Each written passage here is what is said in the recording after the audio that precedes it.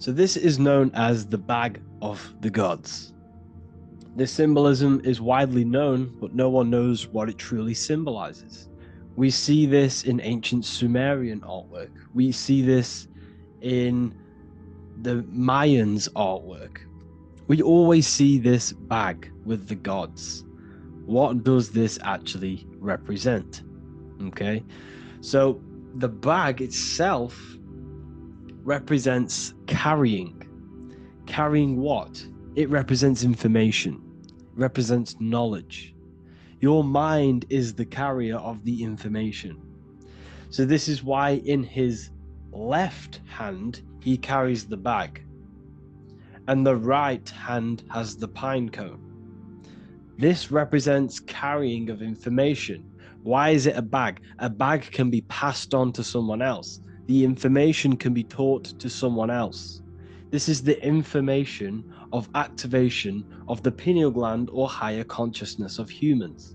Because as humans, we all possess an animal nature, the nature that tells us to eat, to steal, to gain material wealth, to survive, to hate. This is our animal self. This is our animal behavior. But we also have a divine nature of consciousness, which we have access to, the higher planes of consciousness, the planes that manipulate this material world and create all things in this material world. The human mind has access to. The animal does not. The animal has no idea he exists. The animal has no inner dialogue, but humans have the inner dialogue. Humans can create infinitely. We can expand our minds infinitely into new realms of thought. So we have this higher divine nature and a lower nature. This bag of the gods is basically just representing the knowledge they possess of higher consciousness, of the higher aspect of life, okay? Which is the activation of the pineal. The pine cone. The pine cone is in his right hand. The right represents wisdom. The left represents intellect, knowledge. Knowledge and wisdom are two separate things. Wisdom is applied knowledge. It's a feminine aspect. Knowledge is just gained information that you know, which is masculine. So in his right hand, he holds the pine cone. The pine cone can be opened and shut. The shut pine cone represents the asleep human being, the human being that exists in his lower nature, that just basically survives, lives on eating, consumption, material lust, living in chaos with his emotions, living in a place of hell. This is the animal nature.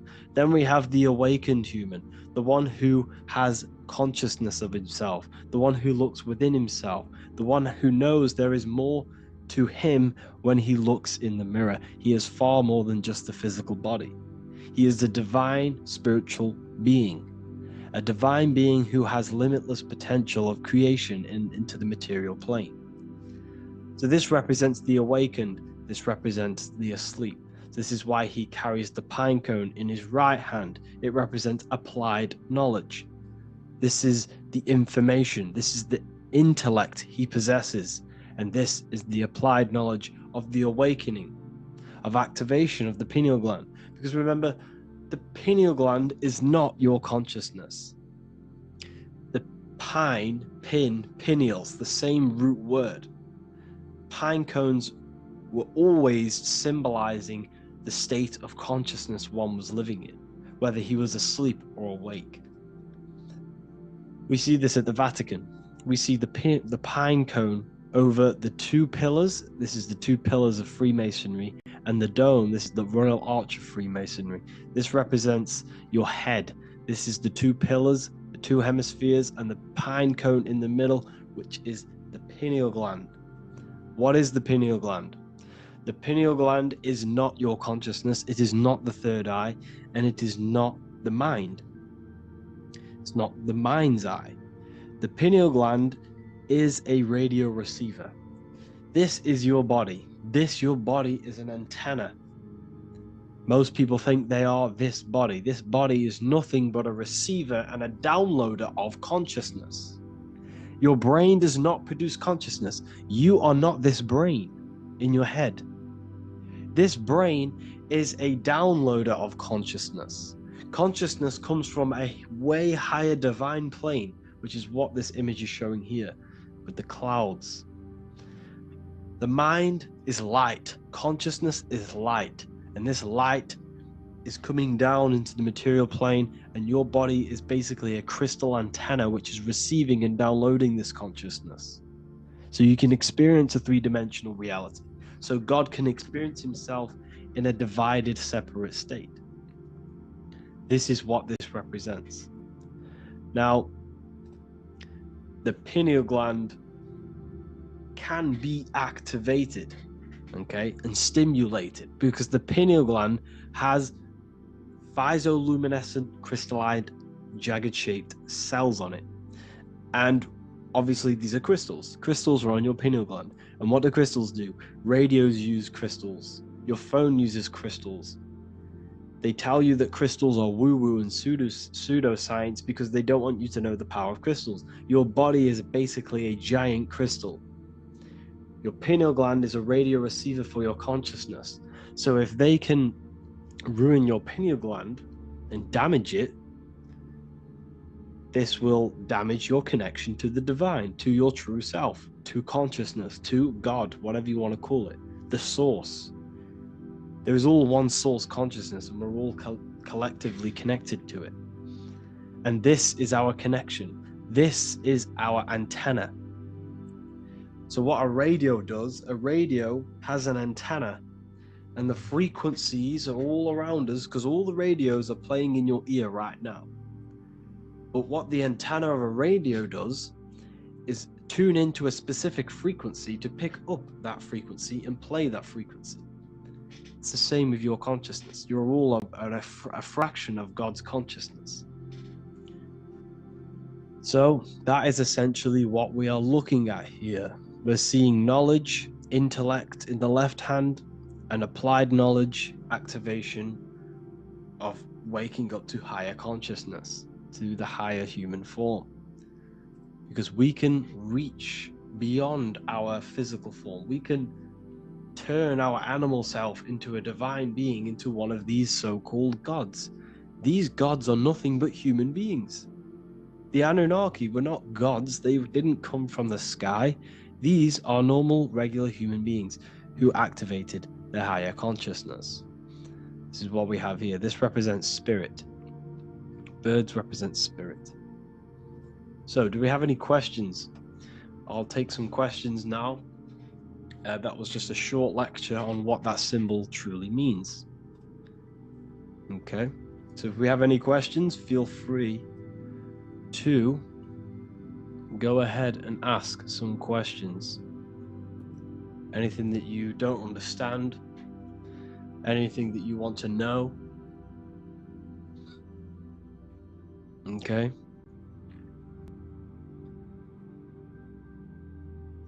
So base reality would be where source resides. Yes, the base reality is your consciousness. Are these lectures available in the university? There's a whole section, basically inside the university, there's a whole section with like over 30 long form lectures like this. So the base reality is where the source resides. Yes, the base reality is your inner world.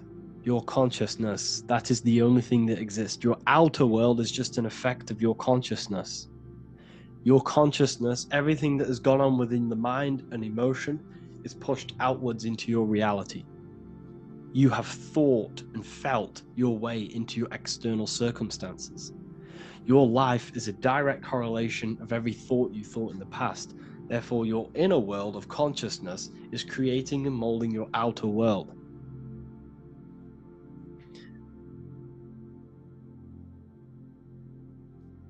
The best way to keep connection consistent, the best way to keep your connection to the divine or the higher planes of consciousness is through meditation and through imagination. Imagination is the fourth dimension. It is the astral plane. That screen that you have in your mind is not a physical screen. That is the divine plane of the astral. And this is essentially where all objects of this material world comes from. The phone that you are holding, the laptop you're watching this on, whatever you're doing, every single object you see in your room that you are in right now began inside of the plane of imagination. This is not a physical plane. This is a metaphysical plane that you have access to. And you have the ability to bring down this plane into physical form. That's what we call manifestation. That's what the ancients called magic. This is what we now call in science metaphysics. It's all the same thing. So yes, you all have access to the divine planes. Unlike animals, this is why humans are so advanced.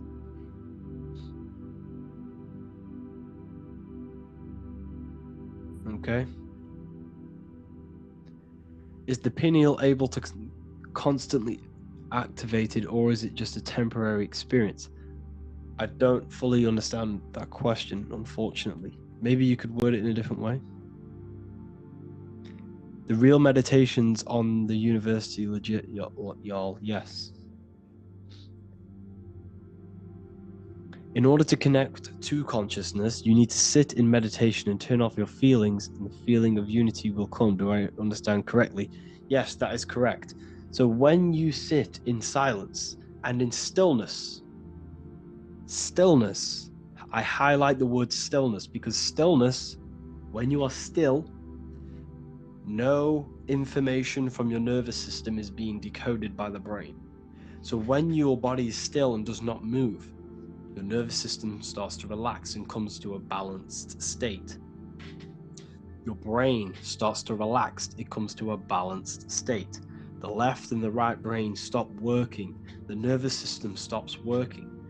Then, once the body, the material body, is shut down, you then have access to consciousness. You can't access consciousness if the body's in such a busy state. If electricity is being fired every 2 seconds, your whole body's electrical. When you move your foot, that electricity being fired from the brain to the foot instantly through the nervous system. The brain, your whole body is a technological machine. So you must shut down the technological machine to access the divine that exists beyond the technological machine. Do you understand that? Did we create ourselves from the higher plane? When you say yes, you created yourself, you manifested yourself in this material form for a reason in this specific time and place. Wisdom books, are these available inside the university? Yes, they are. So anyone who joins the university, they all gain 50% off the store. So you can get anything you want inside the store for 50% off. Plus you get the Book of Wisdom Volume 1 PDF for free. You get the Human Health Guide, plus you get all of the library books. There's a load of different books on occultism, symbolism, esotericism. Do you need to place your attention somewhere specific during meditation? You can do. Okay? You can do.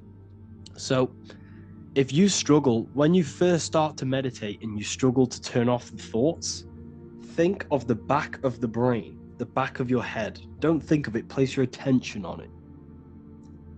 Okay? So when you place your attention on the back of the brain, this now shuts off thought, because the back of the brain doesn't have any activation to do with thought.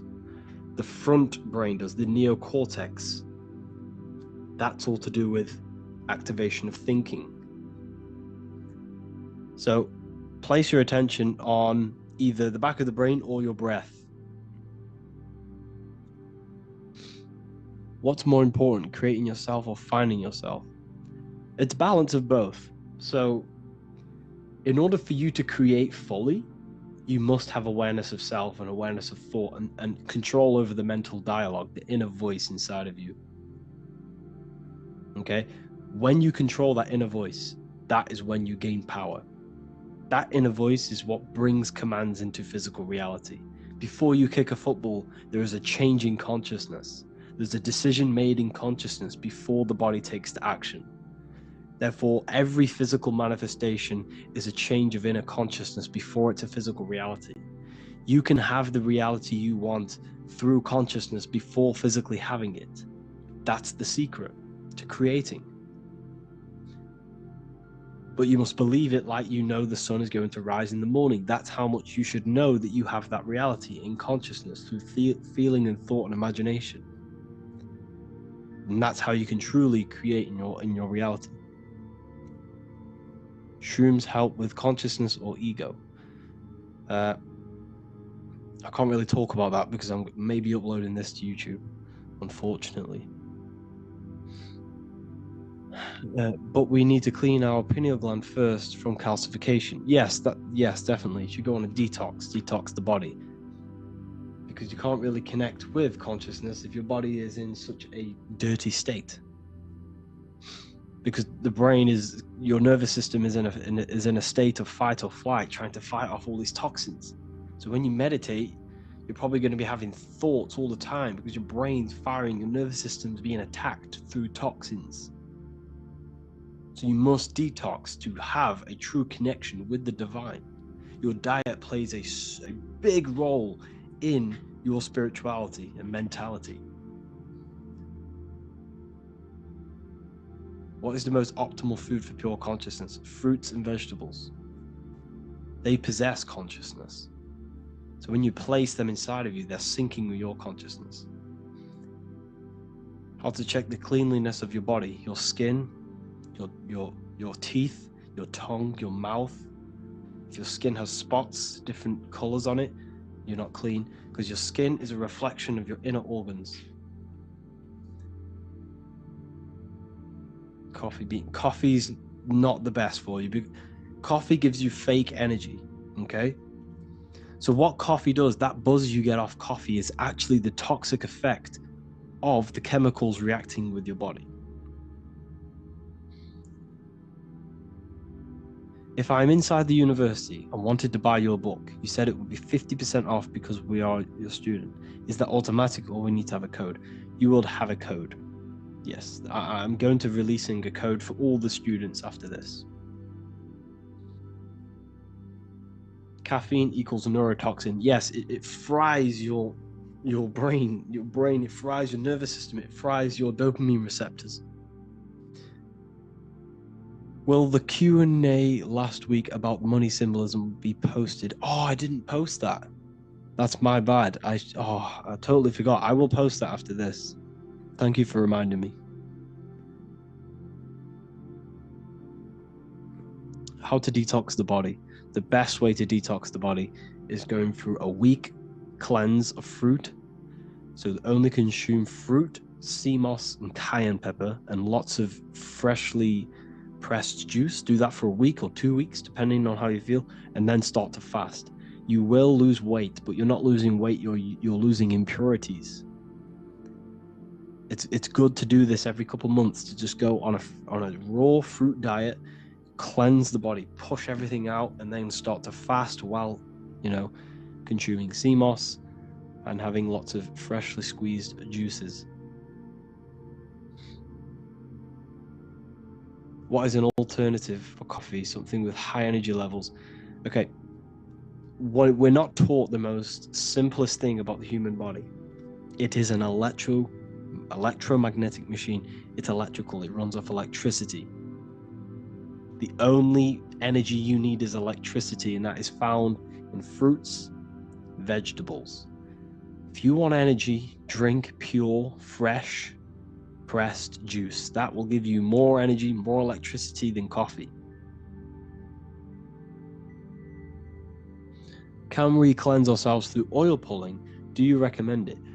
I do oil pulling every day with coconut oil in my mouth. Celery juice is a good one, very good one. Yes, celery juice.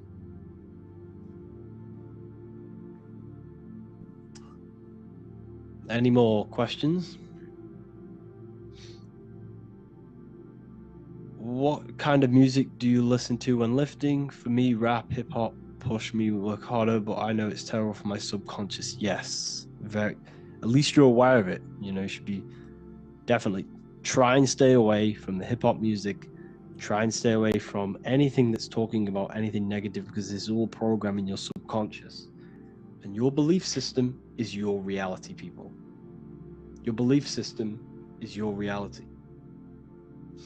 Okay? So look after your subconscious. That's what's controlling your actions. 90% of your actions on a daily basis are controlled through your subconscious beliefs. Okay? I listen to a lot of Pastel Ghost. I listen to a lot of... Let me get my playlist up. It's all like background music for TikTok. Do you know what I mean? Like Pastel Ghost. That's mainly what I listen to. That sort of music. I don't know what it's kind of called. I don't know what that genre is called. Does anyone know what that genre is actually called? Because there's not much words in it. The reason I listen to it is because there's not much words in it. And, you know, it helps the subconscious. And I just love that music.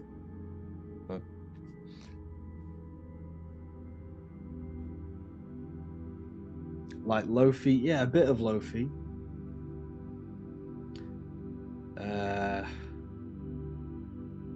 Most people won't even know this type of music.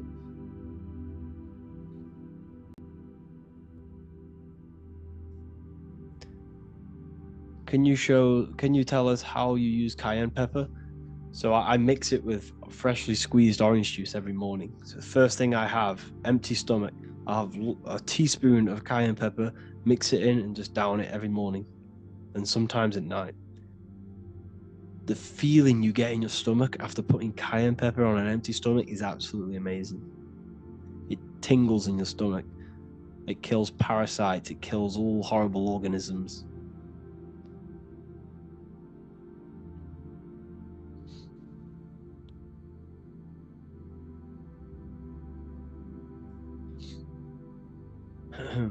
Mix it with hot water. Yes, hot water and key lime water. I bet that's powerful. If you mixed warm water with key lime with cayenne pepper in first thing in the morning, I can imagine how powerful that is. I've never done that, but I'm going to try that.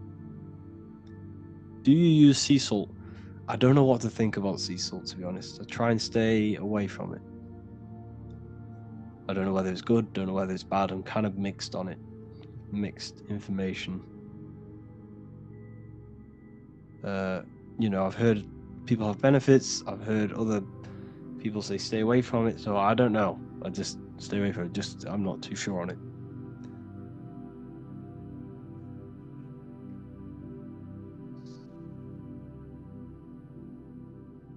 I drink fresh pressed celery juice every morning. Yeah, definitely. Is there any chance we could like move to like esoteric occult questions? The only reason I say that is because I might be posting this to YouTube, so it's like I don't want them thinking I'm giving health advice, because I'm not. This is what I do. I'm not giving anyone medical advice. This is what I would do to myself. Because I can probably get in trouble for that. So the subconscious is the all-knowing. It is the all-seeing eye. The subconscious knows everything. Your conscious mind does not. Your subconscious knows every single cell in your body. Your subconscious is making your heart beat. It's talking to your heart. It's talking to every organ. Every cell in your body is being connected and spoken to by your subconscious mind. It is the all-knowing. The subconscious has access to the astral plane, imagination, the fourth dimension. It has access to the mental plane, thoughts. It has access to the ethereal plane, energy. And has access to your physical body. It's the door. It's the portal. The subconscious is the portal to the divine. You must go through the subconscious in order to access the divine. Any coupon codes for book 2? Yes, inside the university there will be a 50% off coupon code. Speaking of ancient civilizations, why did they use symbols to give us true knowledge? This is a very, very good question. Very good question indeed. The reason they use symbols is because symbols are their keys. They hide meanings. They hide things. For example, if it was written down, if all of this sacred knowledge that I'm speaking now was written down, it can be easily taken. It can be easily misused. Someone can take it, read it, and steal it, and misuse it, and abuse the world and create horrible things. The reason they use symbols is because they're hidden. They hide the teachings. Only the ones who possess the key, that possess the knowledge, can read the symbol. So the symbols act as a guard towards this higher wisdom, this higher knowledge, which gives you power. All of the knowledge I teach you gives you power. And you can misuse it. You can misuse your imagination. You have no clue, unless you've put this into action, how powerful your inner consciousness is. You can become a Okay, listen. If you hate your job, it's not the job that you hate. Think about it. It's not the job that you hate. The hate is coming from your inner consciousness. It's the state of consciousness that you hate. So what does that tell you? You can change that inner consciousness to another reality, the feeling of another reality. You can become that consciousness within before you actually externally have it. And by becoming and knowing that reality, that's what produces effect on shaping your outer world. When you really truly know that reality inside of you, of being free, of being wealthy, of having abundance, your outer world has no other choice but to rearrange itself to your new inner state of consciousness. That's what magic is. It's manipulating your inner state of consciousness. It's convincing yourself that you already have it. Not believing it, knowing it. Okay? Knowing is different than believing. Believing is a lie. You should know thyself. Okay? So we can say that human overpopulation is intentional. There is no human overpopulation. We're all cramped in these cities. We're all cramped into one little place. We're not supposed to live like that. We're not supposed to live so cramped. This is why there's so many weirdos out in public. So many weird people doing weird things. This is when things start to go weird, and we shouldn't be living in this state, in this condensed state. We should be spread out. Okay? There is no overpopulation. It's just an illusion, because we all lived in such... Have you ever been on a plane? Have you seen how much land there is? It's crazy. There's no overpopulation. And how many people do they say there's in the world? There's not that many people in the world that they say. I think it's like 8 billion. I think they say there's 8 billion people. There's not 8 billion people. There's probably more like 2 billion.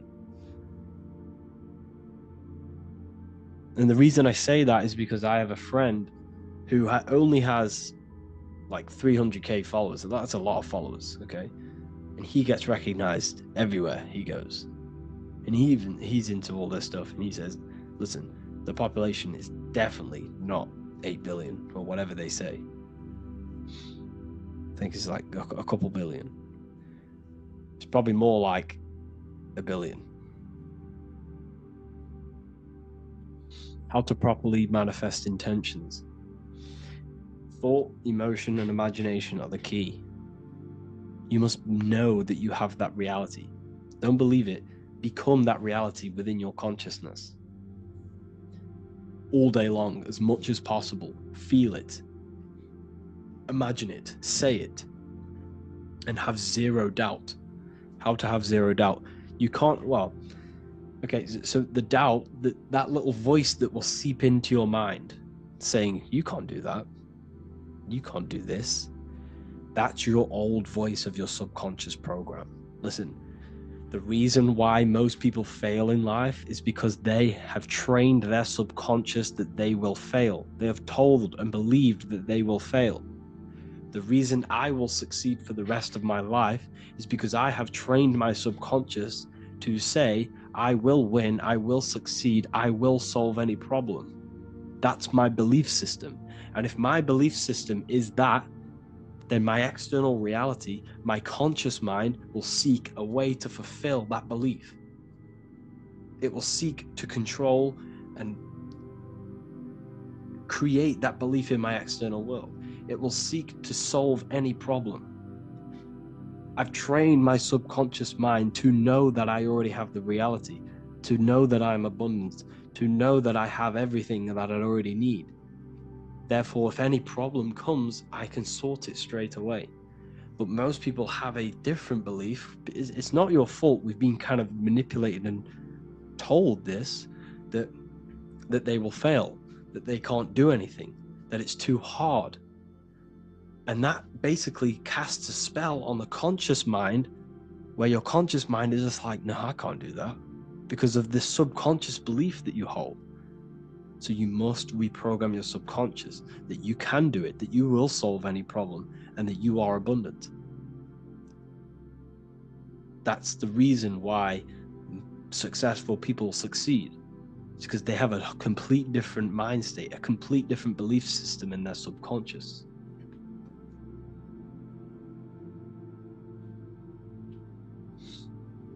Do you offer mentoring? Yes, I do offer mentoring, but it's mainly for people who want to grow their online presence, and for the amount of value and transformation that I can place into your life, and the time that, well, the price of my time, it will be a higher price tag, but your life will completely change if you join my mentoring, because I will transmute your life, I will transmute your mind, and I will transmute your whole reality,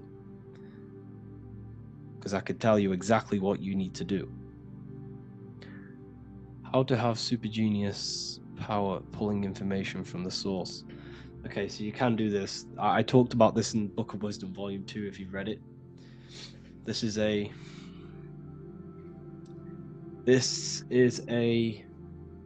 technique that Albert Einstein used. This is a technique that Thomas Edison used. This is a technique that all of the ancient geniuses have used. So you get on a chair, you place metal below you or plates, and you hold a metal ball in your hand, and you fall asleep. And every time you fall asleep on the chair, you're going to drop the ball, because your body will become unconscious, and you will basically drop the ball, and it will wake you up because it's going to hit and make a loud bang on the plate. And every time you go to sleep, basically what this is actually doing is shifting your consciousness from conscious into the subconscious. So from physical into the astral. Your consciousness is shifting between these two planes. And as you do this, you can bring down great ideas from these higher planes. So when you fall asleep, have an intention. And when you fall asleep, you'll drop the ball. And when you wake back up, you'll have an idea, and you got to write it down.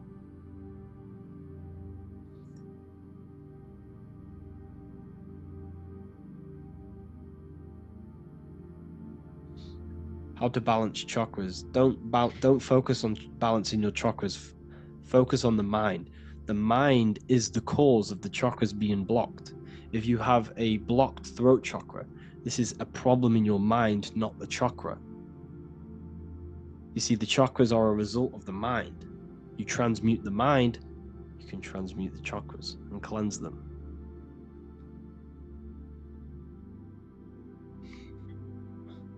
So was Jesus a real man that walked? Okay, so I'm going to tell you something. Like, some of the things that I say in my reels, they are to catch attention. So if I say the first thing on the reel, Jesus never existed, straight away, you see that, it's going to trigger you. It's going to trigger Christians. It's going to trigger people. So yes, I do say things to catch attention. The reason I do that is because I have to, in order to catch attention. Maybe there was a Jesus who walked. So in the past, I have said Jesus never existed. Yes, this is to catch attention, to boost the reels, views, and comments and stuff like that. Maybe there was a man who was called Jesus and walked the earth. But listen, he was not the Son of God. You are all the Son of God. Jesus represents an archetype. He represents morals. He represents a way of living that you should embody in your life, not to worship. We shouldn't be worshiping this man. We should be embodying his qualities into our lives so we can become Christ consciousness, so we can live in harmony with our mind, emotions, body, and spirit. Okay? He was not the Son of God. You are all the Son of God. We are all God experiencing himself in a three-dimensional divided form. God is oneness, and he created a divided world so he can experience himself. Why do you quote from the Freemasons oft times? I don't recall me looking at Freemason quotes and quote them. I just simply, when I post a quote, I literally just, whatever comes to my head, I just whack it into Telegram or Twitter. Are dreams tied to your subconscious, and how do you understand them? Okay. Dreams and astral projection are two different things. Astral projection is your soul leaving this plane into the collective consciousness, into the collective mind, the collective astral plane. But dreams are basically the astral plane, but it's your personal astral plane in your personal subconscious. So when you dream, you're entering your own consciousness, you're entering your own subconscious.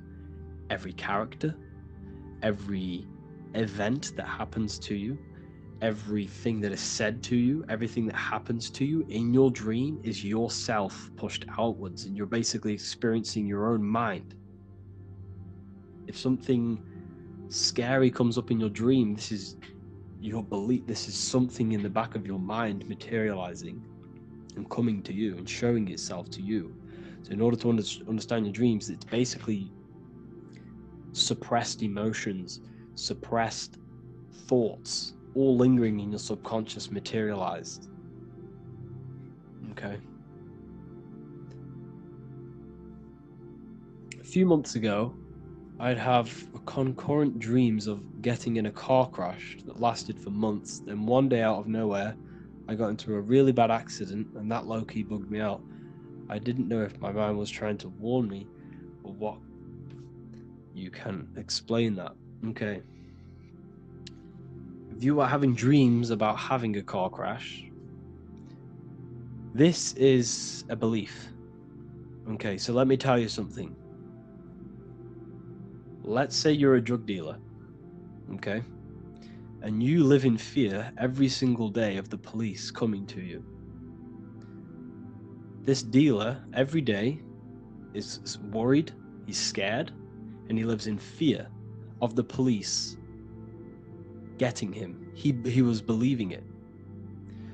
This fear, this emotion he was feeling on a regular basis, repetition, and the emotion is basically impressing your subconscious.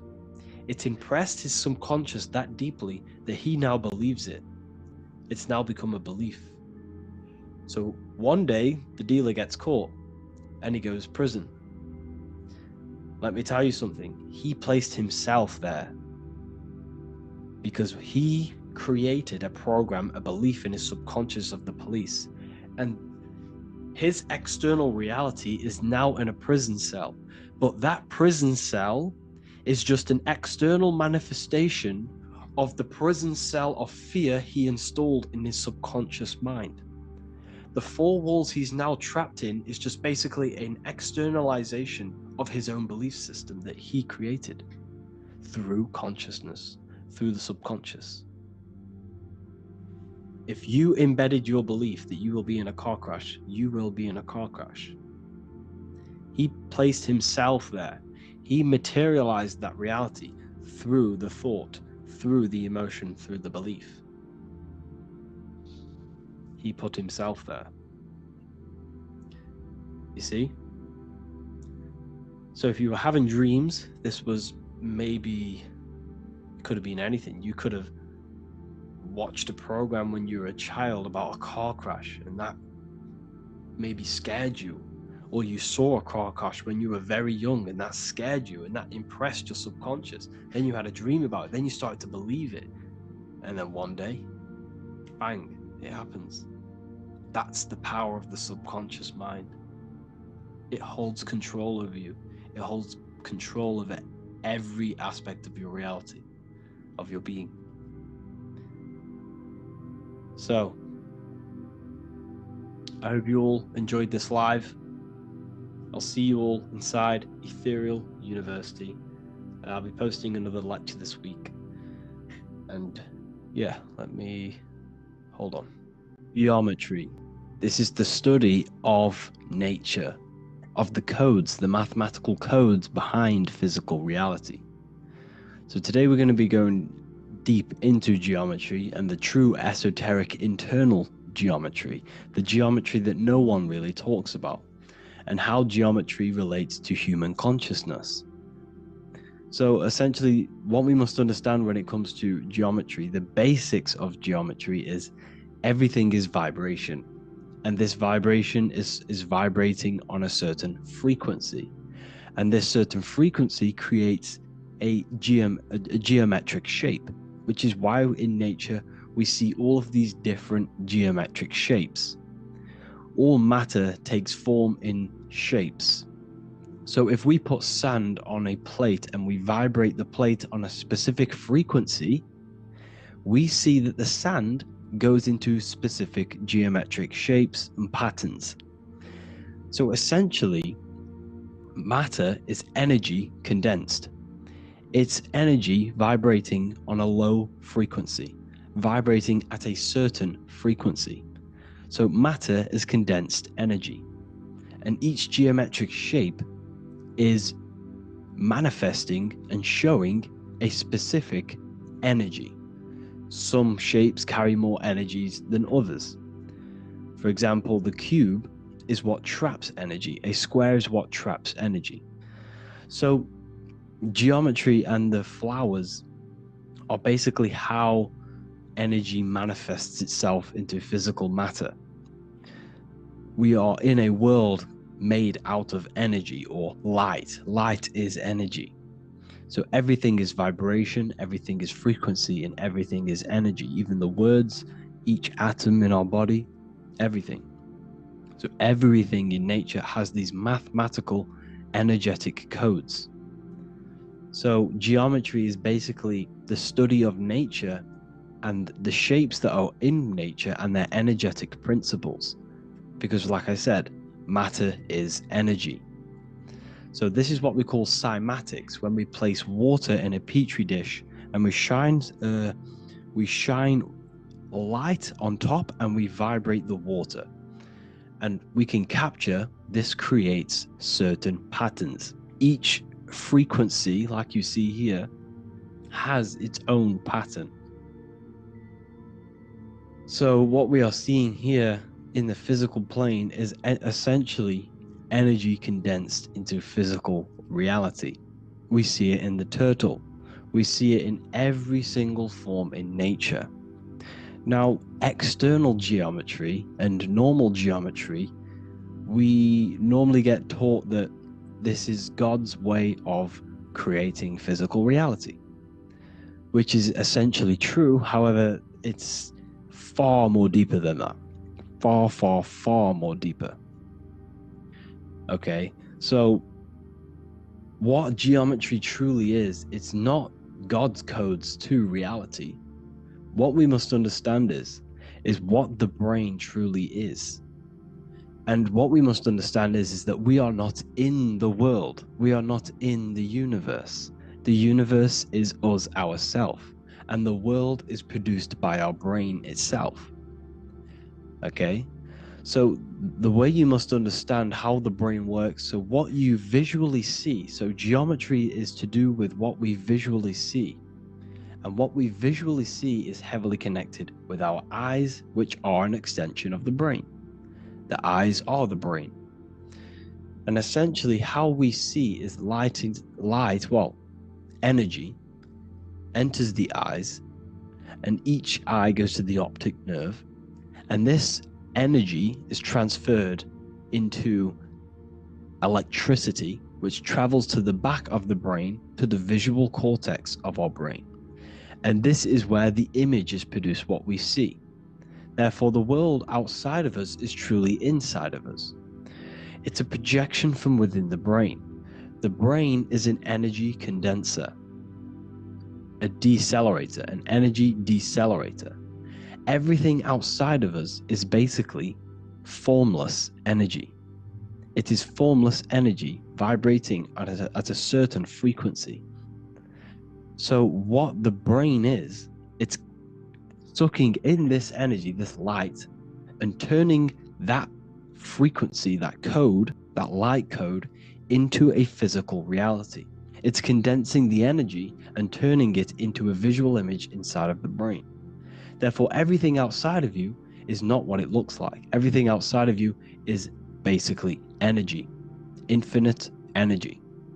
And our brain is condensing this into a physical reality and projecting it outwardly, which you experience your visual field. Okay? And the ancients knew this. So this is basically called the sigil of Lucifer. Lucifer is known as the light bringer. Lucifer in Latin means to bring the light. This is the sigil of Lucifer, which shows the visual field and the brain. We also see this in the Google Play symbol. It's a powerful symbol showing you the visual field, which is basically a symbol that tells you that reality is inside of the brain. The brain is what produces reality, but consciousness is not produced in the brain. The brain is essentially a consciousness downloader. It's a computer, and it's a reality simulator. The body is a simulation of physical reality.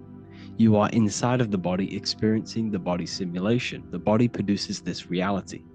It's a piece of technology.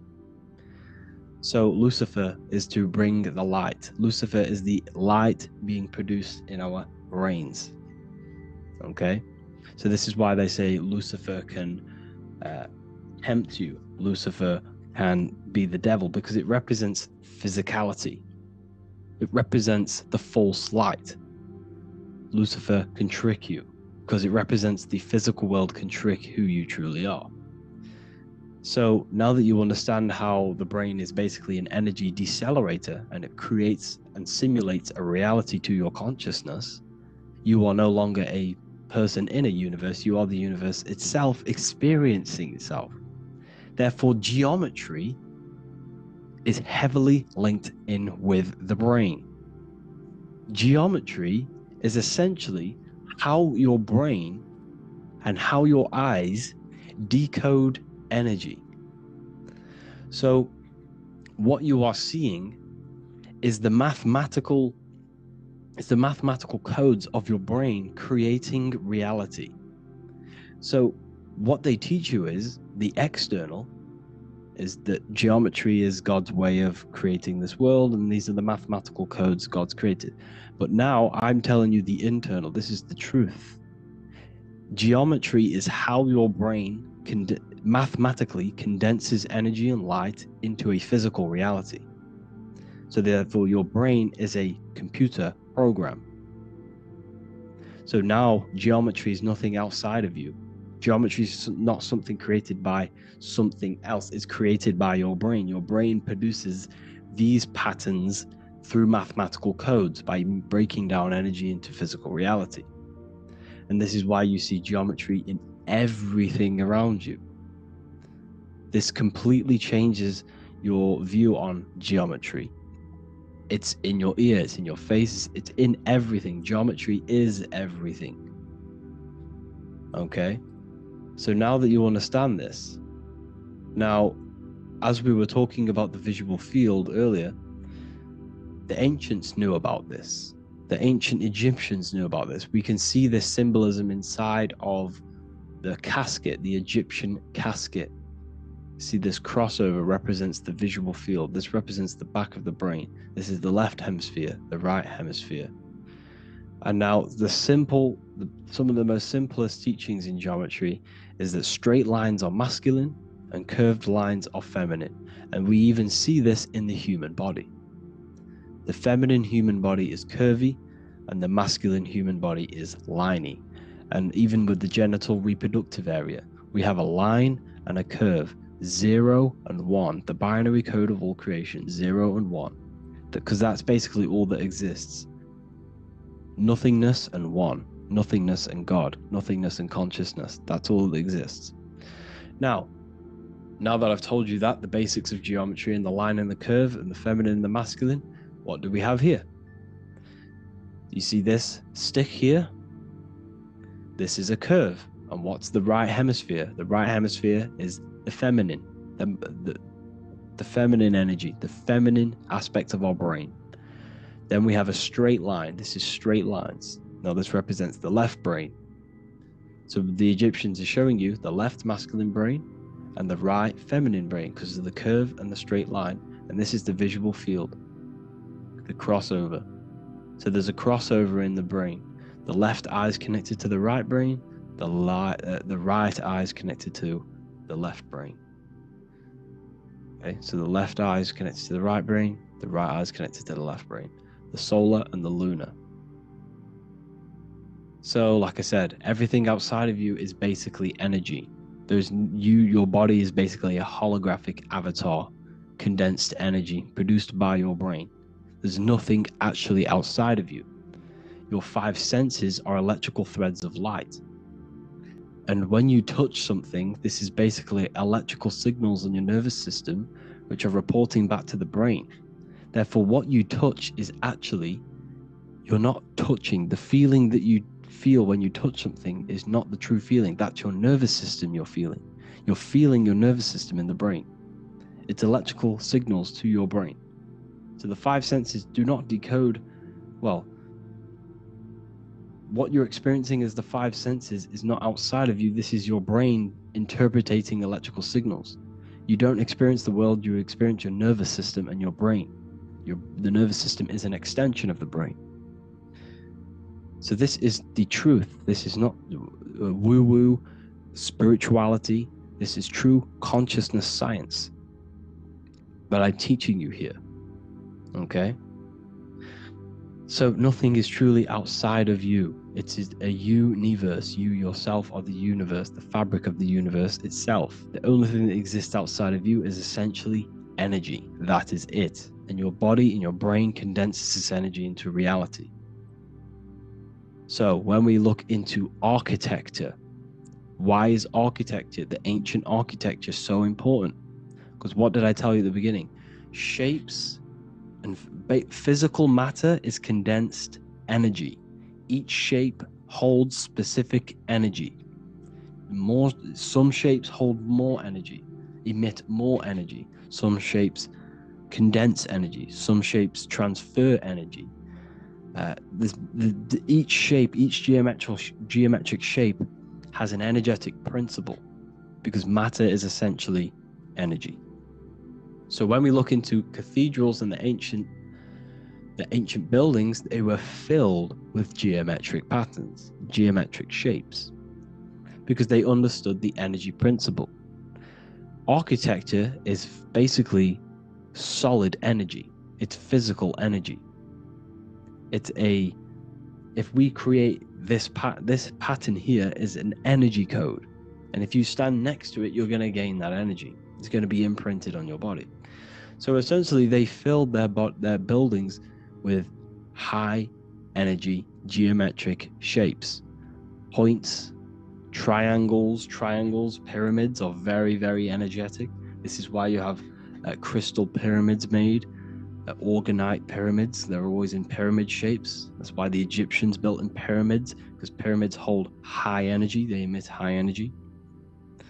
So this is why you see all these different geometric patterns. Okay? So in the real reality, in the energetic plane, this building would basically look like this: lines and grids of energy. Okay, this is what it would look like in the energetic plane, a blueprint of the energy body. So as you see here, these are the different frequencies in a petri dish, of water in a petri dish. And you can see they are specifically aligned up with these specific patterns. You can see geometry even within geometry. It's fractal.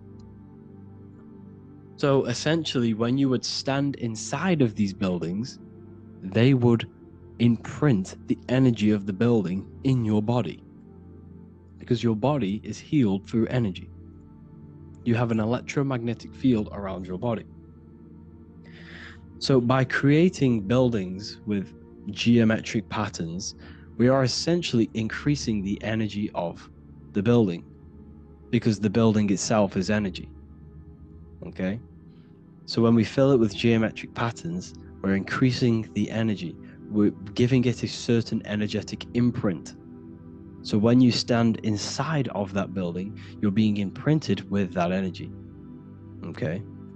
So especially with these windows, these stained glass windows. Well, why are they stained glass? Well, color is frequency.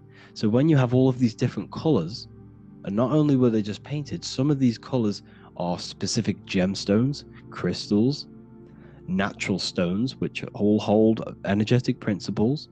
Each crystal is vibrating on a certain frequency. Wood has its own frequency. Metal has its own frequency. What you must understand is that everything in nature is not just a piece of matter. It's vibrating. The atoms of wood are vibrating on a certain level, which give it a certain energetic principle. Each crystal is vibrating. The atoms of the crystal are vibrating on a certain frequency, which give it a certain energetic principle, quality. So each thing, this is why the ancients were obsessed with natural stones, natural things, crystals, natural metals, and they wore different metals, different things like copper on their bodies, because they understood the atoms of these natural things are vibrating, which give certain qualities to you if you wear them. So you're not wearing it, you're basically putting that frequency onto your body, because they understood this is energy. If I put copper on my body, I'm not putting copper on the body, I'm putting the frequency and the energy of the atoms onto my skin, and that frequency of them atoms are going to vibrate my skin with that frequency and heal my body. So this is why this is so important. So each building is an energetic code. Okay, so when you stand in these buildings, it can heal your body. This is why when people walk into these ancient churches, they feel like they've met God. They feel a certain way. They feel so amazing when they enter these churches. They feel holy, for example. It's not because God's there. It's not because these man in the sky dwells in these holy places. It's because the energy of these buildings affect our consciousness. They increase your energy. They raise your vibration.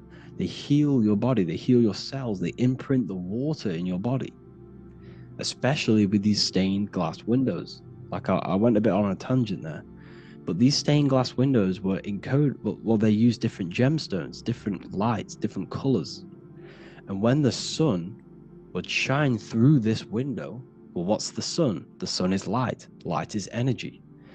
The sun's light would go through this filter of the window, of the crystals and the different gemstones and the different colors, and the sun's light would be encoded, imprinted with these crystals, with these colors and these natural glasses which have healing energetic principles. And when you are inside that building, the sun's encoded energy of the window would be imprinted into your body, into your energy field, and it will heal your energy field.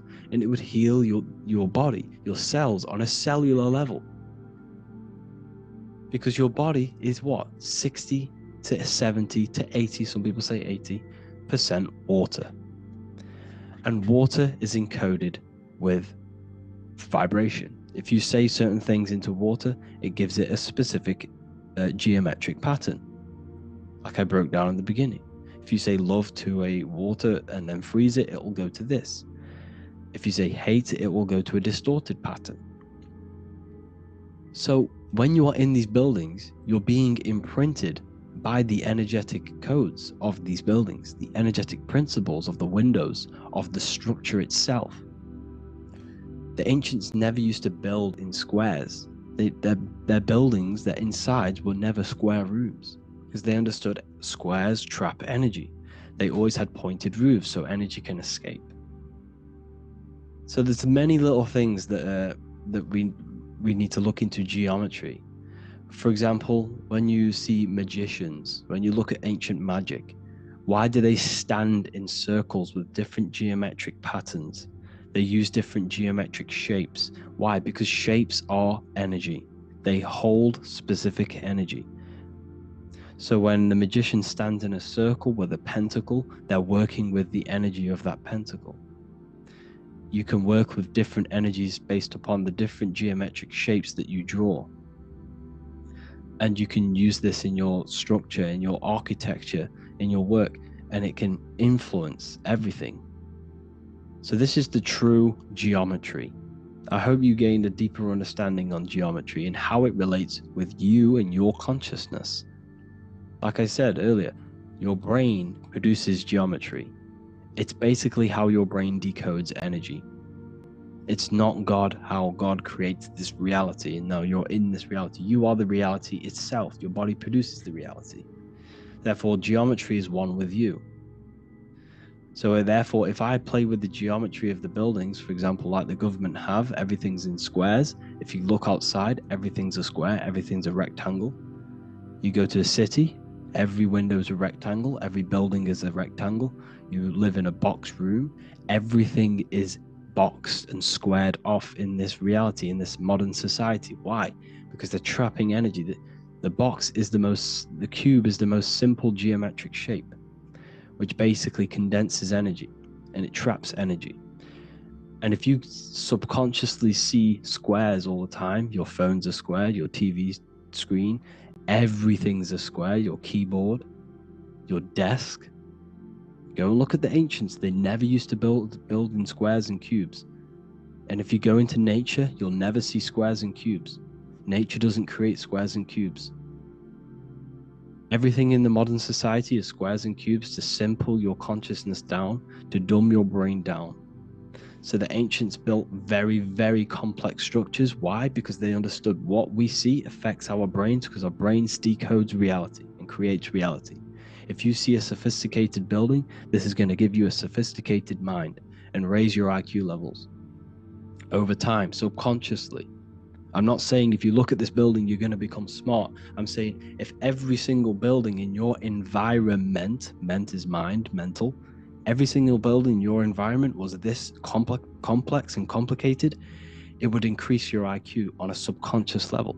It'd make you more complex, make you more intelligent.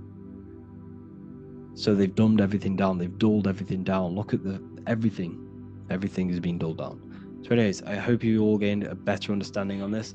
If you want to gain more occult knowledge and esoteric knowledge, make sure to read the Book of Wisdom Volume 2. If you're inside the university, you can get this book for free. Go to the general chat area and follow the instructions and you can order yours for free.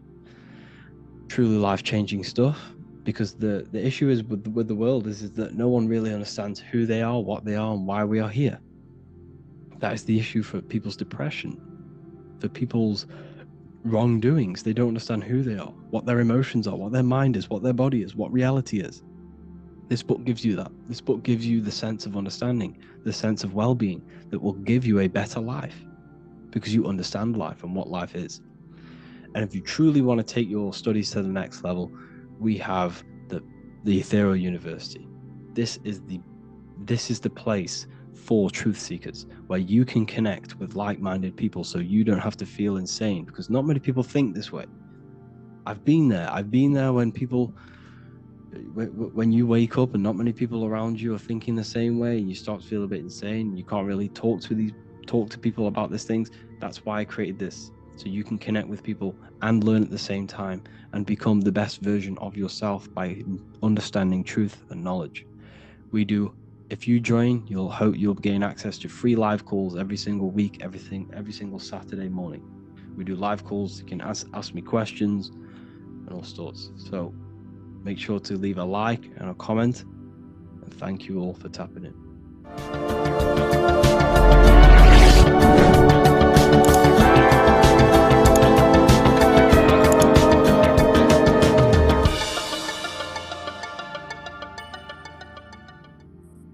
The Pope is supposedly opening 5 portals on Christmas Day.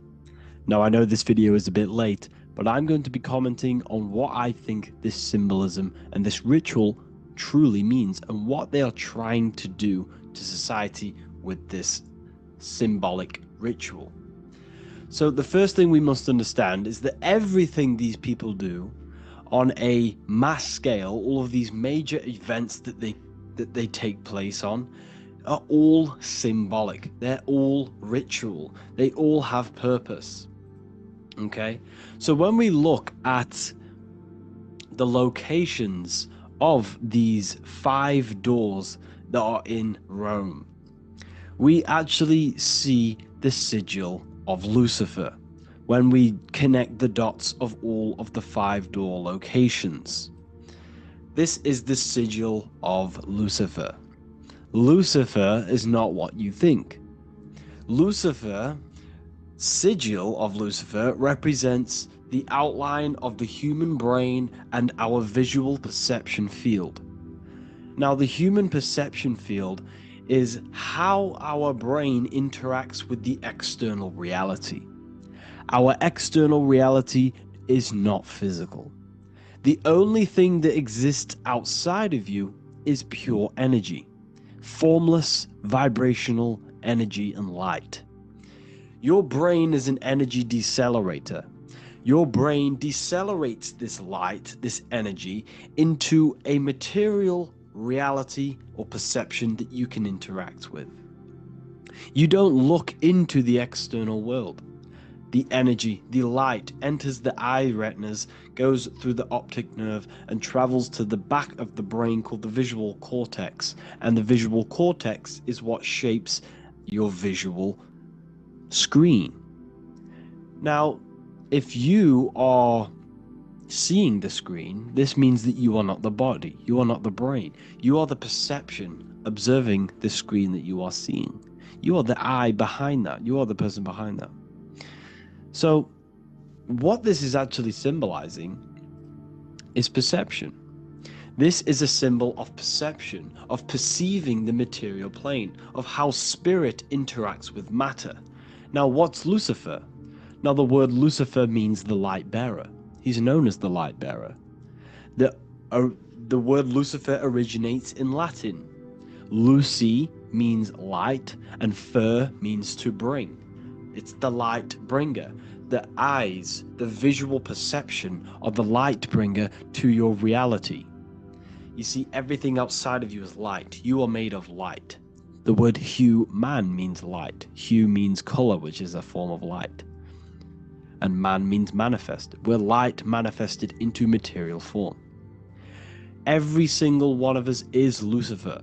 When we fall for the material world, the external world, is an illusion. It is the false world. It can elude you. It can make you fall in love with the material things, material pleasures, lust, money, fame. These things make you fall. This is the fall of Lucifer. This is the mythological story. This is the symbolism behind Lucifer. It's you. Are you falling for material pleasure because you are a divine spiritual being from the higher planes, not from this plane? Now, if you let your divine being fall for this material plane and fall for the evil that can take place in this plane, then you are Lucifer. It represents the false light, the false reality. This symbol, the sigil of Lucifer, It symbolizes the interplay between light, consciousness, and the perceptual experience of the physical reality. The external world is truly internal. What we visually perceive is essentially light waves carrying information, which then gets processed by our brain, the central computer of our nervous system. Okay? So, how many doors are open? 5 doors. So 5 is the number of perception as well. 5 fingers on each hand, 5 points on the human body, 5 toes on each foot. We have 5 senses. 1, 2, 3, and 4, they're spiritual numbers. 6, 7, 8, and 9, they're material numbers. 5's the gateway. 5 is the middle bridge of how our spiritual self interacts with the physical self, how spirit interacts with matter. So this ritual is symbolic of perception. This is maybe bringing in a new perception. A new event will happen after this, a new perception of the world. Or personally, I think this ritual was to obviously shape the collective consciousness, because your reality is an externalization of your inner consciousness.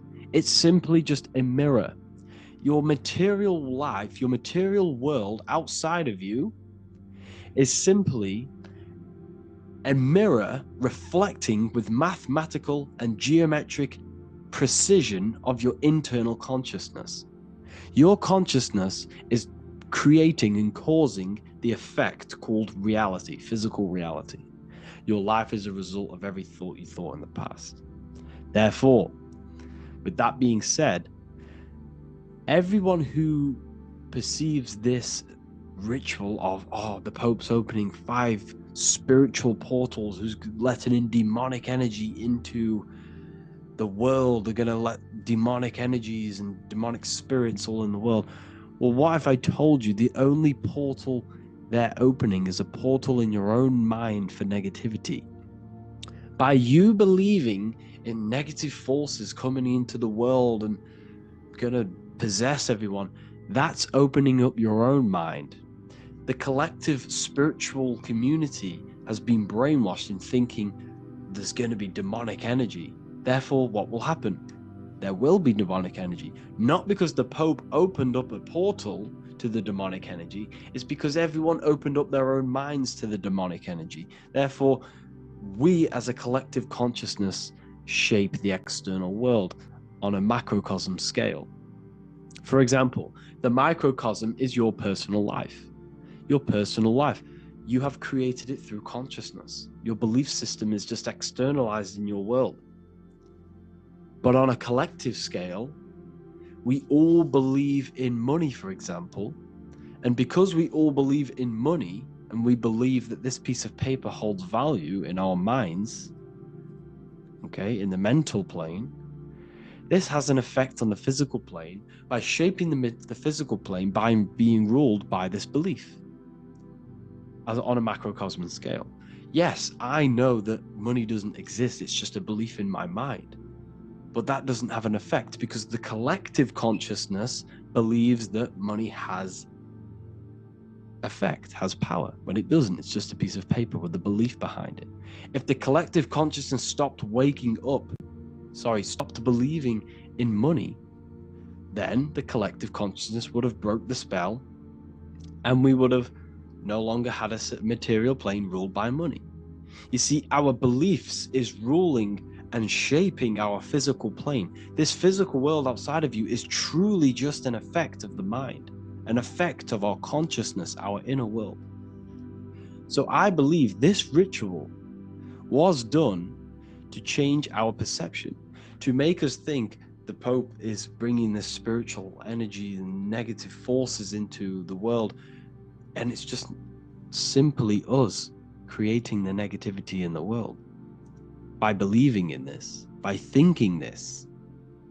Remember, they have the power to send messages into millions of people's minds through media, and them messages are then believed, and that belief is shaping our world.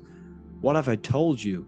that the New World Order is not manifested by the elite, it's manifested by you and us.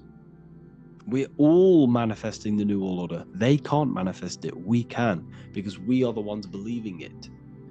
We believe it. It is reality. It shapes our own prison. We're all shaping our own prison by believing in the prison, by believing in money. So this ritual was all to do with perception, creating a new perception, creating fear in our minds to, of course, distract us from what's really going on. This is all a ritual to implant messages in your own mind. So I hope you all understand this video, and I hope you all gain some insight, and I'll see you inside the university.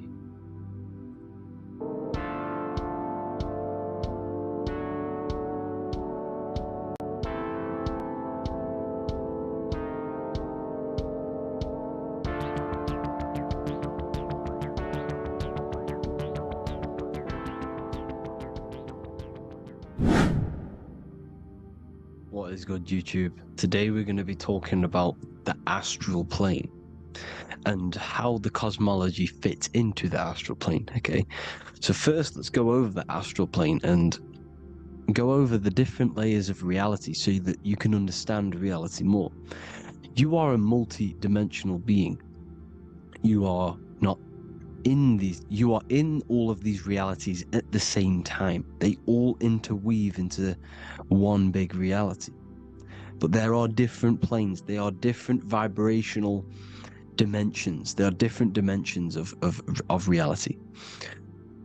The mind is the root cause of reality. We're living in the mind of God. Everything is being thought into existence from the root cause, from the universal mind. This is why the ancient Egyptians said, all is mind. We're living in the mind of God. And we are a microcosm of this mind. This is why we all have the same mind. This mind is the world of thoughts. Now, this world of thoughts is just the thought alone. For example, it is the thought of a chair. But then when you start to imagine this chair and you start to mentally see the chair, you're now manifesting the thought, the singular thought, into some sort of form. So now you're imagining the chair. You're imagining the form of this chair, which is then manifesting into the astral plane. The astral plane is the world of thought forms manifesting. So when you are imagining something, you are seeing into the astral plane. Okay? Your third eye, it is an eye because it sees the astral plane. It is seeing the other side through imagination, through dreaming. Well, we'll go over dreaming later. So the thought of a chair is a singular thought. The imagination of the chair is the manifestation of the chair. And in the astral plane, it's basically the world of all the chairs that could ever exist. So you're thinking of the chair as a singular thought, which is the mental plane. The astral plane is the imagination of that chair, is the thought, the manifestation of it. Depending on the vibrational state of the thought will depend what level of the astral plane it will go to. For example, if you're thinking about a chair to torture someone on it, it's going to go on the lower astral plane. Or if you're thinking and imagining happy things, it's going to go to the higher astral plane. So wherever your mindset is, that we call it a mindset because your mind is setting frequencies to certain things. Thoughts are frequencies. And a mindset is setting your frequency, setting your mind to a certain frequency. So when you set your mind to a certain frequency and you imagine something in that frequency, you're going to match everything in the astral plane that are on that similar frequency, just like you would in the physical world. Because we're all in these worlds right now as we speak, but we can't see them with the two physical eyes. We can feel it though. When you're around someone and you've just met a new person, for example, you can feel their vibration, and if you're not on a similar vibrational match, you will not get along with that person, or you just won't not get along, but you won't connect with that person because you're on two opposing frequencies, not matching. And this is something you can't see, you can only feel, because it's the astral plane. It exists within the astral plane. Everything in the astral plane is made out of vibrations. So if you do astral project, and if you already know how to astral project, you will see beings and people and things that are on the same frequency as you. This is why before you astral project, you need to sort your vibration out before you astral project, because you are projecting your consciousness into this. It's the mind. The mind is the bridge. It can move between realities. You are a observer. You are a observing soul which observes different realities. And the mind is the bridge between all of these different realities. The mind can choose. If you want to project into the astral, you set your mind to it, you can. Okay? So let's not get off track. The lower astral plane is where demons are. The higher astral plane is where heavenly beings are. Heaven and hell are kind of a real thing. The etheric plane is a powerful substance, the ether, the fifth element that they don't tell us about. If you type in on Google the 5 elements, they will try to remove it with wood or metal, because they don't want you knowing about the ether. Ether is the energy double behind all physical objects. So the ether is very important. It is the 5th element. It is part of the physical world, but it's also part of the astral world. It is on either side. You see how they're showing you the truth in the language? Ether and either are the same word. The ether has 1 foot in the astral and 1 foot in the physical world. It's a substance that connects the physical to the astral world. It is the either. It's on either side of reality. It's on the other side. Other, either, same word. Ether is connecting the physical to the astral plane. It's the world of frequency. Frequencies, EMFs, torus fields are in the etheric plane. It is the energy plane. It's where energy moves through the ether. Okay? So then you have the physical world, the world of effect. Everything you see in the physical world is the effect of the higher planes. Each plane is a product of the plane above. So, and it melts into each plane. The physical plane is the lowest plane, it's the most densest, and the highest is the most fluid. This is the most fluid, this is the most dense. This is where we get the saying, as above, so below from. As above, so below comes from the different planes of reality. And magicians understand this. This is why magicians always say as above, so below. Because they understand if you manipulate the higher planes of reality, you manipulate the lower planes. Because the astral plane is a direct copy of the physical world, but in the astral plane. It is mirrored. The physical world is mirrored in the astral plane. They are both the same world, but just different vibrational states of the world. Kind of. It's hard to put this in words, people, so just try and understand. The astral plane is the double. It is whatever happens in the astral plane happens in the physical plane. This is why magic works. This is why demons work. This is why spirit communication works. Because if you manipulate the higher planes, you manipulate the lower planes. As above in the astral, so below. Leonardo da Vinci showing you to look up, pointing up. You gotta look up. It's telling you to change the mind, you change the physical world. You change your emotions, you're on the astral plane, you change the physical world. You change your reality by changing the higher planes.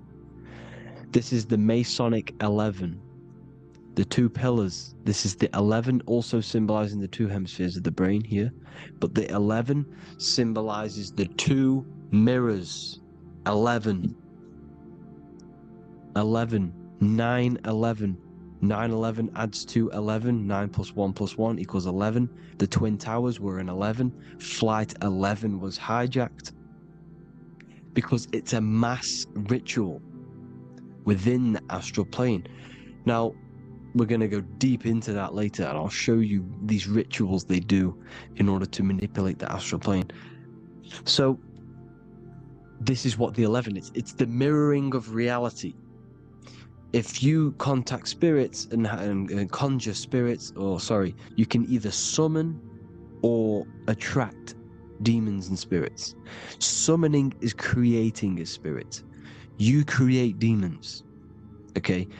Like I said here, the mind is the root cause of reality. If you think of if you think of a traumatic event that happened in your life over and over and over and over again for years and years and years, where attention goes, energy flows. The mind is the director of energy. If you are directing energy into the specific emotion, the specific thing that is torturing you in your mind, that will manifest as some sort of being in the astral plane, which is called an elemental. And this elemental being that you have created through your thought forms and emotions will latch onto you and feed off this energy. So it's important that you get your mind right, okay? It's important you sort that you file the mind and you discipline the mind. Make sure it's only entertaining positive things, because you are quite literally creating your own demons. The word demon has the word mon in it, and if you've watched my videos to know, mon means moon. The moon is your mind, the sun is your soul, the earth is your physical body. Demon is mon means mind, moon is mind. You create demons with your mind. Summoning. Now, this is where the rituals come in. 9/11 was a ritual because everyone was thinking about this big fearing, the death of 9/11. Everyone was thinking about it. And all of their minds thinking about this horrific thing will manifest and summon a negative energy spirit elemental within the astral plane. That's how all of this works. This is why it was a mass ritual. Okay, Chris Brown, new album name 11/11, release date on the 11/11. This will be my 11th album and contain 11 songs. All of these people know the occult. This is Hermes Trismegistus with the star of Saturn, the six-pointed star, as above, so below. The mirroring of reality, physical and astral, the two Masonic pillars. So as above, so below. What's above us? The stars. The stars are connected to the astral plane. This is why we call them stargates. When we dream, we are experiencing these different realities. And what are stars? They tell in the Bible, it says Genesis 1:14. And God said, "Let there be lights in the firmament of the heaven to divide the day from the night, and let them be for signs." Signs translates to things to come. Why things to come? The stars tell the future. Why? And why do we say as above, so below? As above us is the astral plane and the etheric plane. As above, so below. Whatever happens in the stars happens on Earth. The stars are connected to the astral plane. Above us is the astral plane. We are a star in a physical body. This is why we say Mr., Sister, stir equals star. The E and the A are interchangeable. We are stars, and the stars are the start of our incarnation. We start in the stars, same root word, and we descend through the 7 energies, which are our 7 chakras. Then we enter the heart of the soul system. The heart rearranged spells earth. And this is the true cosmology. Here's the Masonic cosmology. This is Masonic now. Here's the firmament. Let there be a firmament in the midst of the waters to divide the waters from above from the waters that below. Genesis 1:6. The firmament, firmament comes from the word firma, Latin, I'm pretty sure, which means firm. When something is firm, meaning it's stable, it does not move, it is firm. The firmament is firm. So, is the firmament. Genesis 1:6. What does he say? Genesis 1:3, sorry. Let there be light. This is before the sun and the moon was created. Let there be light. Before the sun and the moon was created, light was appeared. So what's that tell you? This is a holographic projection from some sort of light being, some sort of projector. And that projector is the all-seeing eye you see in the Masonic cosmology. This is the all-seeing eye projecting the light beams. Let there be light. Everything is made out of light. The universe is created out of light waves. The torus field is 1 unit of light. The light projecting this reality is Polaris. Okay, the famous all-seeing eye. Now, what else? Then we have, after let there be light, in Genesis 1:16, and God made the 2 great lights. This is the sun and the moon, electric, magnetic, male and female. Then we have the Masonic checkerboard, the black and white symbolizing dualities within the dualistic reality we're in, spirit and matter, light and matter, rest and motion, positive and negative, good and evil. Everything's dualistic here. Okay?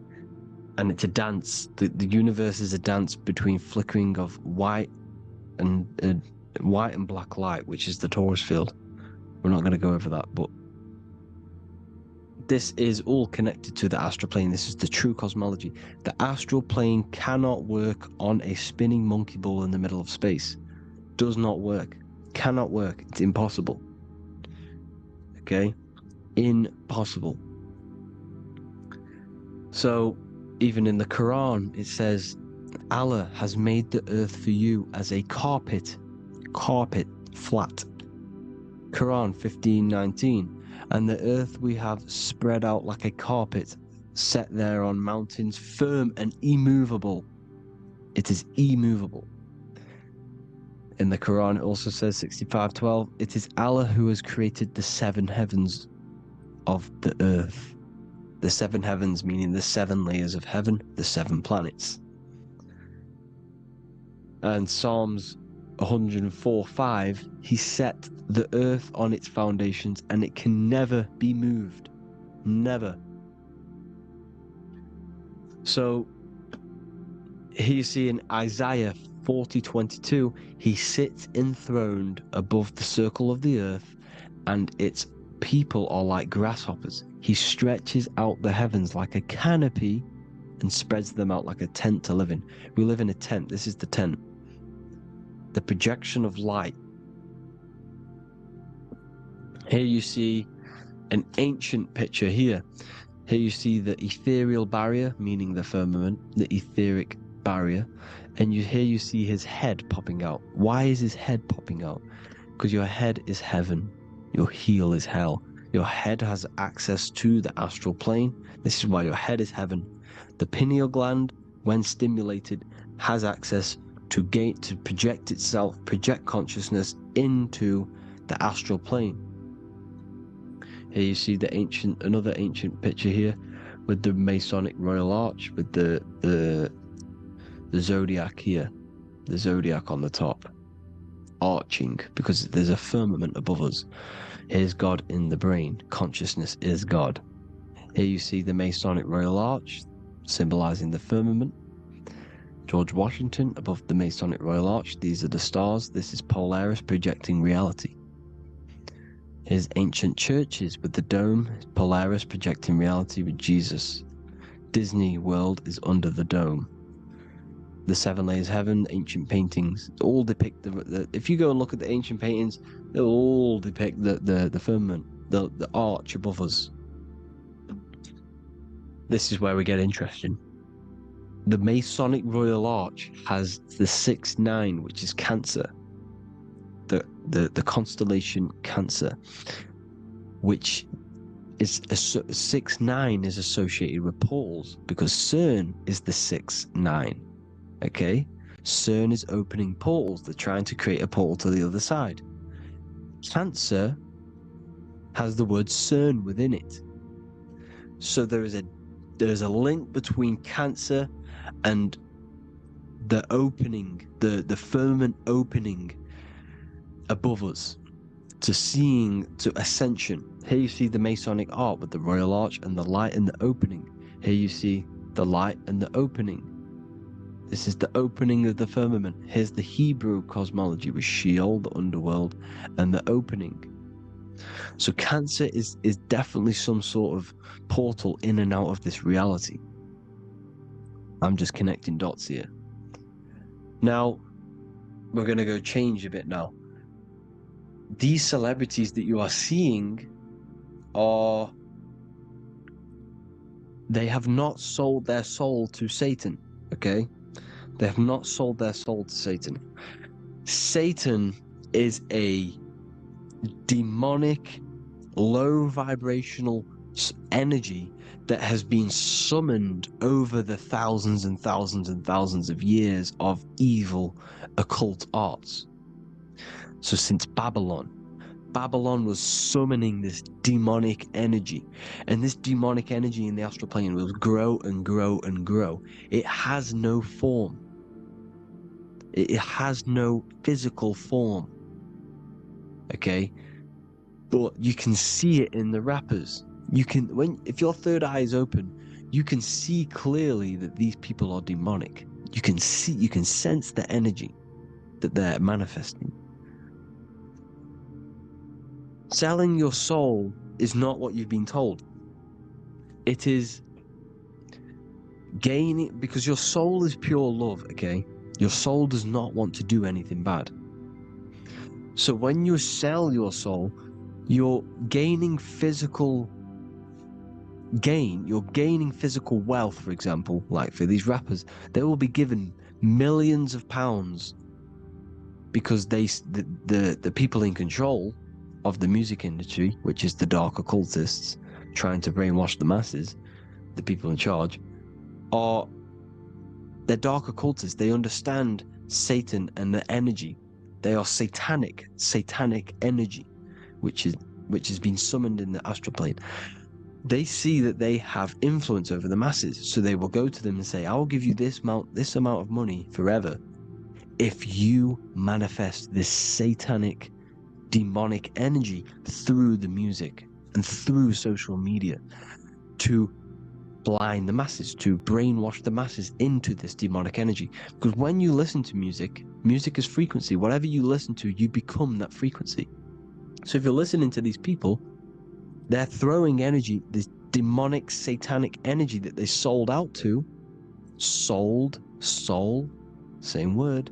When you sold something, you've got your soul involved. They have exchanged money, physical gain, so that they manifest this satanic energy within the astral plane and through the music, through the videos, through social media, to keep us in this vibrational frequency, in this low state of consciousness. This is what it actually is. It's not, you're not selling your soul to some sort of devil. This satanic energy has no physical form it is formless in the astral plane. It's a summoned energy. Now, the root chakra is red. This is why the devil is red, because it symbolizes the animal nature of man. When you are operating off your root chakra, you will kill, you will fight, you will do anything to survive, because it's all about survival mode in the root chakra. They want you keeping in that fighting mode, that surviving mode, so that you are manifesting this low vibrational frequency, this satanic energy, this demonic red energy. This is why the devil is red. And the devil has a tail with the red arrow pointing down because it symbolizes your light body. This is your Merkaba. Your Merkaba is your light body. Mer equals light, Ka equals spirit, Ba equals body. Merkaba, this is the devil's tail pointing down, the descension, your heel, up to your heel, hell. Ascension to heaven, head. You see, this is the all-seeing eye with the illumination coming off it, your head, when you're illuminated. The Merkaba is your celestial sphere to portray different planes of reality. It is the vehicle of ascension. It's your light body. It's in the word Kabbalah, Kabbalah, Ka, spirit, Ba, body, La, light. Same thing, Kabbalah, Merkaba. Same thing, it's all about the light body. This light body sees different realities. So when you see the goat in the music industry, it's this satanic summoned energy that's been summoning for thousands of years within the astral plane. When it becomes to the physical plane, it will manifest through different things. A goat, an owl, Satan, Moloch, Baal, same deity, same demonic energy that's been summoning in the astral plane. And this is why the Baphomet has a goat head. Drake's new album is the goat. The Polo G, the Masonic G, with the goat. And here's Ryla Rodriguez in the mirror, with the goat in the mirror and him in his physical body. It symbolizes, the mirror symbolizes the astral plane, because he's manifesting the goat, the demonic energy. He's sold out to the demonic energy, and in the physical plane, he's his physical body. The mirroring, the Masonic 11, the mirroring of reality, the astral and the physical. And what do you call them when they're an amazing rapper, the best rapper? You call them the goat, because the goat, you're the goat because you're manifesting the goat energy, this satanic, demonic energy within the astral plane. So Baal, Moloch, all the same thing. Because in the astral plane, if you want to gain spirits to come to you and communicate you, in the physical world, if you want to communicate with spirits, you have to gain their attention. You can either gain their attention or come together and agree to create some sort of being, which is Satan. Okay. You can, like I said earlier, you can create these beings, you can summon them or attract them. One way to attract them is sacrificing. In order for you to become God, man, to turn to God, you have to sacrifice your life. You have to sacrifice, not drinking, not doing things, not doing anything demonic, not doing anything bad, not eating meat. You have to sacrifice yourself to become the light. However, if you want quick, instant gains in the physical world, you can sacrifice something else to communicate with these spirits, because these demonic energies feed off demonic energy, your demonic energy. So these dark occultists will give away babies, they'll sacrifice, torture babies so that they gain, so that they can communicate with these spirits for physical exchange. Yes, you can do this. These powerful spirits, these powerful demons can give you powers. They can give you certain things. And this is what they are doing. They're summoning and attracting these demonic energy. This is why, trafficking is one of the most, Balenciaga. Baal is the demonic energy in the astral plane, which requires child sacrifice for his presence. Balenciaga, and they were trafficking children. They were trafficking, killing them, and offering them to the spirits. This is what they are doing. Balenciaga. It's in the name. Here you see, you can see here a stick man with two horns. The goat, obviously, it's all the same deity. Baal, the goat. Moloch, is Moloch the owl, the Egyptian owl? Because it comes from the owl of Moloch, which is Baal, which is Satan, all the same demonic energy. And it's on the dollar bill, a tiny dollar bill, tiny, on the $1 bill. All the same thing. Bohemian Grove, they worship the big owl, Moloch.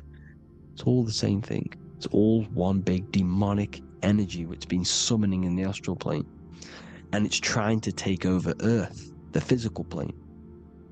That's what it's doing. So I hope you all gained a deeper understanding of the astral plane and what's actually going on in the world. Please leave a comment if you can to help the algorithm. Drop a like if you like this content. And hope you all learned something today. And God bless you all. Thank you all.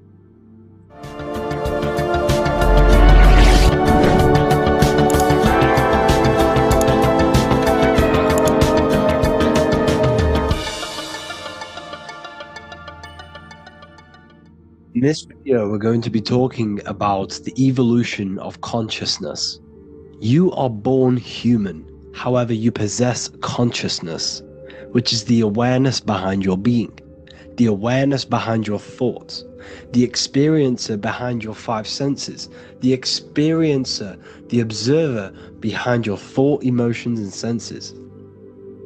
You are an eye, an invisible consciousness looking through a lens, which is your body. Your body produces this physical world that you experience. Your brain produces this world. Your brain and body is a technological computer. However, you are an infinite, ever-expanding consciousness behind this physical body. And there is an evolution of consciousness, a cosmic journey of expansion. And this is why we see so much pyramid symbolism in the occult and esoteric world, and especially within Freemasonry.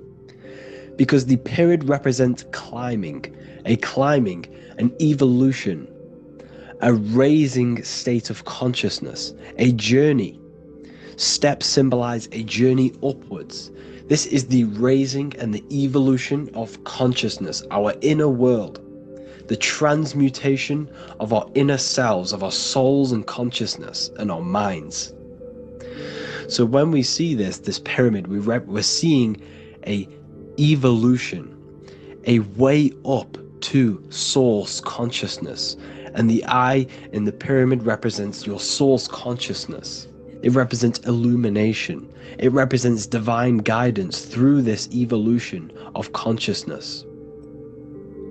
This is why we see the ladder. Consciousness is ever expanding on an infinite journey of evolution. Each individual is a part of this cosmic process, contributing towards the ongoing expansion of both mind and awareness. As we evolve, we collectively explore deeper levels of existence, expanding the boundaries of thought and consciousness. The mind has the ability to expand infinitely into new realms of thought, into new dimensions of mind. The mind cannot be filled up. It is not a physical substance. The body can be filled up because it is a physical thing, but you cannot fill the mind. Therefore, the mind is constantly expanding, ever expanding into new fields of thought. So what we see in Freemasonry, the ladder, is again a journey, an elevation of consciousness. When we are born with an infant consciousness, and as we gain older, we gain an adult consciousness. Our inner world, our inner mind, and our emotional intellect changes and evolves. We are significantly different from when we were very young as an infant. It's because our consciousness evolutes, it changes, it alters like water. So just like this evolution of your own consciousness as growing up, there is consciousness of beings existing in cycles beyond our own. And their consciousness is unimaginably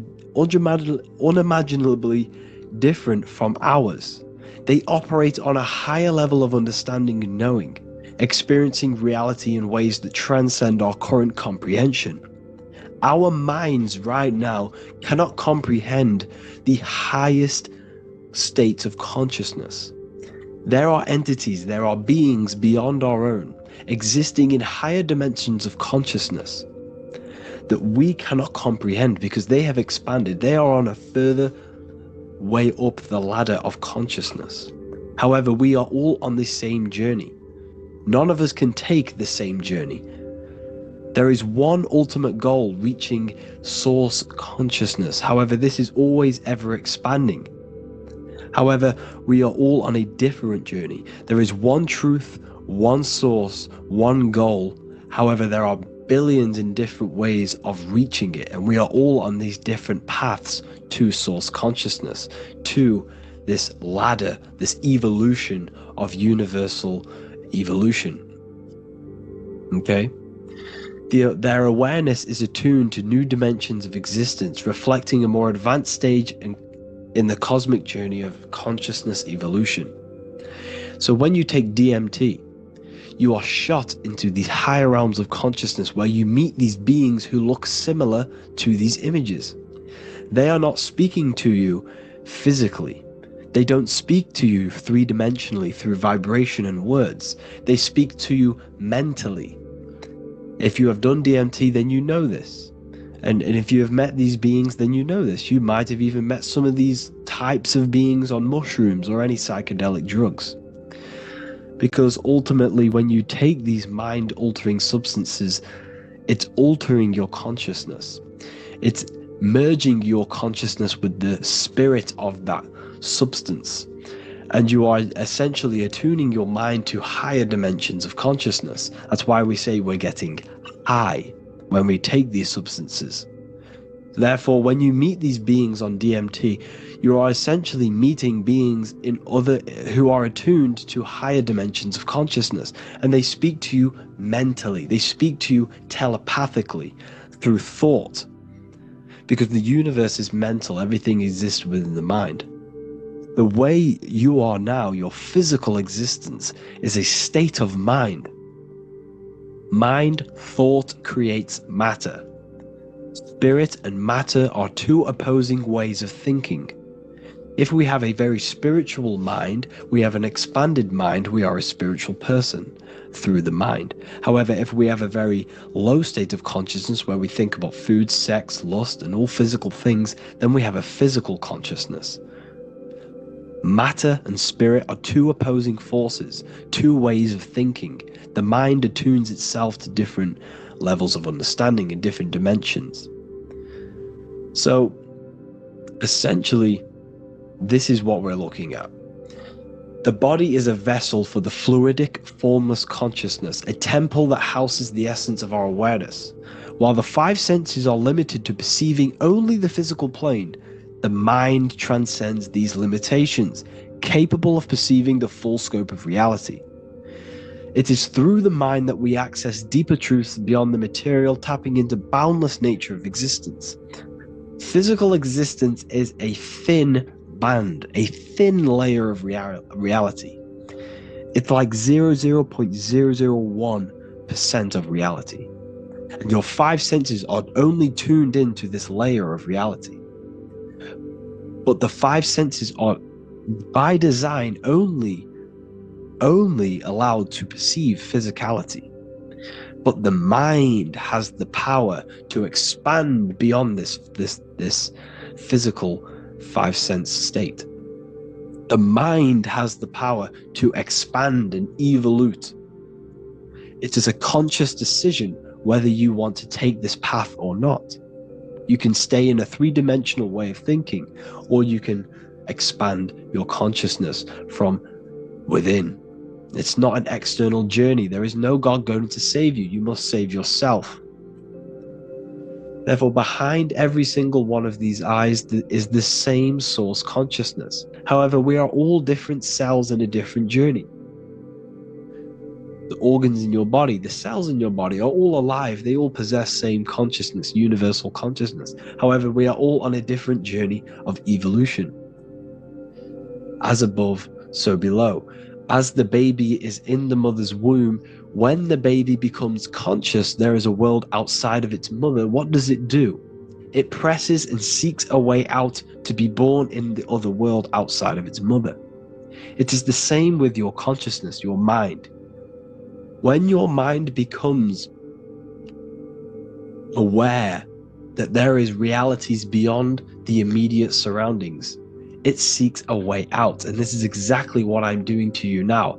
I am now expanding your mind and telling you there is other ways of reality. There is other dimensions of consciousness which you can access through inner transmutation, through different ways of thinking, spiritualism, and meditating and connecting with yourself and detaching from external things. We can upgrade our consciousness. Your body is a womb. Why Jesus says you must be born again to see the kingdom of God, because you are born physically and then you must be born again spiritually, awakening your inner consciousness. So like I said, as the baby is in the womb, it's the same principle. As above, so below. You were a baby, you were in your mother's womb, and you figured out there is a world outside of your mother, so you seek to weigh out your mother to be born in another world. It's the same now. You must do this now. This is your spiritual evolution. This is the evolution of consciousness. It's ever expanding. When you die, this is a transition. You must learn to not fear death. This is another part of your spiritual journey. You must master death. Therefore, like I said before, the mind has limitless capacity to expand into new realms of thought, continuously exploring uncharted ideas and concepts without boundaries. The mind can ever expand. It can never be filled. It can never ever know everything. There is infinite fields of knowledge, infinite fields of thought. Your current state is just one stage on an infinite pathway. You won't remain human forever. The human experience is a crucial phase where we learn to balance polarities, master the fundamental laws of the cosmos. It is a period of growth and transformation, preparing us for the next stages in our cosmic evolution. The goal is to strive for perfection, yet the true perfection is unattainable. It's like a tunnel, and there is a light at the end of the tunnel. And as you walk through this tunnel, the light is ever moving backwards. You should forever seek to meet that light, but you will never meet that light because consciousness is ever expanding. You should strive for perfection, yet knowing that perfection is forever unattainable. The journey is endless, with each step revealing deeper layers of understanding and experience. The pursuit of growth and expansion is itself the essence of our evolution. You can find all of this knowledge in the amazing book that I have read for years. I have read this book, The Emerald Tablets of Thoth, the Atlantean, by M. Dorial, translated by M. Dorial. I'm telling you now, this book, now that I've told you this, you have some context on the book. The whole book is about evolution of consciousness. He's talking about higher dimensions beings. He's talking about how you can transcend this physical plane. It is truly the most amazing book you will probably read. One of the best spiritual texts you'll see. It's hard to understand, so you must read it over and over again. And the more your mind progresses, like for me, I read this every couple months, and the more I learn about consciousness, the more I expand my own consciousness. And every time I read this book, I pick out something new that just completely blows my mind, because you can only understand this book to your level of consciousness, to your level of understanding. So now that I've told you all this information, go and read this book and it will absolutely blow your mind. And so will the Book of Wisdom Volume 2, which is now available. I released it the other day.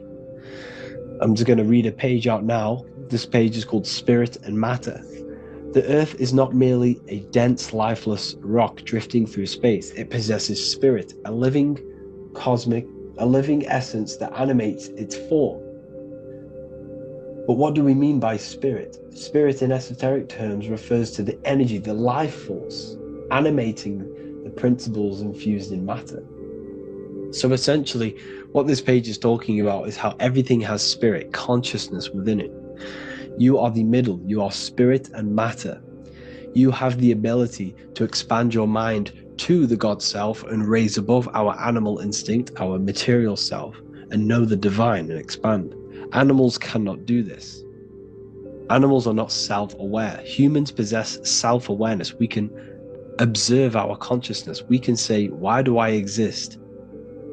We can look in the mirror and know that we need growth. And this is what Anunnaki means. Anu means above. Anu was the supreme god of the sky, which is a metaphor. He represents spirit above, heaven. Anu came down to earth and married Ki, the goddess of the earth, which represents matter. It's a myth, it's an allegory. Anu married Ki and gave birth to the Anunnaki. Spirit came down and infused with matter and gave birth to the human, which is you. You are spirit infused in matter, Anu and Ki, Anunnaki. You are the Anunnaki. And this is just one of the teachings in my book. Honestly, this book is absolutely amazing. If you truly, truly want to expand your consciousness, give this book a read. And obviously, if you're inside the university, I give you this book for free. A paperback version. If you join the university, follow the steps inside of the general chat, you'll be able to download this book. Or, sorry, not download it. Order a paperback for free. All you have to do is pay for the shipping. You'll also gain amazing knowledge inside of my library, where your mind will just be overblown with the amount of esoteric books. There's over 45 rare occult books, plus you get a PDF of the Volume 1 and Human Health Guide. You get reoccurring updates where I expand on symbolism, occultism, where you will just feel absolutely amazing once you understand esotericism in yourself. You'll also learn how to create the dream reality that you want with the Manifestation Mastery course, where I teach you how your consciousness creates reality. You'll have a real lectures where I post lectures on symbolism, occultism, esotericism. There's a conscious community and live calls and Q&A where you can ask me questions and I'll answer your questions. I just want to say thank you to everyone who has joined the university. Thank you for even liking and watching this video. Any support I just appreciate every single one of you. Please, if you can, leave a comment and a like on this video and let me know any videos you want me to make in the future. And I will start uploading a lot more to the YouTube. So yeah, thank you all for tuning in today. Have an amazing day.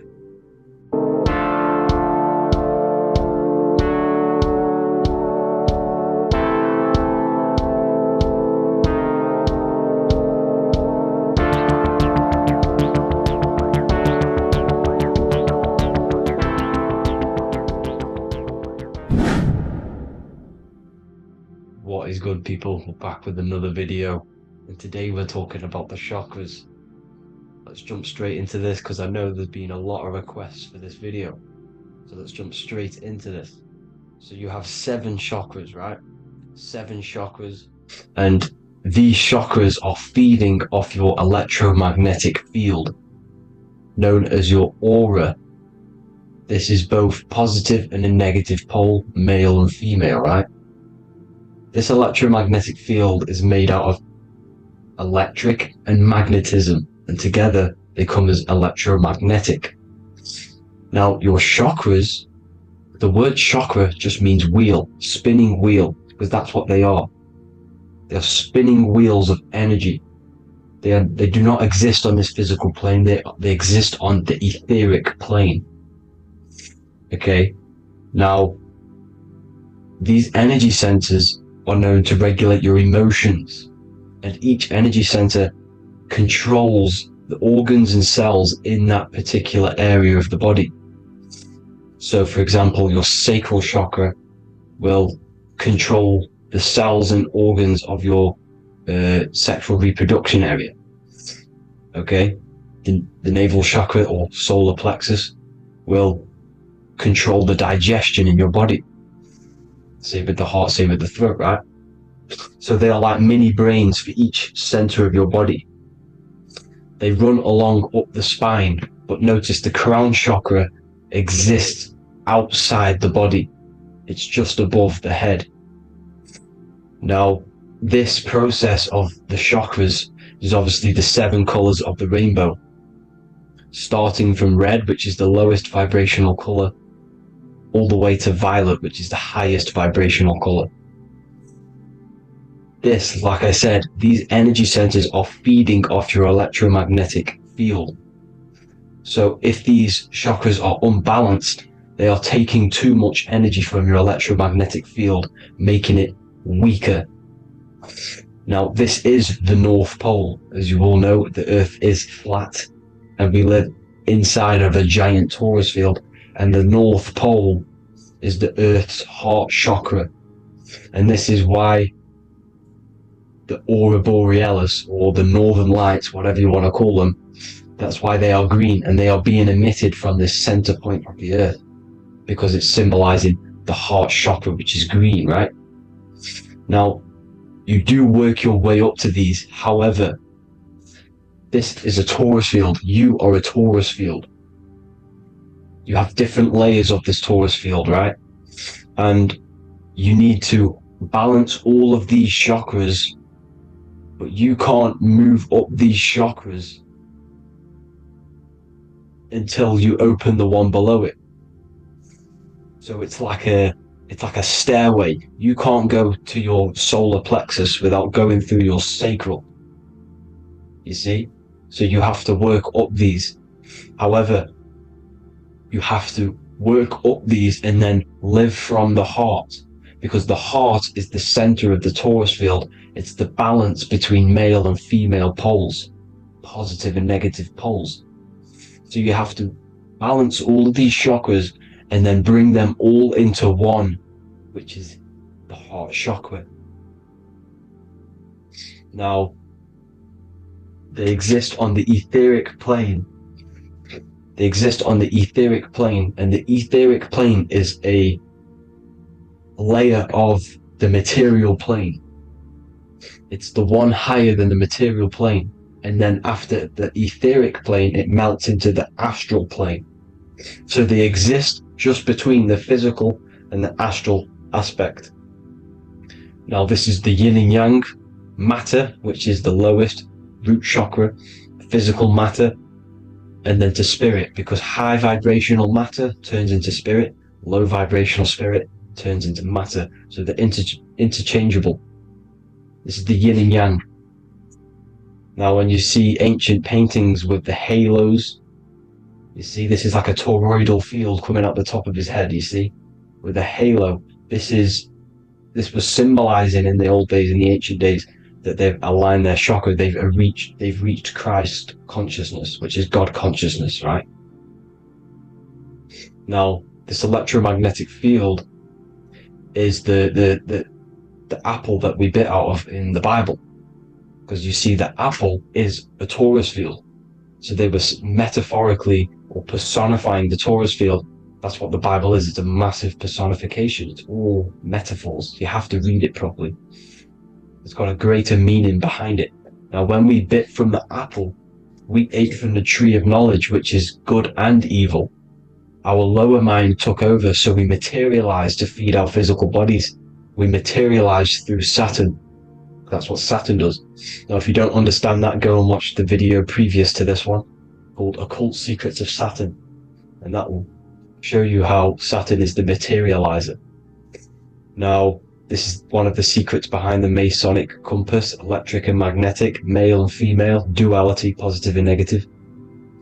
Now, like I said, they teach you about the torus field, about a magnet in school, but they don't teach you about your electromagnetic field. Everything alive has a torus field. It is the building block of this creation.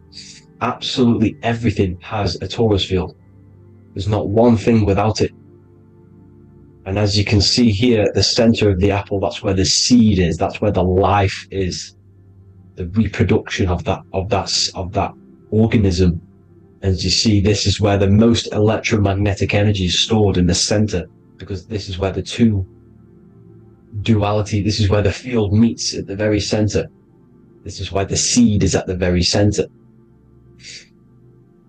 Now, your spine is a elongation of the brain. The brain is heaven, and the bottom of the spine is hell. So this is Saturn, which is the root chakra. The 7 planets are associated with each chakra. Moon equals mind. Okay, now Saturn is physical matter, as I've just explained. This is the lowest vibrational color, and they want you trapped down here, which is your hell state, your animal nature, your physical nature. They want you to identify as the physical body. They don't want you to reach these higher states of consciousness. Okay? Now, in the brain, you have 12 convolutions. Now, this is what they were symbolizing in the Bible with the 12 disciples. And obviously in the Bible, it says the upper room where Jesus met with his disciples. This is heaven, the brain, the higher states of consciousness. Now, this is your North Pole. This is Jacob's ladder. Okay? This is why you have 33 levels of Freemasonry, because it's symbolizing the 33 vertebrae, which are these little things here on the back of your spine. Because once the Kundalini energy from the bottom of your spine rises to the top, this is when you get enlightenment and opens your third eye. Spiritual enlightenment. As you can see here, this is Jacob's ladder. This is the Kundalini symbol, right?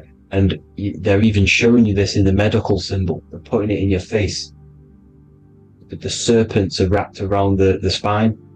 Now, the serpents symbolize how the energy moves around the spine, because it's a torus field, you see?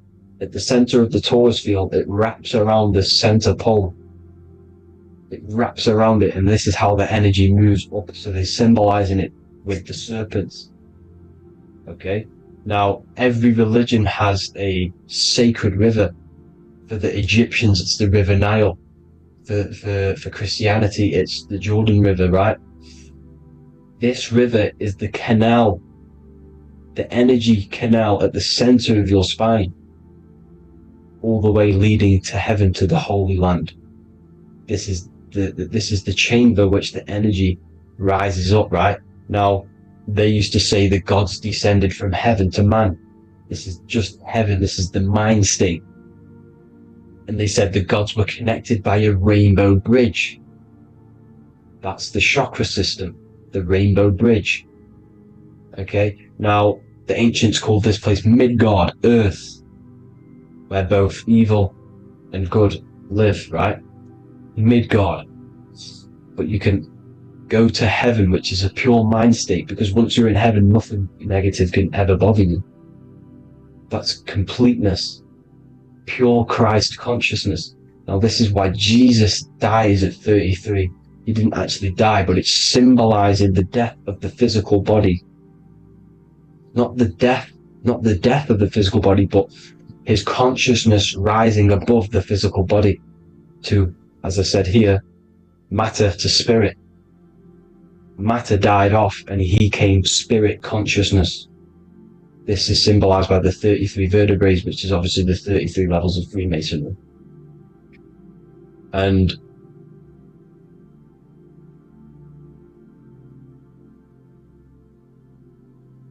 now the pineal gland, which is at the very top of this Jacob's ladder, or the River Jordan, the canal, your 33 vertebrae on your spine. This is where the pineal gland sits, right? At the very top, at the center of your brain.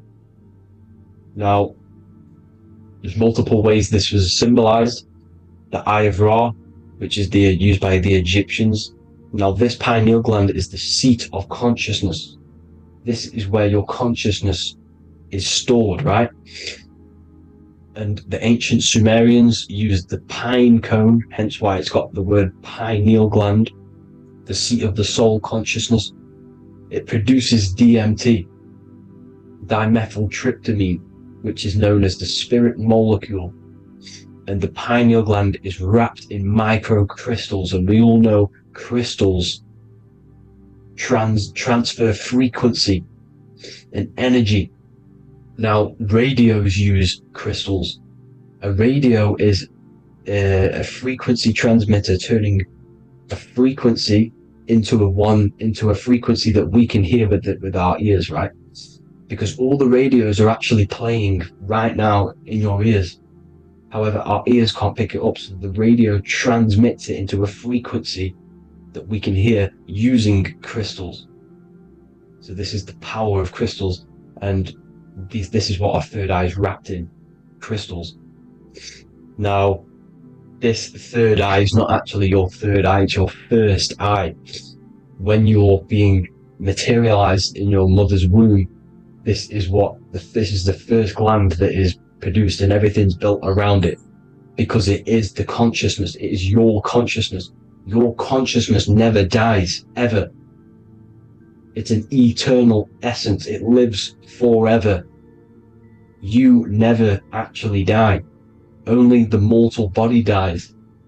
Now that's what we call life. Life is abided by time, and time is change, and change is what we call life, because everything's constantly moving and transforming into different things, right? Now let's not get off track.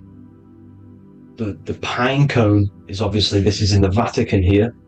The pine cone is symbolized as the pineal gland, pine. And this is the opened pine cone. The opened pine cone means, or symbolizes, the awakened man, the awakened third eye. But the ones here, which the Sumerian gods are holding, these are shut pine cones, symbolizing the unawakened man. But let's not get confused, people. These gods were not gods. They are human beings just like you. They reached Christ consciousness. They are nothing more special than you. They just had the ability to reach Christ consciousness. And obviously their knowledge was far more intelligent than ours, far more advanced than ours. They knew the truth about this reality to the depths. Now, the ancient Hindus had a goddess called Kundalini, which is said that she descended by the means of a ladder or a cord from heaven, which is symbolizing the spinal cord. Now, this is what Hickory Hickory Dock, the mouse went up the clock and came back down. This is all these stories, like Santa as well. Santa comes up and then down the chimney. This is symbolizing the Christ oil. There's an oil which is produced in your pineal gland, right? And this oil travels down the spine. And once it's down on the spine, you must have to raise your consciousness, just like I said with the chakras. You have to raise your consciousness, raise your vibration to heat up this oil and turn it into a gas. And it travels back up the spine through like the serpents up the spine, and this awakens the third eye once it's coming back up the spine and hits the pineal gland. This is the secret behind Santa and Hickory Hickory Dock, because Santa comes down and feeds the presents and goes back up the chimney, and he lives in the North Pole, the positive pole. This is the North Pole, people, and the presence is your sacred oil. This oil, your physical body, is the furnace. It's the spiritual furnace, which you have to heat up this oil by raising your frequency and turning it into a gas to rise up this chamber, the River Jordan, to your third eye, right? Now, this is an alchemical process. Your body is the alchemical furnace. It says in the Bible, if therefore thine eye be single, thy whole body shall be filled with light. I shouldn't have cut that out, but that's what it says. The light of the body is thine eye. If therefore thine eye be single, thy eye shall be filled, their body shall be filled with light. This is symbolizing the pineal gland enlightening the body, the spiritual body, filled with light. Now, as I said, they want you kept down here, which is the root chakra, which is your animal nature, which is obviously mind, matter over mind. This is the symbol of Saturn, right? As you say, we're built of body, mind, and spirit, the Holy Trinity. That is the sun, moon, and earth. The sun's your soul, solar. Moon is your mind. Earth, which is the cross, which is your physical body. The 5 elements, right? So body, mind, and spirit. So the Saturn symbol is actually made out of the cross on top, which is the earth, and the moon on the bottom, which is symbolizing matter over mind, because earth is physical matter. You don't want to be matter over mind. You need to be mind over matter. See, they want you identifying as your physical body. They don't want you to realize you're an eternal consciousness. You're an eternal essence of consciousness which never dies. They want you trapped in your animal nature. And this is why the Baphomet has a goat head, because it's symbolizing your animal nature, which is evil. Not evil, but you're more likely to do evil things, right? Which brings bad karma. That's your animal side. This is why the Baphomet has an animal goat head. As you can see here, he's got the Kundalini energy here. So when you see the inverted cross, the cross is your body, as you can see here. The inverted cross means your chakras downwards, down here. Your head's down here. Your mind is down here. But your mind needs to be up here, which is the upwards cross, which is Christ consciousness. And as we all know, 7 colors of the rainbow, 7 planets, 7 chakras. Red light is low frequency and long range. This is why Saturn is the slowest moving celestial body. And it's the lowest chakra, because it's low frequency, long range. The moon being the crown chakra, which is high frequency. This is why the moon moves around the quickest. The moon is your crown chakra, which moon in mind. See, so there are multiple ways of your chakras becoming blocked. Now, each chakra has a specific intelligence. It has a specific thing that it's doing for the body, right?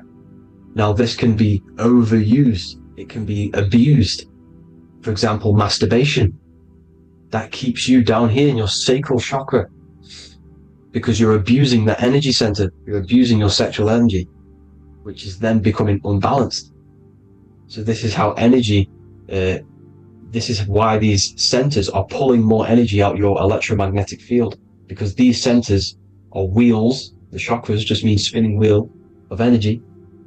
So when you're abusing these certain centers, you're pulling energy out of your electromagnetic field, which is making your field weaker, which is making your frequency lower, which makes you prone to diseases, prone to lower negative energy, right? So you need to align these chakras.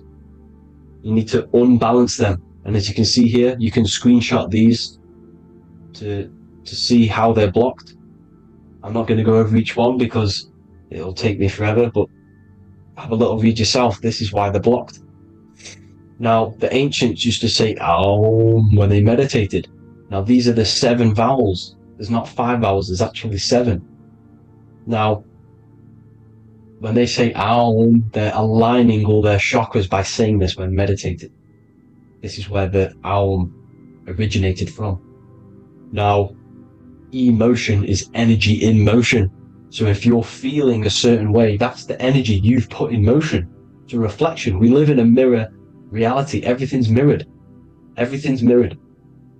As within, so without. As above, so below. Everything's a reflection of some sort. So whatever you're feeling, you're doing something wrong. It's telling you you're doing something wrong from the root cause. Because your energies are the effect. You're feeling the effect of something you've caused. The law of cause and effect. Nothing escapes it. Now, the Jehovah's Witness believe that exactly 144,000 faithful Christians go to heaven or be resurrected, right? This is not true. This is symbolic. 144,000 go to heaven.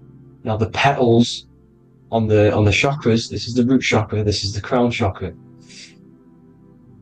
Now, if you add up the first 5 chakras, the petals, add up the petals on the first 5 chakras, you get 48.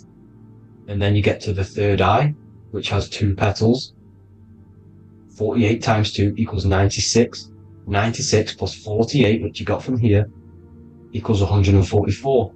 The last chakra has 1,000 petals. Times 144 times 1,000, you get 144,000. This is a frequency. This frequency is the frequency of the ascension up your chakras.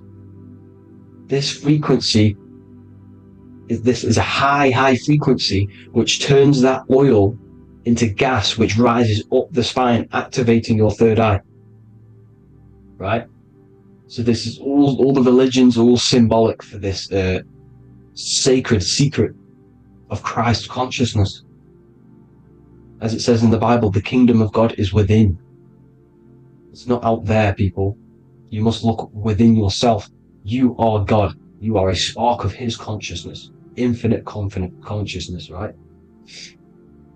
So 144,000 is a frequency, and you must achieve this. Like I said, these people in the past, they're not gods, people. These were just humans. Nothing special. They just reach Christ consciousness. Now, they keep you in these lower vibrational states with the food, right? And as you can see here, all of these fast food restaurants are mainly are red and yellow, which are these lower states, these lower two chakras, lower vibrational colors, because they want you trapped down here in matter. And these foods are so low vibrational, they will keep you down here, because your gut produces, I think it's like 80% of melatonin. Melatonin is your feel-good hormone. These foods will not make you feel good. This is very low vibrational. Meat. It's not meat, it's raw flesh. These animals are stripped from their family, put on a conveyor belt, watch their friends be tortured, and then get slaughtered in a slaughterhouse. Think of all the fear that's running through their blood, all the hormones, all the fear, and you're going to go and eat that very low vibrational energy. As you can see here, this is the light photons within fruit. You can see the life force in this fruit. You must think, feel, and do positive to raise your vibration. As you can see, earth equals heart. If you rearrange it, everything in nature is green, right? The aurora borealis is green. You must align all these chakras and then live from the heart, because the heart's the center of the Taurus field. You must become the consciousness in the center. So that's it for this video, people. Thank you all. God bless.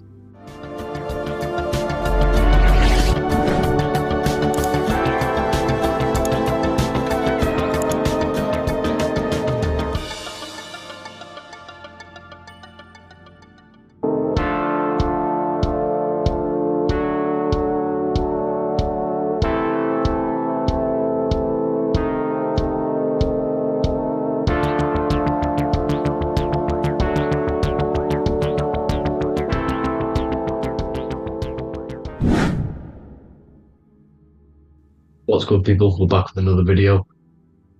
This is going to just be a quick video. Manifestation, magic, bending reality. So let's jump straight into this.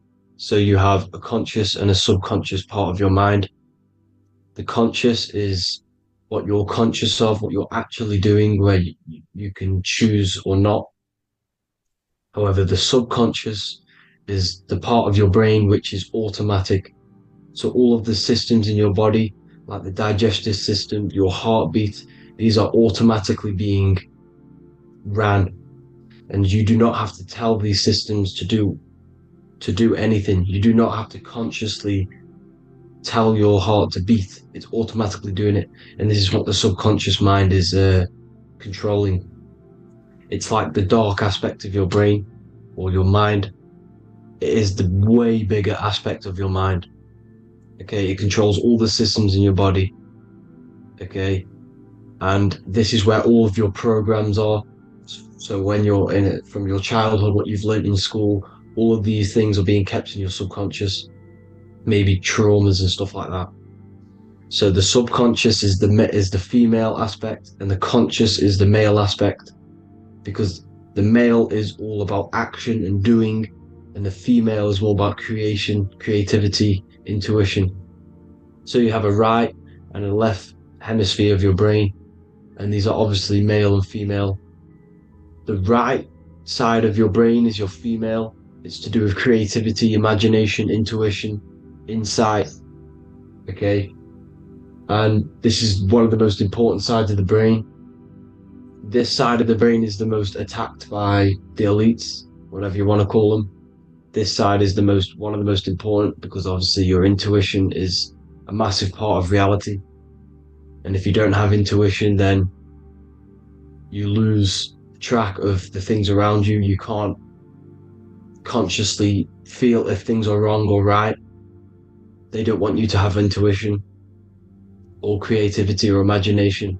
They want you in the left side of your brain, which is just reasoning, logic, and basic things. So they just want you to tell you what you want, tell you what to learn, and then that's it. They don't want you thinking for yourself, which is the right side of the brain. So whatever the conscious side of your mind impresses the subconscious side of your mind. So if you do affirmations, for example, if you consciously do affirmations every day, you're reprogramming your subconscious mind. You're impressing a vibration and a word into your subconscious mind, and therefore it will reprogram it. So the male and female aspect are symbolized by the Star of David as well. The male being the upside triangle, the female being the downside, connected all in one, because we both have male and female energy. So every thoughts are electric, which is the male aspect. Emotions are magnetic, which is the female. Each thought creates a wave of vibration in all directions. So think of it like a water drop in a pool, but it going out in every single direction. It's not just flat. And these thoughts have a certain frequency, has a certain vibration. That vibration has a certain frequency. And this affects your aura. Every thought, every emotion directly impacts your aura and the strength of your aura. So if you're angry all the time, your aura in the astral plane will look red. However, if you're happy, it'll be more like blue and green. So it's very important. Your electromagnetic field is created out of your emotions and thoughts, and that affects reality, because you're 60% water, and frequency and vibration create certain patterns and has a certain effect on water. We'll get into that after this slide. So each thought that people are thinking around you, you are actually subconsciously picking up these thoughts, because it's emitting this vibration in all directions. So this is why you can pick up thoughts of other people on the odd occasion. However, when you're more in tune with your intuition, your right side of your brain, you can start to pick up on vibrations, thoughts, and other people's auras. You can pick up on the energy once your third eye is open, and you know whether you should be in that environment or not. This is what we call an atmosphere. When we go into a room and you can feel the tension, if someone's been arguing, for example, this is the atmosphere, this is the vibrations, these are people's auras emitting these certain frequencies and vibrations. Okay, so our aura is contained of multiple layers. Obviously, we have the physical body. This is the electromagnetic layer. However, you have the different planes of existence: the spirit, mental, astral, etheric, and then physical. The physical is the lowest plane of existence, and the physical plane is a product of all of the planes above. So the mental impresses on the astral impresses into the etheric, and then the etheric creates the physical object. So the mind is the root cause of reality. The mind is the cause of everything. Your consciousness is pure cause. There's no effect. Everything you see in this reality is the effect. Everything that you experience is the effect, because the root cause was the mind. The decisions you made you experience that certain experience. And that decision was created on the mental plane. And this is just pure thoughts. And thoughts are things. If it exists in your mind, it is a thing. It's a certain frequency. So if you have a certain level of thoughts, if you're thinking positive, for example, you're going to have a strong aura, you're going to have a higher vibration, and that attracts like. Like attracts like when it comes to thoughts and vibrations and electromagnetism. So if you're thinking positive all the time, speaking positive, doing positive, you're then creating a higher vibration, and that's going to attract people on that similar frequency to you. Everything is electromagnetism, frequency, and vibration. Everything. You see, so this is why, for example, if I put my hand to a TV screen, if my finger was the same vibration as the TV screen, it would go straight through it. However, the particles in my hand and the particles on the TV screen are two separate vibrations, and this is what causes the friction to stop and not my finger to go straight through it. So, like I said, when you don't feel the vibe of someone, when you don't feel right, you don't really get along with someone, this is a vibration. Your vibrations are not matching, they're not similar, they're two complete different vibrations, and they're not aligning properly. So music has a massive part on this.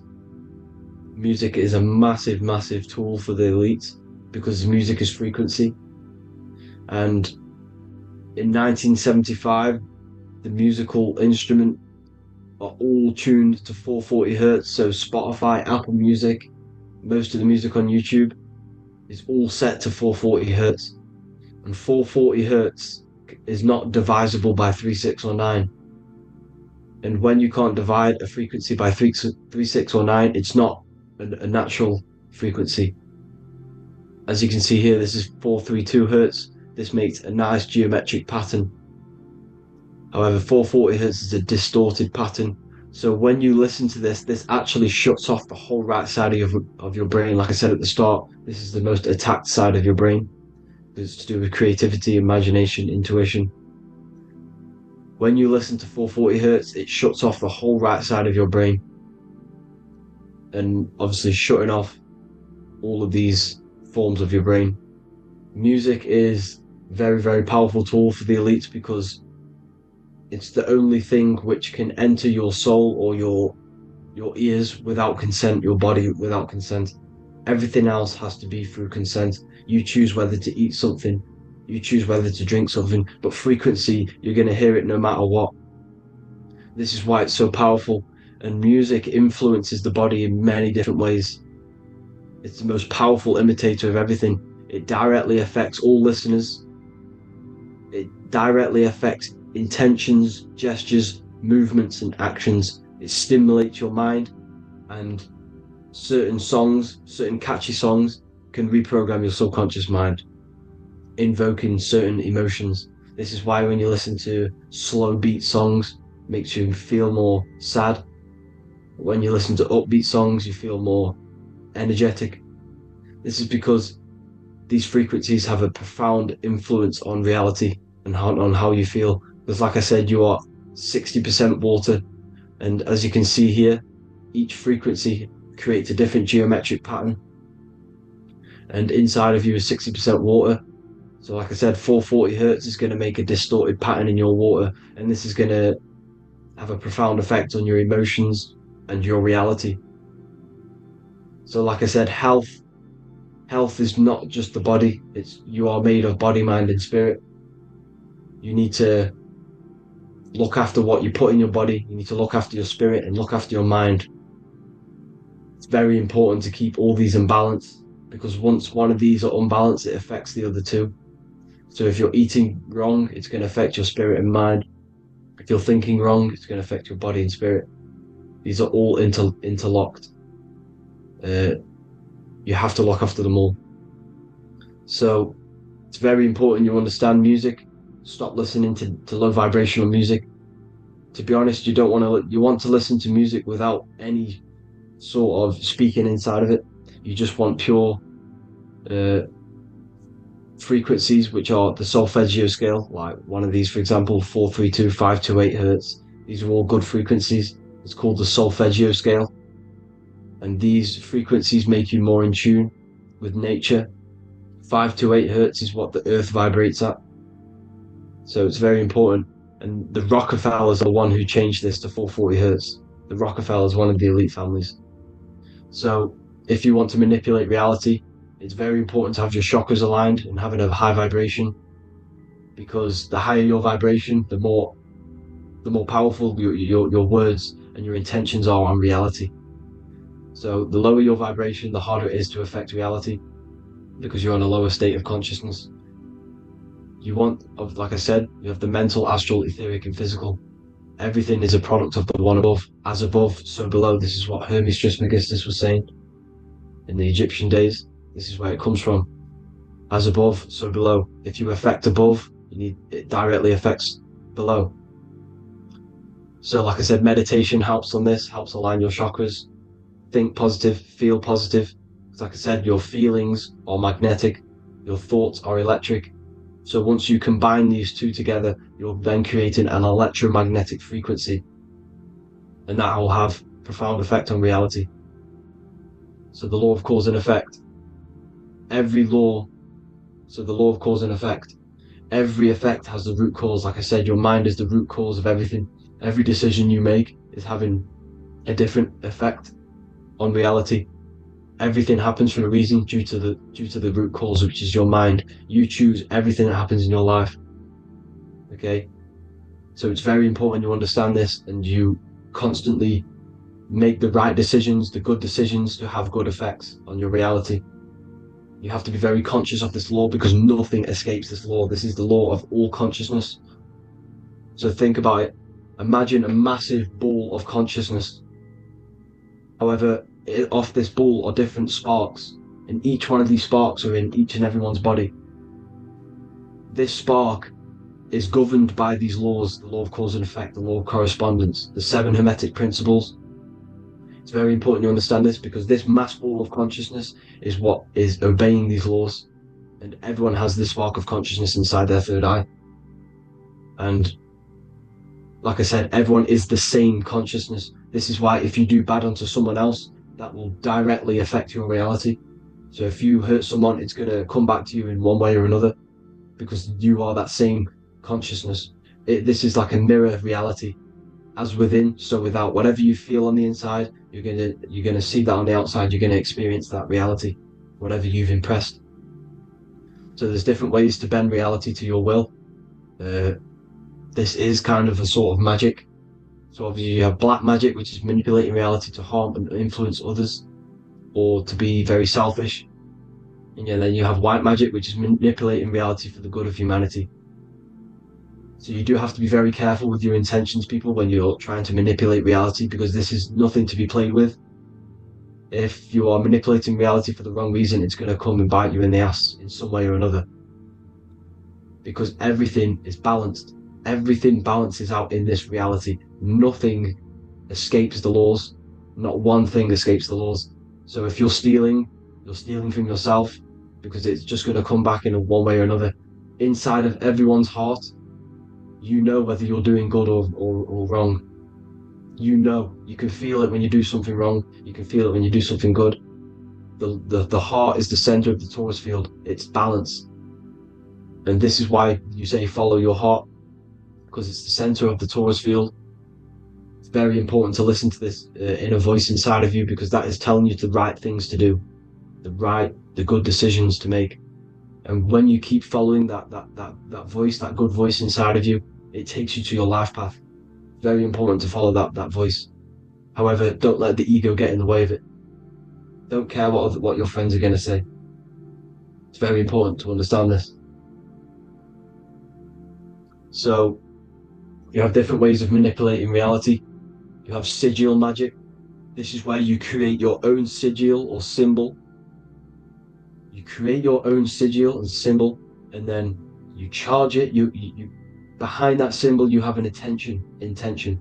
So for example, if you want to manifest wealth, you create a sigil which represents what you want. You create that sigil, you draw it out, you charge it, because wherever your attention goes, energy flows. So whatever your attention is, you're sending energy that way. So what you do with your eyes and your hands, you place attention on the sigil, Imagine that it's glowing. Imagine that you're sending energy to the sigil. And then you burn the piece of paper once you've done this.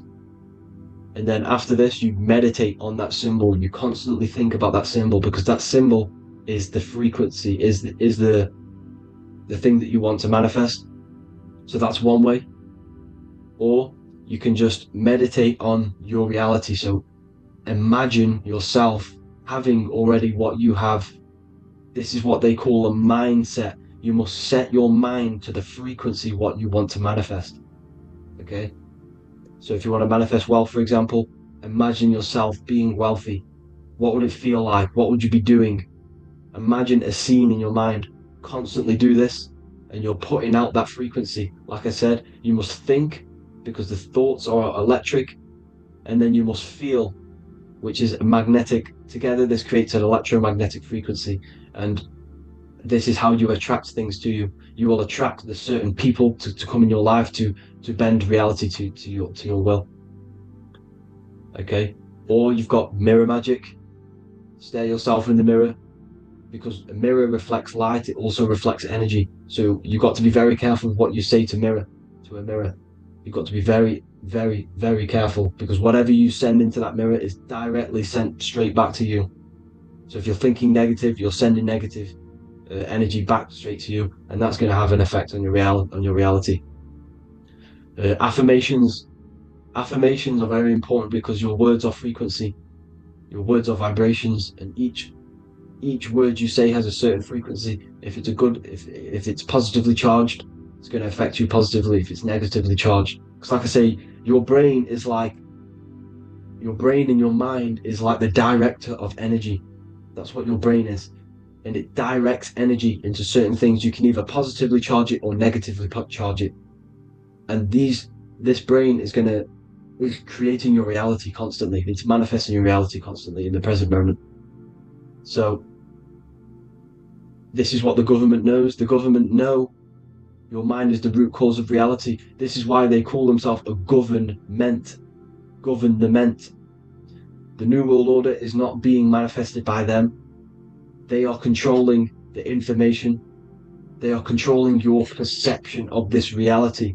And they know the mind is the root cause of reality. Therefore, if they control your perception of reality and your information, what you believe, you're going to manifest that information, that perception. So we, the people as a collective consciousness, are the ones manifesting this New World Order. You see, so this isn't black magic. They're actually tricking us into manifesting their own their plans, this New World Order. You see, this is how smart these people are. They know how to get around the laws of reality. They know how to bend reality to their will without facing the consequences. They're getting humanity to do it. You see, there is a collective consciousness. As like I said, we all have that same spark of consciousness, right? So as a collective consciousness, we are on a very low vibration at the moment. However, we are waking up rapidly. There are more and more people waking up at the moment, and light always chases away the shadow. Light is a lot more powerful than darkness, you see. So one person waking up has a massive effect than one person being asleep. It has a profound effect, because like I say, the light always chases away the darkness. It's more powerful. The light is always more powerful. High vibrations are more powerful than lower. So that's it for this, people. I hope you all enjoyed. This is a short, quick video. God bless you all.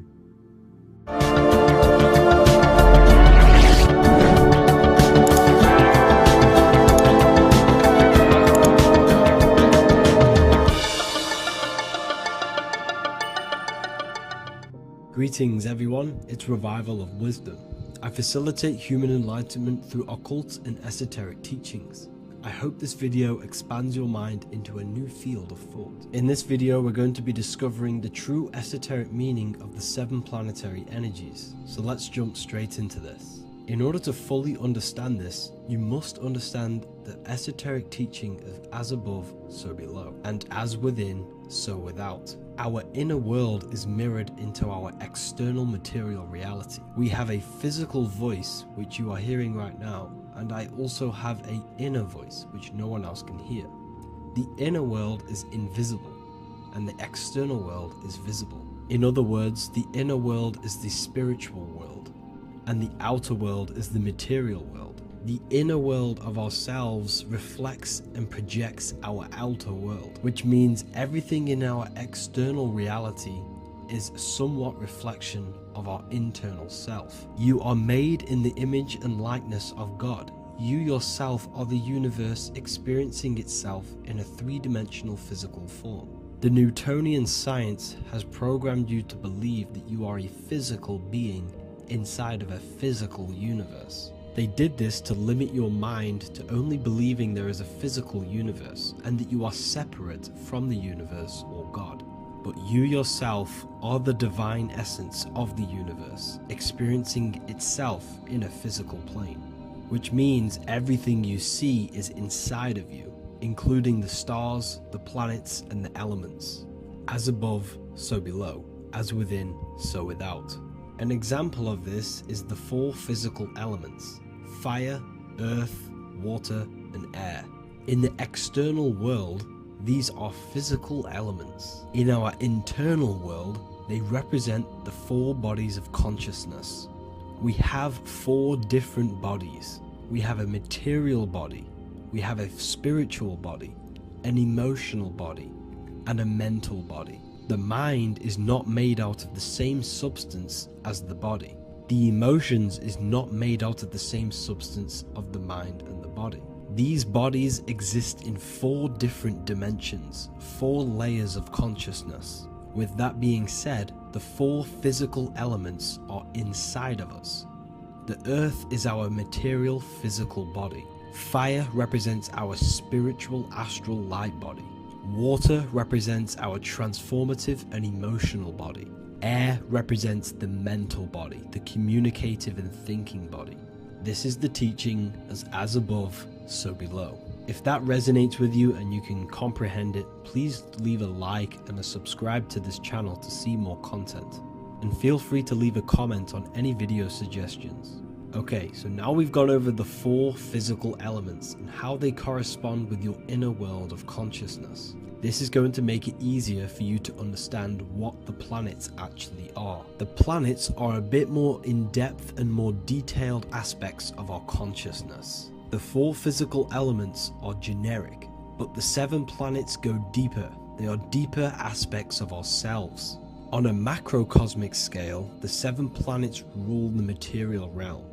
Every object, every animal, every plant, every stone, everything we see in this plane is governed and created under one of the 7 planets. I don't really like calling them planets. They are energies. They are spiritual forces that drive things into existence. An example of this is if we look at a tree. The roots of the tree are governed by Saturn. The stem of the tree is governed by the sun. The leaves of the tree are governed by the moon. Any offspring or fruit of the tree is governed by Jupiter. Any defense mechanisms of the tree is governed by Mars. The communication and networking of the tree is governed by Mercury. The smell and the look of the tree is governed by Venus. Everything we see in this material plane is governed by one of these specific energies. Everything material has a spiritual force that brings it into physical existence. This is the reason why we have 7 days of creation in the Bible. The 7 days of the week, all governed by the planetary energies. Monday is Moon Day for the moon. Mars governs Tuesday. Mercury is Wednesday. Jupiter is Thursday. Venus is Friday. Saturn is Saturn Day. And Sunday is for the sun. This is the reason why there are so many 7s in this physical plane. 7 days of the week, the 7 colors, the 7 chakras, the 7 diatonic musical notes, the 7 lamps on the Jewish candlestick, the G inside of the Masonic square and compass. G is the 7th letter.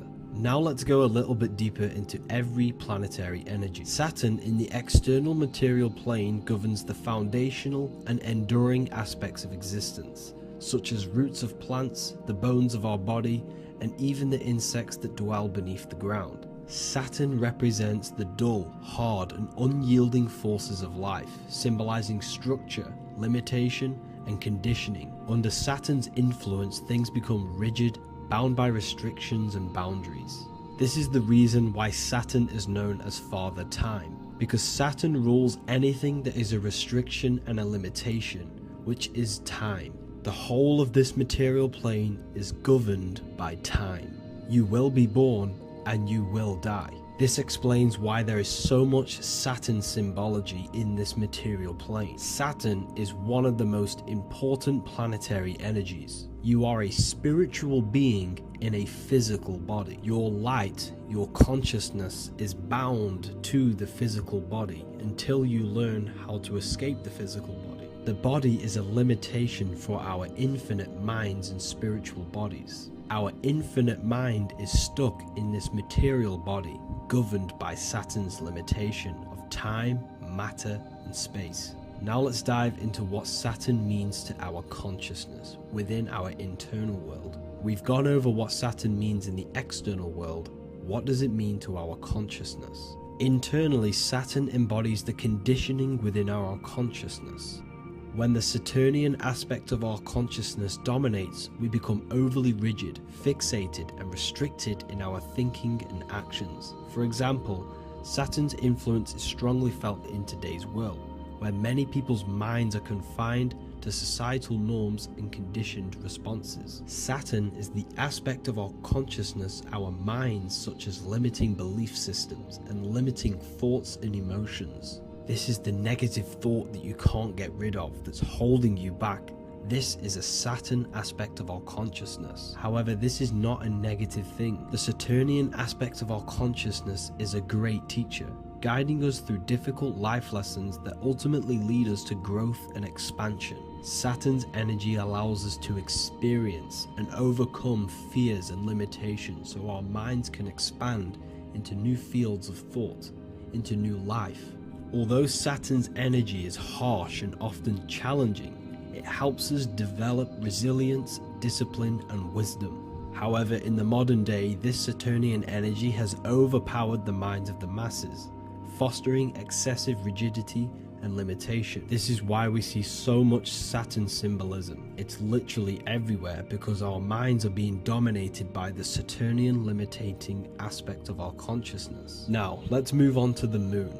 The moon, or lunar energy in the external material macrocosm plane, governs the elements of water, influencing the natural cycles such as the ocean tides, which rise and fall in harmony with the moon's phases. Beyond water, the moon also guides instinctual behaviors such as animal migrations. Birds, insects, and other creatures rely on the moon's subtle energies to navigate their journeys. For example, dung beetles use polarization patterns in the moonlight to orient themselves and travel safely home. The moon creates the months. M-O-N is moon. There are 28-day cycles, and this 28-day cycle of the moon is reflected in the woman's body, known as the menstrual cycle. The moon is a feminine energy, governing the feminine elements such as water and the feminine cycles of the body. The moon is the womb. This is why eggs have the same color as the moon, because eggs are ruled by the moon's energy. Now that's the external world. The internal world, the moon symbolizes the emotion aspect of our consciousness. It represents the subconscious mind, the seat of intuition and psychic abilities. Just like in the external world, things are born out of the moon, such as eggs and the womb. The subconscious mind acts as a womb for our conscious mind. Our deep subconscious emotions and programs are born into light into the conscious mind and controls the conscious mind. The moon represents our hidden psyche, our shadow self. Now let's go on to the sun. The sun represents the life force. In the material external world, the sun is ruling over pretty much all life. The sun gives life to all things. Without the sun, animals could not exist, the human body could not work, and plants would not grow. The sun is the life force. It's the soul of the world. Now, in our internal world of consciousness, the sun represents our passion, our drive, our conscious mind. The aspect of our internal world that wants to drive things and give life to physical manifestation. Now we go on to Mars energy. Mars is well known for being the god of war. Mars energy manifests into the material plane through anything that seeks to protect or defend itself. For example, the holly tree. The holly tree leaves are very sharp and they defend itself. Anything that is protective in the material world has Mars energy and is governed by this specific aspect of consciousness. For example, any predators or animals such as hedgehogs with spines on their backs for protection. Mars represents all things that is driven by conflict, aggression and defense. Now internally, inside of our inner world, Mars symbolizes the aspect of our consciousness that is focused on self-preservation and protection. Mars governs our ego, the instinctual urges of anger or maintaining reputation. Mars is not evil. It's necessary. Sometimes it's necessary for us to protect ourselves. Mars is the aspect of our consciousness that is anger, rage, the desire to fight or conquer. When this energy is activated within our consciousness, we become defensive, assertive, and even combative, ready to dominate others and destroy obstacles in our way. Now let's move on to Venus energy. Venus in the external material world manifests its energy through the aesthetics of creation. This planet governs the beauty and harmony found in nature, including the nurturing environment of a mother's womb where life begins. Venus embodies the essential love, not only in romantic relationships, but also in the bonds between family members and all living beings. Venus represents relationships. We have relationships between plants, animals. They all depend on each other to give life. Plants provide food and medicine, while living creatures contribute to their own growth and pollination. Internally, Venus represents the aspect of our consciousness that yearns for relationships and connections with others. This is an aspect of our consciousness that encourages to care for our physical appearance and embracing beauty. Aesthetics play a role in our interactions and self-expression. This is why there is a beauty brand called Venus. Now let's move to Jupiter energy. Jupiter in the material plane manifests its energy as forces of fortune, abundance, and wealth. This energy manifests itself as plants, as fruits that we can consume and eat in abundance. Anything that is nourishing and cultivated by the earth for humanity and animals. Jupiter embodies the giving energy that provides for and sustains life, fostering growth and ensuring that resources are available to all. Its influence is seen in the natural cycles of abundance, where fruits must grow and ripen before they are enjoyed, symbolizing the importance of effort and patience. Internally, in our spiritual world, Jupiter represents the aspect of our consciousness that yearns for abundance and seeks growth in various aspects of our lives, including wealth, knowledge, and personal development of the mind, spirit, and the soul. This is the aspect of our consciousness that wants to gain wealth, that wants to gain expansion and abundance in our lives. However, when Jupiter's energy dominates our consciousness excessively, it can lead to feelings of stinginess and greed. It represents material possession. The last planet is Mercury. Mercury in the external world governs the vital elements such as seeds, air, communication, education, and electricity. Known as the messenger of the gods, Mercury rules over intellect, communication, and the transmission of knowledge. Mercury's states of consciousness manifests itself in the material plane as the network between trees and plants, how they all communicate together. It represents the intelligence behind all physical things. It's the intelligence behind the seed that allows it to grow into a plant. Mercury's creative energy is manifested in the nervous system of the human body and all living animals. The intricate messenger that transmits signals from the body to the brain and then to the mind.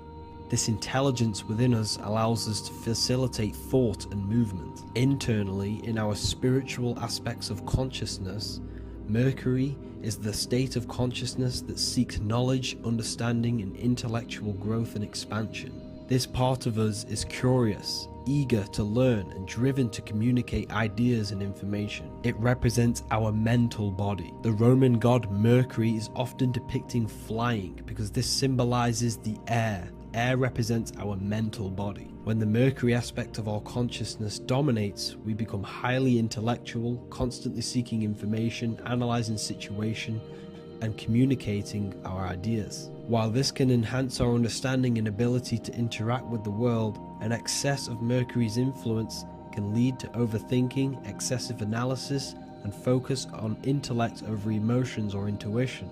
Okay, so they are the 7 planetary energies in the external world and your internal world of consciousness. These energies are manifested in the Roman mythology as human beings. They are depicted as human beings, but this is nothing but symbolism. These gods never existed physically. They represent aspects of our consciousness and spiritual forces that govern the material plane. Every material object, every intelligence, every piece of life in this universe is governed and brought into existence by one of these spiritual forces. Now, I hope this video has expanded your mind into a new realm of thought. Make sure to leave a like, a comment, and subscribe to the channel for more occult and esoteric information. You can read more about this topic and many more occult and esoteric teachings inside of my books, the Book of Wisdom Volume 1 and the Book of Wisdom Volume 2. I honestly advise that not everyone reads these books. These are books which will completely transform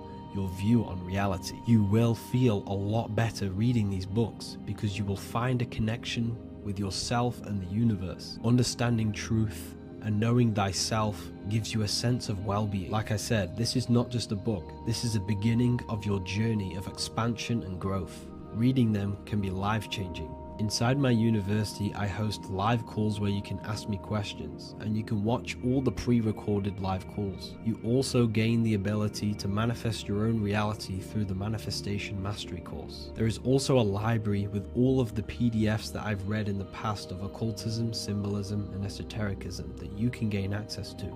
There is a whole lecture section where you can watch all of my occult lectures.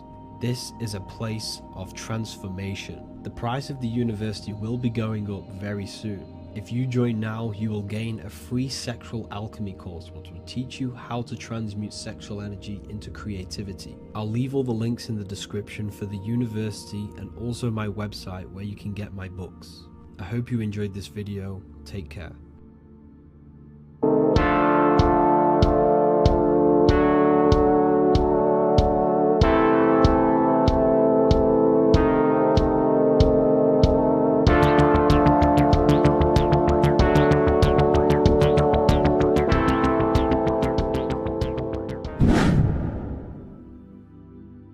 Welcome back, people. We're back with another video. Let's jump straight into this. Make sure to tune in till the end because this has got so much information in this video. So sit back and enjoy. So everything's Taurus fields. The Earth's a Taurus field. Everything's Taurus, which is electromagnetic field, electric and magnetic. The center of the Taurus field is where the two opposing forces meet in the center. And this is what creates the plane of inertia, the dielectric plane of inertia. Okay? You got red shift, blue shift, positive, negative, south and north pole, right? This is what the ancients were showing with the tree of life. As you can see here, this is the plane of inertia and this is the Taurus field. Everything consists of this. Everything is a Taurus field. A atom is a Taurus field. Okay, now the inertia is the 0 point. So this plane is a 0 point. It's the balance between two poles. Okay, now this creates matter because matter is two opposing forces in motion equalized. So these two forces coming together is what creates matter on this physical plane. And this is why we can't see the electromagnetic field, because it consists of one of the elements, which is either electric or magnetic, but when they combine together is what creates this physical plane, which is physical matter, which is light in motion. Now everything is one. Don't get confused by duality. Duality is two opposing forces, but them two opposing forces are created by the same substance. It's two aspects of the same substance. So for example, water and ice are the same thing, you know what I'm trying to say, but it's two aspects of the same substance, because all is one. The whole universe is one. All goes back to the one, which is God, the creator, or magnetism, whatever you want to call it, because magnetism pulsates. Electricity has two poles, redshift, blueshift. Okay, so redshift, blueshift is electricity, and electricity vibrates, and all vibration always comes back to a standstill point. But magnetism is what pulsates. This is why your heart pulses. You breathe, which is a pulse. This is the breath of the universe, magnetism. Now this is why the earth is green, okay? Earth can be spelt heart. If you just move the H to the beginning, it spells heart, okay? Because the heart is the center of the torus field, which is the heart chakra for us humans, okay? We consist of the same field, as you already know. Heart being the center, which is green, which is the center of the 7 colors. The center of the 7 colors. This is the most powerful chakra in your body. People think it's the crown chakra, but it's the heart chakra because it's the center of the torus field. You must align them all and combine them all into one, which is the heart chakra. Now, earth is green. Nature's green. Okay, this is because we live on heart chakra, the plane of inertia. It's the center of the torus field. Okay, and this is what the Egyptians called Isis, which is nature. Nature is balanced, and nature is female, mother nature, because it looks after us with the fruit it grows with abundance, and the water. It's a female energy, mother nature, and this is the symbolism of an equal, balanced arms. This is the scales, it's balanced. Mother nature is balanced. This is why the sky is blue, because what comes after the heart chakra? Blue. Sky is blue. We live in Midgard. This is what the ancients called Midgard. You don't have to take this tree literally. It's a metaphor. We live in Midgard, where both positive and negative duality here. Now, Mount Meru. Mount Meru was known as the center of the earth, okay, or known as Hyperborea. And this is the North Pole, the electromagnetic North Pole. But when I say Mount Meru, it's not an actual mountain. They weren't saying there was a real mountain in the center of the earth, a magnetic rock. No. The plane of inertia, okay, there's something called a hyperboloid. That's what it's called, a hyperboloid. And this is the center of the torus field. And this hyperboloid is what is in the shape of a mountain, you see? So if I go to this next one, they say Hyperborea on this map. Why do they call it Hyperborea? Because this is the hyperboloid in the center of the torus field. And this is the electromagnetic mountain, a metaphor. Mountain, what they're metaphorically saying, this is the electromagnetic mountain at the center, the double vortex, the center of the torus field, which is the North Pole. Pole of electromagnetic energy. So this is why they call it Hyperborea. It comes from the word hyperboloid. And the center of the earth is so sacred, and they symbolize this with, obviously, the North Star, which is Polaris. And this is where the swastika comes from, because it's the 4 seasons moving around the North Star. This is the Big Dipper constellation moving around the North Star, which is Polaris. There's that pole again. Pole. Magnetic pole of the torus field. And this is where the green, emerald green, aurora borealis comes from. It comes from this center hyperboloid at the center of the earth, where the most electromagnetic energy is stored. The center of the plane of inertia. The center of the plane of inertia. This is the all-seeing eye as well. As you can see, they got the sun, the moon, This is the Masonic cosmos, the sun, the moon, and the all-seeing eye, because the eye is Polaris, the eye of the stars. It's all the big eye. Now, the eye means a lot more as well. It's not just that. There's different ways you can interpret symbols. Now, this is the emerald tablets. Deep in Earth's heart lies the flower, the source of the spirit that binds all in its form. Okay? The flower of life is thine own place of thine spirit, and stream through the earth as thine flows through thy form, giving off life to the earth and its children, renewing the spirit from form unto form. This is the North Pole. This is what he's talking about. He's talking about the aura borealis. Aura borealis. It's the Earth's aura. Emerald green. Heart chakra. Plane of inertia. Green. Earth. Heart. You see? All related.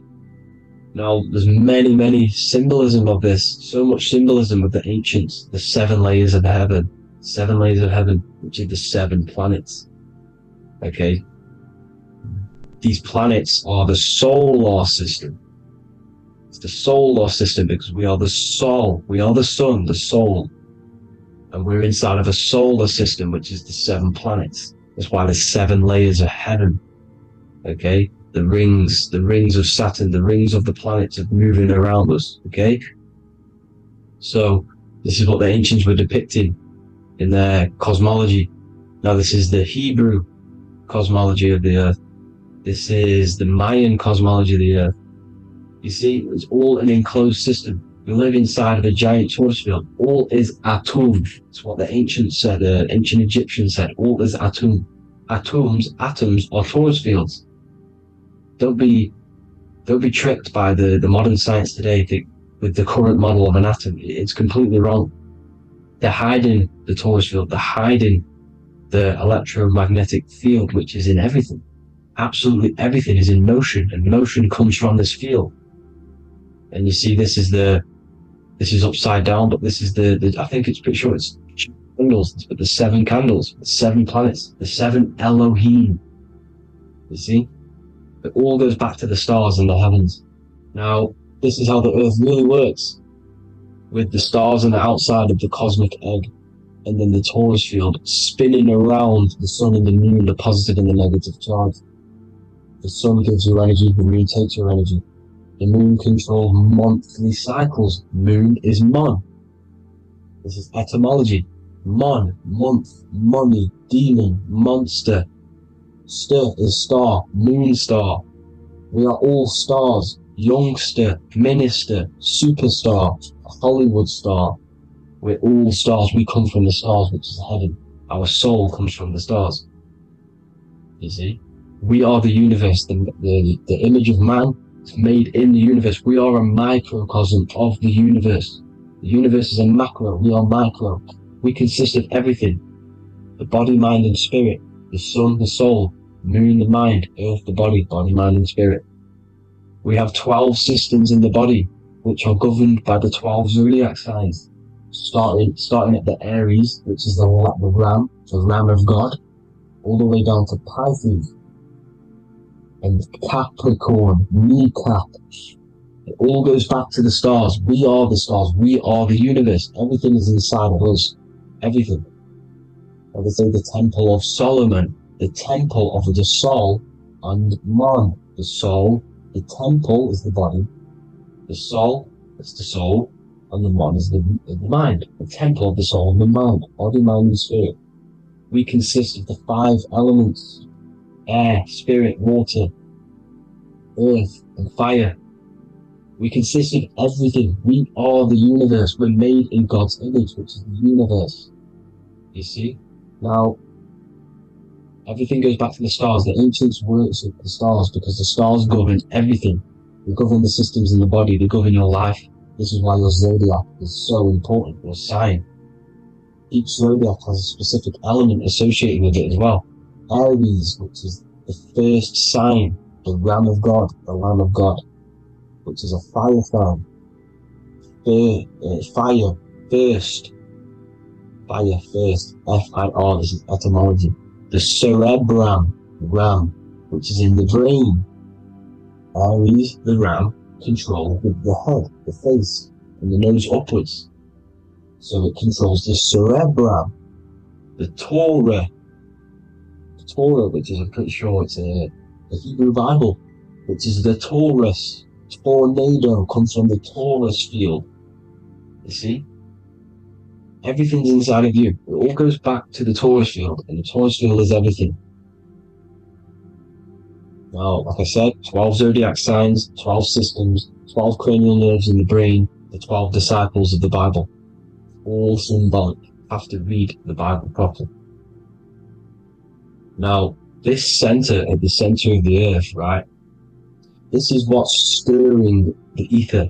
And the ether consists of the 4 elements. Because there's 5 elements. Spirit can be called ether. People call it spirit or ether. Ether is pure potential, pure energy. It's what connects the astral to the physical. It's the dimension between the physical realm, which we're on, and the astral. So it has pure potential. It's pure energy. This is why we say either. I either want to go there or there. It's connecting 2 scenarios. That's what the ether is. It's connecting the 2 worlds, the astral and the physical. The center is like the cosmic womb. There's a black hole in the center. This is the center of the Taurus field. This is the womb of creation. This is the womb of creation. And inside of this black womb are the 5 elements, and everything's being stirred around. Everything's in motion. Light is motion. Everything's motion.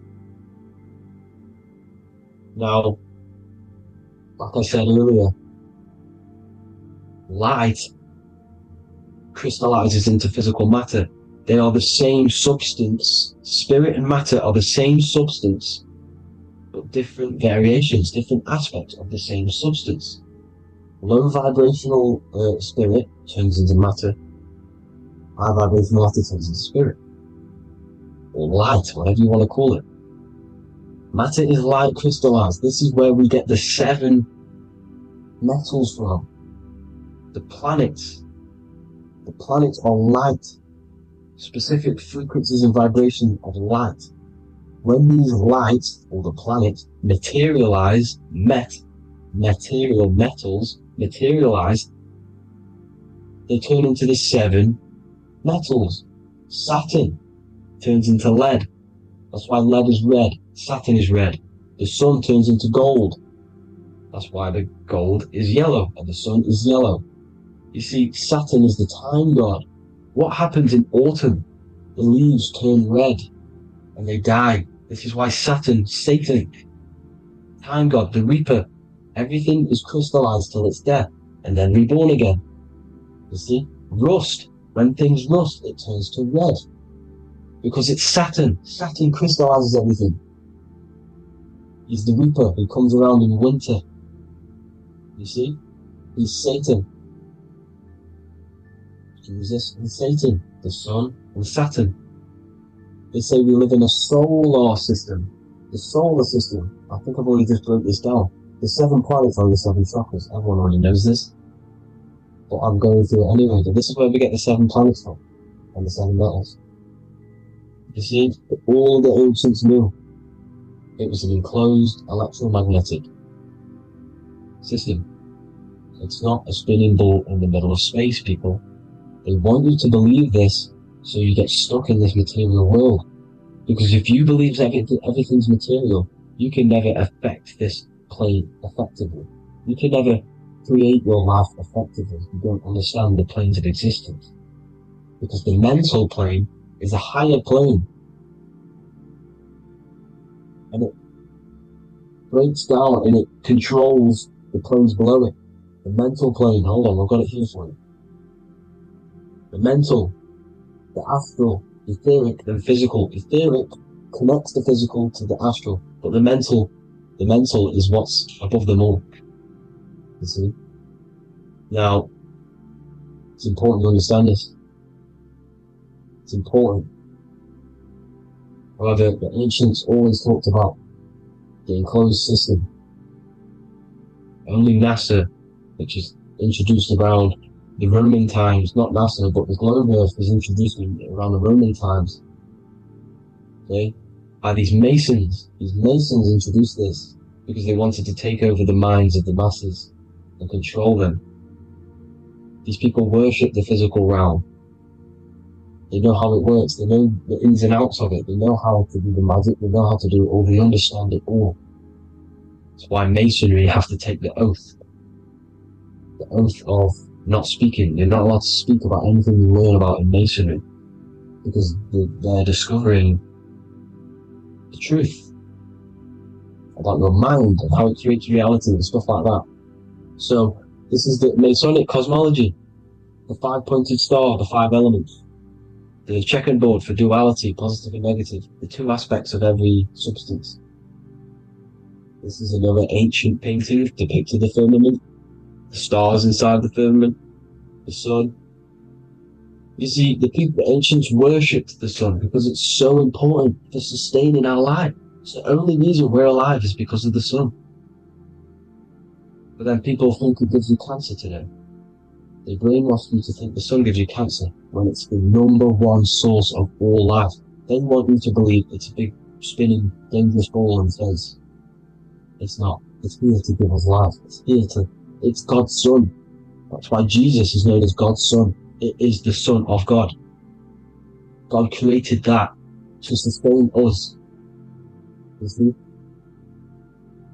So it's important you understand the true cosmology of where you are, because if you don't know where you are depleted of all of your morals. You're depleted.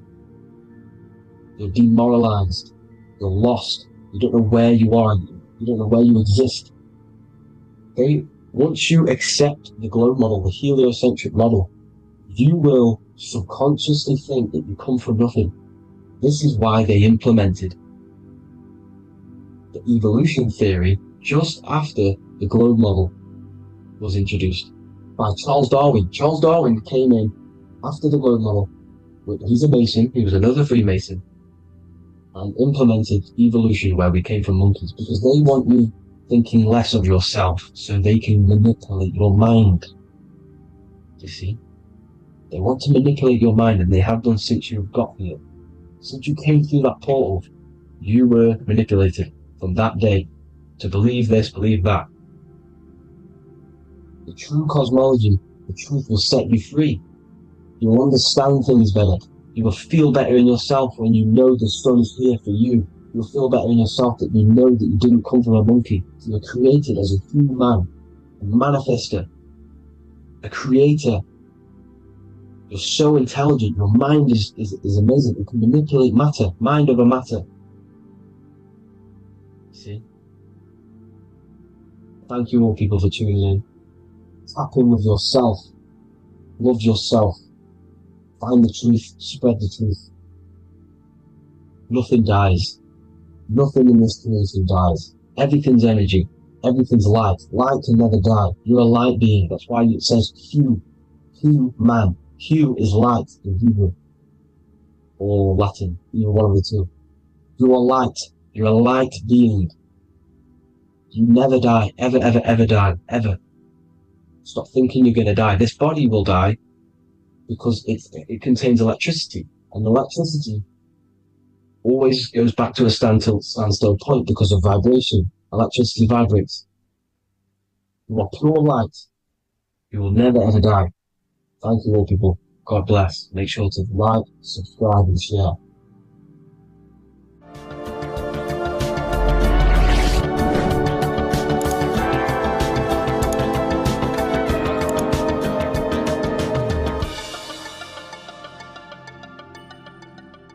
Welcome to Revival of Wisdom. What is good people is Revival of Wisdom. We're back with another video. Today we're going to be talking about the importance of Saturn and the occult. Let's jump straight into this. So Saturn is the god of the earth, right? It's the time of God, change, destruction, physical matter. He creates and destroys because the energy of Saturn is the key to crystallization. It wraps things in physical matter, right? He creates everything, all life forms, and he takes things back, because the day that you're born, that's the day that your expiry date is coming. The time is ticking until Saturn takes your life. This is why he's known as the Reaper. Okay? As he's personified as eating his child here in this ancient Roman painting. As you can see, he's eating the child. We are all children of Saturn, right?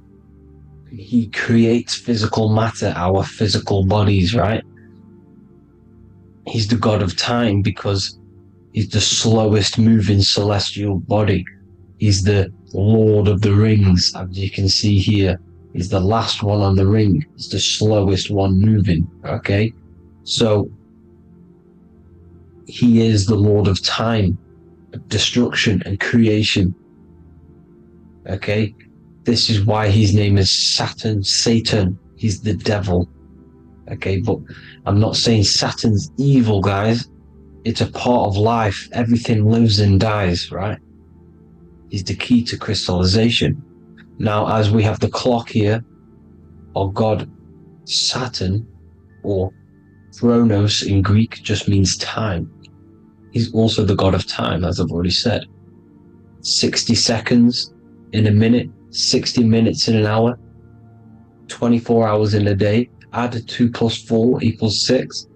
60 seconds, 60 minutes, 2 plus 4 equals 6. That's 666, okay? And as you see on the clock, 6 take away 12 equals 6. 7 take away 1 equals 6. 9 take away 3 equals 6. 6 is the number of Saturn. It's associated with Saturn, right? He's the god of time, of justice. Everything goes back to the Reaper in the end. Everything lives and dies. Now, the artwork of him, he's always got the Reaper staff. You see, it's personifying death. Now, when you see this, the Romans were not saying Saturn was a real person, a real god in human form. No, this is personification. This is what the ancients always did. They personified, just like the Bible. It's all personification. So the personifying Saturn eating its children because it eats, it's the Reaper. No one can escape the Reaper. No one can escape death. Now, Saturn is 666, which is in the Bible, the number of the beast, right? The number of the beast, Satan, 666, right? So on the North Pole of Saturn, you have a hexagon which makes a cube, right? Now this hexagon, when you join up all the corners, creates the 6-pointed star known as the Star of David, right? In the Jewish religion. Now, as you can see, the 6-pointed star has 6 points, 6 mini triangles, and a 6-sided hexagon. That makes 666. And also, you have Saturday is named after Saturn, the 6th planet, the 6th day of the week, and has a 6-sided polygon on its north pole. That's also 666. Now, this Star of David, this symbol goes back thousands of years, and it originates from Saturn. It's not the Star of David, right? It originates from Saturn. It symbolizes the physical and spiritual aspect combined into one, which makes us humans, right? Also symbolizes the male and female combined into one. These two sacred energies create the human. We consist of both male and female energy, also known as the Seal of Solomon. And we all know if Solomon was a real person, he talks about communicating with 72 demons. He could apparently, in the text, he could communicate with 72 demons, and this is sorcery. This is black magic. Now, this symbol is associated with hexing people. When you place a hex on someone, that is a form of witchcraft, which a hex is just a curse. When you're cursing someone, this is black magic. Now the black magician would stand in the middle of the symbol and cast his spells onto other people. Now, this symbol is obviously on the $1 bill, twice on the $1 bill. And it's very, very ancient symbol, and it originates from Saturn. And let's keep going. So the cube. So I've just said how you see the cube on the North Pole of Saturn, right? The cube is limited. It's a 3D shape. It symbolizes limitations to the physical 3D dimension, the third dimension, the physical realm which we are in. Now, as you can see, the color associated with Saturn is black, right? Black is infinite potential. Black is the creation of all things. Before there was light. Light is born out of blackness, darkness, okay? Now, black is physical matter. And as you can see, the black cube, black symbolizing physical matter, the cube being limited, as the physical realm that we are in is limited. It's not like the fourth dimension where everything can exist in a thought. The third dimension is limited, right? And this is what Saturn is. It limits you to the 3D 666. Your body limits you to your physical body. Now these black cubes are placed everywhere, as you can see: Australia, Denmark, Manhattan. There's one in New York. As you can see, the Apple have a cube. The Nintendo GameCube. Trump Tower is a black cube. This is worshipping the energy of Saturn, the god Saturn. Okay, it's not a god, it's a celestial energy. However, it rules over Earth because it pretty much created the physical realm. Now, as you see, when you go to a funeral, you wear black, a black suit symbolizing Saturn, which is the color associated, black.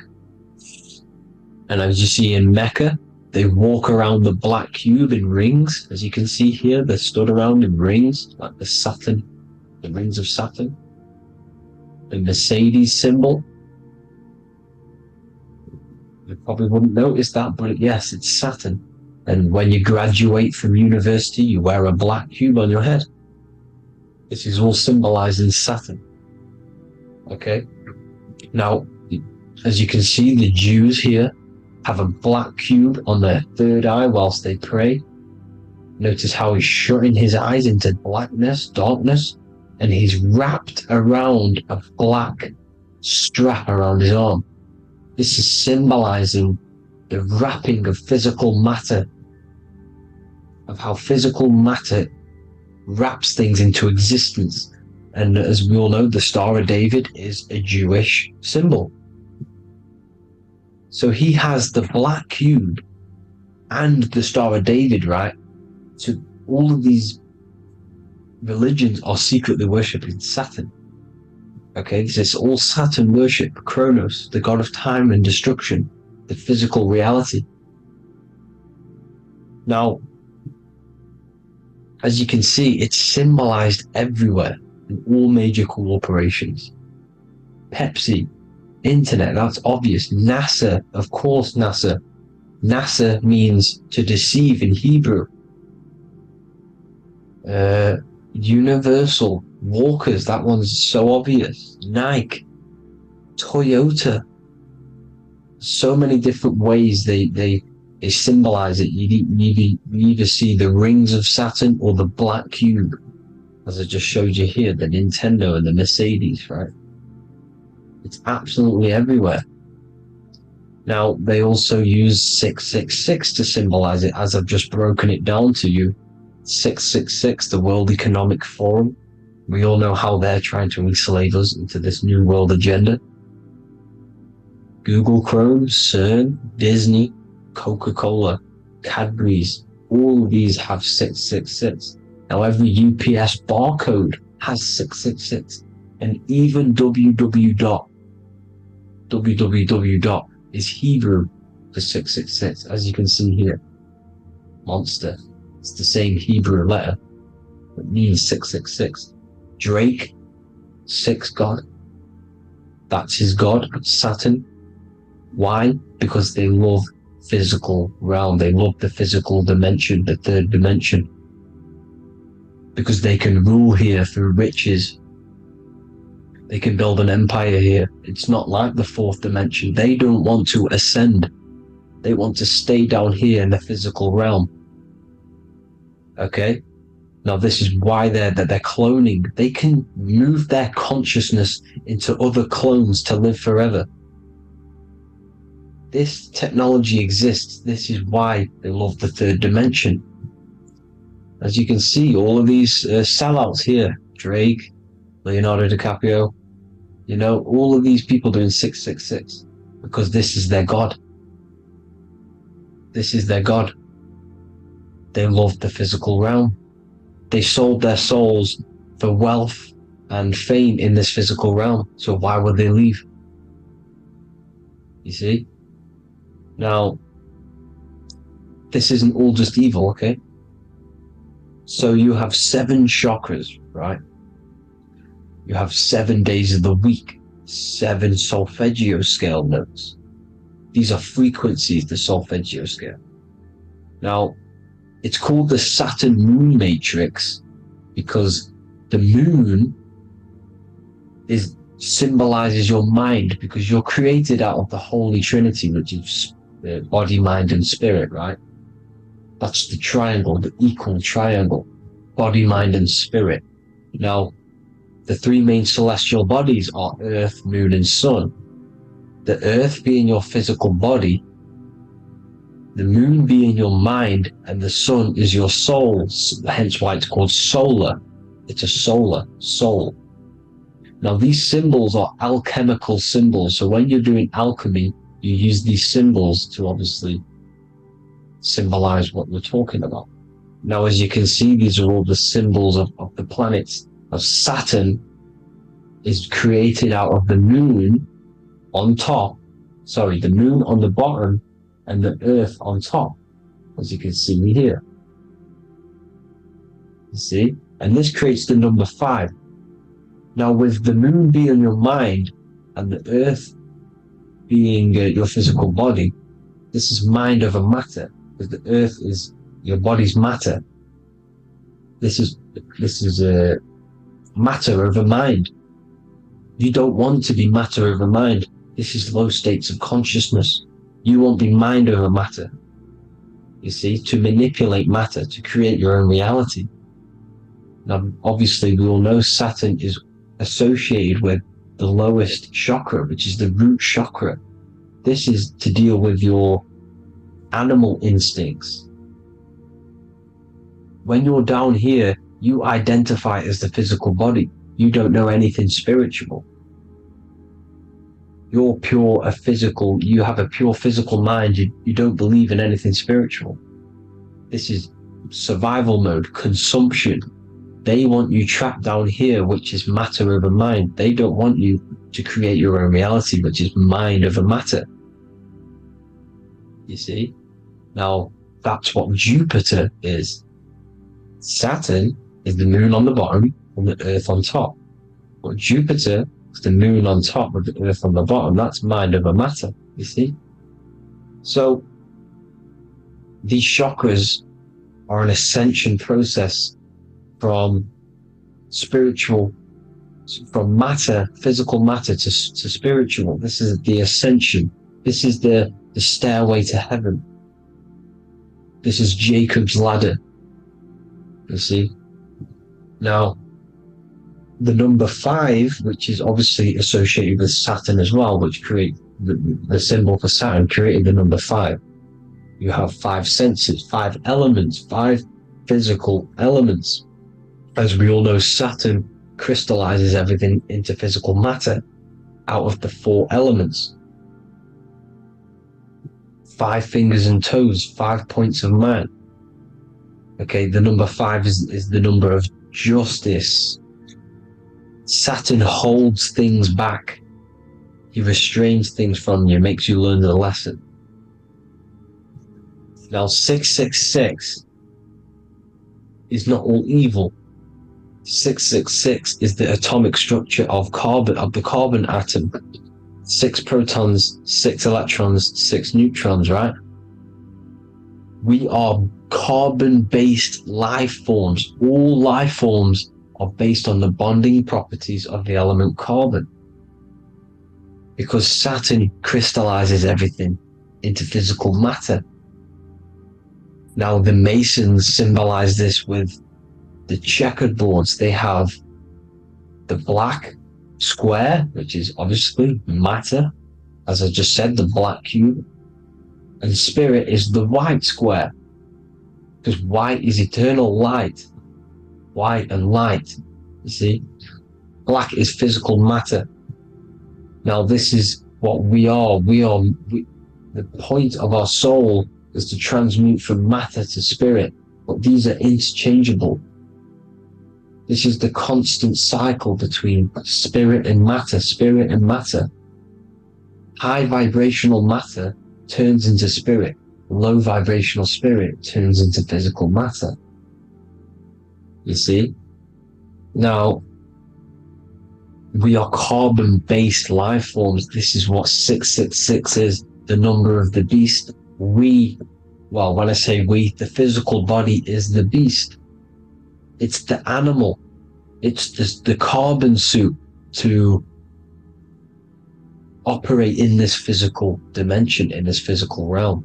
See? It's the vehicle used to operate in this physical realm. But your mind isn't from this physical realm, you see? The brain is the physical manifestation of the soul. Okay? So, as you can see here, the spine is an extension of the brain. Everything goes back to the brain. This is literally what your physical body is. You see, this is the nervous system, and everything reports back to the brain, and everything's controlled from this control center. And this spinal column, at the top of the spinal column, is your third eye, which is known as the pineal gland. And this is the seat of consciousness. It's the center of consciousness. That is your true self, pure consciousness. This body is just a physical body. This body is mortal. This body runs out, but your consciousness lives forever. They don't want you knowing this. This is why they keep you down here in your lower chakra. They want you to believe everything is just physical. They don't want you to believe in the spiritual side of reality. Because this way they can manipulate you, right? They want you matter over mind, because they know your mind creates reality. They know your mind is the root cause of reality. You manifest your own reality from the inside out.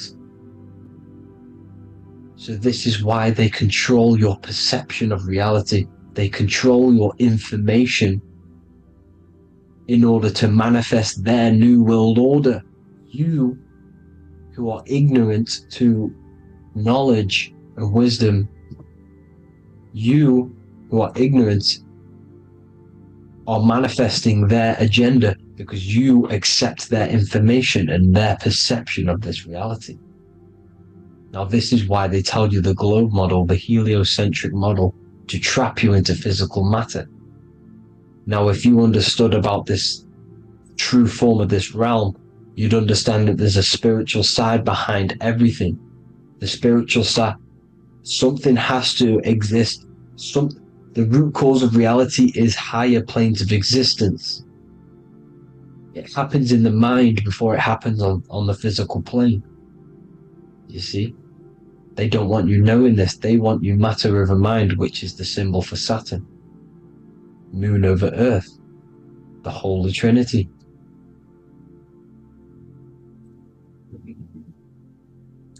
Now, as you can see, the cube also makes IXXI. This is Roman numerals. This is Roman numerals, and when it's translated from 9/11. Yes, 9/11. This is the secret code of the One World Order.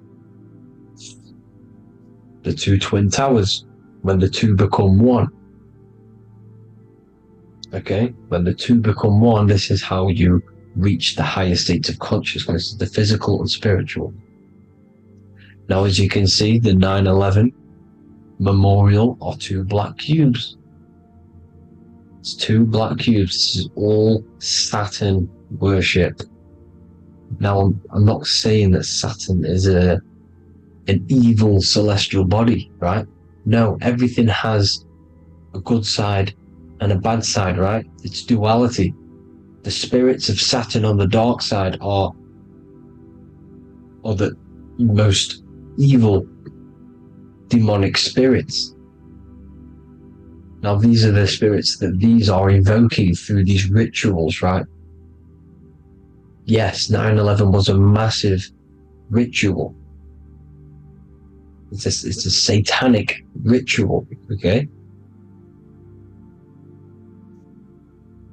Now, we all know Elon Musk. Elon Musk is coming with the mark of the beast. In English gematria, this equals 666, right? 666, as I said, is the number of the beast. You are the beast, your physical body. You see how the Bible twisted things up to make things more confusing, right? But it's there. You just have to have the knowledge to be able to read the Bible properly. As we all know, we had this virus. I'm not going to say the name because I'll get flagged. This virus adds up to 666 because this is all part of the New World Order. It's all part of keeping you in this physical dimension. Okay? Now, as you can see here, Novus Ordo Secularum on the back of his shirt, on Elon Musk's shirt, this is also on the $1 bill, Novus Ordo Secularum. This means New World Order. Yes, New World Order. This is on the back of Elon Musk's shirt. And as you can see here, he owns Neuralink, which is the brain chip which they're going to be putting into implanting this onto your brain. This is the New World Order to connect you and merge your consciousness with AI. Neuralink and Meta, he owns Meta as well, which is the metaverse. These are going to be linked in, hence why they have the same symbol, but just in a different format. It's the infinity symbol. And the infinity symbol comes from the torus field, as you can see here, your electromagnetic field from around your body. Now, the end goal is for this New World Order is to trap your consciousness inside of an alternative reality being projected from the metaverse. Because the metaverse will be the reality, Neuralink will be the brain chip inside of your brain, projecting your consciousness into an alternative reality while they harness your energy of your physical 666 body. Now, this stuff gets real deep, people. Now, this is the end goal of the New World Order, is to connect you with AI.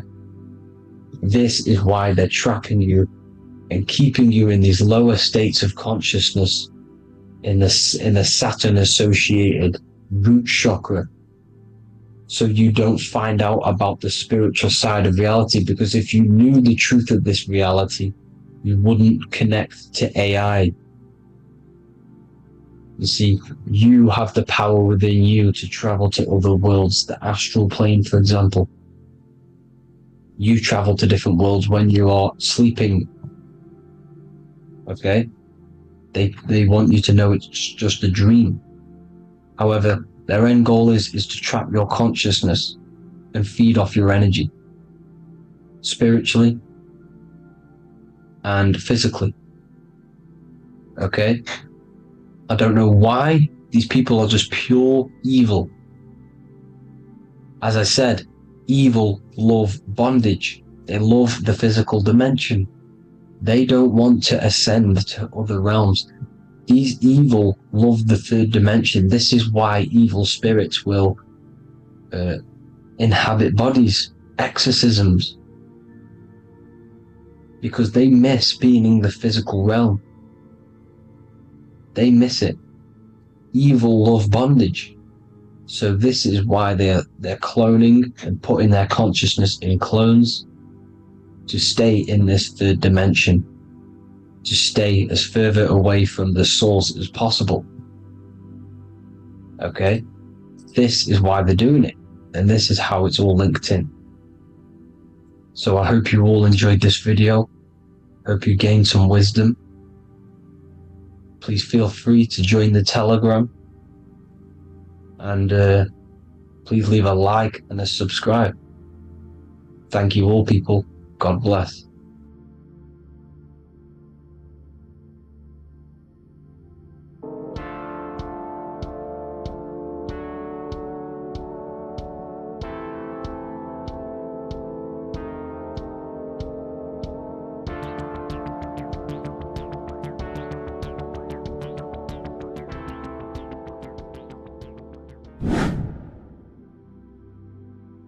What is up, people? How are we all doing? Today, we're talking about the flat earth cosmology. So let's jump straight into this. Please drop a follow and leave a like to help the algorithm. So, we live in a torus field. Everything's made out of torus fields. And every torus field has motion. It's what it is. It's the motion of energy. And every torus field has a center, which is the black hole. It's a womb of creation. It's counter space. Now, this is why the North Pole is magnetic, because the center of this torus field is the most magnetic part, the strongest part of the field. So this is why all compasses will point you to the center. And the Earth's magnetic field is spread across the whole of the Earth. And it's spinning, as you can see here. It's like a tornado at the center. And this tornado is the force which is spinning the sun and the moon around us. You got the sun, the moon, Polaris, just like in the Masonic cosmos here. The sun, the moon, Polaris, the all-seeing eye. Now we'll get into Polaris a bit later, but the sun is the magnetic force. Sorry, is the electric force, because every field is electromagnetic. Now, the sun is electric. It's positively charged. It's gonna give you energy. It's feeding energy. The moon is more magnetic energy, which is taking your energy away from you. And this is why you become sleepy when the moon comes out, because it's taking away your energy. So these two forces is the balance. It's the yin and yang. It's the balance. Everything in this creation is balanced, because the torus field is the Earth is the plane of inertia, the 0 point within the field, because physical matter is a result of two opposing forces equalized on the plane of inertia. And that is where matter crystallizes into physical results. And this physical plane is the plane of inertia, planet Earth. And at the center of this plane is the black hole, the womb of creation. And outside of this black hole gives birth to light. So the torus field is constantly rotating, going into counter space, the black hole, and then out of counter space gives birth to the white hole, white light. You see? So it's going around, black hole, birth again, black hole, birth again. And it just keeps going around. It's an infinite cycle of energy. And this is where the infinity sign comes from.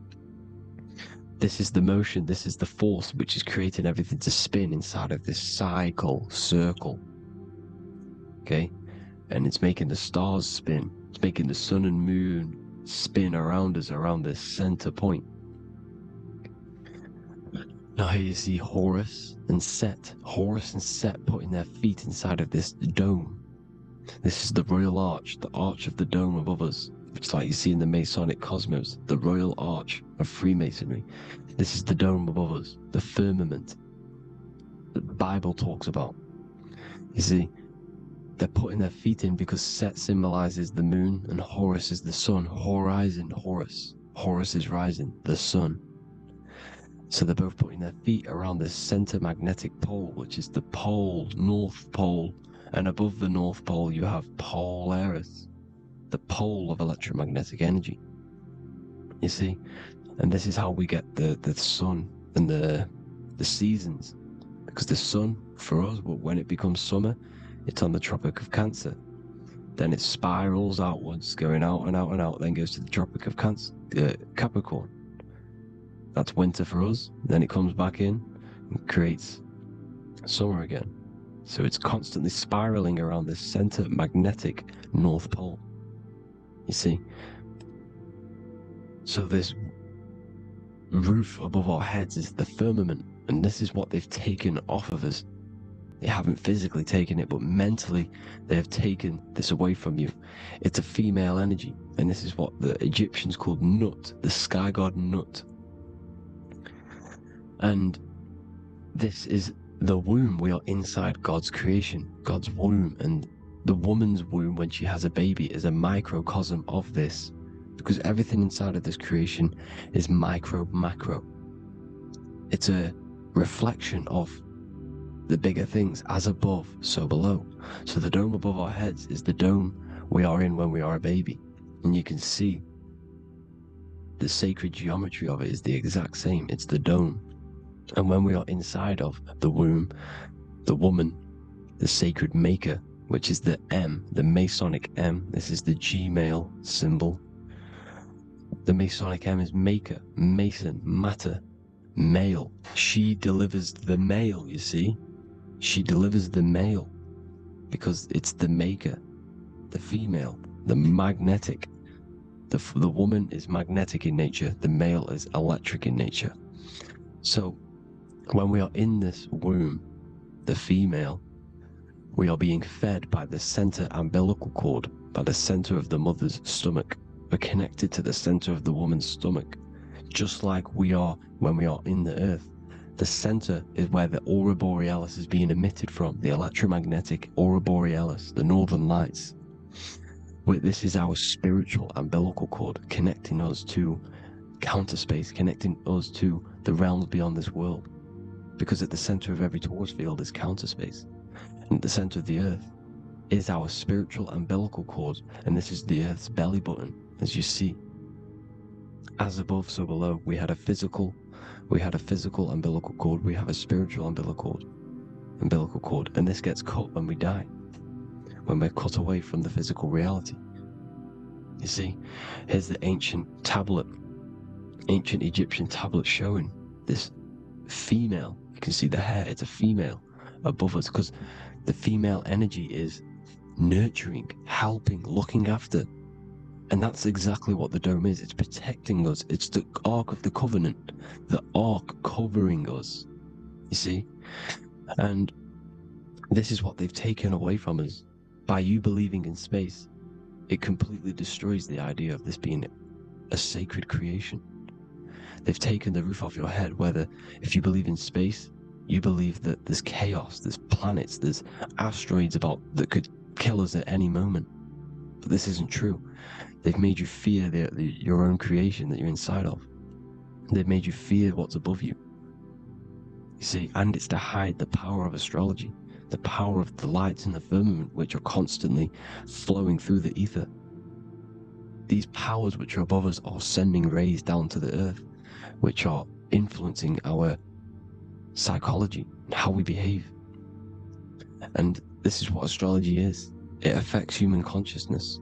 It interacts with our consciousness. And there's a different energy every day because the planets are in different houses, different alignments. And this is, we'll go into this a bit deeper later on.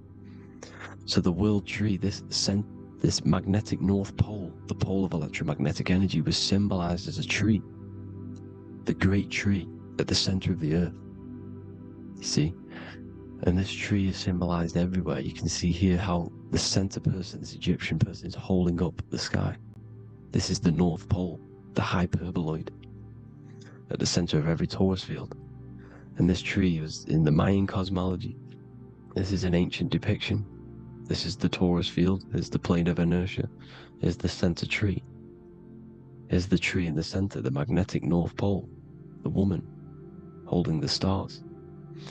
Here's the Hindu with the two birds symbolizing the sun and the moon revolving around this center tree. The Mayan tree, his Horus and Set around the North Pole. They all knew this flat earth cosmology. They knew these secrets. It's so sacred you understand the creation that you're inside of. Because if you don't, you'll be led astray. You don't know where you are. You're lost. You see? And here's the Masonic art with the rays of the stars coming down with the tree in the center. So it was personified as a tree.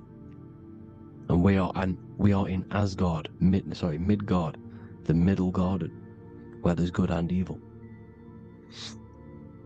So the 7 layers of heaven, which is talked about in the Quran. Each planet has a different layer of the firmament, and this is the 7 layers of heaven, and these are our 7 layers of the energy centers in our body. So we start in the stars, so we are stars in a physical body. And this is why we say Mr., Sister, Fraudster, Sinister. Stir is star, and we are in the stars, and our star descends into the soul system, not solar system. And as we descend into the soul system, we enter Satan's kingdom, Satan's world. As it says in the Bible, Satan is the god of this world. Well, if you've been into my research for a while, you know Satan is Saturn. Saturn's world, because Saturn's the outermost ring. He's the Lord of the Rings. And you enter his kingdom, the kingdom of time, and this is why Saturn's the time god. As soon as you go past the rings of Saturn, you're now in the soul system, you're now in time, you're now bound by space and time. And you're bound to the earth plane, the heart. Earth is heart. It's a rearrangement, it's an anagram for heart. And the heart of the electromagnetic color spectrum is green, and that's why the earth is green. And above green is blue, and this is why the sky is blue. In order to go to heaven on the macro scale, you have to go through the blue sky, through the 7 layers of heaven. In order to reach heaven in your body, whilst you're here, you have to go through the blue chakra to your head, which is heaven. It's micro, macro. Everything is micro, macro inside of this creation. There's an ancient, I think this is a French image, piece of art from the ancient French, with obviously the 7 layers of heaven, which they all depict. And notice how it's like a dome. We'll go into this dome symbolization, the Royal Arch of Masonry, which is next. But these 7 layers of heaven give us the 7 metals, the 7 days of the week, the 7 diatonic tones, the 7 chakras, the 7 everything. It's God's favorite number. And this is why the Masons use the G inside of the compass, because the G is the 7th letter, and God starts with G. You see? So it's 7. God is 7. Here's another depiction of the heart, the soul system, the 7 layers of heaven. La Fermenta. You see, La Firmament, with the stars on the outermost layer. Here are the 7 planets: Jupiter, Mars, La Sophie, the sun, La Luna, the moon. So, Saturn. So we are in the heart of this soul system. In order to ascend, we need to ascend up our chakra system, reach 144,000 hertz, God consciousness, the God man. You have to unfold God man, master of the mind, mastery of the mind. So, what are the stars? The stars make everything unique. The stars are constantly rotating around the center, magnetic North Pole, the tornado at the center, which is stirring everything. It's stirring the ether. The center is the ether, and the 4 elements are born out of this ether. There's 5 elements: ether, spirit, water, air, and earth. The ether gives birth to the 4 other physical elements, which the whole of creation are made out of: about them 4 elements. 4 is the number of stability. You know, a chair, a table has 4 legs. It's stable things. It's a foundation, and these 4 elements are the foundation of this creation. You see, and this magnetic North Pole is stirring this, and the 4 vibrational states of the ether are the 4 elements. Now let me get back to the stars. I just wanted to give you that. The stars are being stirred around this center point. Center. It's stirring everything, and they're always in different alignments. Every millisecond, they're moving in different placements of the stars. And the planets are called the 7 wanderers because they're not fixed. The stars are fixed, but the planets are called the 7 wanderers, the 7 layers of heaven, because they move faster and slower than each other. Each planet is slower and faster, has a different rate of speed it's moving. So these alignments are mixing in with the energies of the different 12 constellations. And this is why you have a unique characteristic. You have a unique look, a unique energy, a unique personality. This is because when you were born and you took your first breath, that energy which was in the ether, because the ether is all around you, and energy travels through the ether. The energy that the stars were casting down and the energy that the planets was mixing in with the 12 constellations was in the ether. So when you came out of the womb and your first breath, because breath is spirit, okay? So that first breath you took, that is the energy that is imprinted within your DNA, your soul. And you reflect that energy, you emit that energy. That's the energy that is with you forever. Until you die, until this physical body dies off. And that's what the stars are. The stars are giving a unique energy, characteristic, personality to every living thing. Every dog, every cat, every animal has a unique personality because it was born at a different time and place in the sky. Okay? The stars are your destiny. Now, the stars are constantly changing as well. If you look at stars through a telescope, they're constantly changing and forming different forms. You can see here, it looks like water. It looks like light through water because it's the ether above us, a sea of ether. And this light is being emitted through it, and it's just constantly changing, giving different energies, each star. So this is why this is what the zodiac is. It's the expression of energy. It's the expression of the stars. And each constellation has many different personality, different energies, different traits. Each planet has different traits, depending where your planets are, depending what energies you hold. No two person have the same energy. There's no one. It could be similar, but no one's the exact same. It's because of the stars. The stars are never in the exact same split place. The planets are always in different houses. So here's some Royal Arch symbolism. Here's the Royal Arch of Masonry, as it says here. The sun and the moon, the constellations. Here's Cancer, the 7 planets, the 7 stars. Here's the Royal Arch. This is the firmament. Here's the duality. Black and white, duality, good and evil, rest and motion, dielectricity, magnetism. See?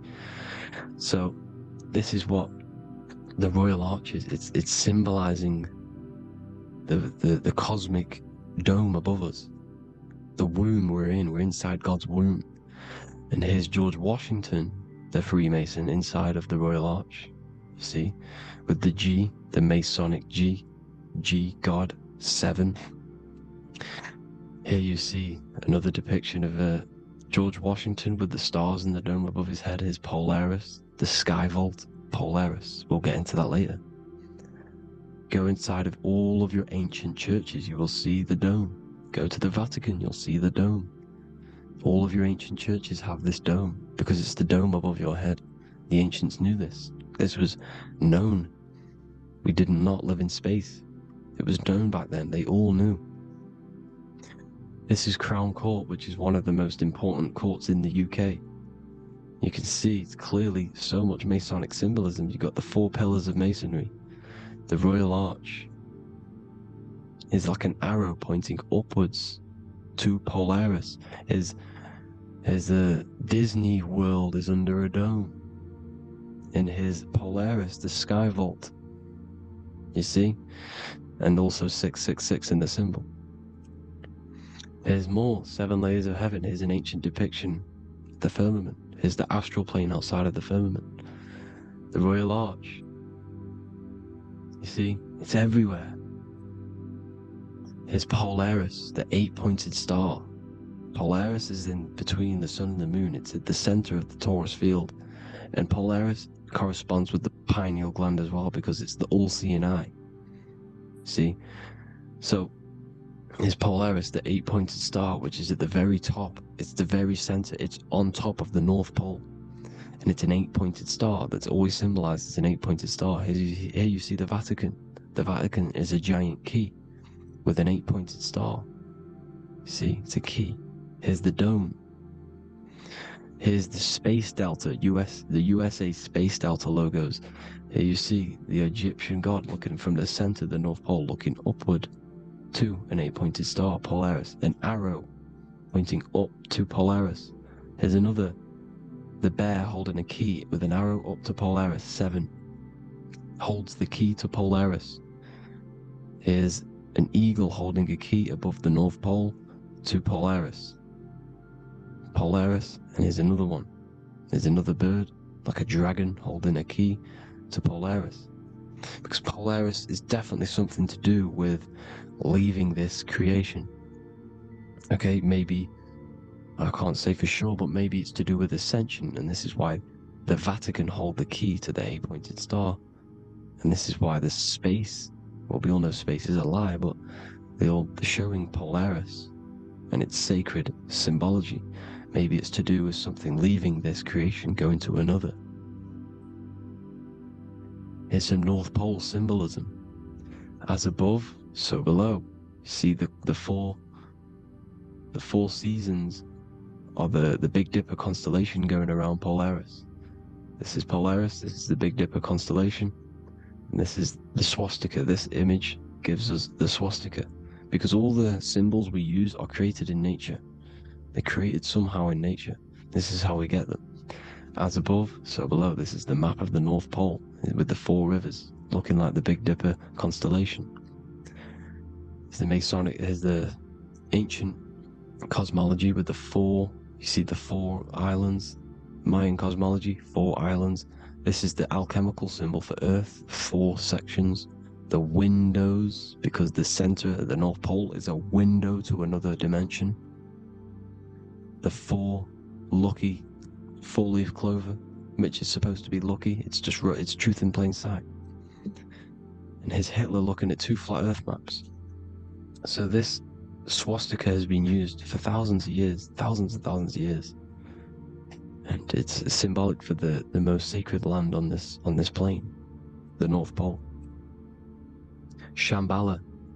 Do some research on Shambhala, people. It's a it's a Hindu mythology about the sacred lands at the center of the earth, and it's known to be full of enlightened beings, and it's all symbolized at the center. You can see their paintings of Shambhala. It's all at the center, the North Pole, and it's known to be the most godly place ever, because it takes you to a portal to the higher places. And maybe this is something to do with Polaris, connecting you to this sacred lands at the very center.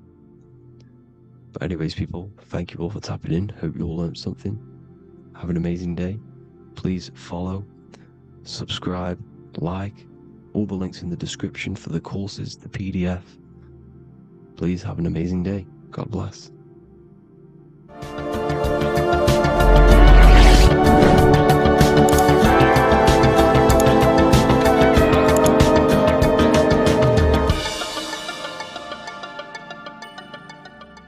Welcome to Revival of Wisdom. This video is going to be about the flat Earth and the breakdown of the whole cosmology. I'm going to be digging very deep. I've got a lot of pictures and images to show you, and a lot of dots to connect. So let's start with the Freemasonry art. So this artwork we have here is the Freemasonic cosmology as they know and believe. So what is it symbolizing? Obviously have to start off with the 4 pillars representing the 4 corners of the earth. The 4 corners with duality. You see, there's everything on earth. There's good and evil. Good, evil, positive, negative.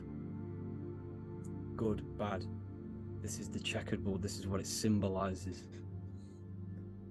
Okay, obviously we have the sun, the moon. The sun gives you energy. It's the anode. The moon is the cathode. It's the opposite. It takes your energy. So therefore you become sleepy when the moon comes out. You see, everything on earth, everything in the universe is balanced. There's complete balance, symbolized by duality. There's always 2 opposites. We have the all-seeing eye, and obviously 7 stars representing the 7 planets, but not planets as in we know planets. They're not physical spinning balls of gas. They are energies. They are lights emitting from the realm above this realm. They are lights through the firmament, through the electromagnetic field. So let's go through that again. The 4 corners, duality, positive and negative, cold, dry. Everyone on earth has an opposite. Everyone, there's 2. Okay, and then we have the sun, the moon, the 7 planets with a 5-pointed star. What's the 5-pointed star? Of course, it's the 5 elements: spirit, water, earth, fire, and air. Okay, that's what the 5-pointed star is symbolizing, the 5 elements of earth. And then, most importantly, we have the compass. The compass is very, very important, hence why it's in the center. The compass is symbolizing many, many things. And one of the most important things, but we'll get into that after. We have a boat with water outside of the earth. So we have a boat on water, symbolizing the waters separated by the firmament, the waters above, separated by the firmament from the waters within the firmament, the earth. So this is what it's symbolizing. So the compass, what's the compass? This is where the compass comes from. The Polaris, the most important star there is, because it's in the center of Earth. The sun, the moon, and the black hole, black sun. Because all creation comes from center, the seed center. Okay, but we'll get into this after. But also, this is a very important Masonic symbol because they use this symbol a lot. This is one of their main symbols, hence why Neil Armstrong has the Masonic ring with the compass on it. The people who supposedly went to the moon, which obviously they faked to push this globe model, because the globe model is based upon fear. Because the globe model, if they can sell you the globe model, they can sell you anything then. You don't know where you actually are. The globe model is to push fear upon the masses. Because the globe model means there's not enough resources. There's also risks of asteroids hitting the planet. There's also risks of space extraterrestrial invasions, global warming, asteroids. You see, this is all the fear that they can gain of selling you the globe model. Okay, because they don't want you to know that this is an intelligent design. And also, they're hiding God, the creator, the source. This is why they are satanic. They are opposites. They are lefty, Lucifer, right, righteous, godly. Hence why they do the symbolism on their eyes, 666. This is another famous, what's it called? Sorry, famous astrologer, astronaut. This is another famous astronaut doing 666, showing that he's in the alliance of the occult. But even look at their 10th anniversary stamps. They have a Masonic compass on there. Also the Order Out of Chaos. Order Out of Chaos, double-headed eagle. Okay, the Order Out of Chaos ring, which they wear. So all of these astronauts are in the occult. They are lying to you.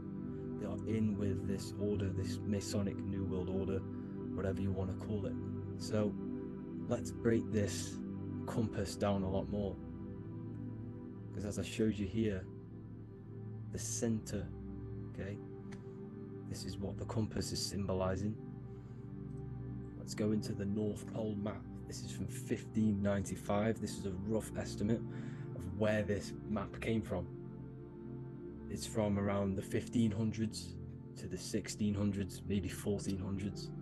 There's not an actual set date on this map because obviously our history has been tampered with. But let's break down this map and the symbolism that they use towards this map, because this map is the map of the North Pole. Okay, so in the center, we have the black rock symbolizing the tower,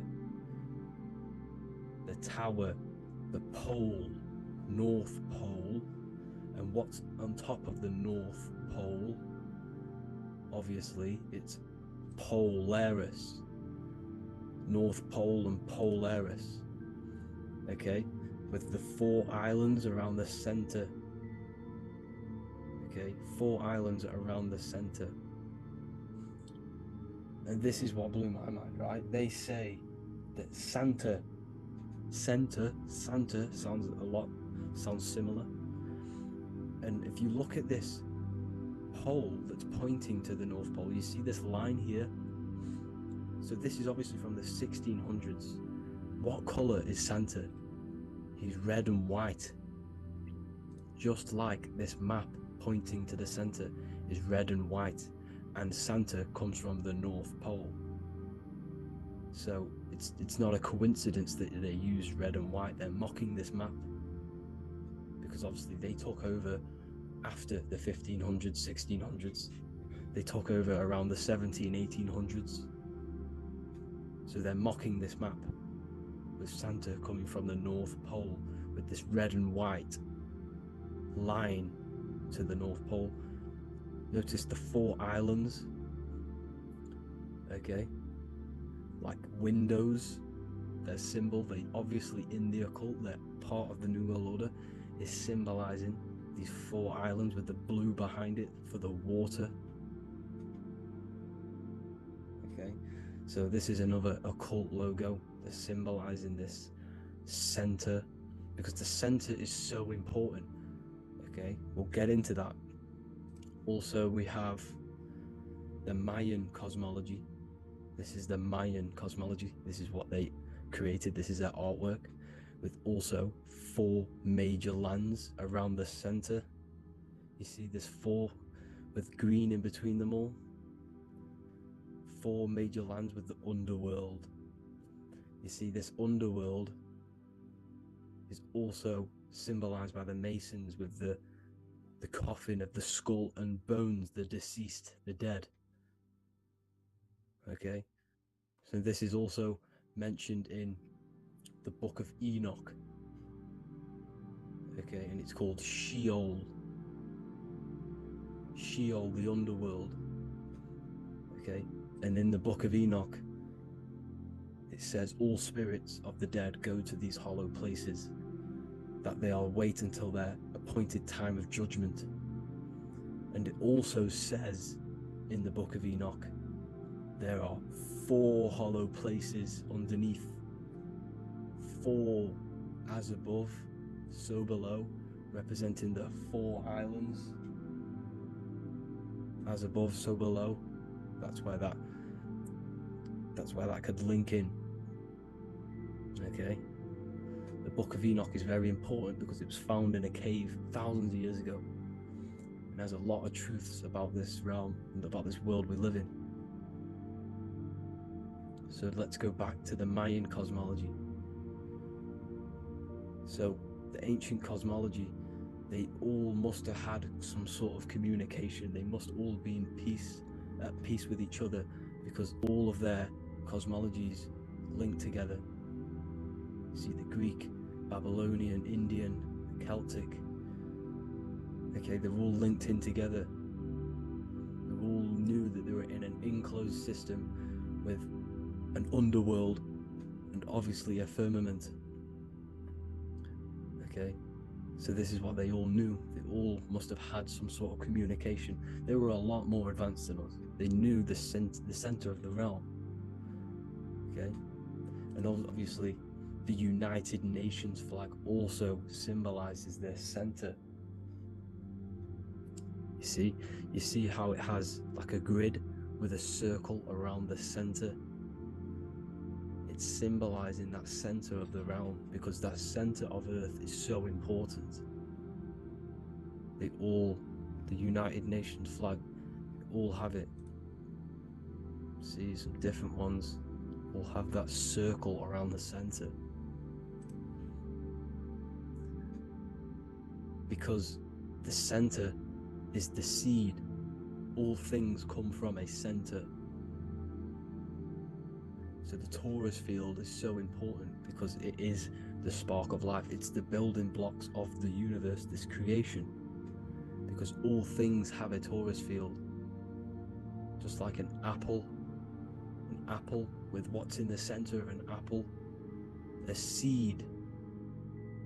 Because the center is where the energies hold, it's where the energies meet, and it creates that spark of life. Just like your heart is the center of your body, and it has an electromagnetic field. Because the center, all things come from the center. So this is why the North Pole is so important, because this is why it's so important, because this is where the creation sparked from, the center. This is where the most electromagnetic energy is stored. So this is why the northern lights come from the center. It's electromagnetic energy. This is what the northern lights are. It's being emitted from this black hole in the center. Okay? And obviously what else is on the center? Polaris. Polaris is the center star. Okay? So the center star is what sits on top of this North Pole, Polaris, because it's a pole of electromagnetic energy, symbolized as a black rock, a black hole, pole. You see? Because all creation comes from void. Light is born from darkness. Without light, darkness can't be born from light. You see? But light can be born from darkness. This is why darkness is so important. And this is why there's a black hole in the center of our realm, like the black sun. The black sun. The Polaris star, the North Star. You see, so this is this North Pole, Polaris. This is what they're talking about. And this is why compasses are an 8-pointed star, because Polaris is symbolized as an 8-pointed star. This is where a compass will point you to. It will point you to that center. So notice how a compass has this black hole in the middle. You see? And it will point you to this meeting point, the north, because in the center is the center of the torus field of the earth. This is where the most electromagnetic energy is. You see, everything gets sucked into the black hole. Okay, this whole reality is being projected from that center point, just like your eyes suck in light. It's a black hole. Your eyes suck in the light of this light being emitted from this center place, this electromagnetic energy at the center, which is the seed of everything, of everyone. You see, just like an apple has the seed in the center in darkness, because in the center of the apple it's dark, it's black, it's pitch black, but that's where the seeds are, that's where the life is. But Polaris is so important because it's that center star which lines up. It is the pole, it's the top of the pole of the torus field. So Polaris would be here at the very, very top. And this is where the compasses point you to. And this is why the Star of Ishtar, the 8-pointed star of the Sumerians, also talked about this 8-pointed star, and it's called the Star of Ishtar. Okay, and who is Ishtar? Ishtar is the goddess. Okay, so she's not a male, she's a female, because every creation is brought through a female, a womb. Every single human on earth is brought through the womb, the sacred feminine energy, and the womb is pure darkness. There's no light in a womb, just like the center of our realm. There's no, it's a black hole. Okay, and guess what? She's the god of fertility and sexuality. She is responsible for all life. Okay, so the Star of Ishtar is the Star of Polaris, which is symbolizing the responsibility for all life, the center of our realm, the black sun, the black hole. Okay, so this is what that god of Ishtar of the Sumerians is talking about, the goddess, the womb, the seed of creation. So this would be the portal, more than likely the portal in and out of our realm, because it's the top of the torus field, and what's above this realm is the heavens. So this is where you get sucked in from the heavens. Your soul gets sucked in and brought onto this plane of existence called Earth. These are some space NASA symbols. Look how much Polaris symbolism there is, and notice how it's at the center. You see this circle? This is like a half circle, and at the center is an 8-pointed star of Ishtar. It's the same thing, it's Polaris, it's at the center. And notice on some of these, look, this one is a bear holding the key and an arrow pointing to the Polaris star, so that they hold the key to Polaris. Another one with like a demon holding a key to the what? Polaris on top of him. Also an eagle, which is a Masonic symbol, the eagle holding a key.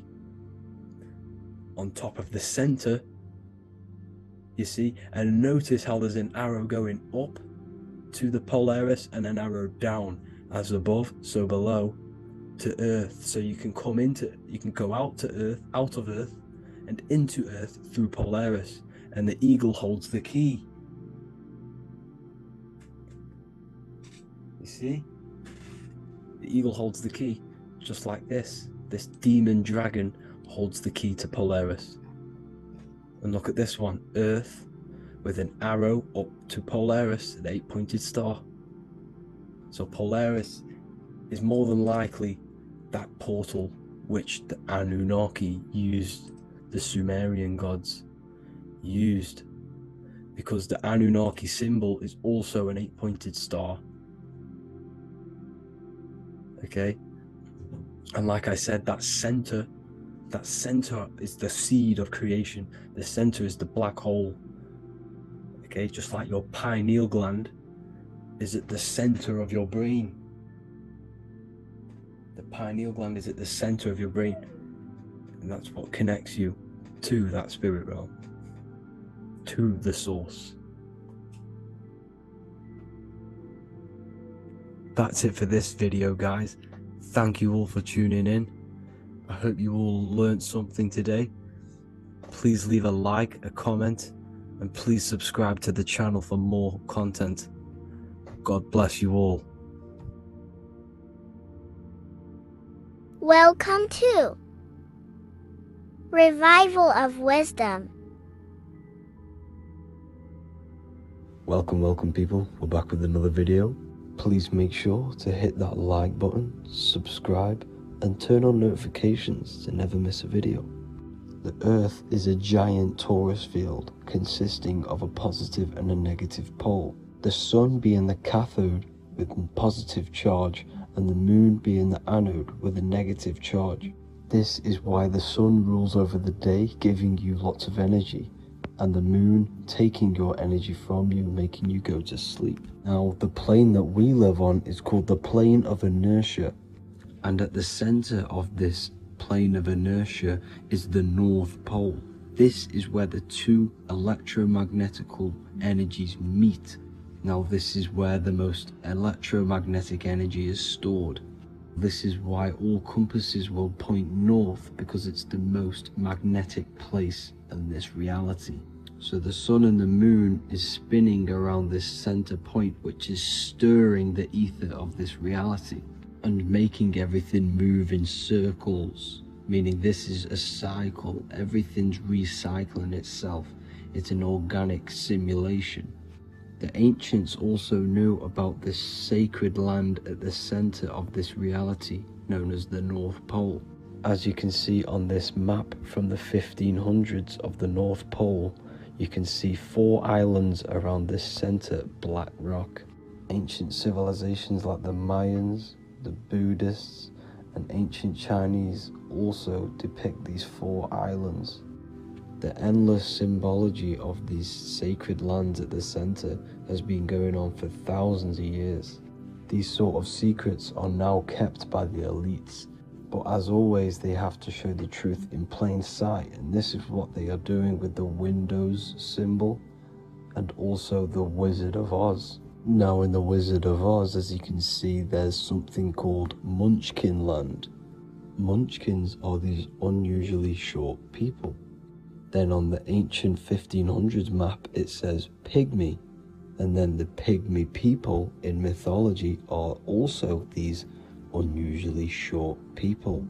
Just like Santa and his elves, they come from the North Pole, and elves are these unusually short people. These stories that we are told about Santa and Munchkins are putting truth in plain sight about this sacred land. This sacred land at the center of the earth is where the aurora borealis comes from and is being emitted from this black hole in the center, also known as the black sun. The aurora borealis is the earth's aura, hence why it has the word aura inside of it. It is the life-giving essence to all life within this realm. As this dualistic reality we live in consists of both physical and spiritual, the black sun is like our sun for the spirit. It's our spiritual umbilical cord, connecting us to the spirit realm. And the rising sun is the opposite. It's our sun for our physical 666 carbon suits, known as our human body, our physical aspect. As it states in the 40,000-year-old emerald tablets, deep in Earth's heart lies the flower, the source of the spirit. The flower of life is as thine own place of spirit, and streams through the earth as thine flows through thy form, giving off life to the earth and its children.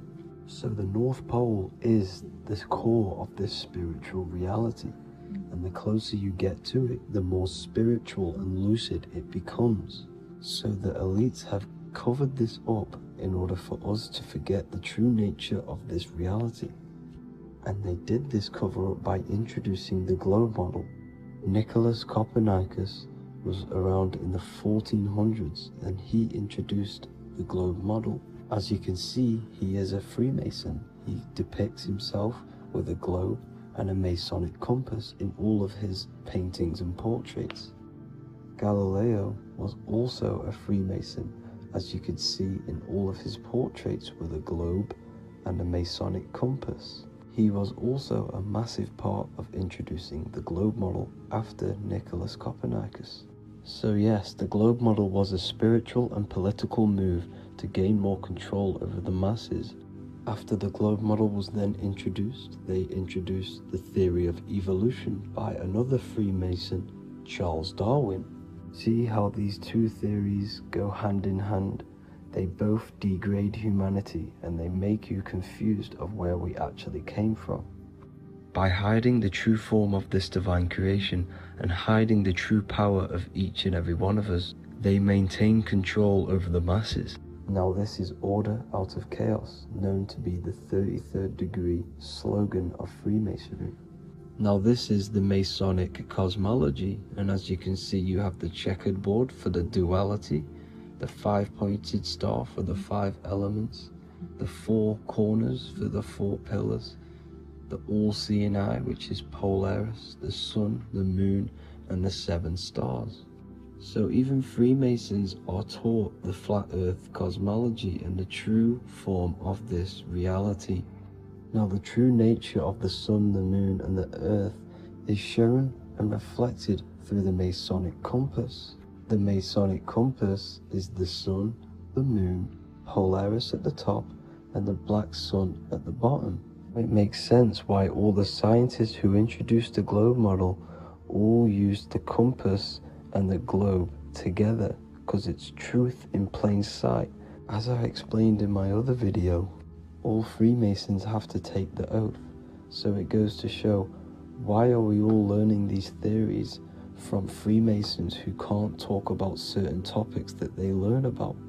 Why should we believe their theories when they're holding back the real truth about this reality? Now going on to NASA. NASA means to deceive in Hebrew, and they are also funded by the government. They are not a private company. The old owner of NASA, Werner von Braun, on his grave has the Bible verse Psalms 91. The heavens declare the glory of God, and the firmament showeth his handiwork. Now why would the owner of NASA put this on his grave? Seems a bit suspicious to me, alongside with the NASA astronauts are all Freemasons. And not to mention the countless mistakes they've made on their live videos in space stations, the moon landing, and the CGI footage of the Earth, which is obviously photoshopped. Just by tricking the masses that they live on a spinning ball, the elites gain the perception of the masses. Not only does it hide the divine creation we're inside of, it hides the divine spark within you. It hides the creator, the source. And by believing in space and we live on a spinning ball, it makes people come to the interpretation of that we are a coincidence and we do not have any purpose. And of course this is false. When you come to realization that we are all a divine creation and we can create our own divine life in this reality, life becomes more sacred and you start to enjoy little things. The elites want you to believe everything exists only in the 5 senses. They want you constantly looking outside of yourself because they know that will keep you on lower states of consciousness. Now this brings me to our next point. By tricking the masses into the heliocentric model, the elites started to advertise aliens in the movies, in cartoons and magazines in the late 1940s. Now this is subconsciously programming us about aliens and extraterrestrial threats, which then they can use to their advantage. And this is something called Project Bluebeam. They are more than likely going to fake an alien invasion to push this 2040 agenda, which is for one government and one ruling currency. That's it for this video, guys and girls. Hope you all enjoyed. Please make sure to leave a like and a comment. God bless you all.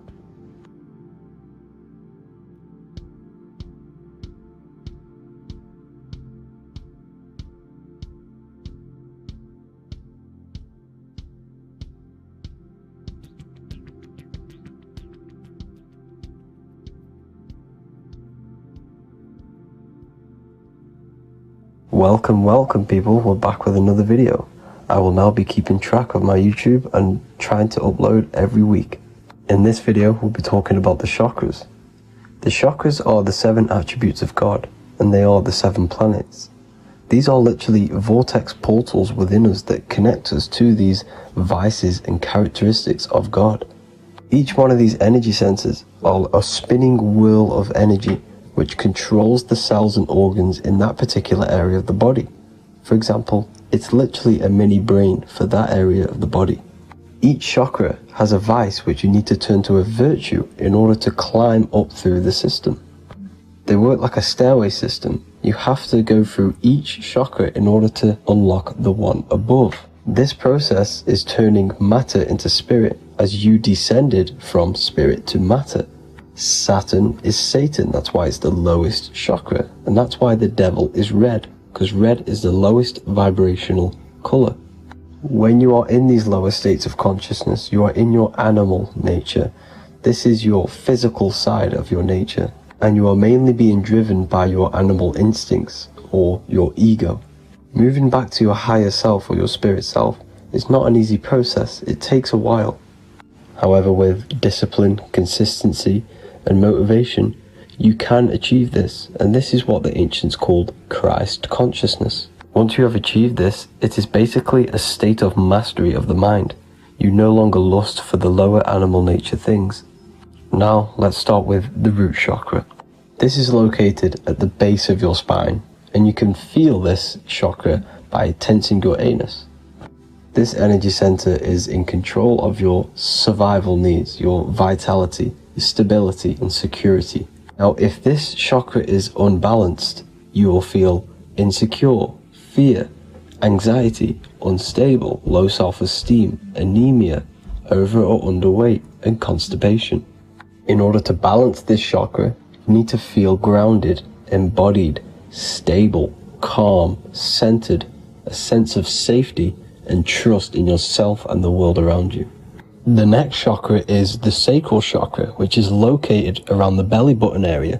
You can feel this chakra just by sucking in your belly. This chakra is to do with relationships, self-worth, creativity, empathy, and most importantly, sexuality. This is the most important one in order to start to raise your vibration overall, is giving up the over-sexualized nature. In order to balance this chakra, you need to come into harmony with all the toxic relationships that you have.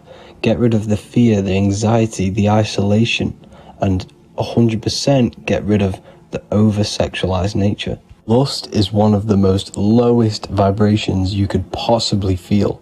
It is literally manifesting hell. In order to work on this chakra, you need to feel self-worth. You need to do creative things, empathy, healthy relationships, and 100% being confident. The next chakra is the solar plexus. This is to do with personal power, will, metabolism, eating, happiness, and your self-esteem and self-identification. You can feel this chakra just above your belly, below your ribs, and you can suck in this area. If this chakra is blocked, you will feel lack of confidence, difficulty in manifesting your desires, low self-esteem, misuse of power, misuse of dominance, weak will, and shame in yourself. Biggest one for this chakra is overeating, as it's to do with metabolism. If you are overeating, you are literally unbalancing a lot of your lower chakras, not just the solar plexus. In order to work on this chakra and balance it, you want to have a positive self-identification. You want to feel happy, a happy self-esteem, effectiveness to people, not overeating, and a strong willpower. Now for the heart chakra, one of the most important chakras. Chakra is to do with love, understanding, trust, hope, openness, compassion, balance, and forgiveness. The most important because your heart is the tree of life in the body. It is the center of the toroidal field. It is the most powerful chakra. Your heart is 5,000 times stronger magnetically than your brain. Once you have hit the heart chakra and you start surpassing the heart chakra, you are now turning matter into spirit, as the lower three chakras are dense and physical, and the above the heart chakra are turning to spirit. As you can see already, this is a hard and long process of working on yourself physically and internally. The symptoms of a blocked heart chakra would be lack of love or too much love, difficulty to accepting or giving love, lack of compassion, loneliness, and lack of emotional fulfillment. Finally, a lack of connection with a divine or to nature. In order to balance this chakra, the most important thing and the most powerful thing you can do is loving people, accepting and giving lots of love. Second most important thing to balance the heart chakra is balance. You need a balanced life. You need balance in all aspects of your life. Now for the throat chakra. This is a very important chakra as it's to do with communication. A symptom of this being unbalanced is a lack of self-expression and putting on a front all the time, acting with the ego. In order to balance this chakra, you need to constantly self-express yourself. You can't be putting on a front.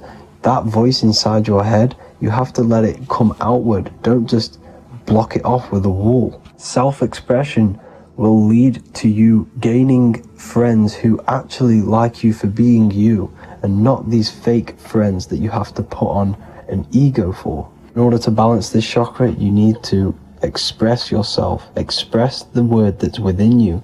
Don't be lying to people, don't deceive or be deceptive. The next chakra is the third eye chakra. This is starting to get very advanced and you are coming very close to spirit. Just before we head on, I want to announce the PDF is now available, containing all the presentations I've ever made, all into a condensed 38-page PDF. The link will be below this video for you to access. And if you want to learn how to create reality using your mind, how to attract your desires, how to get out of the situation you are in, the link will also be there for the Manifestation Mastery course. Now for the third eye chakra. The third eye chakra controls the pineal gland, which is your first eye.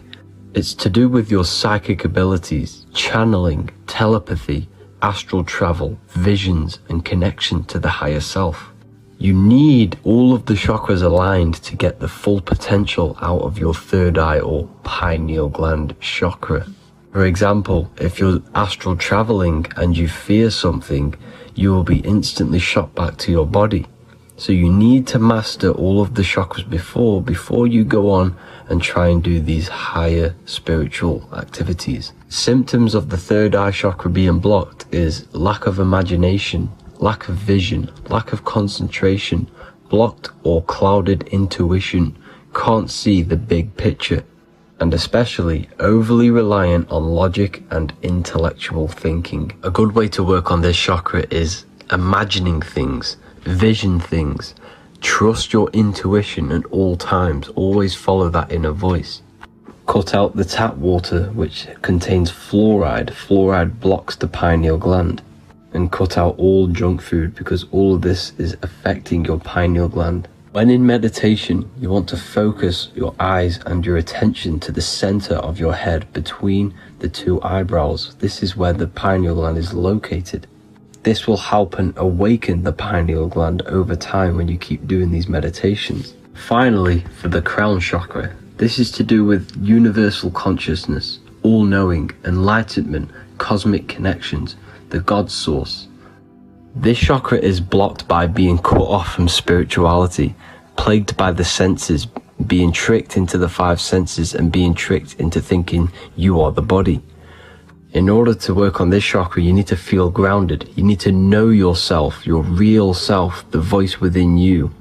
Have common sense, have specific decisions that you're making, be very direct. Now we've got out of the way all of the chakras, I can now introduce methods and meditations which will help you unblock them spiritually. When meditating, you want to get into the present moment in a nice, comfortable position. Bring yourself to the present moment by saying, I am here right now, nothing else matters. Keep repeating this over and over with your eyes open or closed. After a couple minutes of bringing your attention to the present moment, you can now start to breathe in through the nose deeply and breathe out through the mouth slower than you breathed in. Place your attention on the chakra that you want to balance. Think of a high vibrational emotion like love, and think of this while placing your attention on that chakra. You can do this exercise every day for 10 to 20 to 30 minutes. The longer the better. Another practice you can do is by chanting the Bijis for each chakra.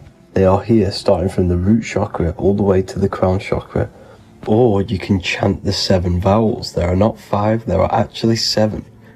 A, I, A, O, U, M. A, I, O.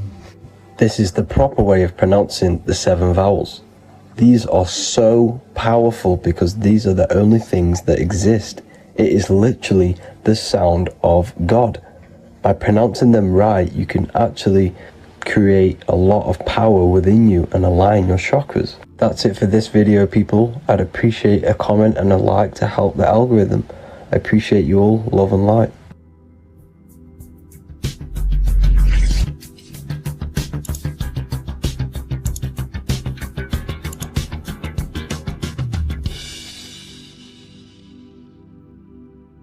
Welcome to Revival of Wisdom. Welcome people. We're back with another video. Please make sure to hit the like, the subscribe button, and turn on notifications to never miss a video. The Vatican is a giant key from a bird's eye view, and it also contains an 8-pointed star. The Anunnaki Sumerian gods also depicted this 8-pointed star. The sky god Anu from the Anunnaki also uses the 8-pointed star for his symbol. And even Freemasons depict an 8-pointed luminary with a ladder and a key. This is symbolizing the key to ascension up to the 8-pointed star, which is Polaris. Polaris is always depicted as an 8-pointed star. Polaris is the standstill star at the very center of our realm, which is perfectly aligned with the North Pole. The Earth is a giant torus field, and at the center is where the most electromagnetic energy is stored. This is why all compasses point to the north. Hence why a compass is an 8-pointed star, because it points you to Polaris, which is the North Pole, the center of this realm. The 8 points of the 8-pointed star symbolize the 8 points in space and time. So yes, Polaris is the portal which you ascend through if you outgrow this consciousness by aligning your chakras. Our earthly realm is a macrocosmic reflection of us, and we as humans are the micro reflection, with the earth containing its 7 chakras as well as us. The North Pole is the 7th chakra, which is the crown chakra. So the key to ascension is held by the Vatican, hence why it's a giant key, because they mislead the masses through their religions, which teaches the masses to look outside of themselves. As stated in the 20,000-year-old emerald tablets written by the Egyptian god Thoth. On Earth, man is in bondage, bound by space and time to the Earth plane. Encircling each planet, a wave of vibration binds him to his plane of unfoldment. Yet within man is the key to releasement. Within man may freedom be found. So the 7 planets are associated with each 7 chakras. The lowest chakra being the root chakra, which is associated with Saturn. This is why the elites love Saturn and reflect it in all of their symbols. Because the chakras are an ascension of spiritual principles, starting from the material and ascending up to the spiritual, the crown chakra. However, evil love bondage, and they are trapping souls in the physical realm by stopping and provoking the ascension process. They do this by abusing the energy of Saturn, and Saturn is associated with the lowest chakra. The lower 3 chakras are associated with survival mode, which keeps the consciousness in a constant state of fear and only aware of its surroundings.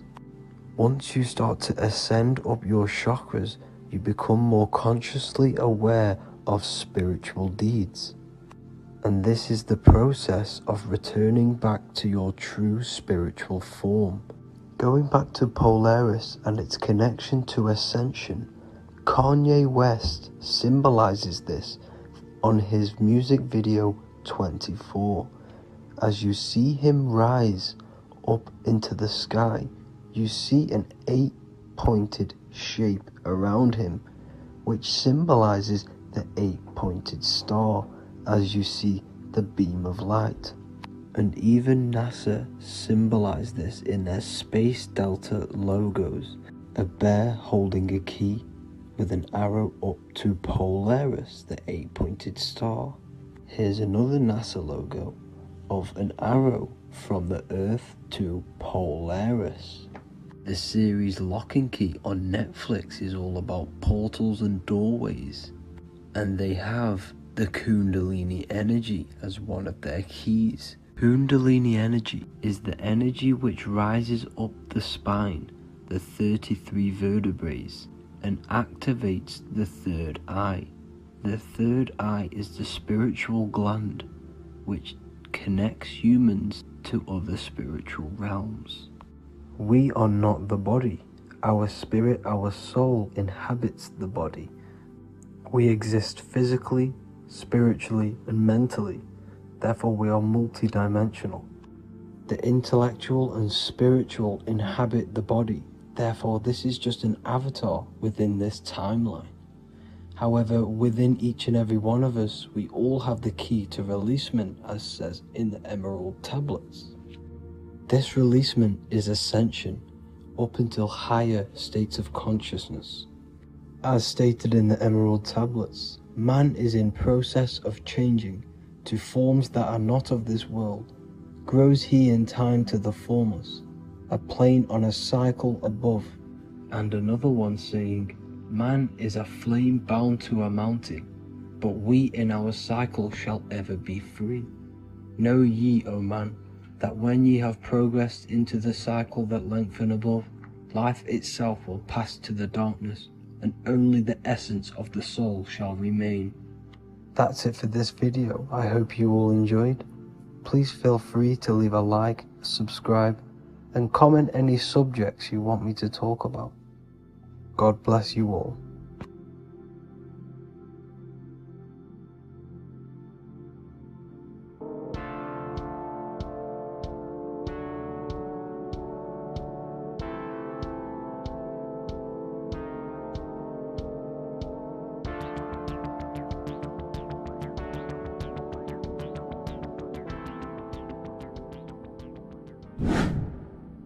Hello and welcome to another video, people. Before we start, please like, comment and subscribe if you wish to see more content. Today we're going to be talking about the mental universe and how everything is mental. This is the #1 law on the Kabbalion. If you've never read that book, it's called The Kabbalion. A very good book. It's the first law because this is the most important thing you need to understand. Is how everything exists within the mind. Behind every single one of these eyes is the same consciousness expressed in different bodies. The mind is what gives perception to what you're experiencing.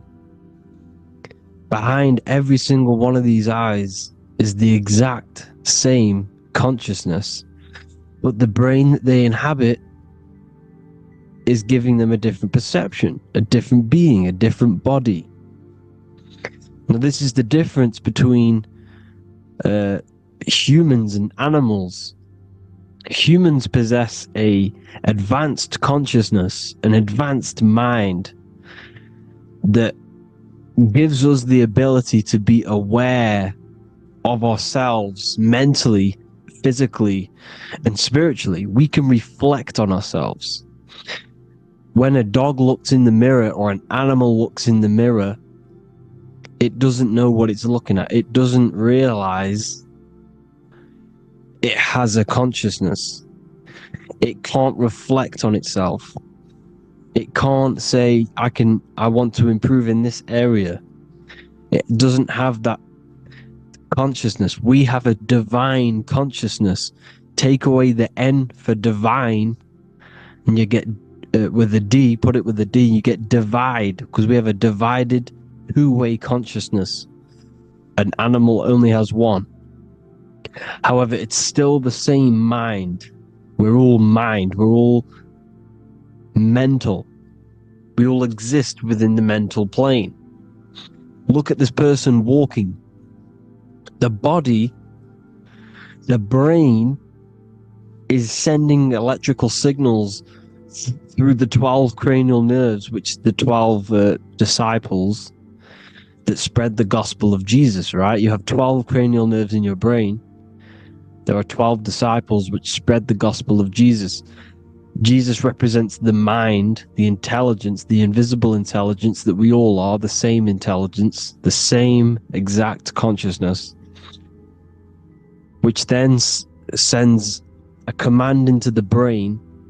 Then the brain sends these 12 electrical signals through the 12 cranial nerves to control the rest of the body through the nervous system.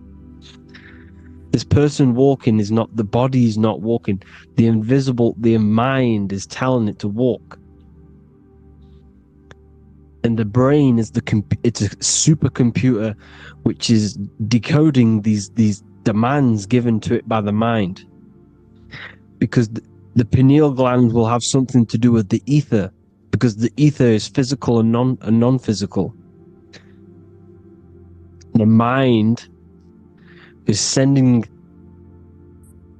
the commands through the ether to the pineal gland, which is then getting broken down into electrical codes within the brain and sent throughout the nervous system to control the body. And this is why in the Sims simulation, because the body's the simulation, it's a false reality, it's the fake reality, it's not the real you. You are formless. There is no form, but the third dimension is a dimension within your mind. Matter, mind, light is all a product of your mind. It's all in the mind. Now, this is why The Sims has this green little diamond on top of the head. Because this is you. This is your invisible intelligence controlling the character. Okay, it's controlling the character, and this character is in the world. Your consciousness isn't in the world. The world exists within you, but the body is a vehicle for that realm that you land in. When you have a dream, your mind transcends this body into another body, duplicates your body into another unite. Unite is one. We're all one. It's all one universe, expressed in many different ways, infinitely. And the vehicle that you land in is the body to operate in that realm. This is the all-seeing eye, as you see here. The eye. This is all the intelligence. This is the ball of consciousness, God, expressed in different bodies. We're all this same one. in different bodies, as you can see here. And this intelligence is expressing infinitely throughout the universe. An infinite universe. There's no beginning, no end. There was no beginning of the universe. There is no end. It's infinite. Always has and always will. But the mind is what gives you the ability to explore the universe, to make perception of it.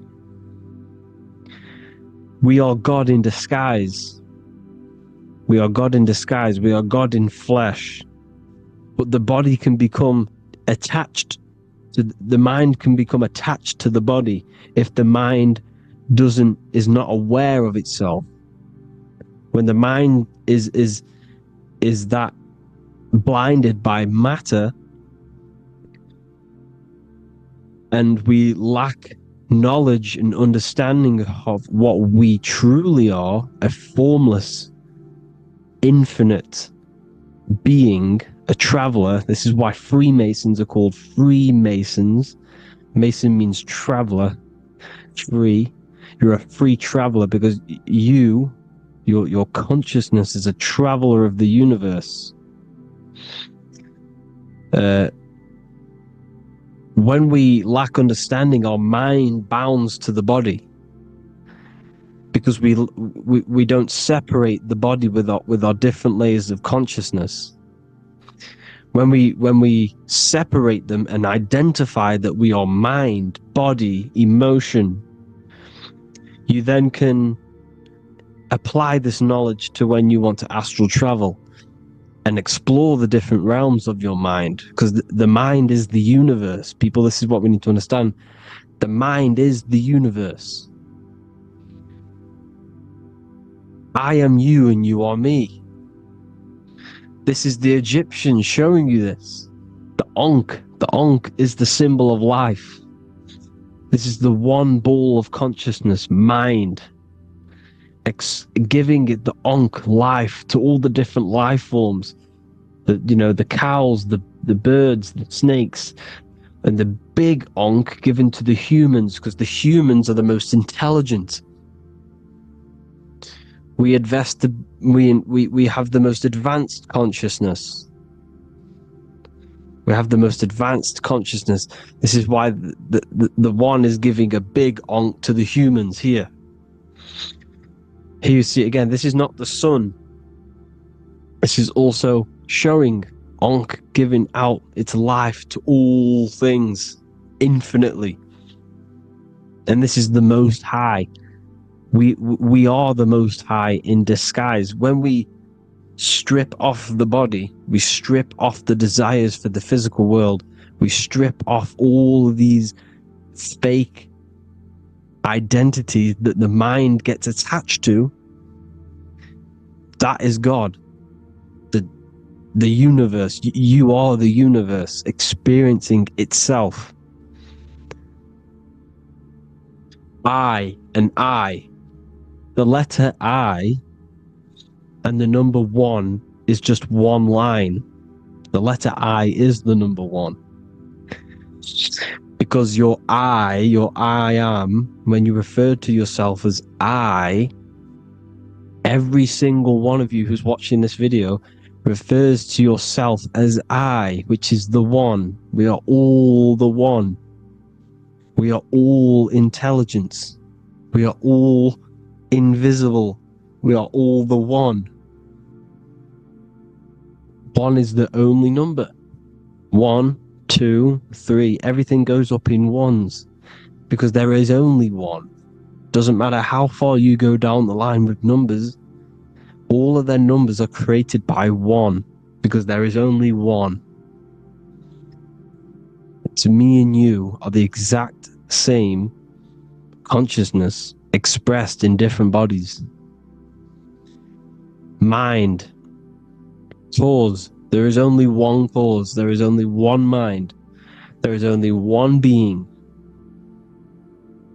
But because we lack understanding of this, we think we are the bodies. And this causes division, because the physical world's the most illusionary world. It's an illusion. It's all an illusion. Now you see with the two, you look with the two eyes, but you see with the inner eye, the mind. Okay, the mind is the mental plane is a shared plane, and it gives perception to what you're looking at. The mind. I'm affecting you when I speak, because the mental plane is shared. We all share mind. We all express mind. When I'm speaking to you, I'm affecting you because we are mind. So the words that I'm saying, which are being manifested from my mind, are being manifested through my body into vibration, is affecting you. I'm affecting you with what I'm saying. And these words are having an effect on your mind, because we're all mind. This is why you need to be careful what you're listening to, music and all sorts. Because music can also create thought loops within your mind. Because the chorus, we shouldn't be listening to choruses. Choruses are loops. And what they're saying in the chorus is being looped. And this can create thought loops within your mind. Go and listen to an old song that you used to listen to about 5 years ago, 10 years ago, 20 years ago. Go and listen to an old song, and you guess what? You will get nostalgia. Why will you get nostalgia?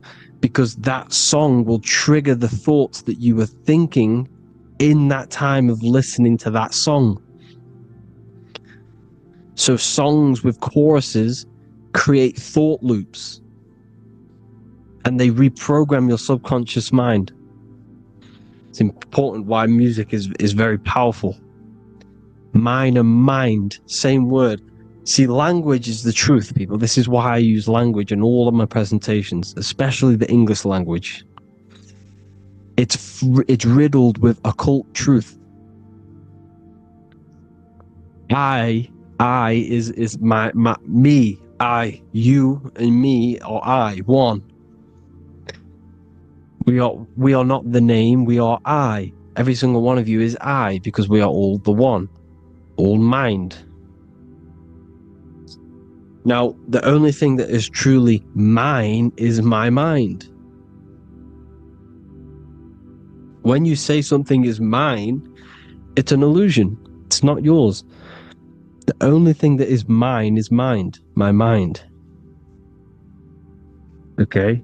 It's my mind. It's the only thing. It's the same word, mine and mind. Like I said before, everything's one. Hot and cold is different degrees of the same thing, of the one substance, of degrees. The 7 colors are different frequencies of the one white light. Everything is one. There is only one. We are all one. Everything is one. Hot, cold, day, night. It's the same degree of one, which is mind. The mind's perception is what's giving it, labeling it hot or cold. The mind's perception of colors is what is giving it red or purple, hot or cold. There is only mind. The mind gives things perception. There is only one, that is mind. The conscious and the subconscious mind. The male and the female, these are married. The subconscious mind is your hidden part of the mind. Okay, it's hidden. You can access it through different meditations and Reiki teachings. And dreams are manifestations of your subconscious. This is how you know mind and matter are one, because your mind creates matter in dreams. Your subconscious manifests everything in a dream, in the astral realms. The conscious is what you're conscious of, what you're consciously thinking of. So me, I am conscious that I am speaking into this mic and creating this video.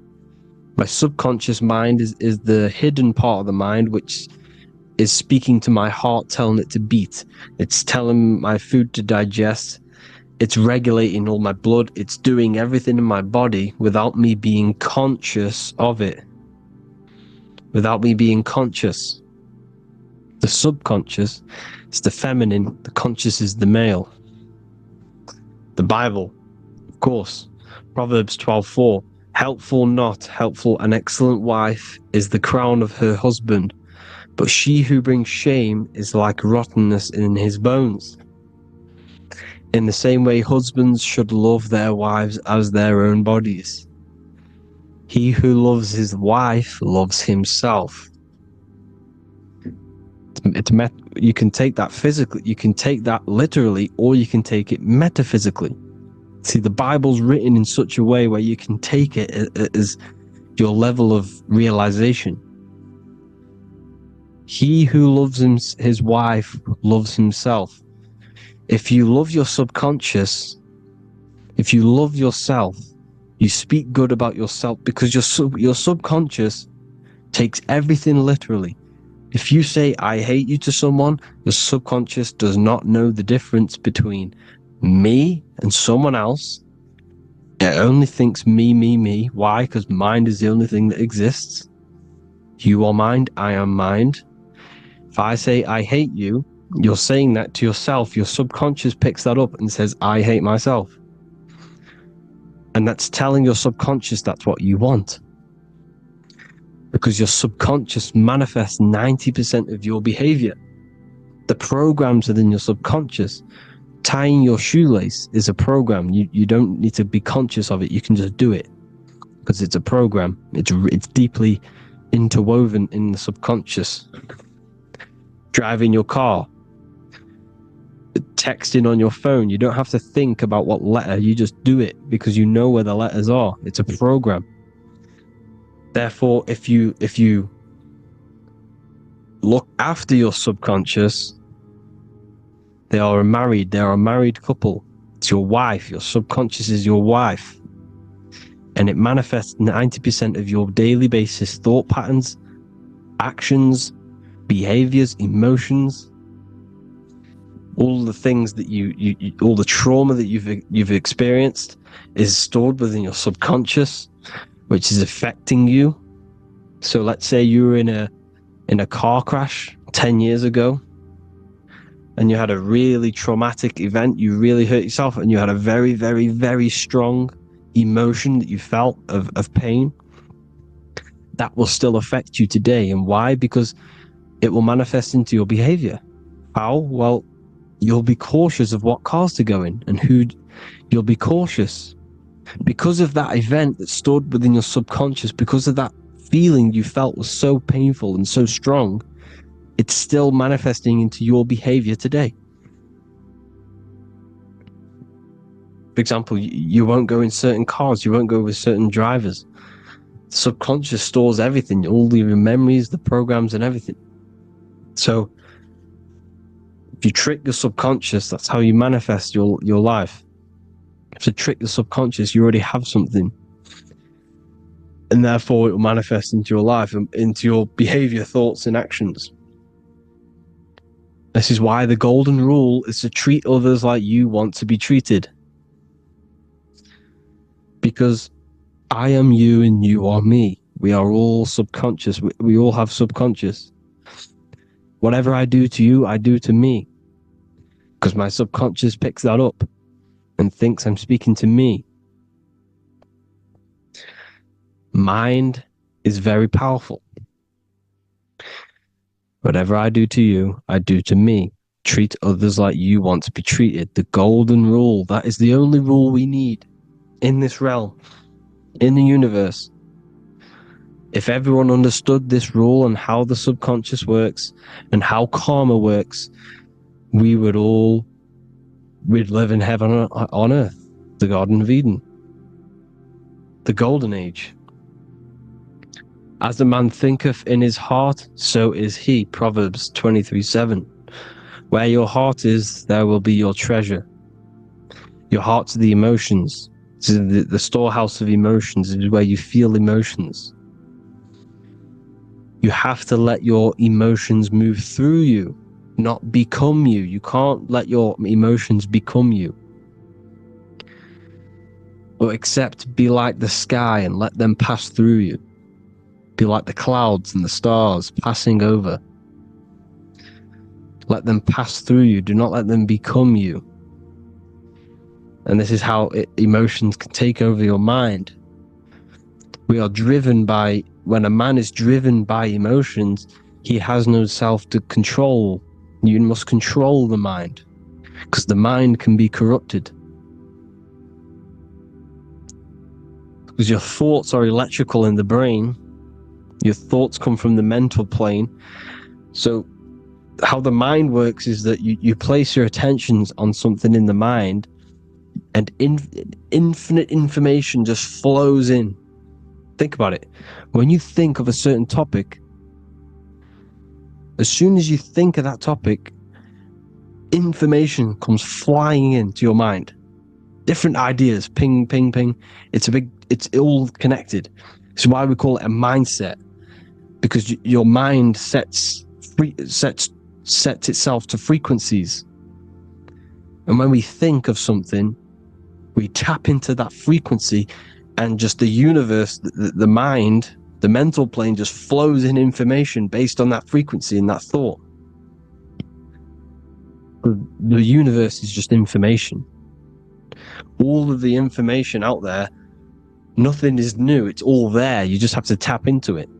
You can tap into these different thoughts, and it's all there. Everything already exists within the mental plane. You don't think anything, you receive thoughts.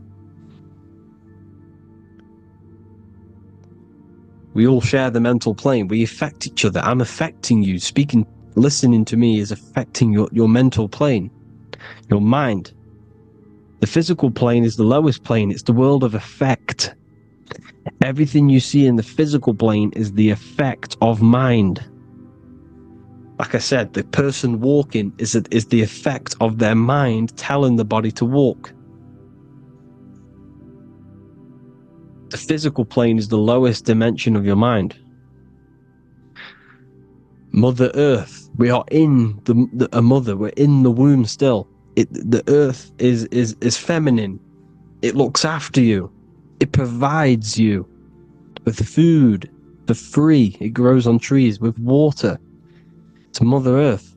It's the womb.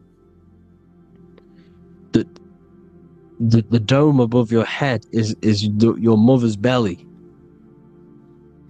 Okay? Is your mother's belly. You're in the womb still. You're forever in the womb because your mind's constantly expanding.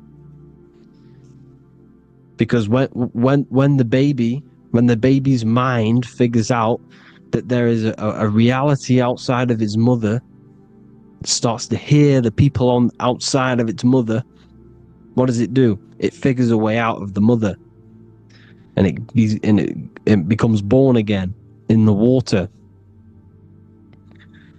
in a hospital, into the other world. It's the same with our minds. When our minds figure out there is other worlds beyond this physical, we explore them. The astral plane, for example. You figure a way out of the body. Because when you're the firmament, look at the word firmament, meant at the end. Firm is firm, something strong, something like a rock is firm. If your mind is firm like a rock, you will be stuck under the firmament. So, for example, people who are very programmed and can't think outside the box, they have a firm mind and they'll be stuck under the firmament because your mind is the only thing that's keeping you under the firmament. It's the only thing. When you're doomed, doom is dome. This is the dome, which is your head. Your head is the dome. Above your head, above the earth is the dome, the ethereal barrier. But that's just an external manifestation of your head. You don't leave the earth, you leave your body to leave the earth, because your body is the earth. It's a dimension within your mind. So when you're doomed, you're doomed. Your reality is your level of realization. You realize something, or when you have an idea, the mind, and the EYE or I, same thing, mind, it's all mind. Reality is your level of realization. You realize there's other worlds, that's your reality. Your perception's your reality. Mind in Latin is mens. Jesus was known as the fisher of men, which is the fisher of minds. He was fishing minds worthy of knowing the higher truth, the deeper occult knowledge. Jesus figured out that we are all God. And he got killed for it, because in that age they were trying to suppress this information. Jesus figured out he was God because we are all God, every single one of you, and they killed him. Because we're all mind. We are not the body. We're the invisible intelligence, which is God. But you are not God if your mind is attached to this physical world, to the worldly pleasures. If you master your mind and travel the depths of your mind, that is God. Mental and men. Look at the word mental. It has men in it. Men in the Bible means mind. Here you see Masonic. The Masonic symbol with the eye, the mind. Looking over. Everything is the one. Everything comes from the one. All the lines coming off it. Giving its life to all of the life forms. Down here, on the bottom, you have duality, black and white. Up here, you have singularity. One and the two. Unification and division. The lower self is divided into the left and the right. So the Bible even says, I forgot what verse it is, but it says, it's better to go through life with one eye than to have two and be cast into the fiery abyss of hell.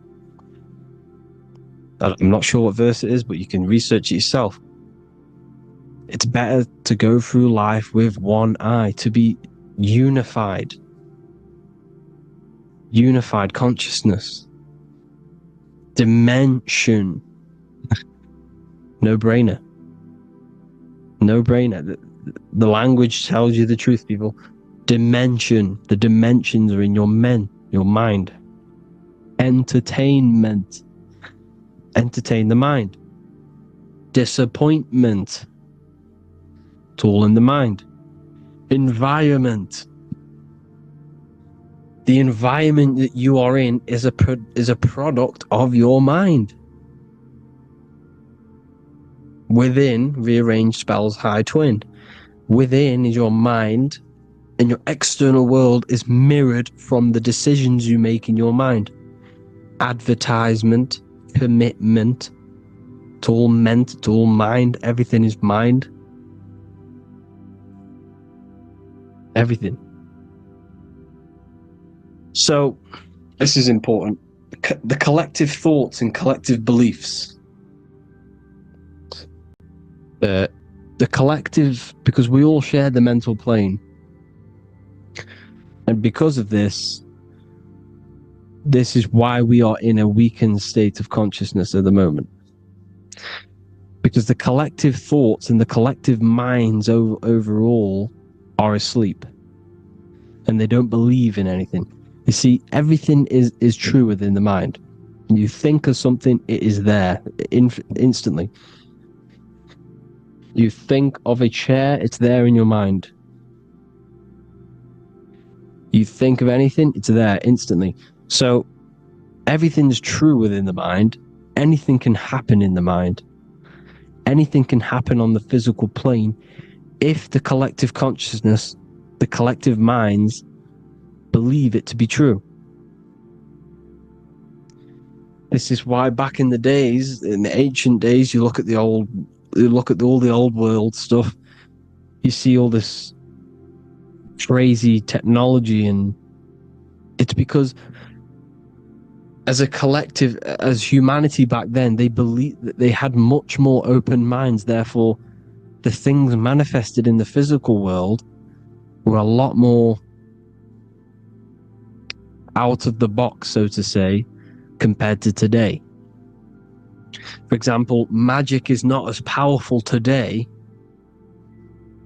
because the masses don't believe in it. It's still powerful, don't get me wrong, but if the masses believed, or if everyone knew magic could be real, because it is, anything's real in the mind, it would be a lot more powerful.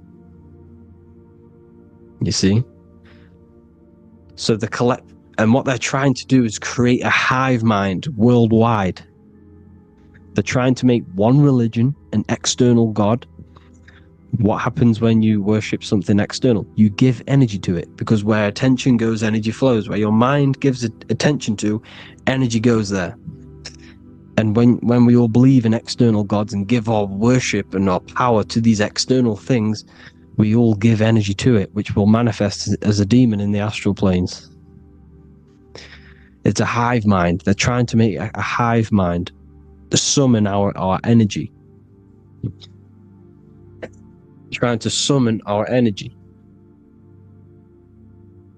And it through mind, through collective thoughts. The hive mind. They want one religion, one government, one currency, one belief system. And that will create a hive mind, which will limit our consciousness, which will limit what we can do in the physical world. Because if everyone doesn't believe in certain things, it cannot happen, because it's all in mind. Mind is so powerful. I am you and you are me. I hope you all enjoyed this video, people. If you haven't already, join the Wisdom Academy. The Wisdom Academy, we have many occult lectures just like this one. Also, we have just launched Mindwave Hub. If you want genuine frequencies, genuine binaural beats, because the ones on YouTube, the ones on Spotify, Apple Music, they're all tuned to A440 hertz, which shuts down the right hemisphere of the brain. If you want to gain access to your true consciousness, your mind, you need to balance the two hemispheres and balance the chakras. You can do that externally by listening to binaural beats. If you want true frequencies, true binaural beats to hemisync the chakras, hemisync the brain, to gain access to the different dimensions of your mind, well, you can gain access anyway, but it's going to help you if you're trying to learn this. Join Mindwave Hub. The link will be in the description. Listen to the binaural beats, meditate to them, listen to when you go to sleep. They'll massively benefit you. Thank you all, people. Hope you had an amazing, lesson. Hope you learned a lot. And please subscribe. God bless you all.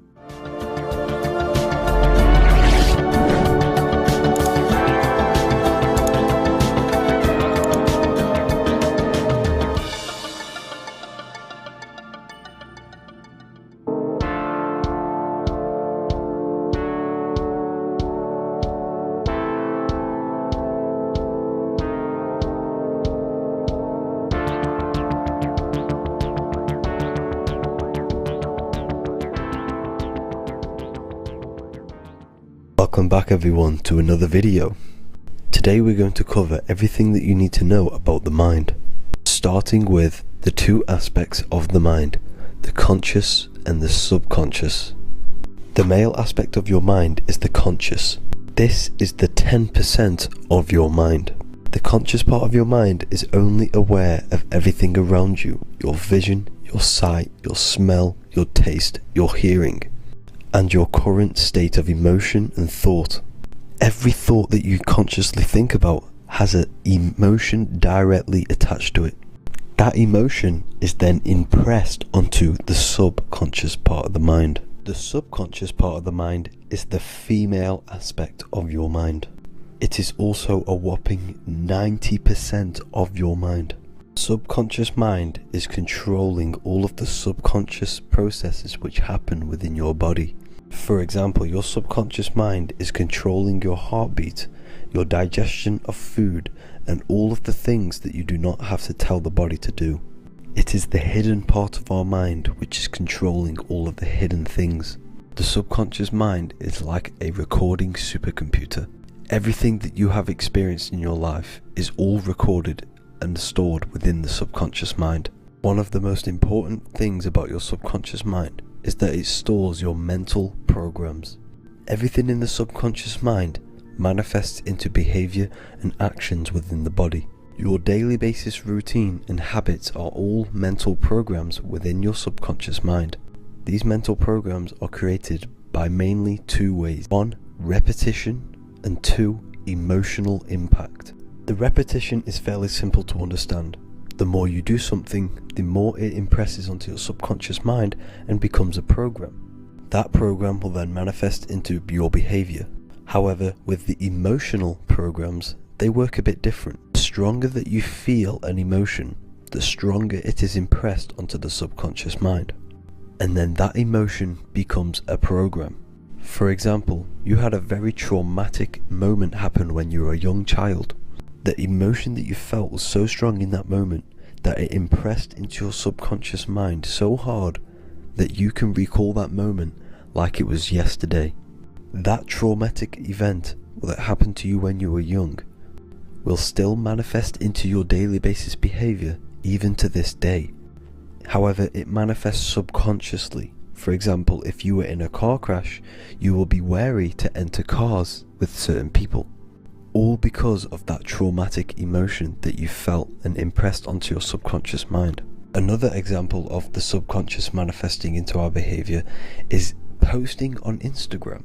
Most of the time, the reason why you post is because your subconscious mind is seeking gratification. So before you actually do something, question yourself and find out the root cause of why you are doing this. Another thing that you need to understand about the subconscious mind is that it takes everything you say in here literally. So for example, if you go and say, "You are an idiot" to someone, your subconscious mind will only pick up the word idiot. It only knows yourself. It doesn't know anyone else. You are casting a spell on yourself just by saying that to someone else. This is why the golden rule is to treat others like you'd like to be treated. Now, you can rewrite these programs which are already in your subconscious mind. However, it does take consistency. You have to change these programs which have been running for years. And by changing these programs, you change your behavior, because these programs manifest into your behavior. The best way to do this, personally, is to listen to affirmations first thing when you wake up in the morning, and do this for 10 minutes every single morning. Then at night time, you want to think and feel that you are becoming the reality that you desire. The more that you feel this reality, the more it will become a program and impress your subconscious mind. For example, you're trying to gain financial freedom. If you trick your subconscious mind into creating a program saying that you are financially free, this will manifest into your behavior. You will start doing more work. You will start looking for ways to make money.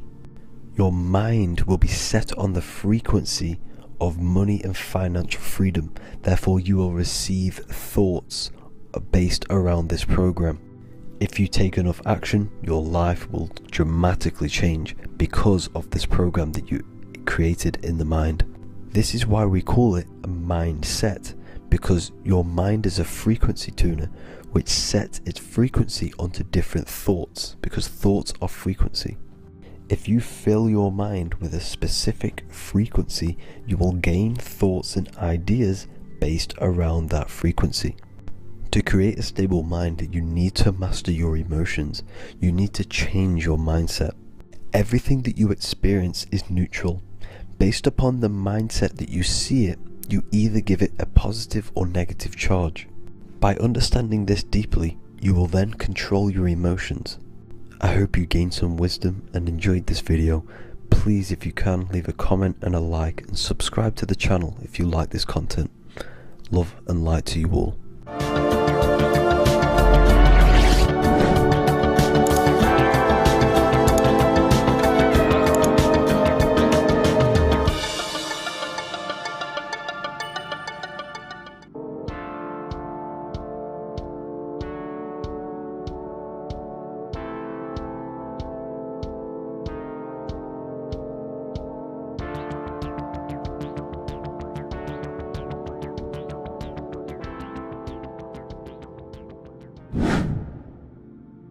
The earth has become a realm in order to trap souls within, so that they can harness our electricity, our energy. Even the Bible is talking about how this realm is controlled by the wicked one in John 5:19. We know that we are the children of God and that the whole world is under the control of the evil one. Ephesians 6:12. For our struggle is not against flesh and blood, but against the rulers, against the authorities, against the powers of this dark world, and against the spiritual forces of evil in the heavenly realms. So the Bible is telling us that this is not the only world. There are other worlds, there are other realms that we can go to, considered as heaven. Heaven being a higher realm where there is no evil, no darkness. This is a midpoint realm where there is good and evil. Now, we're going to explain how the soul trap is how it's working, and how your soul is being harnessed for its energy, and how you are tricked to come back to this realm after death. What you need to understand is that you are the invisible intelligence behind the physical body. You are the mind and soul. The soul is the true you, the good you. It is pure love, pure bliss, eternal, never dies. The mind can be corrupted though. The mind is the intelligence of the soul. It is invisible. It has no true form.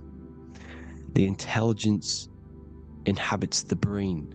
The brain is the computer to control the electrical machine called the nervous system, which is choice, program, and action.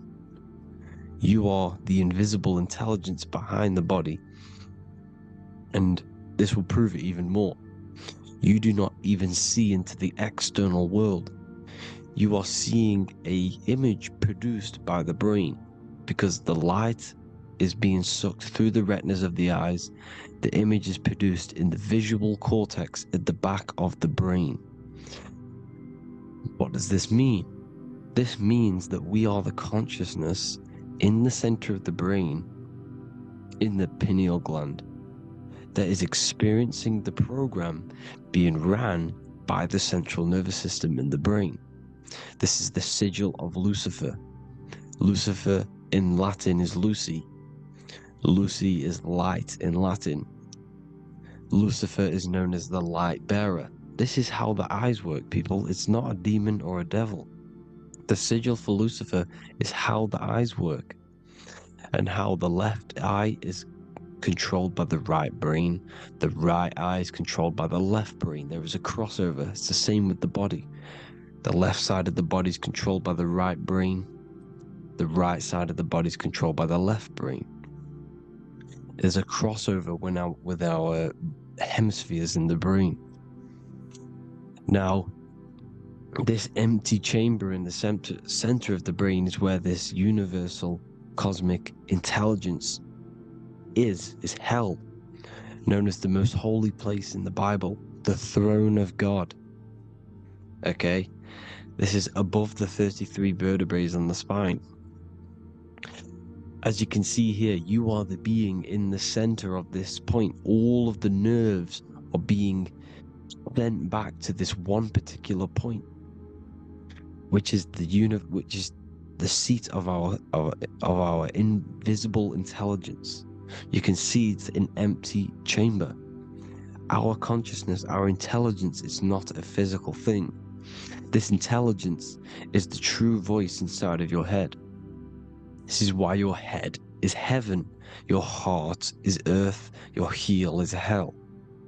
Your head is heaven because this is the seat, the throne of God.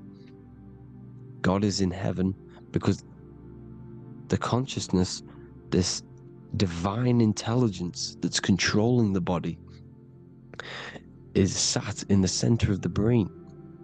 The brain is taking commands of this invisible intelligence.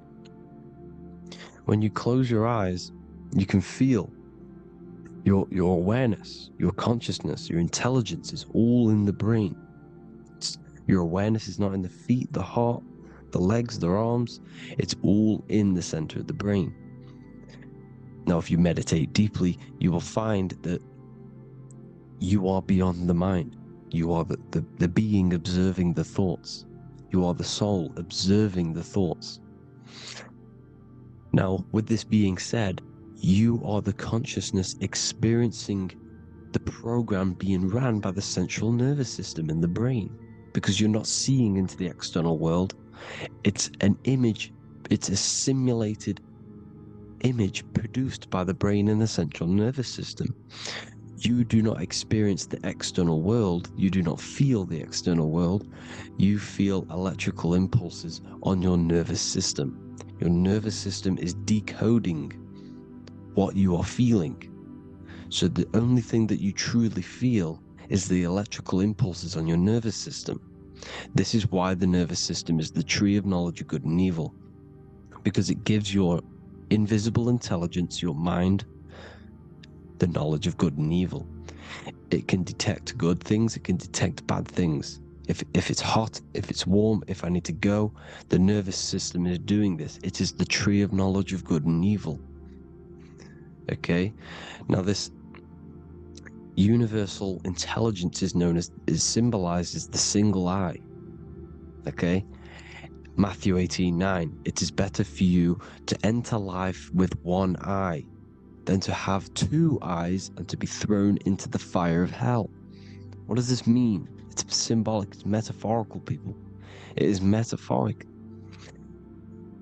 Your universal intelligence is the single eye, the one eye. It's the balance between the two poles, between the left and the right, the good and the evil.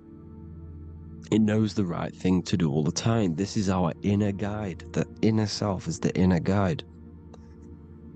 And when you are operating your life off duality, using your two eyes, you'll be thrown into the fire of hell, lower states of consciousness. Because you're split. You need to live in oneness, even, balance. Matthew 6:22, the light of the body is the eye. The light of the whole body is the eye. You are a light being. Human. Hue means an attribute of a color. Man is the word manifested. We are light manifested into physical form. Depending on your vibration is depending on what color that you are vibrating on, which is a hue, a human. If therefore thine eye be single, thy whole body should be full of light. Again, it's talking about the single eye, oneness, completeness. When you balance the hemispheres of the brain, we'll go over that later. But anyways, the body is the earth. This is what we need to understand, people. The body is running the simulation, the program that our consciousness is experiencing. So when we leave the body during death and astral projection, we leave the earth. This is how it works. The body is the vehicle for the earth, for this realm. Everything exists within our mind. You have the soul, mind, and body. The soul is the observer, the watcher, the true being. This is why she has many different heads, because the soul inhabits different bodies. This is the serpent, which means knowledge, which is the mind, wisdom. And this is the body. soul, mind, and body, Brahma, Vishnu, Shiva. The mind is the bridge between the soul and the body. So what do I mean? When you astral project, you are using your mind to project your awareness, your observing consciousness outside of the physical body. The mind is the projector, projecting consciousness. By using your mind, you can project your consciousness outside of the body, which is known as the astral realms, which is known as walking on water. Jesus was never walking on physical water, people. It's metaphorical for leaving the physical body. The water is the ether, which is the veil between the physical and the astral realm. It's a fluid substance. It's on either side. It's physical and astral. The ether is the fifth element that they hide from us. Why? Because they're trapping you in the physical. They are hiding all of these realms. Etheric, astral, and mental. People think their mind is their brain. It's two separate dimensions. These are completely different dimensions.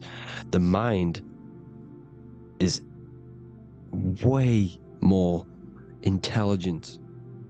The mind is formless. There is no form to the mind. You can think anything you want. You can manifest anything you want within your mind. It is not a physical object. The physical realm is being controlled by the mind. Everything's being controlled by the mind. Everything exists within the mind. This is why the Egyptian says the universe is mental. So when we project our consciousness outside of the physical, we go to the astral. The ether is the water that Jesus is walking on. This is the veil between the physical and the astral world. The word together has ether within it because it joins the two worlds together, together, the astral and the physical. The word either is ether because the ether is on either side, physical and astral, physical and spiritual, physical and non-physical. In the astral realm, the mind can manifest anything we want.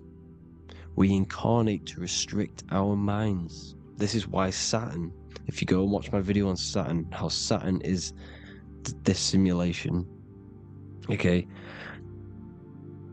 Our minds can manifest anything we want in the astral plane in the click of a finger. However, when we incarnate in matter, we now have to labor for our manifestations. This is why Saturn's known as the great teacher in astrology, because he teaches you a lesson. When your mind incarnates into matter, it's teaching your mind a lesson, the knowledge of good and evil. This is why the Bible says, you shall be gods and know the knowledge of good and evil.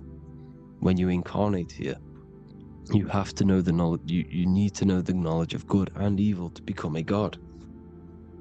Okay? Now, the square is the physical plane, the triangle's the ethereal plane, the circle's the eternal plane. The circle has no beginning, no end, it's eternal. The physical plane is the square, it's limited. The square is limited. The cube is the geometric shape which gives rise to matter. Now, the term think outside the box has truth in plain sight.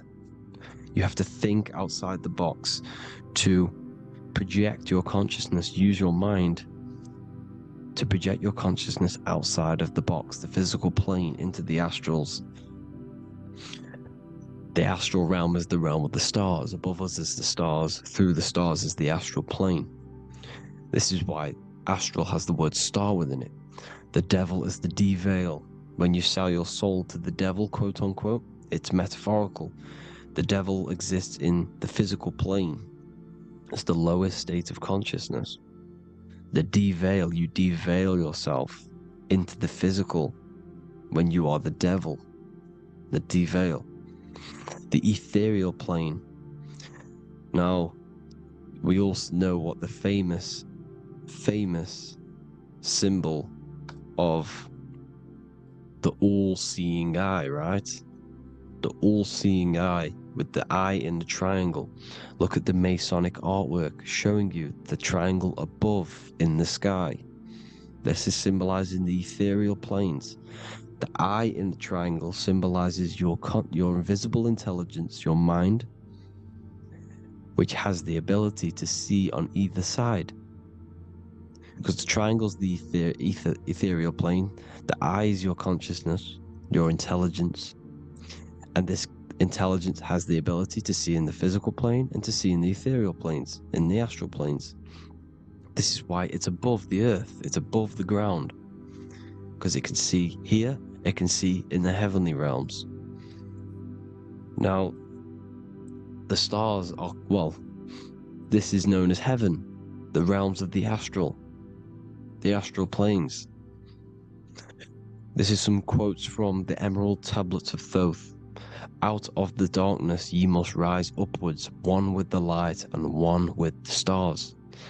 Man is in process of changing to forms that are not of this world. Grows he in time to the formless, a plane on the cycle above. So there's other worlds. The Bible's telling you there's other worlds, there's other realms.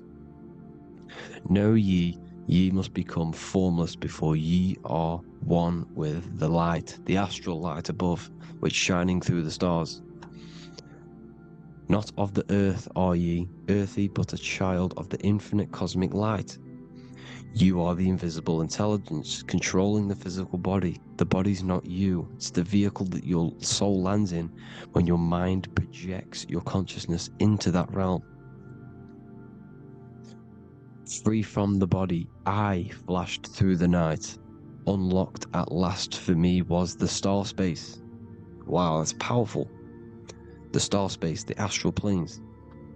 This is what it's talking about. We are all a star. We descended from the astrals, which is the star. We are all a star. Look at the ancient paintings of Jesus' birth. It's the star beaming his consciousness down into the physical plane. Here's another one. Here's some Freemasonic artwork showing you, again, the ether, that invisible intelligence, the eye, manifesting itself inside of here, in the physical realm, where the people are. You see? It's the same here. This is Jesus. Here's the bird symbolizes the Holy Spirit, your invisible intelligence, descending into the waters, the ether, the ethereal, everything. The ether's the base of all physical matter. Here's Truth in Plain Sight. Mr. Bean, the famous TV program in England, in the UK.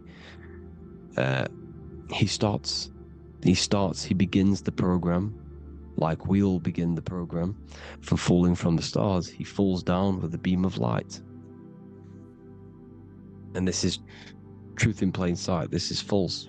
The aliens don't exist. They're a lie, alien. But this symbolizes the star beaming our consciousness. And when we die, this star will suck us back up. Just like this UFO is doing. It's Truth in Plain Sight. So, this is some more Freemasonic artwork. Going from duality to singularity. Sun, moon, masculine, feminine. Right hemisphere, feminine, left hemisphere, masculine. The consciousness in the center, the balance point. Here's another more Freemasonic artwork. The two pillars, left and right hemispheres, and the invisible intelligence between the left and right hemispheres, the light of the body. This is why light's coming off it. Because it's light, it's pure light. The blazing star. The stairs go from the checkered board, the duality, up to oneness, in between the sun and the moon, the masculine and the feminine. This is symbolizing going into oneness. What did the Emerald Tablet say? You've got to become one with the stars, one with the one with the self. Balancing the two hemispheres so that you can gain, because when the two hemispheres are balanced, you can gain a more deeper connection with your invisible intelligence. Same with the chakras. When the chakras, the 7 seals in the Bible, these are 7 seals because when you conquer the 7 chakras, when you balance the 7 chakras, you then gain a more deeper connection with your internal self. because your mind is not filled, it's not being ran, it's not being dominated by these 7 deadly sins, the 7 seals, the 7 chakras. These are 7 energy centers which are concealing our true form. Balance makes us have a stronger connection with our true cosmic intelligence. Heaven is even. This is why Jesus is pointing at the heart. The even point is the heart. You got to balance the chakras and live from the heart, because the heart is the earth. You're in good and evil. The body manifests the lower and the higher self. The higher self is in the higher parts of the body. Wisdom, intuition, expression. The lower self is in the lower parts of the body. Sex, food, and power. This is how they are trapping your soul, people. Like I said, the mind is the bridge between the soul and the body. So by tricking the mind, not giving it the right knowledge, and keeping the mind stuck in the lower 3 centers, thinking about power, food, and sex, this is low vibrating energy. It's going to keep your mind addicted to the physical realms. Okay? This is why you need to go even, balance, heaven. Okay? I will explain the soul trap in a second, how it fully works. But I'm telling you all the science behind it so you can understand. When you are doomed, you are domed. This is the dome, the firmament, the firmament, the mind. Ment is mind, firm is firm. A firmament is doomed under the firmament. You must have a loose mind, an open mind, to expand your consciousness beyond the stars, beyond the ethereal barrier. You have to vibrate higher than this world. Your consciousness must be expanded more than the physical plane. You need to learn how to astral project. You need to learn how to leave the body, how to operate outside of the body, so that you, when you do leave the body, you will have recognition. You'll have knowledge. You'll have practice. But this is as above, so below. The woman's belly is the earth. It's as above, so below. It's a microcosm of the macrocosm. We are the children in the womb. We are the people in the earth being ready to be born into the heavenly realms. As above, so below. It's a microcosm, macrocosm. Everything is in everything on a bigger and a smaller and a larger scale. Now, when the baby figures out that there is a world beyond its mother, what happens? The baby starts to move around and tries to get out of the mother. Because once it starts to hear the external world, starts to hear people, it's going to wonder, what's outside of why am I in here? What's outside? So the baby will force its way out of the mother. It's the same with our minds, as above, so below. When our minds figure out that there are other realms beyond this world, we will seek a way out. This is the womb, the Mother Earth, Mother Nature. It's the mother. We're in the womb. We can be born out of this world, which is being born again in the Bible. When you are doomed, you are domed under the dome, under the firmament, the firm mind. The firm mind will keep you under the firmament. Due to the law of polarity, there has to be other realms. There has to be. Because the law of polarity works in this world, and it will work on every scale possible. It's universal laws. These are universal laws. The law of polarity means that there are other realms polarizing this realm. There is a hell, there is a heaven. There is a midpoint, which is Midgard, which is the one we are in now. Earth, heart. Earth is the heart. Heart is the center, good and bad. The balance between good and bad. Your reality is your level of realization. your mind realizes other worlds, you will seek a way to them worlds. It's that simple. The soul trap is to keep you stuck in this physical body, which is the earth. This body is the earth. It's running the program, like I said at the beginning. It's running the simulation that your consciousness is experiencing. You are an electromagnetic being, and you're hidden in a cage, your rib cage, and you're stuck in cells, a prison cells. Look, you're in cells. We produce electromagnetic energy. Your soul produces this energy. And by trapping your consciousness inside of this physical realm, they harness this energy within the astral realms. They're using you to manifest demons, because your mind creates demons through emotions and mental thought energy, which is a whole nother video. I can make a video on that. You're manifesting everything for them because they're trying to create a hive mind. This is why they want everyone to believe in one belief system, one government, one belief system, one religion, because they're creating a hive mind. This hive mind will manifest and be summoned within the astral planes, because the mind manifests the astral plane. The astral plane is the realm of imagination. The mental plane is the realm of just thought alone. The etheric plane is the energy. The physical plane is the matter. So all of our minds together are manifesting these demons within these subconscious realms, the astral. Now, how are they keeping you stuck to this realm? Well, when you die and you're stuck in your lower three chakras, okay, when your mind and soul detaches from the body, which is the earth, when you leave the earth, you're still going to have these mental addictions to the food, the sex, the materialism, the phone, the cigarettes, everything. This is why they get you addicted to everything possible. The TikTok, the YouTube, they get you addicted to as many things possible. Because when your mind is addicted to these things, and when this mind leaves the physical body, you're still gonna have these addictions. Okay? You're still gonna have these thoughts.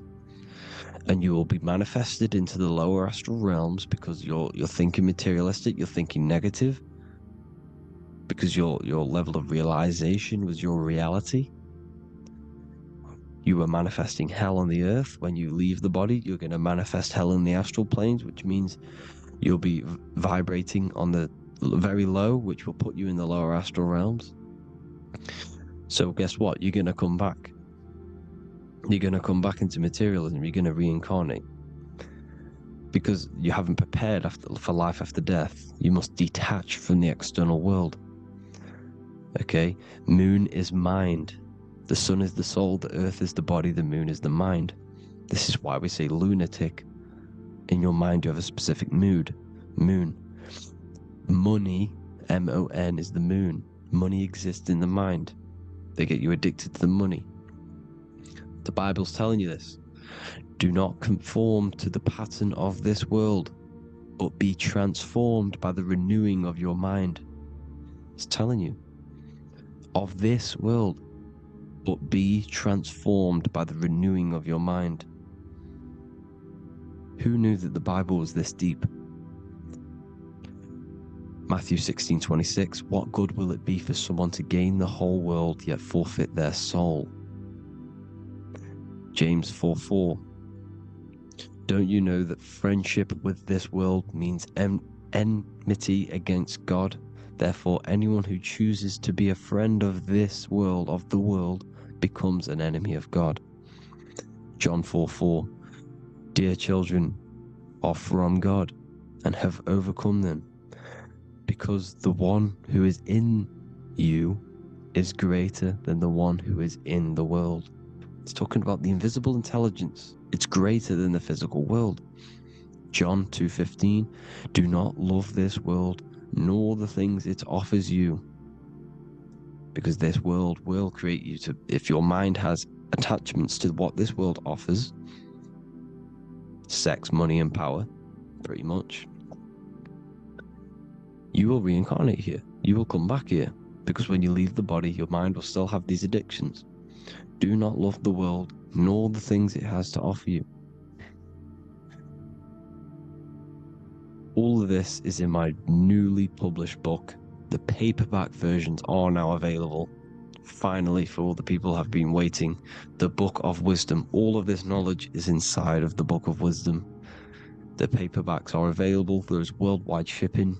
You can get it anywhere, pretty much, any country. My new website, it's amazing. There's going to be some amazing products coming on the new website. But I thank you all for the support. Before I leave, I need to explain what is going on with the soul trap. Like I said at the beginning, the mind's the bridge between the soul and the body. The body's the realm. By tricking your mind with false knowledge, they are keeping your soul stuck to this realm. They get you addicted to all the physical things, and that is it. As soon as you're addicted and you die, you're going to come back. So by tricking your mind, which is the bridge between the realms, they keep your mind stuck within this body. They keep you in physicality. They deveil you, the devil, the deveil. Thank you all for the support, people. If you do want to join the Academy, all the links will be posted below this video for the book, The Academy. Thank you all for the support, and have an amazing day.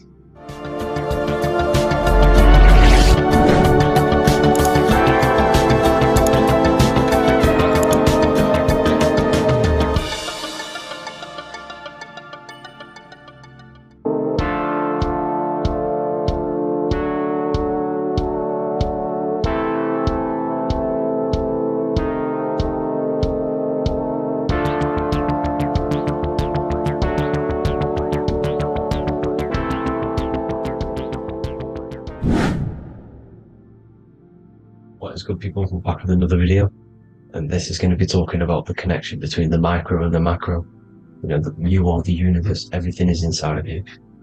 So the first thing you need to understand is that the law of mentalism, we are a thought in the creator's mind, everything's being thought into existence.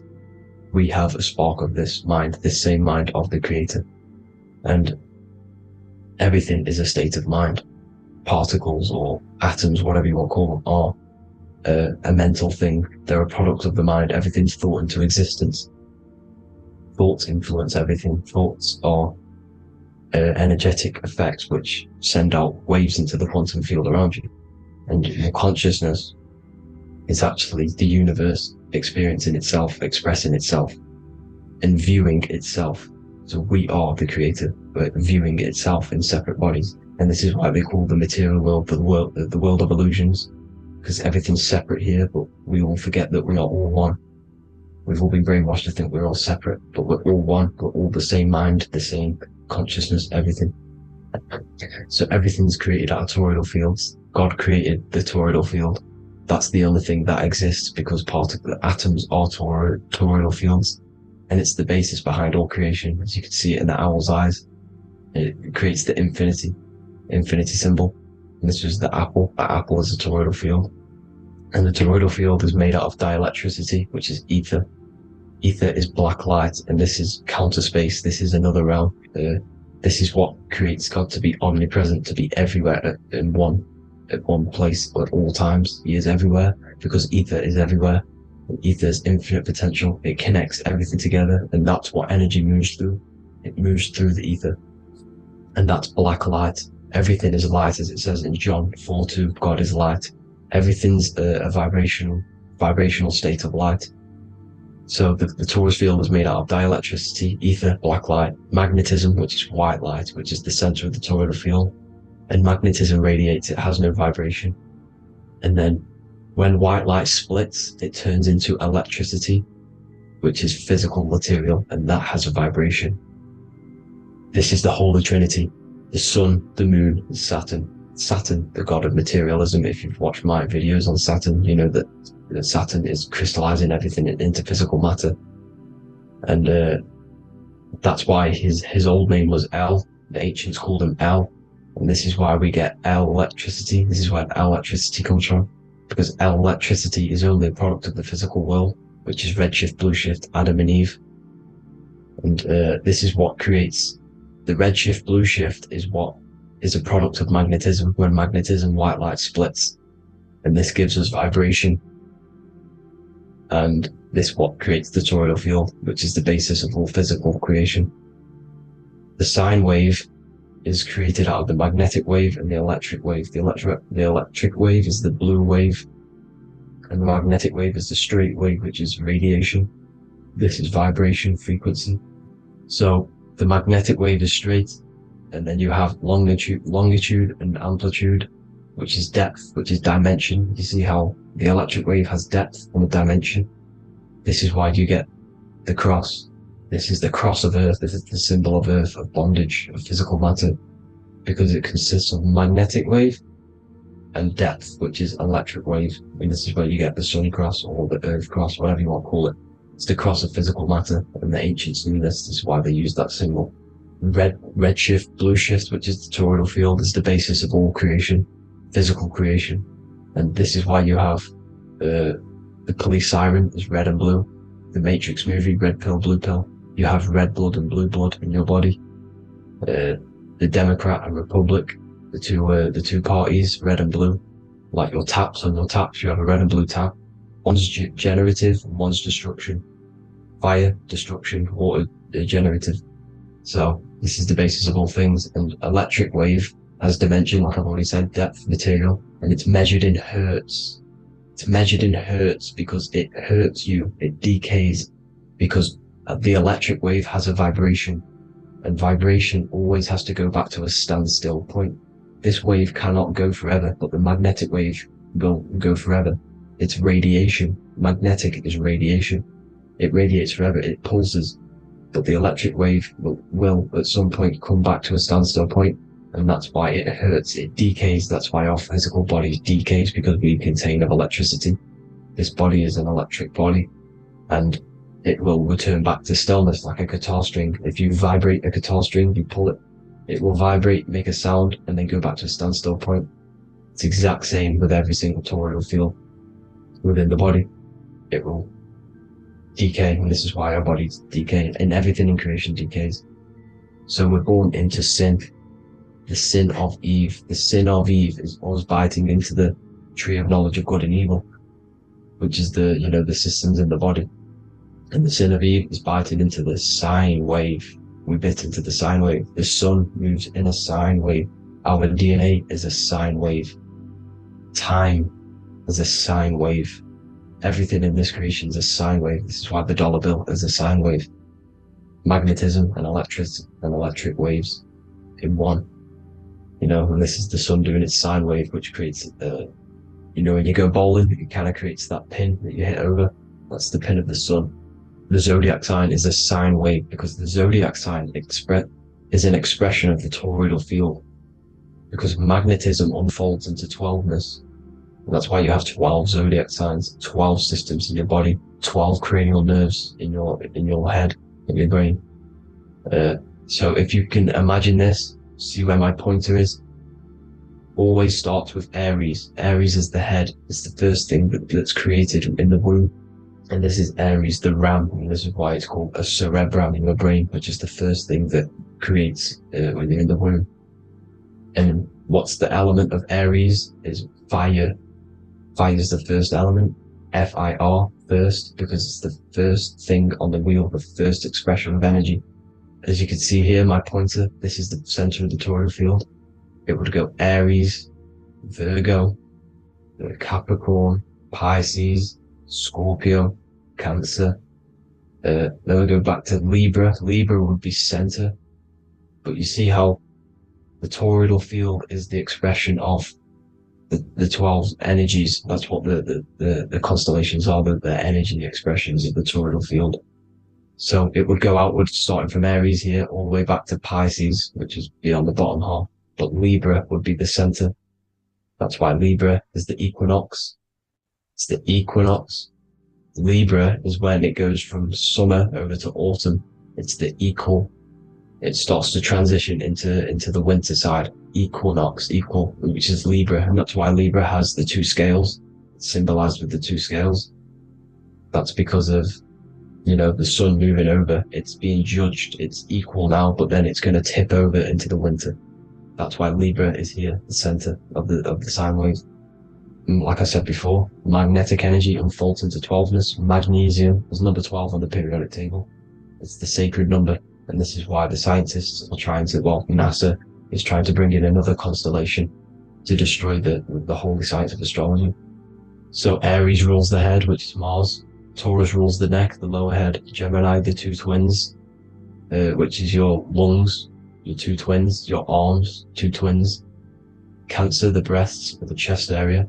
Leo, the heart, which is the sun, which is fire, the center of the toroidal field.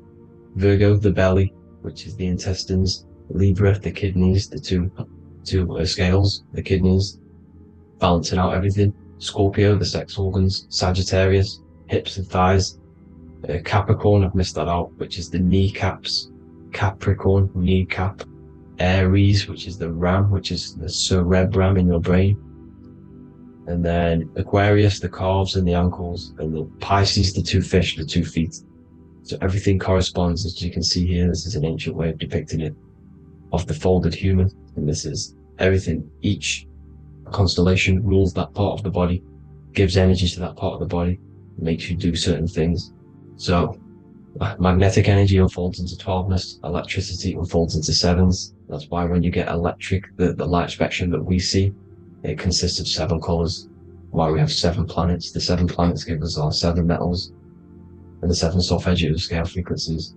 So the rotor, this is the rotor, and rotor is an anagram for Torah. The Torah, which is I think it's the Hebrew Bible. Don't quote me on that, but it's one of the holy books. Which is the Torah, the Taurus. Everything goes back to the Taurus field because it's the basis of all creation. So the chief cornerstone, it says in the Bible that the builders rejected the chief cornerstone. The chief cornerstone, you are the builder. You decided to incarnate into the physical world, into the electric world, the world of Saturn.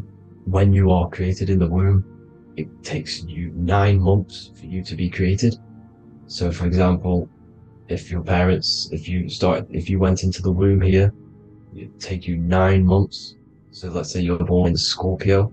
So you'd go back 9 months, 1, 2, 3, 4, 5, 6, 7, 8, 9.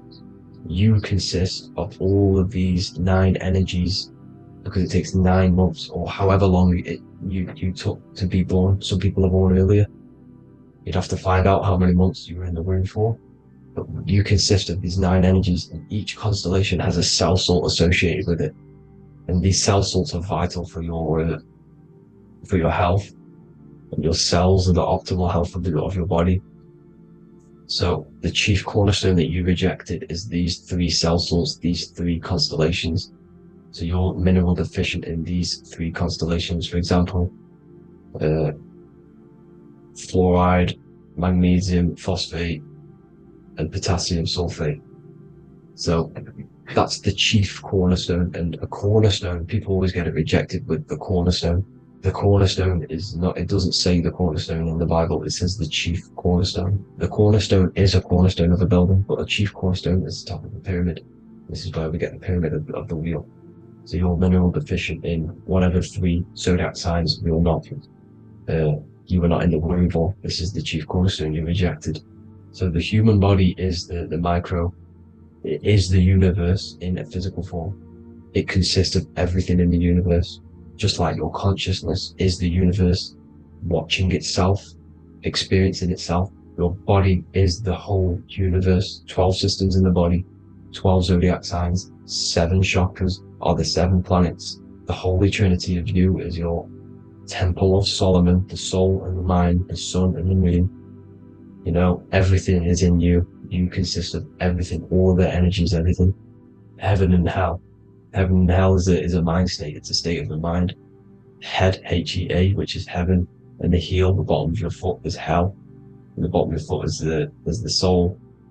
So they're basically saying, it's wordplay. They're saying that your soul is in hell because, with the elites being in control. So they call the bottom of your foot the soul, trying to say that you're in hell. The Christ is in you. And this Christ is Greek for what? Christos. And Christos is Greek for the oil.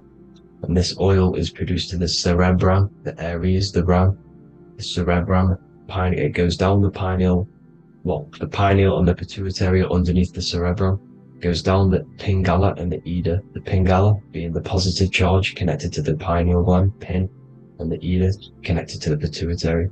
And this is the two serpents going down the spinal column. And this is why Jesus goes from Nazareth to Bethlehem, and then Joseph and Mary are waiting for Jesus in Nazareth. Joseph and Mary are the pineal and the pituitary gland waiting for Jesus to come back up the River Jordan, your spinal column. So this is the oil. This is the story of Santa as well. Santa comes from the North Pole. Why? Because the North Pole of the Earth is the center of the toroidal field, and the North Pole of you is your spinal column, which is the North Pole of the toroidal field. The North Pole, he comes from the North Pole. This is the North Pole. This is the South Pole of the toroidal field. Comes from the North Pole, which is your mind. And he goes down the chimney and then back up the chimney. This is the chimney. And he drops off the present, which is the Christos, the oil. And this is why Jesus is crucified at 33, because he crosses over the vagus nerve at the top of your spine. When this oil comes back up the 33 vertebrae, these are your vertebrae here. When it goes up to the 33 vertebrae, it gets crucified at 33 because it crosses the vagus nerve, and he's crucified on a cross at 33. This is the story behind Jesus and Santa.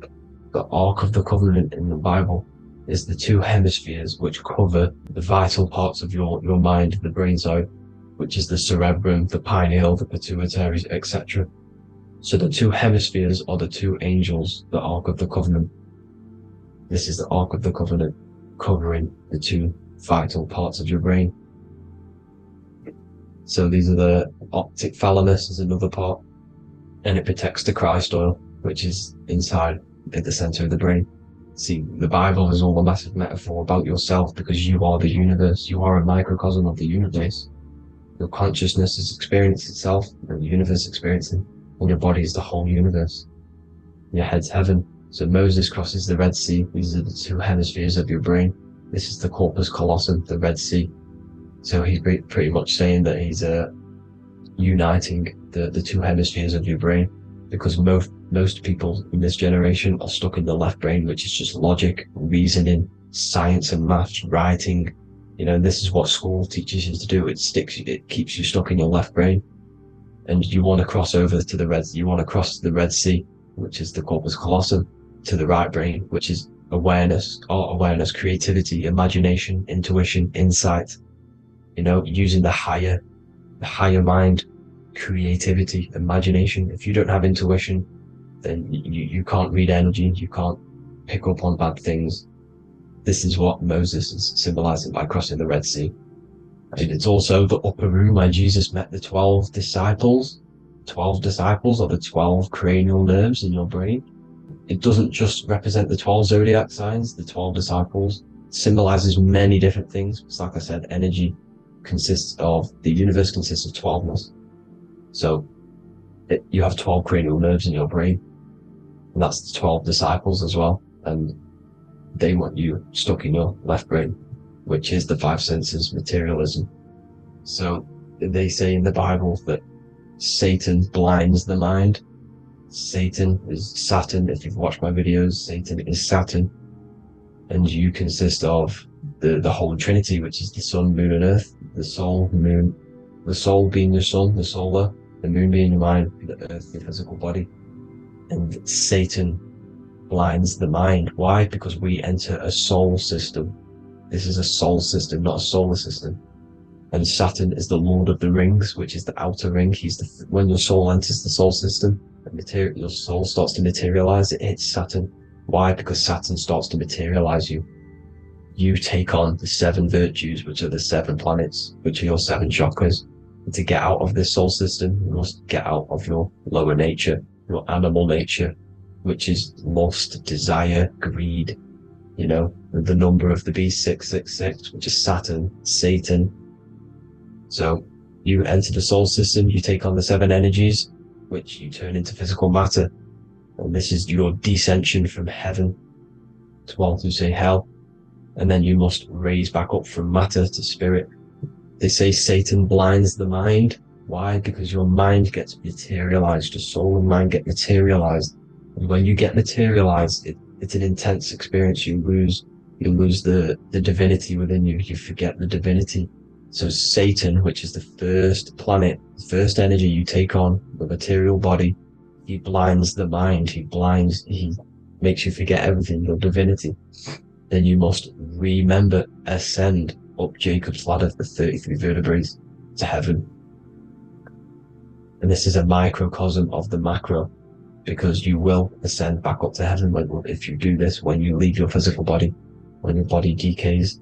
So when it talks about in the Bible, completely destroy them, the Hittites, the Amorites, the Canaanites, all the ites, this is what God says to the Israelites. It says completely destroy them. It's basically symbolizing saying destroy your lower nature. The Canaanites, cannibals. We're under a Canaanite system now, which is cannibalism.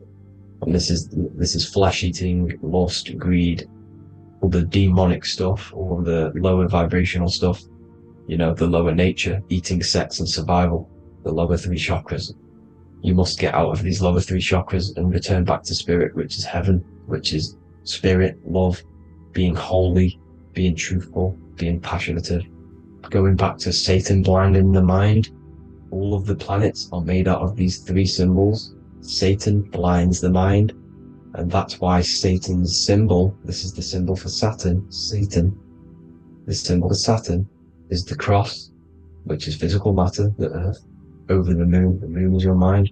So the Saturn symbol saying matter over mind, he blinds the mind, Satan blinds the mind once you enter the soul system. And you must remember, in the Bible it talks about the Genesis, which is Eve, the sin of Eve, which is biting of the tree of knowledge, with the serpent which wraps around the tree. It says the serpent placed himself on the tree. Well, the serpent is the spinal column. It's the serpent telling you eat from the tree of knowledge of good and evil, which is your nervous system. And eating from the tree of knowledge of good and evil is doing bad things. For example, over-sexualized, overeating, eating the wrong food. That's eating from your nervous system. It's decaying you, and it's preventing you from achieving the God self, the God consciousness. This is the symbolism of, you know, the tree on the serpent, telling you to eat from the left brain, with the left brain being the sinister. Sinister is Latin for left. That's sin. Sin is left. And left is lefty loosey, Lucifer, right, righteousness, right, God, godly. The tree of knowledge of good and evil, which is your nervous system, because it determines good or bad. And, you know, that's the only thing you experience in this world is your nervous system. And then the tree of life is the cardiovascular system, and the Garden of Eden is your body. So that's it for this video, people. Hope you've got a greater understanding of how you are the universe and everything is inside of you. Just keep in mind you are the universe experience in itself, and your body is a reflection of everything. The 12 constellations, the 7 planets, everything's inside of you. This world is an expression from the inside outwards. You can't affect the outside world to manipulate reality. Everything's inside of you. I hope you got a greater understanding of this. God bless.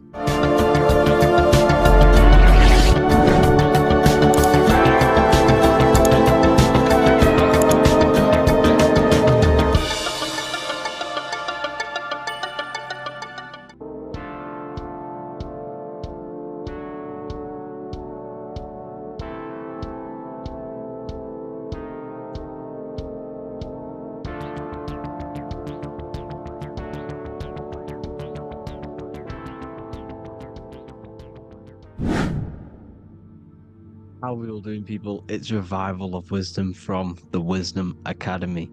Today we're going to be breaking down God, consciousness, and the higher and the lower self, and how to overcome the lower self. Now, the first thing you need to understand is that you are the invisible intelligence within the brain, within the body. This invisible intelligence is known as the mind. But you are not the mind. You are the observer of the mind, which is the soul, the invisible entity. The mind is your intellect, your intelligence. Now, the mind is, it's hard to put this in words, but the mind is something that gives you the ability to explore the universe. And this inner self is the I am. It's the quiet, the inner self, the voice you see in you hear in your head. This is why within spells high twin, inside, internal. The I is also the number one, which is one line. Because the one and only, is the inner self, which is the I am. This is why you say, my name is Harry. You are not Harry, you are the I, the inner self, the intelligence. Okay, this is why Jesus in French is I am. You look with the two eyes and you see with the inner eye. I and I, the same thing. Okay, because the I inside is what gives you the perception of what you're looking at. So when someone's trying to explain something and then you catch on saying, I see now, it's because you're seeing with your inner eye, the one that gives you perception, gives you intelligence, gives you the ability to understand things. This is the internal eye, the invisible self, which the physical body is nowhere near as complicated as this inner self. It's in infinite potential. God, G-O-D, generator, operator, destroyer, soul, mind, and body. Brahma, Vishnu, Shiva, the Father, the Holy Spirit, and the Son. They're all... the reason why you see God is always a triad is because it represents yourself. Your invisible intelligence is God. Me and you are the same invisible intelligence. We are the invisible intelligence experiencing the program being ran by the central nervous system and the brain. I always say this in my videos, but I have to, in order for you to understand the things that I'm going to say later on in the video, you need to understand this concept, is that you are the consciousness experiencing the nervous system, the tree of knowledge of good and evil, which is you here. You would be in this invisible intelligence right here in the center of the brain. Now, this is why the ancient Christians show God is in the brain. This is the brain stem. This is the brain. This is also the brain stem and the brain. The brain stem and the brain. It's all depictions of the brain, because the brain's the computer, the electromagnetic computer, which decodes the demands created by the invisible intelligence, the I, the inner self, you, your true self. The person moving, if you observe what someone moving, this is going to sound, but if you observe someone walking, it's not the body. The body's moving, but the thing telling it to move is the invisible intelligence. Before you kick a football, a decision is made within your invisible intelligence, your mind. And this consciousness, this invisible intelligence, is either stuck between the lower self and the higher self. Okay? When the invisible intelligence, meaning the true self, identifies itself with the physical body, it will trap its mind within physicality. This consciousness that we have is either operating in the lower self or the higher self. It's either feeding the material body or it's feeding the spirit. Okay? But because we are physical and spiritual, we need to be even. We don't want to be meditating all day long, because we do have a physical body as well whilst we are here. We are playing a game in physical matter. Okay? Now, the reason that you incarnated here is to learn a lesson, because the mind can manifest anything it wants within the astral planes, within the world of imagination. It can manifest anything it likes, but it incarnates into matter, into this game, so we can understand labor, because anything in matter you have to labor to manifest. But in the astral, you can manifest at the click of a finger. You come here to learn the knowledge of good and evil. And your consciousness, I came out a bit off topic there, but your consciousness is experiencing the lower or higher self. The lower self is manifested in the lower parts of the body. Sex, food, and power, the lower three energy centers.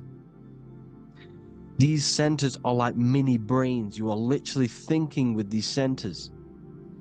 And when your mind is stuck within these lower centers, you'll think, have you ever heard the term of thinking with your penis, or thinking with your, you know what, as a man?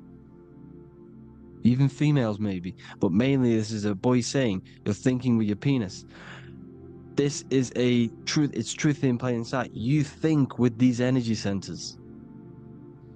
When you're living off the lower three centers, all you care about is sex, food, and power.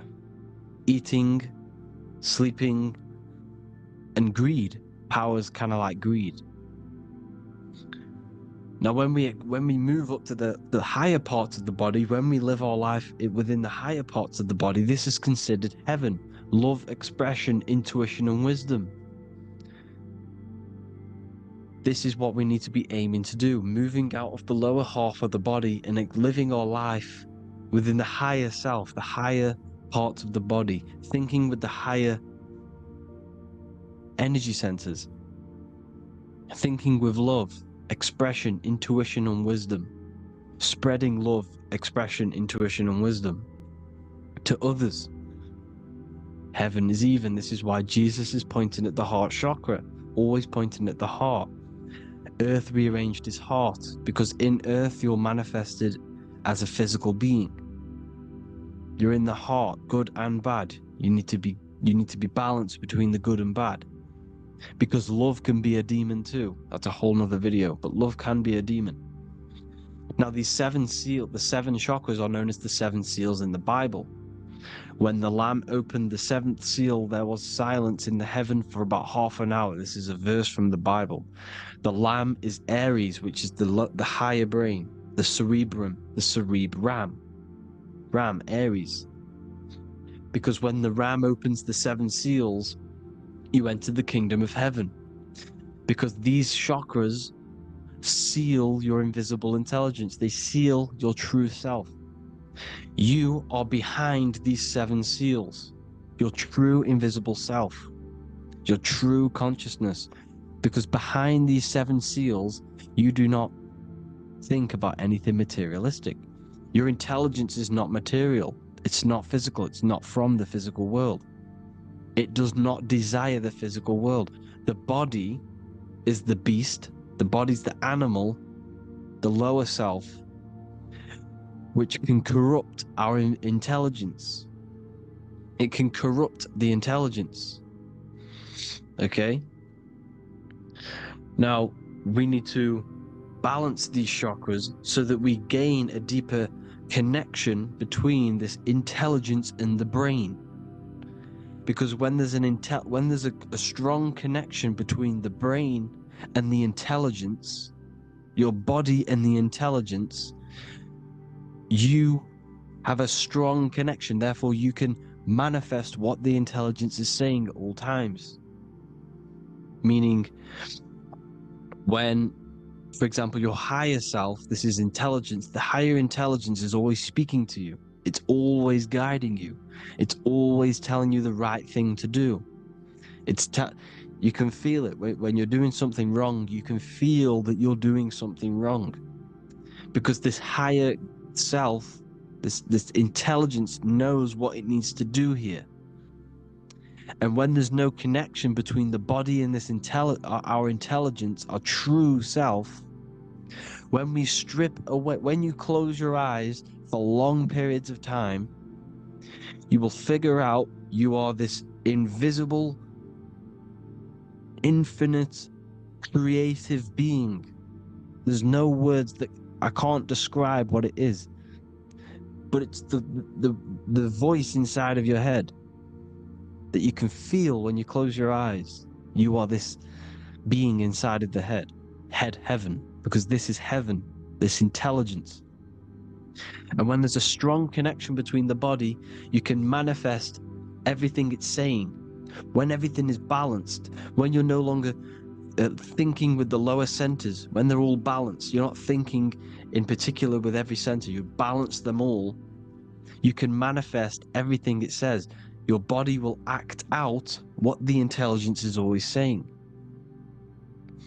This is God in the brain, the intelligence, trying to touch Adam, representing the lower self. This is why they're not touching. Notice how Adam is resting, but the intelligence is always reaching out, stretching, symbolizing metaphorically saying it's guiding. I'm always reaching out. The intelligence, your intelligence is always guiding you. It's always reaching out to you. But Adam is ignorant of it. The lower self is ignorant of it. And that's why he's so relaxed and God is so stretching out. Because at our highest self, that when you think of when you want to better your life, that highest true version of yourself is God. When you're manifesting this, your highest self, this is God. Your truest form, your most perfect form, that is God. Your highest version of yourself, that is God. Emotions are not what you've been taught. Emotions are not something that should be reactive, okay? You should not let the emotion be you, except that you should experience them instead of letting them become you. You need to understand there's a separation in our consciousness. You have the soul, which is the person who is observing your thoughts. When you think a thought, who's the one observing that thought? The soul, you, the I am, the I, the inner self, the one and only. And inside of every single body, inside of me, inside of you watching this video, there is this same intelligence that is inside of me, inside of you. And it's the exact same intelligence, experiencing a different body. And this is what we mean by the universe is mental. We all are all sharing the same ball of consciousness in a different body. The animals, the fish, the cells, all expressing this one consciousness. Me and you are the same. This is why the golden rule is treat others like others should be treated, because I am you and you are me in a different body. Now, going back, you need to identify that there's different levels of consciousness: soul, mind, emotion, and body. Okay? Your emotions are on a separate layer than the body, the mind, and the soul. So when you identify there's a difference between all of these, you do not let them become you. You do not let your mind rule you, because your mind can be corrupted. Your soul is the one that is pure good, pure love, but your mind can be corrupted. Okay? Your emotions can be corrupted. The body can be corrupted, but the soul can never be corrupted, only layered on top. You can only throw piles of programs within the subconscious, layering the soul down, but deep down inside of every single one of you, there is a loving being.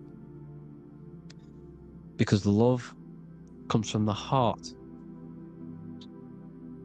Love is the universal emotion, expression. Now, your thoughts can become bondage, your emotions can become bondage. Now, what do I mean by bondage? By conquering the lower self, we need to conquer our own mind, because the mind is what's manifesting the lower self. When you're thinking with the lower half of the body, when you're becoming your emotions, you need to experience the emotion, not become the emotion. Do not let the emotion become you. Do not let your thoughts become you, because your thoughts are tools that you can manifest. Your thoughts are the idea. Your emotion is the energy that you can use to manifest that thought. Your emotion is energy in motion, emotion. You use emotion to manifest, to feel as if you already have the thought. Therefore, you become that vibration. Therefore, your emotions are actually a creational force that is given to you to manifest things, because you're a human, a manifester. You're here to manifest things. You're a creator. You are a god. Your inner self, your intelligence, your I am, the one and only inside of you, the inner self, the quiet one, the one that's deep, deep down, the invisible intelligence, is it's creating things all the time. All the time. Speak no evil, see no evil, hear no evil. This is the astronauts, they're Freemasons. But they understand this, because thinking, seeing, and hearing can corrupt your mind. And when you have a corrupted mind, you'll have a corrupted subconscious. The subconscious will manifest into the body, because 90% of your behavior comes from the subconscious mind. So you got to speak, see, and hear no evil. A sin, what is a sin? To overcome our lower self, to overcome our lower self, the 7 deadly sins are not something that goes against an external God. A sin is something that goes against your inner guide, your inner conscience, the inner self that's always speaking to you. It's always telling you the right thing to do. A sin is something that goes against this inner guide. And this is why you can feel something where you can feel you're doing something wrong, because the inner guide is speaking constantly. And when you commit these 7 deadly sins, which are 7 internal states which keep your invisible intelligence bound to your physical body. Because evil, right? Evil love bondage. This is why they stay in this realm and they control this realm, because they love the bondage of the body. They like matter. They want to stay in matter for eternal life. They don't want to ascend back into the heavenly realms, where you do not have a physical body. You can explore the universe within the astral planes. They stay bounded to the body, bounded to the 3D construct of the physical world. They have greed, lust, envy, gluttony, wrath, sloth, pride. They want all of this. And if you want that, that's okay. But deep, deep down, you don't want that, because your soul is always telling you the right thing to do. Your soul knows what to do to get out of here. It needs to detach from the external world. Detach from all of these 7 internal states which bound you to your lower self, your lower centers. That's what a sin is. You know, you have a left and right brain. The left brain is always analytic. The right brain is metaphorical. So the right brain is producing a holistic view of reality. Now, what do I mean? And not view, perception. When you see, because your eyes are parts of the brain, so when you look at something and you look, that image is produced in the back of the brain in the visual cortex. And then the right brain produces a perception, a holistic, it breaks down what you're seeing into a holistic image, a holistic perception. So for example, if you're in a woods, the right brain sees the whole woods as one big woods. The left brain is breaking that perception down into individual trees, branches, and leaves. So the left brain's to do with duality, the right brain's to do with wholeness, unified. The left brain's dualistic, analytic. This is necessary so that we can pick things up and manipulate them and break things down. We need the left brain, we need the right brain. I'm not saying any of them's bad, but the left brain, sinister in Latin, means left. Because when you're left-brained, you see everything in dualistic. You see everything is dual, when everything's actually one.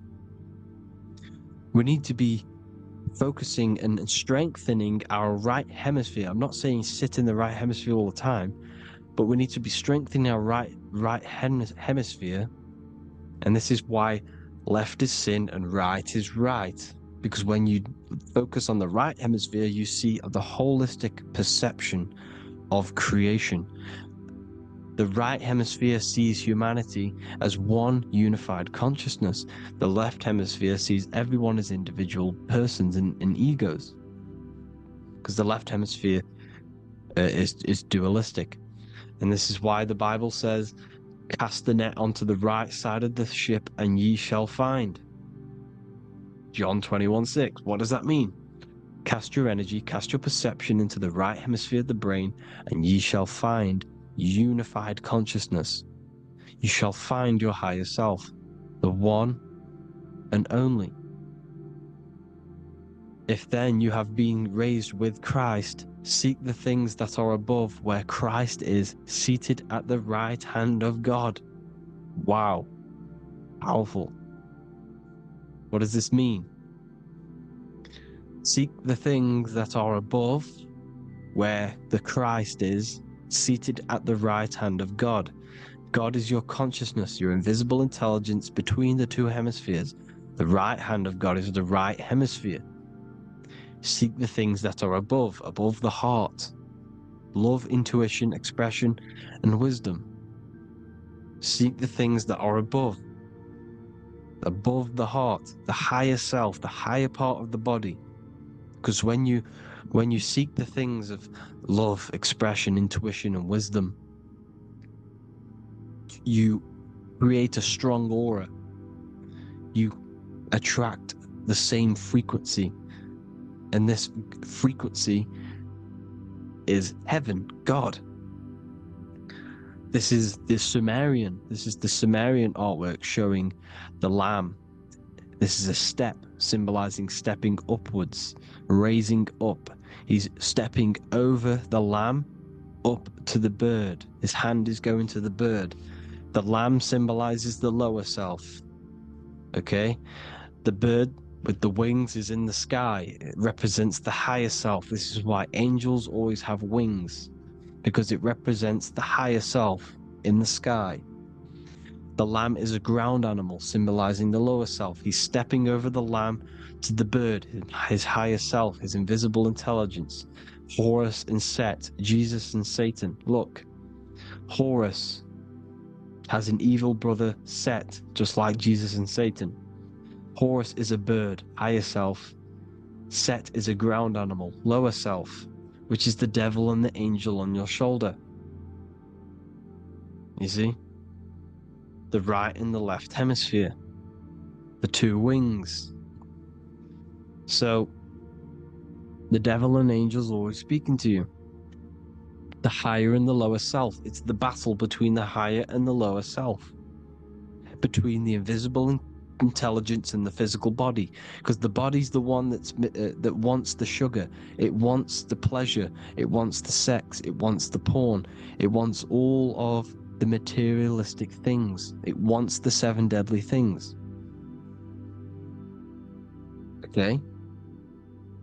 It wants this. There's a battle between the higher and the lower self, your intelligence and the body. This is why you need to become balanced, so that there's a deep connection between the body and the invisible intelligence, the I am. You need to master your mind with discipline, and you gain a connection between the brain, the body and the intelligence. Resurrection, transmuting sexual energy. Okay, this is important. Res is Resh, which is Hebrew. The early Hebrew Resh symbol is the head. This is the head. Resh, erection. Erection is a sexual stimulation. Resurrection is rise erection. You got to raise your sexual energy up the base from the spine to the head. This is the Christ, the Christos. There's a psychophysical germ, psychophysical oil produced in the brain every month. Go and watch my other video on raising the chrism. Okay? And every month there's this fluid produced in the brain, which takes 2 trips, because one's produced by the pituitary, one's produced by the pineal, magnetic female, magnetic and electric charge. And it takes 2 trips down the spine to the solar plexus, the bread of life in the Bible, or Bethlehem in the Bible, because the River Jordan's your spine. It goes down to Bethlehem. It gets born in Bethlehem, just like Jesus. Because when this oil travels to the solar plexus, it creates the seed, the seed of life, and it feeds the body. All the central nervous system, all the cells, it regulates the blood, does all sorts of good things for the body, this oil. Now, when you save your sexual energy and you raise your resurrection, you awake the Christ, you raise it from the solar plexus or the sacrum bone up to the brain, you activate 100% of the brain, and this is the true resurrection of Christ. Instead of wasting the energy and giving away your sexual fluids, because behind the fluids is the energy. So when you release that fluid, the energy is out there. You've released the energy.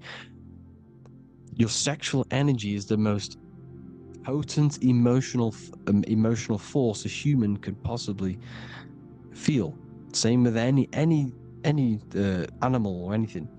The sexual urge, the sexual emotion is the most powerful, potent emotion that you can feel. It takes over the whole body. When you feel sexually aroused, it takes over everything because it's so potent.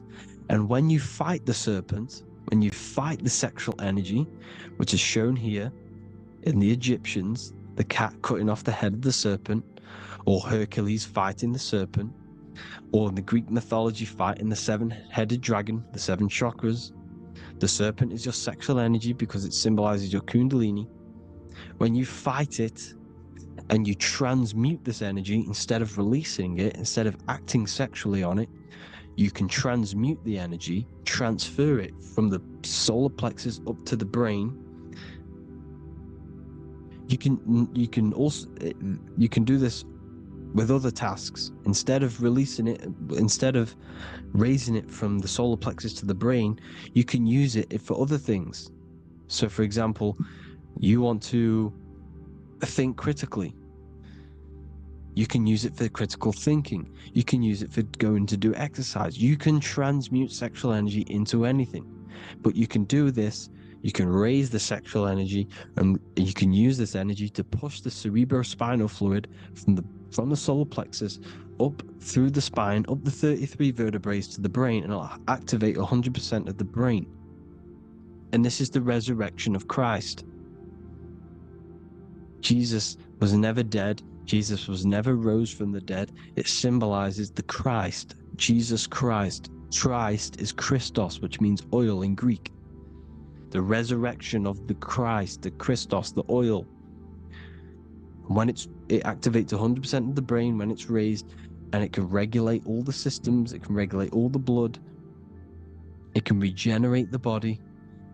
And this is the true Antichrist. They don't want us doing this process. The Antichrist is not against Jesus, it's against the fluid in our body that makes us live hundreds and hundreds of years and makes us live as gods. This is the true resurrection. And when you fight the serpent, you fight your sexual urges, your sexual emotion, the most strong emotion that you could ever feel. You can do this process. And this is the true secret of transmuting sexual energy. Because when you transmute the sexual energy, you can become a god. And this is why Hercules is fighting the serpent. Notice how the serpent is low. He's reaching down to it. It represents the lower self. Because the lower self wants the lust. It desires sex. The body desires sex. There's a fight between the higher and the lower self. But when there's balance, there's even. Heaven is even. When there's evenness between these, this is the kingdom of heaven. This is when heaven is on earth. So at our highest levels of ourselves, the highest level of our intelligence, this is God. God is something that we manifest. We need to achieve Christ consciousness by battling the body. There is no battle outside of the physical body. It's an internal battle. Jesus and Satan have been externalized. Nothing exists outside of you, because I explained in the beginning how you are the consciousness experiencing the central nervous system. Therefore, there is nothing outside of you. It's all internal. Jesus and Satan have been externalized. Why? Because it's business. The church is a business. It's all a business. They've created these figures to be historical when they're not historical. The Bible's not historical. It's all externalized. It's called exoteric, when the truth is esoteric, internal teachings. So anyways, people, balance the chakras, balance the two hemispheres of the brain, balance the conscious and the subconscious. Balance is perfect, the yin and yang. You are spiritual and physical. You live in day and night. You need to be balanced. Oneness. Seek oneness. And this is the true kingdom of heaven. And when we all realize that we are all the same intelligence, the same consciousness expressed in different bodies, when we all realize this, we all realize we're all one. Doesn't matter what race you are. It doesn't matter what race you are, where you're from, your nationality, because none of you are actually from here. None of you are from the physical world. You're manipulating the physical world through the physical body. You are the I am. We all have a soul. Every single one of you has a soul. We all have souls. The reason why they say some people don't have souls is because they're trying to suppress your mind. They don't want you to know that you have a mind. That sounds crazy, I know. But a lot of people haven't realized that they have an infinite intelligence called a mind. And behind that mind, if you can observe your thoughts, the person who is observing the thoughts, you have a soul. Everyone has a soul. Don't listen to all these people saying some people don't have a soul, some people do. We all have a soul. Every single one of us. So anyway, you need to break the lower nature of yourself. At our highest levels, we are gods. Our intelligence, our universal intelligence, the I am, the intelligence that's inside of the brain, is God. Our minds are being corrupted within believing that you are the body, and by the result of this is a society like today, because everyone thinks they're the body, and everyone's living in the lower nature of self, where everyone only cares about themselves. But when we realize we're all one big consciousness ball, we're all the same consciousness expressed in different bodies, there will be peace. So thank you all, people. If you do want to learn more, if you do want to read my book, it's called The Book of Wisdom. I'll put it in the description. It's an amazing book, people. It's going to give you the best understanding possible about creation, yourself, and the world. It's amazing. The Bible, everything. I have just launched a new cymatic library. A friend of mine has just added this to the website. He creates beats, and he creates the purest beats, so they are actually the frequency that it tells you. Most of the stuff on YouTube and Spotify and Apple Music it says it's a certain frequency, but we know these major platforms are all playing with the frequencies of the apps. So if you want a real binaural beats, solfeggio scale frequencies to meditate on or listen to throughout the day. Join the Occult Library. You can get a 2-day free trial. I'll put the link in the description. Thank you all, people. Hope you all enjoyed this video. God bless you all.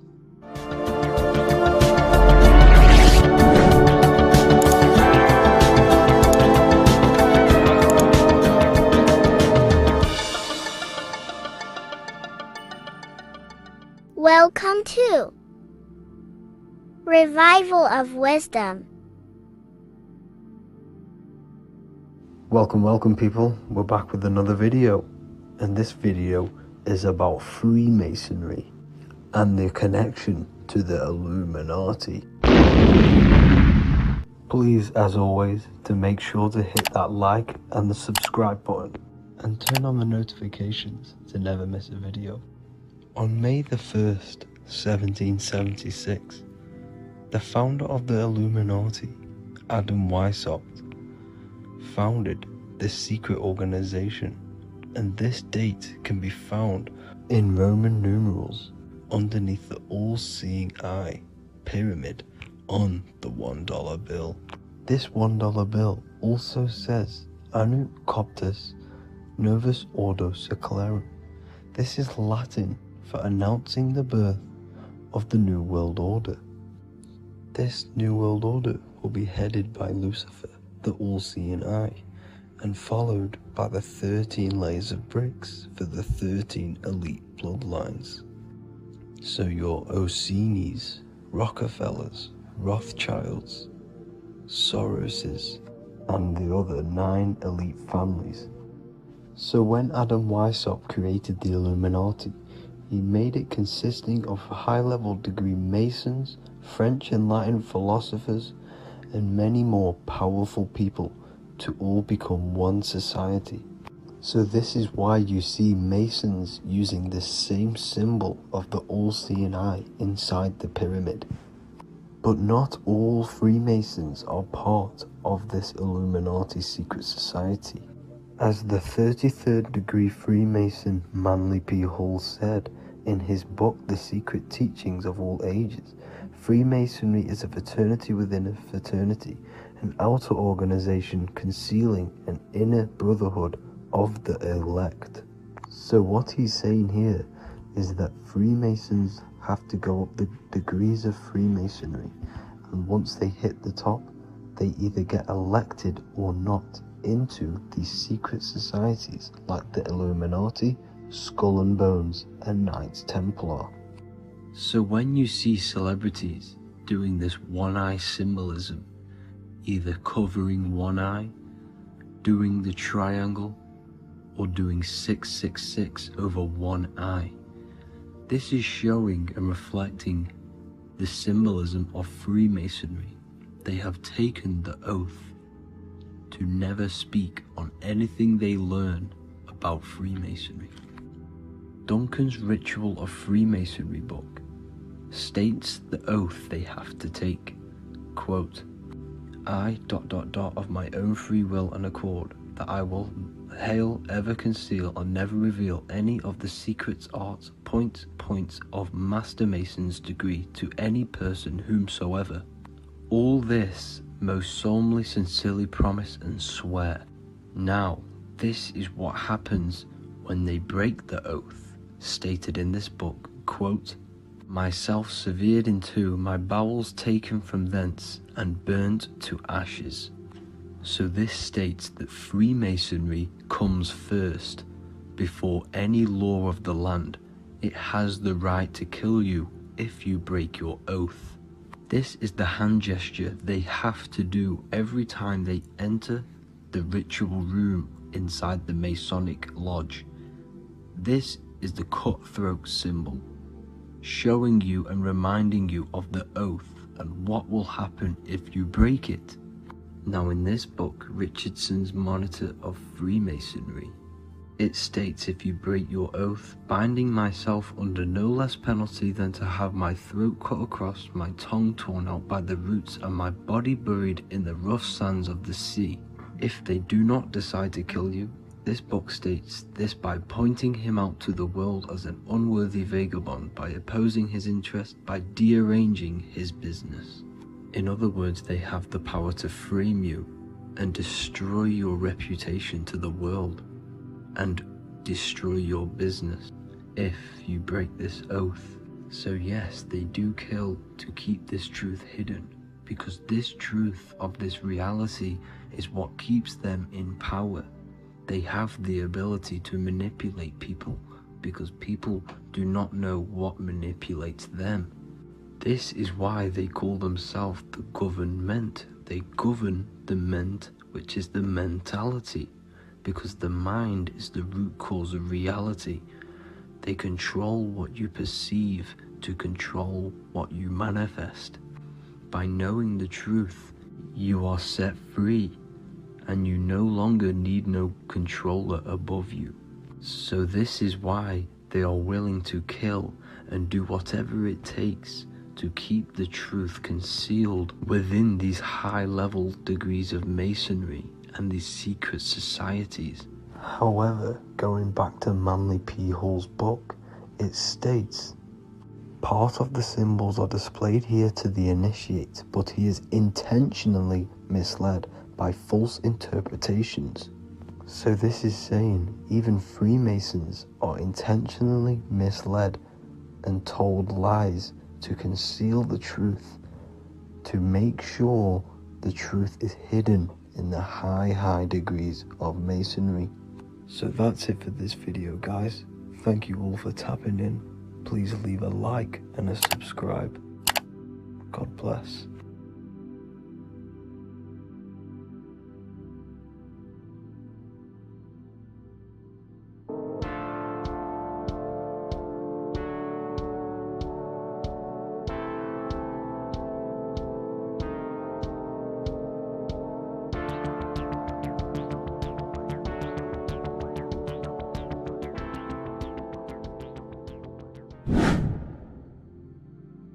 What is good, people? It's Revival of Wisdom. Today we're going to be talking about Saturn.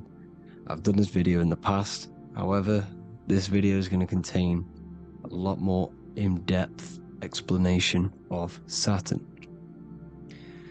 So the 33rd degree Mason, Manly P. Hall, said, Saturn is the key to crystallization, physical matter.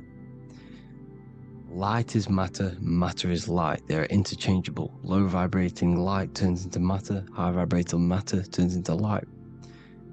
And Saturn is the god of this world, this physical world. He crystallizes light into matter.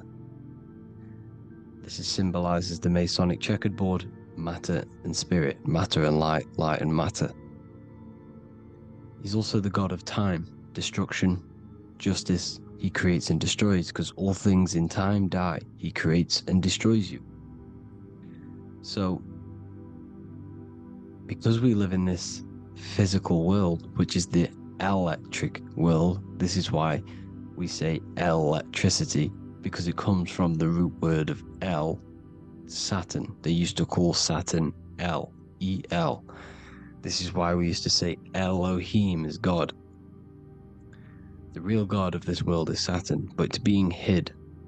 This is being hid. Jesus is Saturn. All of this is Saturn. It's all Saturn worship. It's the real god of this world, So, physical matter is a result of two opposing forces equalized on the plane of inertia, because everything is created out of electromagnetic toroidal fields. And these two poles equalize on the plane of inertia, which gives you planet Earth, plane of inertia. The plane of inertia is what Saturn is. It's the ring around the center of the plane of inertia. Thank you to Walter Russell saying, physical matter is a result of two opposing forces on the plane of inertia. This is what Walter Russell says, so please check out his work. He's got many books, many books on light and electromagnetism and stuff like that, so I advise you to check him out. So the torus field gives you the binary code 0 and 1, the female vagina and the male phallus. This is the code for this world. Saturn. Saturn crystallizes physical matter. Now, Saturn is the most outermost layer of the 7 layers of heaven, where it says in the Quran, it says, Allah, it is He who created the 7 layers of heaven. Saturn is the outermost layer. He's the top. He's the most high. So when we say the most high, we're referring to Saturn. He's the most high before the firmament, before the stars. So Saturn is the god of this world. He's the Lord of the Rings. He wears the crown. The crown is the rings. Crown, Kronos. So the planets are luminaries. They are lights. They are beings. They are energy, conscious energy. And we're in the heart of the solar system. Saturn is the outermost layer. He is the one of this world. He's the god of this world. Now, on the North Pole of Saturn, you have the hexagon. Add up all the sides, it creates the 6-pointed star. Or it can be created as a cube. The cube is very important. The 6-pointed star is very important. 6 points, 6 triangles, 6 side, 6, 6, 6. Black cube adds up to 6 in gematria. Now, what did I say in the beginning? Saturn crystallizes the physical world. He creates physical things out of light. You are a light being. This is why we say human. Hue means the light spectrum. Hue, man, we are light manifested into physical forms. Human. And we are incarnated through Saturn. Satan, same thing. The number of the beast is 666, and the 666 comes from the 6.6 triangle, 6 sides of Saturn, 666. We are all known as carbon-based life forms. Carbon, the atomic structure of carbon, is 666, 6 protons, 6 electrons, 6 neutrons. We are materialized into our physical bodies through Saturn, through the number of the beast. These bodies are the beast, it's the animal. The divine, the Christ, is the consciousness within, because you are a physical, spiritual being combined into one, hexed into one. Hexagram. This is a hexagram. You're hexed into physical matter, spirit and matter, light and dark, combined into one. Now you contain of the mark of the beast, the mark of your body. Your body's the beast. It says in the Bible, Satan, who is the god of this world. This world. There are many different worlds, but this world is run by Saturn, and it says that in the Bible. Saturn is Satan. It's the same thing. And look at the crown of thorns are wrapped around the heart. The soul is in the heart. The mind is in the brain. The soul is wrapped around the rings of Saturn. You're wrapped in physical matter. This is what it's showing you. This is symbolizing the rings of Saturn wrapping you.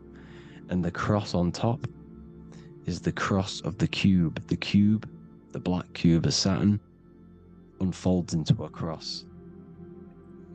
So Satan, who is the god of this world, Corinthians 4:4 in the Bible, Satan, who is the god of this world, has blinded the minds of those who don't believe. Saturn blinds your mind, because the god of this world materializes you, and he blinds your mind when you incarnate into physical matter. When you enter this soul system, not the solar system, you hit Saturn first. He materializes you. And look at the symbol for Saturn. This is the symbol for Saturn. All of the planet symbols are created out of the Holy Trinity.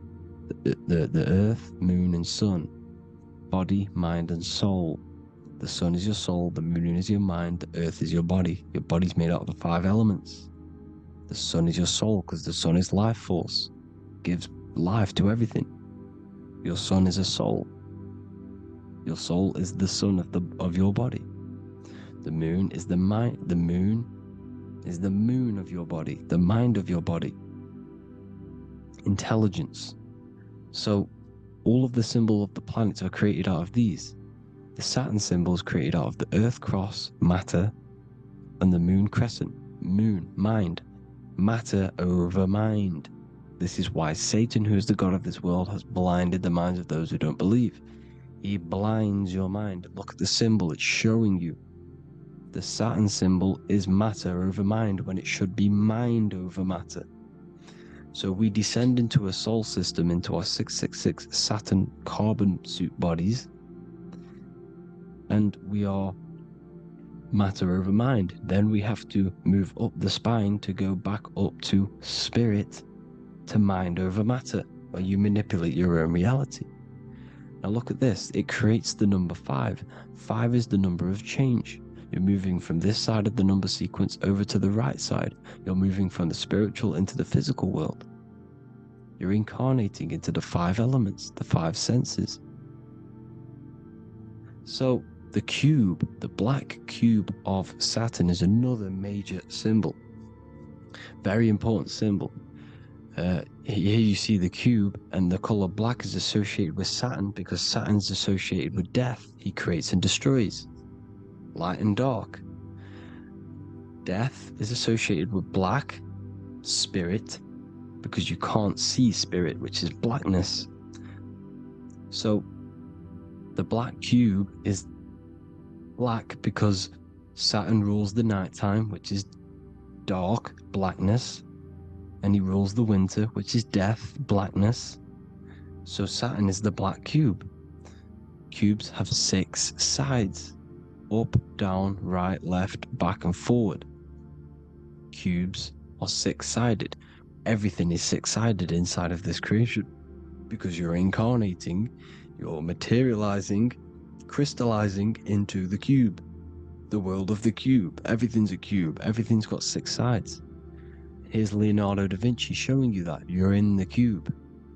Leonardo da Vinci did this famous painting.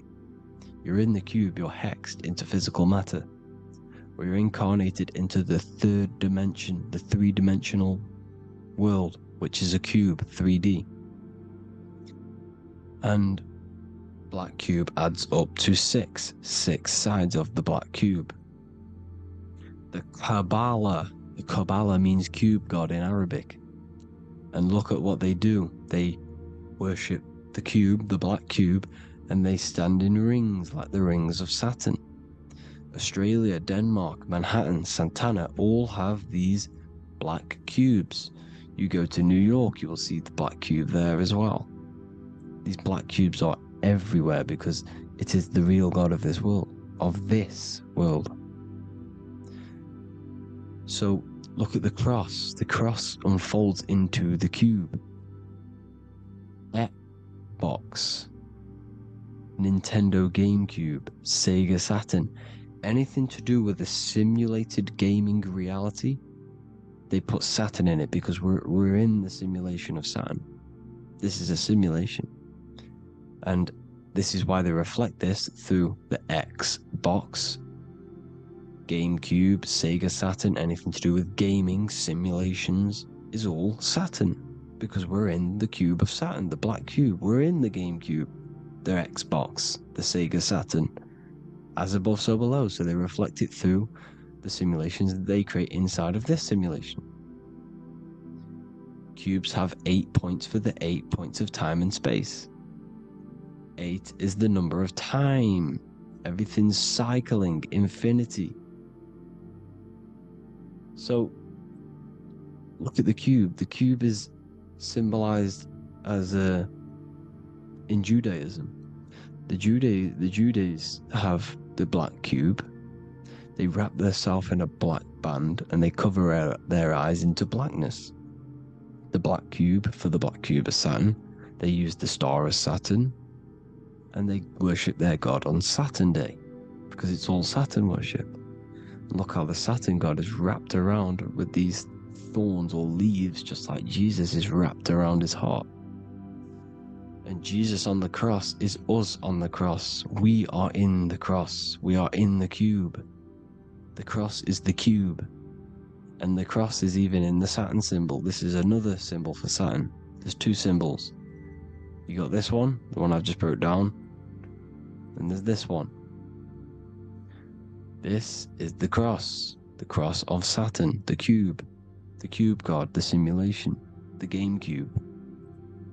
Now, Chronos is another word for Saturn. Chronos means time. When you clock into work, you go to the Chronos machine. Well, I did anyway. And I tap my card on the Chronos, because Chronos is time. Anything to do with time is Saturn. He creates and destroys. Look at the artwork of Saturn with the sand, the time. Look at this, how he's cutting off the baby's wings. He's crystallizing the spirit into matter. He's cutting off your wings. Satan, in the Bible, he falls from heaven into earth and he loses his wings. He becomes a serpent. See that's it's all symbolic for us. We are the fallen angels, fallen angles of light. We're fallen angles of light. We are light beings. Now we're fallen into physical matter. Saturn's chopped off our wings. He's chopped off our spirit wings, because when you astral project, you can fly. You will fly around. He's got the Reaper staff here, always depicted with the Reaper staff. Now look at the clock. Saturn Day is the 6th day, the number of the beast 666. Look at the clock. 6 take away 12. 12 take away 6 equals 6. 7 take away 1 equals 6. 8 take away 2 equals 6. 60 seconds in a minute, 60 minutes in an hour, 24 hours in a day, 2 plus 4 equals 6. That's 666. Everything's 666 because it's time. Saturn. All goes to Saturn. He's the god of time. We're in time now. We're in time. We're in the time, which is God. The god of this world. The god of time. Now look at this. The Reaper is also depicted as the Reaper with the staff, the black cloak, black symbolizing death, spirit. Judges wear black because Saturn is the law. He's the god of this world. He's the law. This is why they wear black cloaks. When you graduate from university, you wear a black cloak and a black cube on your head. You've been hexed. Funerals, you wear black because it's all to do with Saturn, Father Time, Father Crystallization. Now Saturn, here's another one of him cutting off the wings of a child. Because he cuts off the wings. He creates and destroys your body. We're in the electrical world. Everything that is electrical vibrates.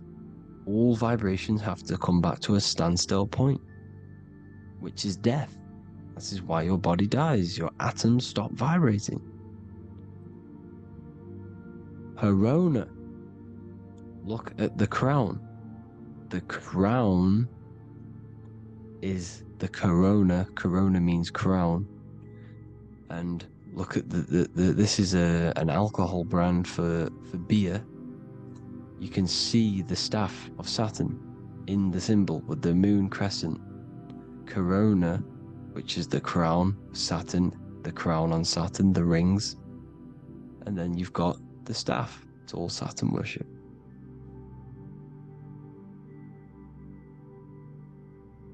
There's the black cubes of 9/11. 2 black cubes. This was a ritual for Saturn. It's all ritualistic. And look at the Star of David, the Star of Saturn. It's not the Star of David. It creates IXXI, the sigil of Saturn. IXXI means 9/11 in Roman numerals. 9/11. It's all a ritual for Saturn, and they have the 2 black cubes of Saturn. Now look, XX, there's more symbolism of Saturn now. We're going deeper. XX is more symbolism for Saturn.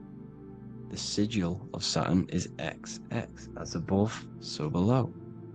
Same with the Star of David. You split it in the middle, as above, so below, as above, so below. XX, this is a Knights Templar, Cross of Lorraine. XX, Knights Templar, High Order of Masonry. They all worship Saturn. Well, Saturn's the real god of this world. X Eon with the XX, XXL magazines, which is all to do with famous rappers and stuff like that. When you die, you put XX on the eyes because it's Saturn. He's the Reaper. Is Jesus with the XX crown with the thorns around his heart, around his soul, with the cube on the top, the cross cube. Lil Uzi Vert with the XX Cross of Lorraine. Jay-Z with his alcohol brand, XX Cross of Lorraine. The X Factor with the rings of Saturn. All Saturn worship. The seal of Melchizedek is also Saturn. This is the cube. This symbolizes the cube with the 8 points for the 8 points of space and time. And this is the cube. It's another ancient symbol for Saturn. Here you see the star of Saturn with the Melchizedek symbol around it, which is all to do with Saturn. Here you see an altar, the Holy Grail, the Melchizedek symbol on it, and they're worshipping it. This is why we wear rings, wedding rings for the rings of Saturn. It all goes back to Saturn. Earrings. The 8-pointed star of the ancient Sumerians is all Saturn. It's all Saturn. So, the ancients, the symbols of Saturn goes on forever. It's in all of the major corporations. You can see it everywhere, the rings of Saturn. Toyota is an obvious one. Internet, Nike, Target, Sega Saturn. It's all Saturn worship. All Saturn worship, because he is the real god of this world. Is Kanye West's album with a Saturn here. Is Michael Jackson's album saying X escape. There's the X again. The X escape. You have to escape this reality. Maybe that's what he's pointing at. Here you see it on the dollar bill. The star of Saturn. Here you see it again on the dollar bill. So that is it for today's people. I hope you all gained some insight on Saturn. Please like, comment, and share if you can. Subscribe if you like the channel. Please have an amazing day. God bless.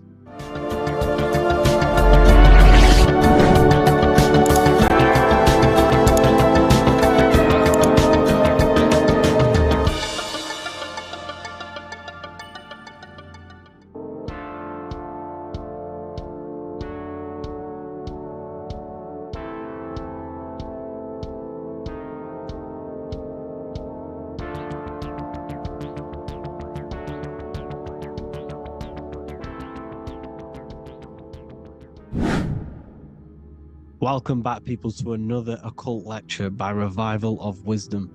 Today we're going to be talking about magic and how it's being used on us for the New World Order. Magic has the word mag within it, which is magnetism. Magnetism is the force.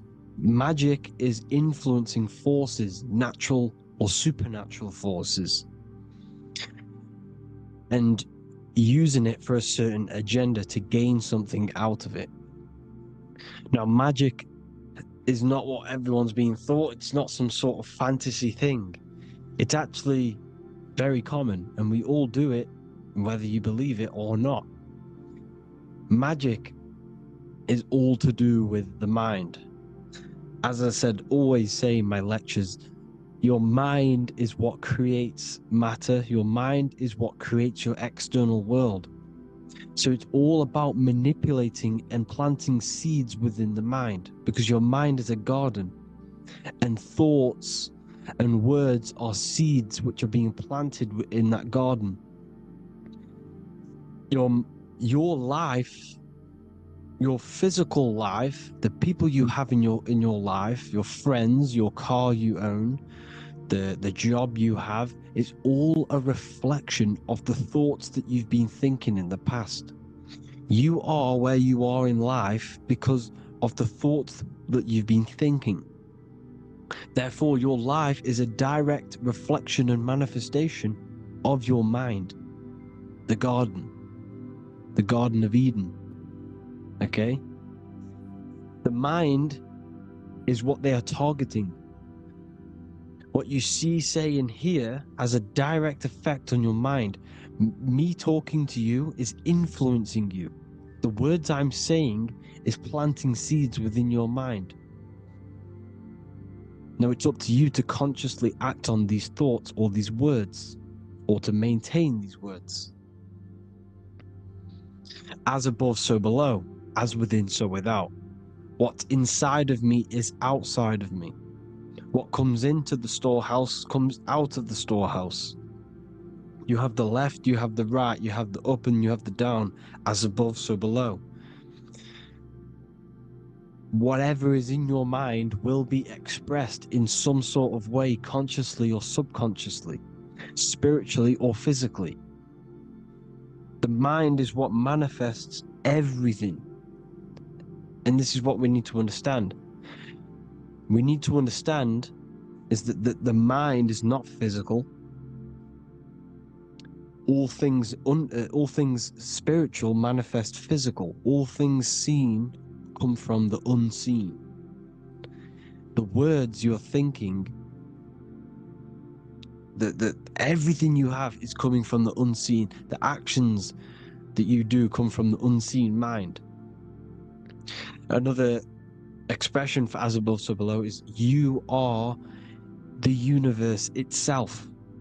You are a universe, a mini universe. But just because you are mini does not mean you are the whole thing. If I take a little piece of infinite, let's say there's an infinite light source. Let's say I take a little chunk of that infinite light source. That little chunk I took is still infinite because it's been taken from infinite. You are the universe. Your awareness, your mind is the universe. It's information. You are the universe experiencing itself. This is why we say we are all God. As above, so below. What is in me is outside of me. The sun, the physical manifestation of the sun, is your soul. The 12 constellations are manifested in the physical body. The 5 elements are manifested in the physical body. They're manifested in the 5 fingers you have. As above, so below. This is manifested, well, this is a symbolized in Freemasonry and secret societies as the 2 pillars. The mirroring reflection, the reflection of reality, the mirror. As above, so below. What happens in the mind, what happens in the astral, happens in the physical. This is Aleister Crowley. This is all symbolism. This is the 2 pillars with the all-seeing eye and the triangle at the top. Aleister Crowley was a master magician, very powerful dark magician, black magician. There's 2 types of magic. You have white and black, just like the checkered board. The Masonic checkerboard, you have white and black, you have good and evil. White magic is influencing natural forces to gain something that will help the collective consciousness, help the collective, help the earth, help other people. Black magic is something you manipulate something so you can get something personal out of it. Doesn't matter if it's good or bad. It's still considered as black magic because you're being selfish. Everything you do should be contributing towards the collective consciousness and helping others. And this is why the ancients lived in a system where everything was in unity. We understood that I am you and you are me. What I do to you happens to me because I am you and you are me. We are the same mind substance on the inside. We're all the same mind substance being expressed in different bodies. So what I do to your mind will have a ripple effect on my mind because all of our minds are connected within the mental plane. So this is why they know all this knowledge. to know all this knowledge. So yeah, this is the mirroring effect of reality, the two pillars, or symbolizes the number 11. The number 11. We'll go deeper into that. The technology we're using is magic. It's a form of magic. Television is tell-a-vision. They're telling a vision into your subconscious mind, into your memory. And when you turn on the tele-vision, you get a program, because they're telling a vision to create a program within your subconscious mind. You see, the conscious mind is only 10% of your mind, which is to do with your, what you're aware of, your five senses. What are you consciously aware of? Well, I'm aware I'm here, I'm talking. I'm aware of what I'm wearing, the five senses, what I can hear, taste, smell, hear. What I'm wearing, I'm aware of what I think of. But the subconscious mind is the 90% of your mind. It's the hidden part of the mind, which is telling your heart to beat, telling your body to breathe.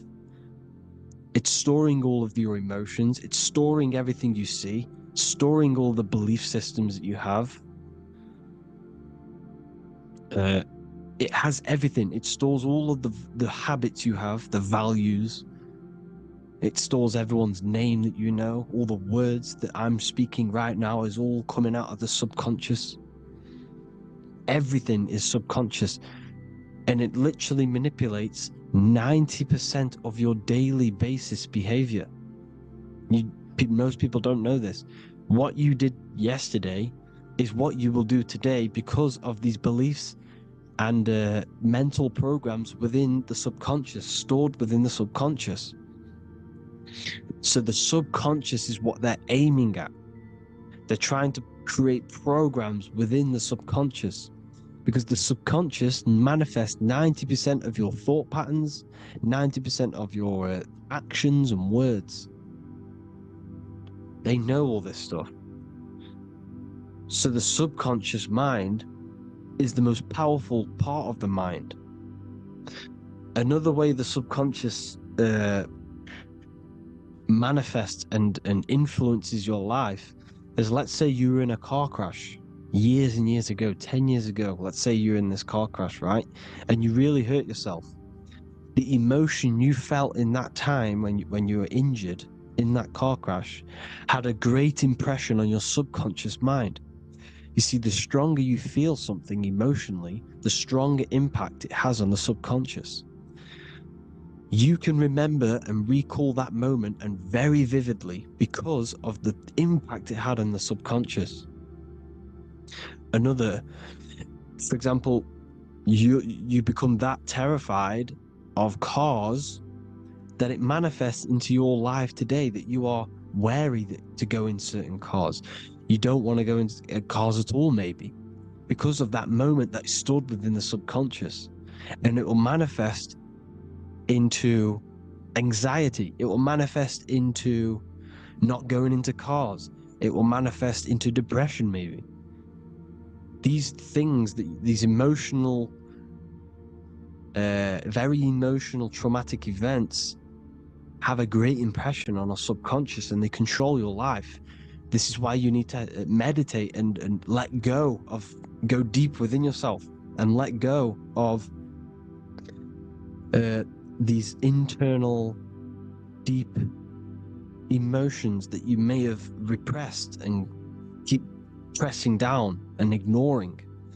But you need to address it and let go of these subconscious impressions you have, which are controlling your life, like anxiety, depression. All of these things are stemming from things that are stored within your subconscious years and years ago, more than likely.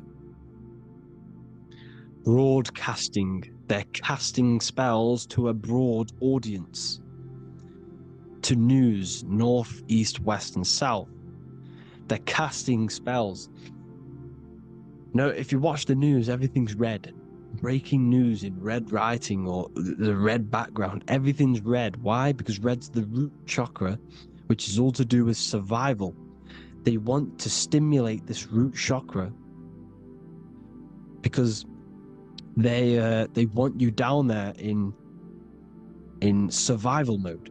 They want you in survival mode because you're easier to control. They control out of fear. And not only they're casting these spells as if, because most of the things they cast in the news hasn't already happened. They're constantly bombarding you with, there might be a war breaking out, war this, war that, kill here, kill there, murders. It's impressing, it's casting spells on your subconscious mind. So when the event does turn up in real reality, in physical reality, you're less emotional, you're less surprised. You're not as surprised because you've already heard it before. Your subconscious has already heard it all before. If you never heard of a war and then a war broke out, you'd be going crazy. So they subtly program your subconscious mind through the words, because the words they say is impressing your mind. It has an effect on your mind, which will have an effect on your behavior, your words, your conversations you have with people. They're casting spells to north, east, west, and south on the tell a vision. They're telling a vision by broadcasting, by saying spells. This is why we call it spelling. Even the word, listen, the words we say cast spells. Bless. Oh, bless you. That's be less. The subconscious mind only picks up literal things. You see, when I say bless you, your conscious mind picks that up as, oh, thank you, you're blessing me. But your subconscious picks up as be less. You see? Because the subconscious it has no filter. It's just, it is what it is. Everything is factual in the subconscious. Therefore, if I call you an idiot, your subconscious, my subconscious will think I'm talking to myself and calling myself an idiot, and it will take that as true. That is truth. Everything is truth within the subconscious. And the subconscious manifests your behavior. The devices this is the biggest one. Black scrying mirrors. Device, the devil's vice. The device. Okay? Black scrying mirrors, black screen is scrying. Black scrying mirrors were used to communicate with spirits within the astral plane in the medieval times. They're still being used now by black obsidian mirrors. And look at your phone, it's a black mirror. And there's some sort of, I'm not saying this is fact, but personally I believe these are portals for spirits and ethereal entities to come into your life, to come into your surroundings. So this is the next big thing. The TVs, your iPhone, your iPod, all black mirrors. And mirrors are very, very powerful. Even just a normal mirror. Mirrors have an effect. Whatever you say into a mirror, what you say is energy. And when you say something into a mirror, you're saying it into yourself. It's an infinite cycle of words, of energy, because it's being reflected infinite times. When you say something into a mirror, it has a massive effect. You're saying it directly into your eyes, into your mind. So what you say in a mirror should be said with precaution.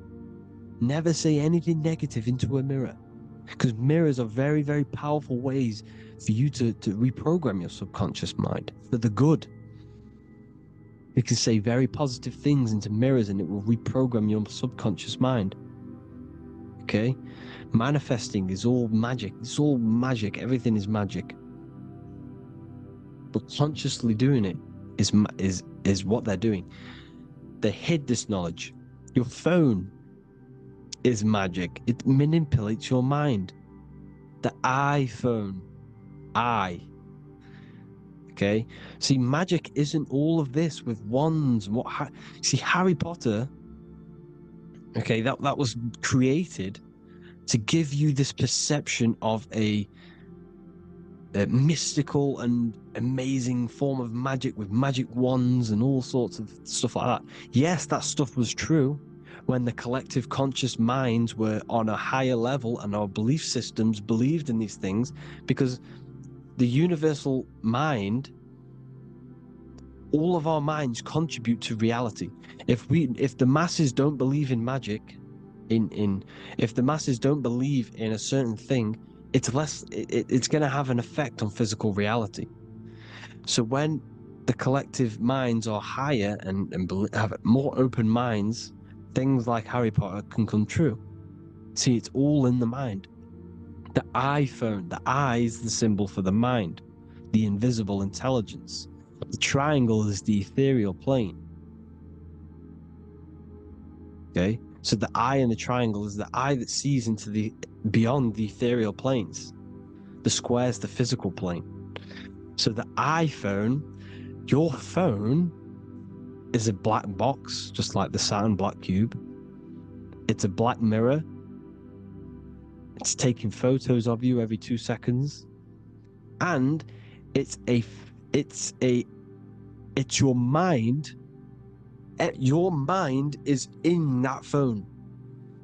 Everything you like, everything you text, everything you type in Google, everything you say to someone, every conversation is all recorded on the phone. Therefore, it is a direct reflection of your mind. Your mind is imprinted into your phone because your mind, everything you think in your mind, you're manifesting into typing, saying, taking pictures into the phone, and it's collecting it and storing it. And what they're doing, and this is for all forms of magic, it's manipulating the mind. It's all manipulating the mind. Reels, Instagram, TikTok, this is all dopamine. It's all controlling the mind. Every like you get, every follow you get, every share that you get is dopamine within your brain. They're literally targeting your brain and mind. It's all manipulating, because what they're pushing through the phones, through the media, through the news, through the televisions, is visions and programs. You are the one manifesting the New World Order. They're not manifesting the New World Order. They're giving you the information so you can manifest the New World Order. Everything they say is contributing to your mind. For example, digital money and all the information they put out for you to see is contributing to your enslavement. Your mind is manifesting the New World Order. They know this. They don't manifest it. There's billions of us. We could easily run over them physically. But on a mental level, these people have the knowledge and they hide it from us, and they let us manifest reality because we are the collective. They give us the information which manifests their agenda. It's all magic through the phones, the media, the television. So your phone is a manifestation of your mind. It's a record of your mind. Hollywood, holly tree, holy tree. They used to make wands out of holy trees, because it was the most holiest wood, the best for casting and transmitting energy. So they used holly trees to cast spells. That's what Hollywood is. And in Hollywood, they have the red tear, the blood drop next to the Hollywood sign, because it's all satanic. They're all black magicians. They use Hollywood to cast the spells through the music, through the films. You see, music is a form of magic. All of this is magic. Everything they do is a form of magic, because they want an agenda behind it. But it's not black magic. They're letting us create our prison. This is what you have to see. Yes, they're evil, but they're not doing anything evil, or else they would face the karma. They let us manifest this agenda through giving in the information, by telling you what's going to happen in the movies. Everything that happens in a movie, it's all there on purpose to program your subconscious, to plant a seed within your garden, your subconscious, your mind. Because when the mind has already seen something, when it comes up and turns up in physical reality, you will be less shocked and you won't rebel. So they lure you slowly. They make you aware of these things over time. They make you gradually think it's okay. Like the technology, we never used to use these phones. How did we become so addicted and reliant on them? Well, because first they gave you a little flick phone. Well, no, sorry, they gave you a phone in your house. And then once you got used to that, they say, oh, here's the newest version of a little flick phone. You started texting your friends. Everyone was loving it in high school. They could now meet up without saying, let's meet on the weekend at this point at this time. Like your parents probably did. Or maybe some of you watching this, you probably had to tell your friend to meet on the weekend at a certain time because you had no way of communicating. So everyone got these phones and got addicted to them. Then they slowly got addicted to the new iPod with a touch screen. Now they invented touch screen. Then everyone got addicted to touch screens.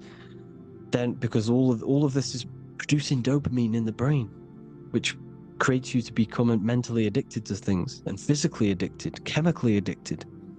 Because dopamine's a chemical. Your subconscious becomes a program within your subconscious, and your body becomes chemically addicted to these phones. And these phones are the enslavement of humanity, technology. Without this, we wouldn't be in this mess, without technology. Because they're creating a hive mind. We're creating a hive mind. So back on track anyways, they program you. Look at the films, 9/11, all produced by Hollywood. Here's the 11, like I said at the beginning, the two pillars which reflect reality. What happens in the mind happens in the physical. What happens in the astral happens in the physical. Okay, what happens in the physical happens in the mind. It's the two pillars, the mirrors. 9/11. 9 + 1 + 1 is 11. Flight 11 was hijacked. New York is the 11th state. New York adds up to 111. This is not a coincidence. It's all a form of magic. It's a ritual, energy harvesting ritual, because your mind produces energy. Your mental attention produces energy. And they're feeding off this energy in the astral plane, these demons. Music is the most powerful. Personally, I think the music is one of the most powerful forms of magic they're using. Okay? Music is hypnosis. It puts your brain in a hypnotic state. It influences your electromagnetic field through vibrational energy. It reprograms your subconscious mind.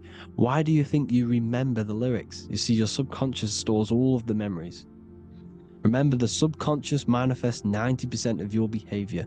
So therefore, the music you're listening to is manifesting your behavior.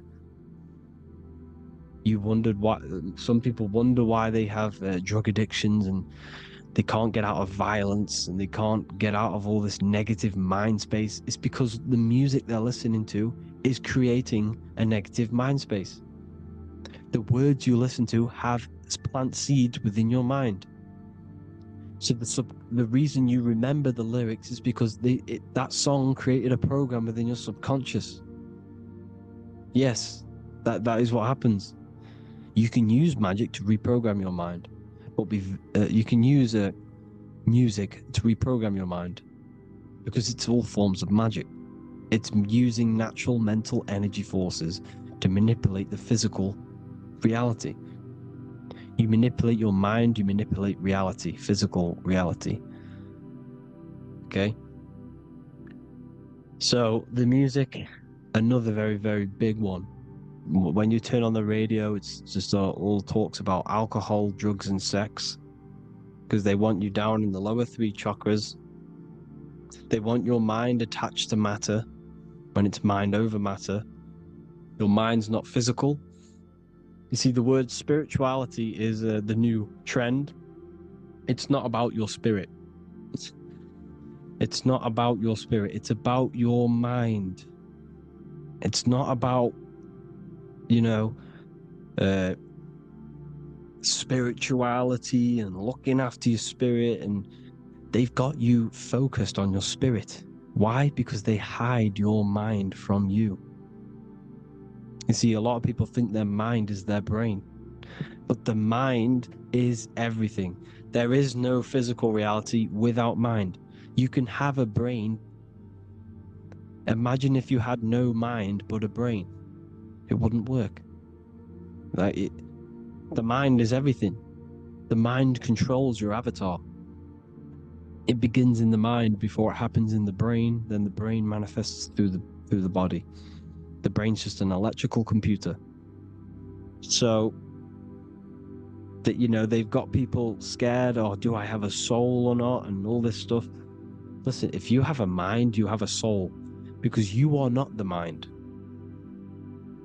This is why everything is sort of an illusion, because beyond the mind is your soul. But what is the soul without a mind? You can't have a soul without the mind. But if the mind didn't exist, the soul doesn't exist. You are the person listening to your mind. I shouldn't say person, because you're not the body. You're the entity behind the mind. But if you didn't have that mind, you couldn't understand what you even were. You would just be an observer who couldn't think. So yes, we all have a soul. If you have a mind, you have a soul. Everything is mind. Everything has mind. Mind creates everything. God is mind. And they're manipulating your mind through TV, your phone, every little thing. The school, it's all about the mind, people. Control your mind, you control your reality. Just the last thing, here you go. Aleister Crowley, the dark magician, Kanye West doing the exact same thing because they're implementing magic in the music. Here's the Beatles with Aleister Crowley in the background. Bet you never noticed that. Aleister Crowley was influencing music and placing magic within the music to influence the subconscious. This is what Baal worship was. This is why they kill children. They sacrifice these children. Why? Well, because in order to ascend, in order to raise your consciousness internally, godly, by being good, God, or being in order to be good and raise your consciousness and to get something in the physical world, you have to sacrifice yourself. And what do I mean by that? In order to raise your consciousness and ascend, you have to sacrifice the lower nature of yourself. You've got to abstain from having sex to retain your sexual energy, to transmute it, or staying away from negative, poisonous foods like meat. So, staying away from blood. We shouldn't be consuming other animals' blood. We should be keeping our blood pure.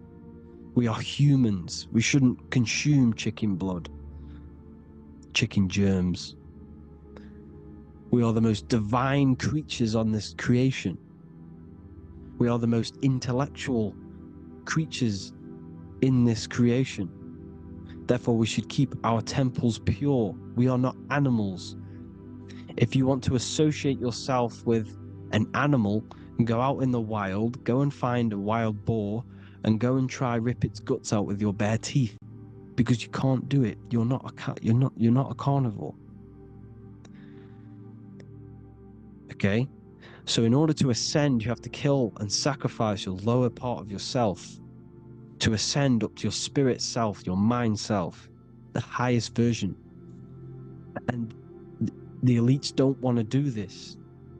So they sacrifice other things like babies to kill them, to exchange their life over to the astral plane, so these demigods in the astral plane can give them something in return in the physical. They don't want to sacrifice their lower self, so they sacrifice other things for exchange, for physical pleasure. But the godly person sacrifices their lower self for their higher self to do good and ascend. So this is what all the Baal worship is, people, and this is why they're doing it. Hope you all had an amazing lecture. If you haven't already, go and get the Book of Wisdom for more information.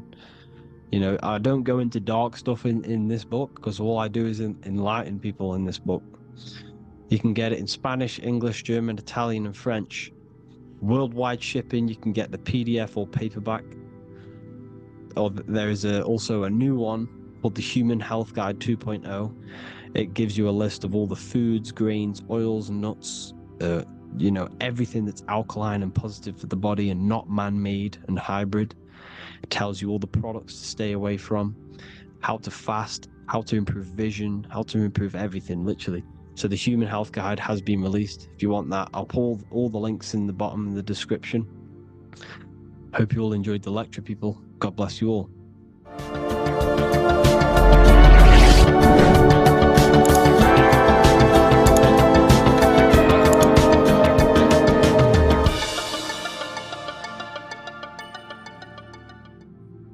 You are not breathing correctly. 98% of people only use a third of their lungs capacity, which is shallow breathing, which ages you, lowers your brain capacity, and also lowers your state of consciousness.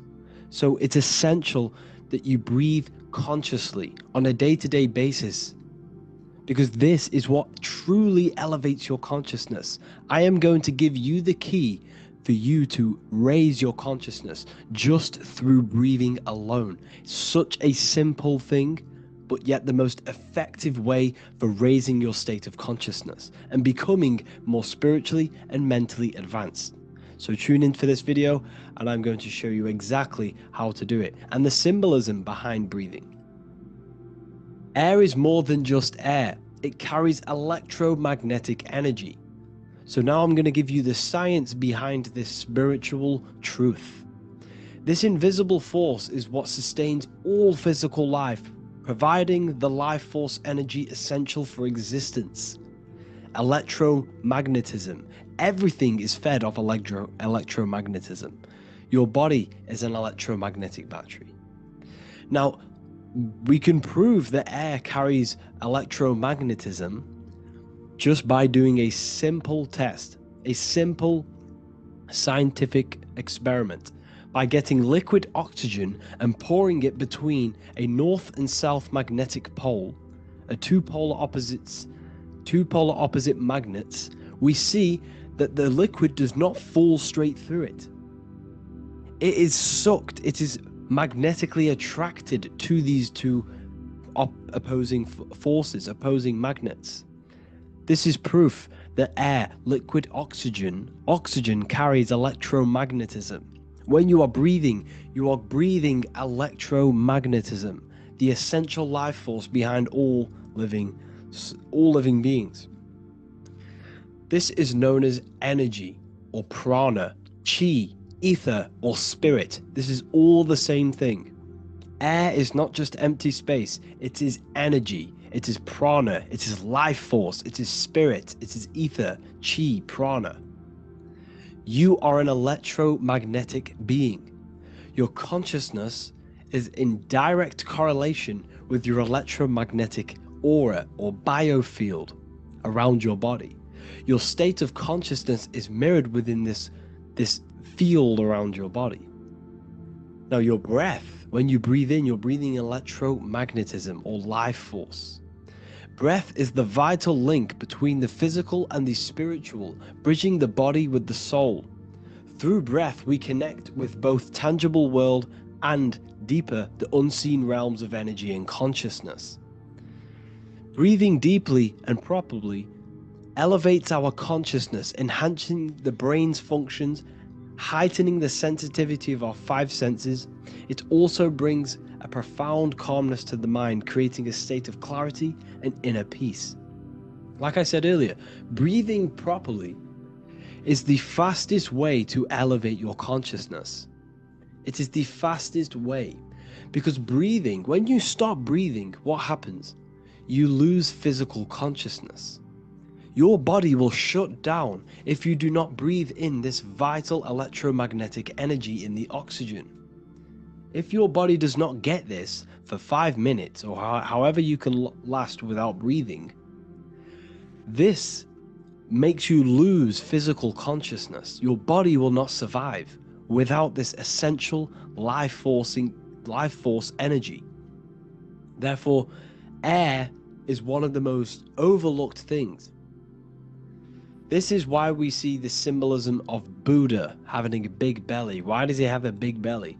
Because it's symbolizing breath work, proper spiritual breath work, the certain teachings of breath work, of when you breathe in through the nose, you have to breathe in through the nose. You don't want to breathe in through the mouth, because the nose acts as a filter which catches dust particles and filters out the air before it enters the lungs. The mouth does not do that. The nose is for breathing inward. We breathe in through the nose, and when we breathe into our belly, not our lungs. When we breathe into our belly and our belly expands outwards, we are then moving this energy down from the nose down the spinal column. And when we breathe back out, the belly goes in, which is raising the energy up the spinal column, back out through the mouth. This is the true way of breathing, because when we breathe, we are moving energy. We are moving electromagnetic energy.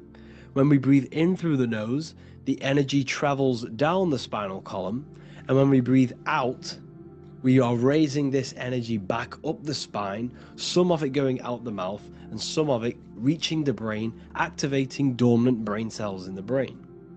But when we breathe, we need to make sure we are using 100% of our lungs capacity, because the lungs is what transforms this special energy into consciousness, physical consciousness. So this is why Buddha has a big belly. It's not because he was fat. It's not because he was overweight. It's symbolism. It's symbolism of breath work. So try this. Do this for 2 minutes while you watch this video. Breathe in through the mouth as hard as you can until you no longer can fill any more air into your lungs and belly. Breathe it into your belly, not your lungs. And breathe out through the mouth. Do this for 5 minutes or 2 minutes, however long. I promise you, breath affects your consciousness. You will notice the difference. If you do it quicker, the quicker it'll affect your consciousness, and you might go lightheaded. But that lightheaded is you activating your spirit, your energy body. So try this just when watching this video. When you breathe consciously, you are renewing both your energy body and astral body, aligning your consciousness with a higher state. This practice feeds new life force energy into the body, revitalizing and enhancing your overall well-being. Like I said, your brain requires the most amount of oxygen. When we have shallow breathing, this is reducing the brain's capacity. Because when we are not breathing properly, which 98% of people are only using a third of their lungs capacity, we are essentially only using a third of our consciousness, because your breath is directly correlated to your consciousness, your state of consciousness. When you breathe in through the mouth, out through the mouth, out in through the nose, out through the mouth, consciously and deeply for 5 minutes, you will notice that your senses are more powerful and sensitive. Your brain is quicker.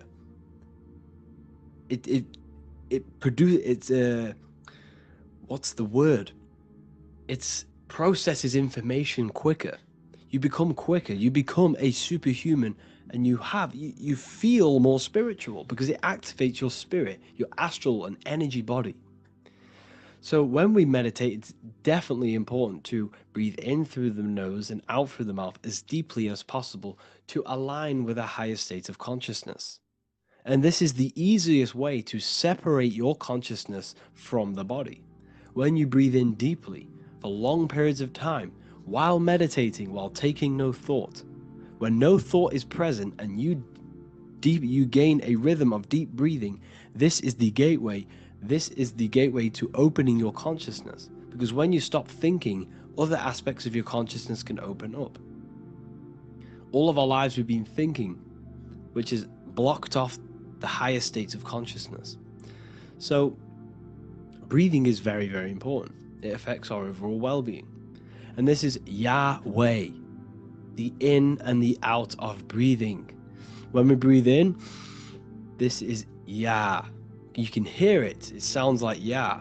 And when we breathe out, that is Way. This is the name of God, apparently. But God is within you. You can connect with God. You can connect with source consciousness within you by breathing, by raising your state of consciousness through breathing and meditation.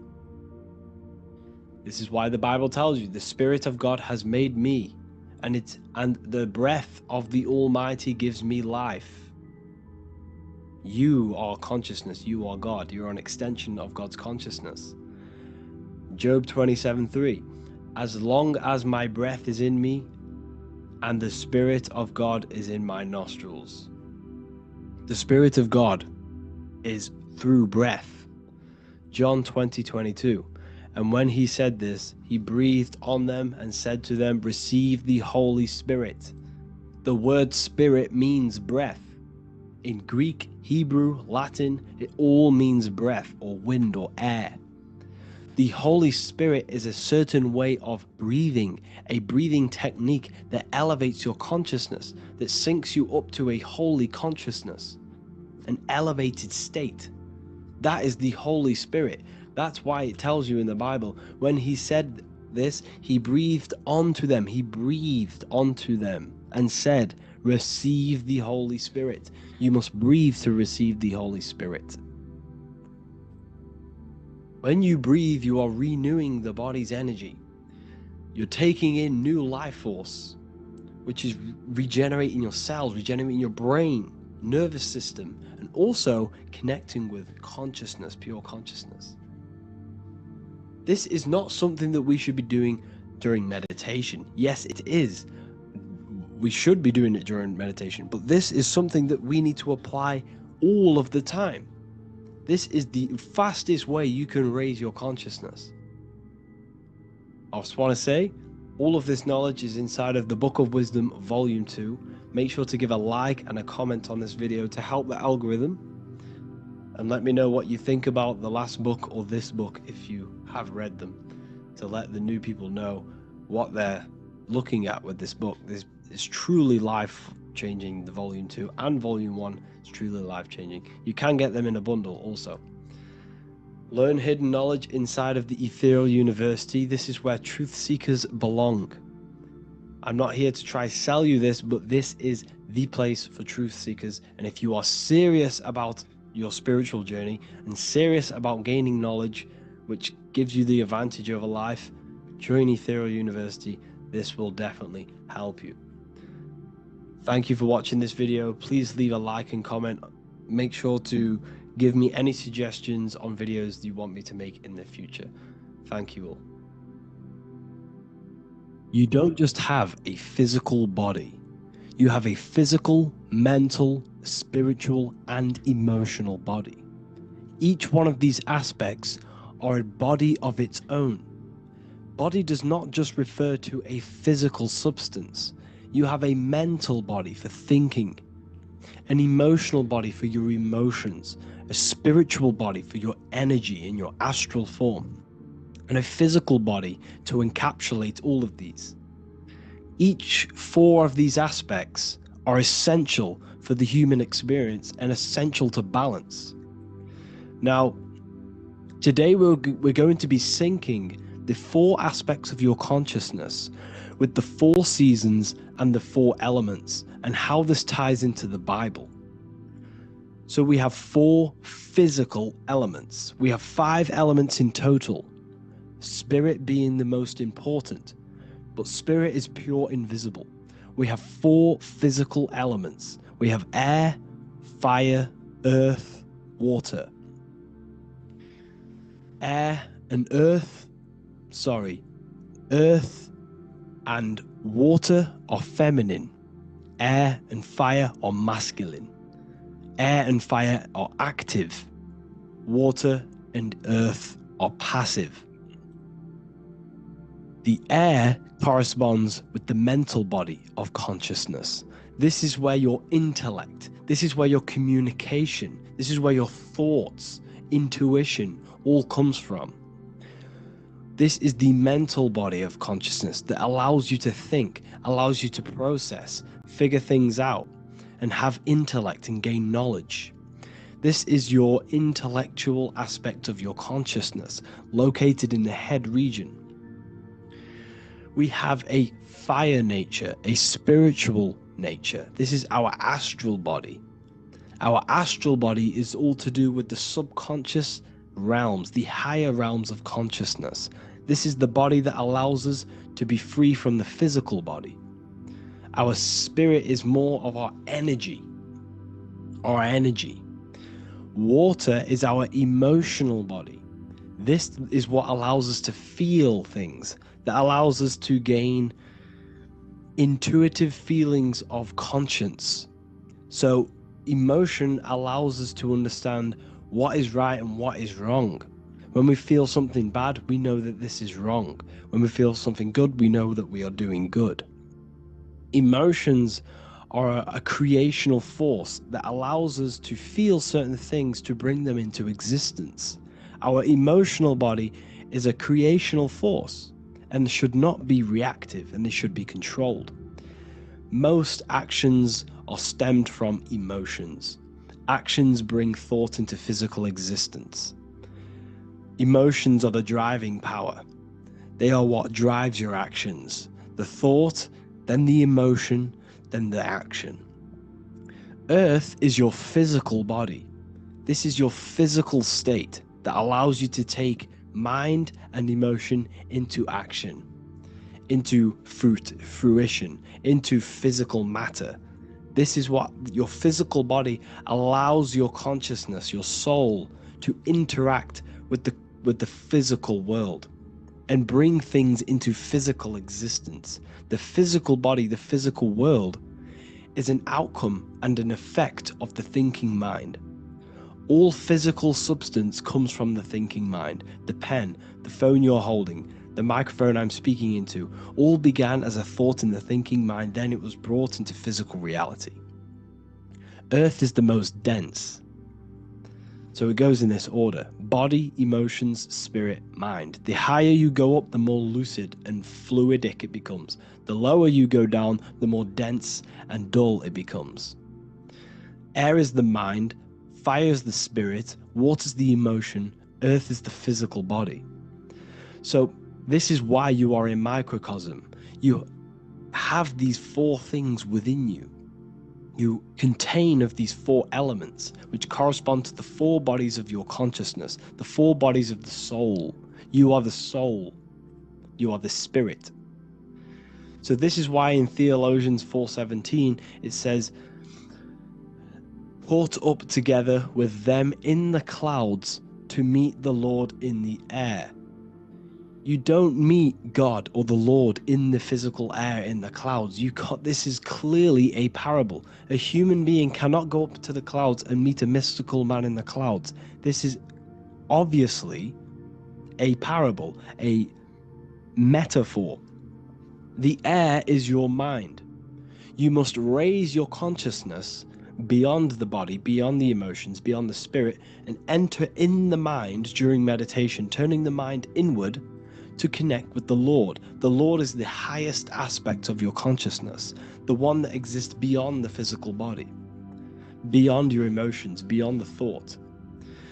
So you meet the Lord in the air, in the mind. The mind represents the air. This is why in America there's a saying called an airhead. You're an airhead. This means that you are stupid, or you don't think, or you have nothing in your mind. You have nothing in your head. When someone's very stupid, you call them an airhead, because air represents the mind. The air is elevated. The air is invisible. The mind is totally invisible to the human eyes.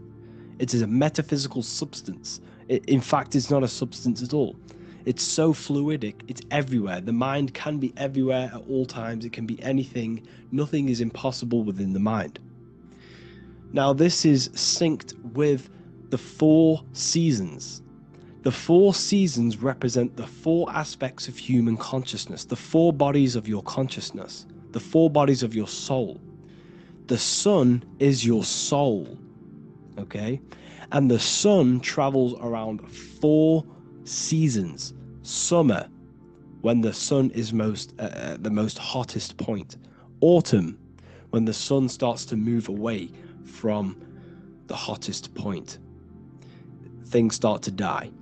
Then it goes to winter. This is when everything dies. This is when things enter in within itself. This is when darkness occurs. Then spring. This is the reignition of the sun. This is when the sun starts to bring back the warmth back to the summer. You have 4 seasons which correspond to the 4 bodies of consciousness. Fire is the spirit. This is when you are passionate. This is when you are taking action. This is when you are fiery. The sun is blazing. You're taking action. You're very passionate. You're very spirit. You're in the spirit. Autumn is water, emotion. This is when you start to become very reflecting. This is when you start to feel emotional. Because in autumn, there's lots of water. This represents the emotional body of consciousness. Winter is the mind. This is air. Winter, what happens in winter? Everything enters within itself. The leaves die. The trees die. Everything dies and goes within. This is the mind. The mind is the darkness, remember. You close your eyes to enter within the mind. The winter represents meditation. In the winter, what do people do? They stay inside of their house. They research more. They read more books. They become more intellectual. They think more in the winter because we are so we're stuck inside. So we're more reflective. We're thinking more. We're more communicative. We're more intellectual. In the spring, this represents the earth, the body. This is when we start to come out of the mind and we awaken to the body, and things start to grow again. The plants start to grow. The earth is growing again and reborn again. This is the body. This is when you become more active in the spring. And then the summer, back to the summer, we then take action on these thoughts and these thoughts that we gained over the winter. Essentially, this is just a massive cycle. And this is a daily cycle also. The nighttime is the winter. The morning is the spring. The midday is the summer. And the evening time is the autumn. This is a microcosm. We have 4 bodies of consciousness. You are the sun, you are the soul, and the soul has 4 bodies: summer, autumn, winter, spring. Emotion, air, body, spirit. Sorry, emotion, mind, body, spirit. So you are the soul. You are the pure essence of consciousness. The sun is your soul in the heart. And the seasons are inside of you because you are a microcosm. Okay? You are a microcosm. The word sun is son. The Latin word for sun is sol, which is soul or solo, because the sun is solo. It's on its own. You are the soul, and the soul has the 4 different bodies of consciousness. So, before we move on any further, if I've blown your mind, please, if you can, leave a like, a comment, a share, and a subscribe. Let me know what videos you want me to make in the future. Please drop a like. It definitely will help me. You are a microcosm of the macrocosm. Man is a miniature universe that goes through its own cycles. The seasons of the summer, winter, spring, and autumn do not occur merely outside of him, but within him as well. The summer is within you. You feel different in the summer. You feel different in the winter. You feel, depending on the body of consciousness, it's your soul's interacting with. So the sun in the sky is your soul inside, and the sun goes through these cycles, which is affecting your bodies of consciousness, because the cycles represent your bodies of consciousness.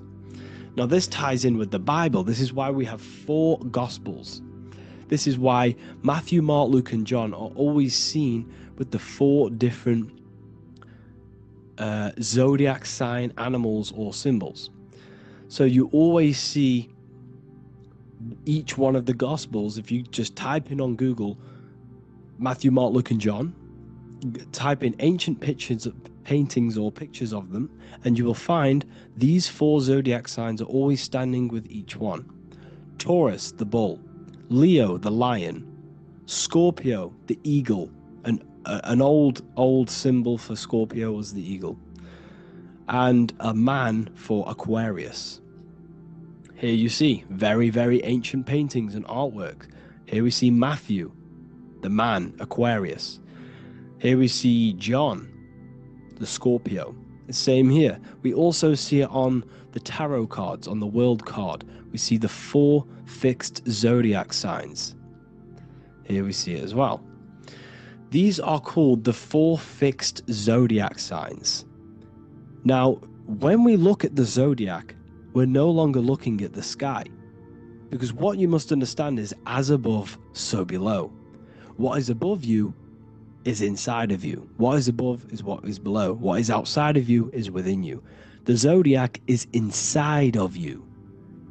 The zodiac revolves around the sun. The sun is your soul. These are different energies of your soul. Like I said earlier, the 4 seasons are the 4 bodies of your consciousness. And in each body of consciousness, you have these different energetic energies that you can work with. Okay, so this is the true astrology. This is the true astrology, the internal esoteric astrology. You can't find much information on this at all. Very hard to find. So what we're looking at are the 4 bodies of consciousness. Obviously, when you look in the middle of each, when we look in the middle of each season, spring, the middle of spring is Taurus. The middle of winter is Aquarius. The middle of autumn is Scorpio. The middle of summer is Leo. These 4 signs are known as the 4 fixed signs. Okay, Scorpio is fixed. It's the middle of autumn. Scorpio is a water sign, emotion. Aquarius is the air sign, the mind. Taurus is an earth sign, the body. Leo is a fire sign, the spirit. This is why we see Matthew, Mark, Luke, and John with the 4 fixed signs of the zodiac, which represent the 4 bodies of consciousness. Leo, the spirit, fire. Luke, Taurus, earth, body. Matthew, Aquarius, air, mind. John, Scorpio, water, emotion. Each gospel is depicting Jesus and showing Jesus in each gospel. Each one of these gospels is showing and depicting Jesus according to the different body of consciousness. In John, this is when Jesus starts to turn water into wine. Water is emotion, wine is transmuted emotion. This is when he does miracles with his emotions, water into wine. Aquarius, which is Matthew, air, the mind. Inside of the Gospel of Matthew, this depicts Jesus as an intellectual person, a person who's communicating and using his mind, his mental body a lot inside of the Gospel of Matthew. Go and read it, and you will see this. Luke, Taurus, earth, the body. Luke shows and depicts Jesus according to the body of consciousness, the physical body. He shows Jesus as a human, being a human being, helping people physically and helping people's physical needs, like giving away food and doing all sorts of good things for other people. Leo, Mark, inside of the Gospel of Mark, this shows Jesus as a spiritual teacher, a passionate person who is taking action. Each gospel is showing Jesus according to the different body of consciousness, and Jesus represents you, the Son. That's why it's called the Son of God, the light of the world. Jesus represents your soul, and your soul has these four gospels, the four bodies of consciousness, the four fixed signs, the four elements and the four seasons. These things all correspond to your consciousness. So this is Leonardo da Vinci showing you the exact same thing. Jesus is the I am, the sun, the soul, in the middle, on his own. Luke, spring, earth, body. There are 3 people in each group. There are 4 groups and there are 3 people in each group. 1, 2, 3. 1, 2, 3, 1, 2, 3, 1, 2, 3. Fall, winter, summer, spring. These are according to the 4 bodies of consciousness. Here we see Aries, which rules the head region. He's on the head of the table. Gemini, he's holding up the 2 hands because Gemini rules the 2 hands, the 2 arms. Gemini is the 2 twins, which is the 2 arms and 2 hands, and the 2 lungs. Here we see the beginning of summer, which is Cancer. You see the big knife here. Cancer, him here, this grey-haired guy, holding a knife for the crab. Cancer, they pinch. You have a knife, symbolizing the crab. Leo, the middle of summer, showing dominance. The sun is very dominant. He's got his elbow on the table, showing dominance. Virgo has no Adam's apple. Cancer here is pointing at this woman's neck, saying there's no Adam's apple. This is Virgo, the virgin, the only woman. Jesus, the sun. This is Libra, the balancing. He's holding his arms out, balanced, showing the balancing of the sun, because when the sun enters Libra, the sun is balanced between winter and summer. So it's balanced. This is all astrology, but this is internal. Okay? This is Ezekiel's vision. Ezekiel had a vision in the Bible, and he saw the face of a man, the face of a lion, the face of an ox, and the face of an eagle. The eagle is Scorpio, the ox is Taurus, the lion is Leo, and the man is Aquarius. He saw the throne of God, and he saw the different bodies of consciousness. This is all symbolic for the different bodies of your soul. So when we look at the zodiac, we are actually looking at a map and the energies of our soul, and the energies of our bodies, and the energies of our consciousness. This is what we are looking at. Each zodiac is an aspect of our consciousness and an energy that we can work with and that we must purify. Balance and purification is essential. Imagine playing a brand new video game. Let's say a brand new video game came out and you had to play it. What happens when you play that game? You don't know the controls. You cause chaos in that game. You can't really run properly. You can't do anything properly. You're getting destroyed by other people who are playing that game. It's the same with your physical body. When you are born, you must learn how to play the game. You must learn how to balance the mind, learn how to balance the spirit, the emotions, and the physical body. We must balance and purify each body of our consciousness. We must look after our physical body with our physical health by eating physical, electrical food like fruits and veg. We must look after our minds by being conscious of what enters our eyes, enters our ears, enters everything. Whatever enters our 5 senses is affecting our mind, our mental health, our environment, mental. We need to look after our thoughts. Control our thoughts by purifying our thoughts, only positive thoughts. Then we must purify our emotions, feeling only gratitude and love and not feeling these negative, dull emotions. Then we must look after our spiritual body through meditation and looking after our spirit. But remember, when we look after our mind, it all begins in the mind. Each body of consciousness is interlocked with the other. If you have if you have an unhealthy body, you have an unhealthy mind, spirit, and emotions. If you have an unhealthy mind, you have an unhealthy body, spirit, and emotions. If you have an unhealthy emotions, you have an unhealthy spirit, mind, and physical body. They're all interlocked. You must balance each one of them. Look after your physical body, look after your thoughts, look after your emotions, look after your spirit. But remember, the mind is the most powerful one. It's mind over matter. Once we look after the mind, because once we start to control our minds and control every thought we think, this will then turn into discipline in our physical body. Because once we learn how to discipline the mind, we learn how to discipline what we eat, we learn how to discipline what we feel, we learn how to discipline our spirit. This is all interlocked, but work on the mind first. Work on the mind first. All of this knowledge is inside of the brand new Book of Wisdom, Volume 2. This is a revolution of human consciousness. If you've read it, please leave a review down below. If you've read Volume 1, leave a review down below. This is the next revolution. I don't see this information anywhere. This is the next revolution of human consciousness.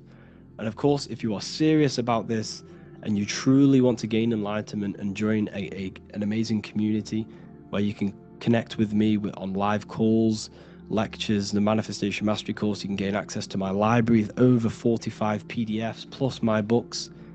And if you do join the university, you can order a Volume 2 free of charge. All you have to do is to pay for shipping. If you truly take your knowledge serious and you want to take advantage of life, join the university. This is where truth seekers belong. Just want to say thank you all. Please leave a comment. Please leave a like. It's going to help me a lot spread this knowledge to the world. And yeah, share this with a friend and subscribe. Thank you all.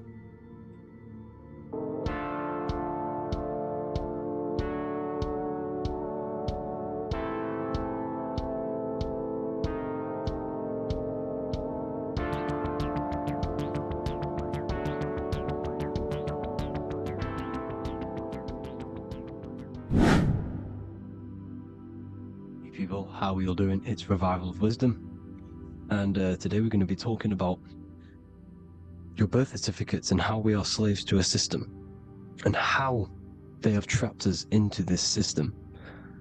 Okay, so the first thing you need to understand about this system is there are two types of laws.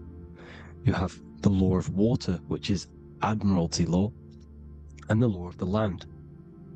So the Admiralty law is the law of water, and this is what money is. Money is water. This is why we say liquidity, currency, the current. A current is water, something moving through something. Cash flow. And this is why banks are called banks, because a river bank is on either side of the water, and it directs the currency. You see? So money is water. And as you can see here, Ripple, the cryptocurrency, Ripple, water Ripple, and they're building a bridge over water, overseas, international banking with cryptocurrency. So money is water, and this has specific laws about water, but water is the same everywhere, you see. What the difference is with the law of the land is that you can have different laws in different lands. I can't do certain things in the UK that people can do in America, for example. You see, that's the law of the land, but the law of water is the same because water is everywhere. Now, this is very important to understand when it comes to, these birth certificates. So, Pope Gregory, this is where we're going to start off. Pope Gregory in 1582 took the Orthodox Eastern sunrise calendar and changed it to his own Gregorian timeline, not a calendar, a timeline. This timeline was copyrighted by Pope Gregory under the name of the Vatican. So the Vatican owns the timeline that we are using today, 2023. They own it. They own the title of this Gregorian calendar. Okay? Therefore, anyone who is born under this copyrighted timeline, not calendar, they are subjected to Rome because Rome owns the timeline. They have a patent, a copyright for that timeline. What is on our birth certificates? That timeline. We are born underneath, we are subjected to the Vatican. This is why all birth certificates go to the Vatican. They own every single birth certificate. Okay? So when we use this timeline, we are subjecting ourselves to this timeline, okay, which the Vatican has a claim over. This calendar or timeline is set to sunset, not the sunrise, which is associated with death, darkness, and the moon, lunatics. You see, so this is a sunset calendar timeline. Okay, this is now, they've changed a couple things, right? They say that the new year is January the 1st. Okay? When we know this is in winter. January is winter, which is associated with darkness, death, the death of nature. So this is a death cult, people. These people are evil. They're so evil. The Vatican. And this is why we use April Fool's Day, because April is in Aries, and Aries is always the start of the zodiac. This is why Aries rules the head region. 12 zodiacs, 12 systems of the body. Each zodiac is associated with each part of the body, and this is why Aries is the head. Cerebrum. But we're not going to talk about it in this video. But yes, that is what April Fool's Day is. They're putting it in your face. April Fool's Day is the real start of the year, when the sun starts to rise again, when the risen Savior is resurrected, when it's born again. This is when the Jews celebrate the Passover. This is when the Christians celebrate the resurrection of Jesus, and they eat lamb. The Jews eat lamb because we're in Aries, the new year. The sun is now born again, our risen Savior, the light of the world. So yes, this is what April Fool's Day is. It's the first day of the year, which they changed. Pope Gregory changed. So you need to understand is that you are in the womb. You are inside of a ship, because every ship, literally a ship, every ship is female. This is why they say she delivers the product, because she does deliver the product, you, the baby. Same thing with a ship, they deliver products. They are a she. And when they pull up to the bay, like you can see on this picture, they're pulling up to the bay. This is now called the birth canal. The ship is now in birth. On paper. Okay, this is law. And when they pull up, they tie up to the bay, and now they get a certificate of manifest certifying all of the products which are on the ship and what they are bringing into that nation. Okay, so you're bringing in this many of that, everything's on the certificate of manifest. And this certificate of manifest is also your birth certificate, because you are traveling through water when you are in the birth canal of your mother, because you are in water when you are in the womb. And you travel through the birth canal, and when you arrive, you get a certificate of manifest with the name, how many, the quantity, that's your birth certificate. Okay? And this is what it is. We are a we're not a corporation, but we represent a corporation, which is your name in full capital letters. That is your corporation. You cannot physically tax a body, but you can tax a corporation. This is why we get charged. This is why we get taxed, because it all goes down to the corporation which our name represents, which we are subjecting ourselves to. We are my name, I am subjecting myself to this name, and that name has a corporation which I represent, which I subject myself to. You see, this is how we are attached to this straw man, this character that they have built on paper. So it's a character which is on paper. This is what we represent. So when the woman gives birth, she delivers the baby, and then she has another substance. Now I'm going to break down how they attach this name to us, how they do it. Okay, our mother is carrying us the product in the womb, the water, and it goes, for example, it goes from the United Kingdom into a state-owned, corporate, federal-owned hospital, which is government-owned. She does not declare the package when she enters the building. Aha, so keep that in mind. When she delivers the package in the federal territory, she does not declare the package either when she leaves. Therefore, there is no evidence that we exist when we arrive. On paper. On paper, there is no evidence that we came into the building or left the building. We have not been declared. So we do not exist on paper at this point. When the woman gives birth, she delivers the baby, and then she has another substance, which is called the afterbirth material. Okay? This afterbirth material has the same DNA as our physical body, with the body, mind, and spirit. Okay? This is how they get this corporation. Hold on. The afterbirth material does not get claimed by the mother nor anyone. Therefore, they salvage that substance because we are under the Vatican. Every state is all Catholic. Your birth certificate is Catholic. No matter what religion you think you are, every single birth certificate is Catholic because we are subjected to Rome. All roads lead to Rome. Rome runs all of this. Okay? We're still under the Roman Empire. Okay, so Rome are Catholic and they believe in salvation. This is how religion comes into this.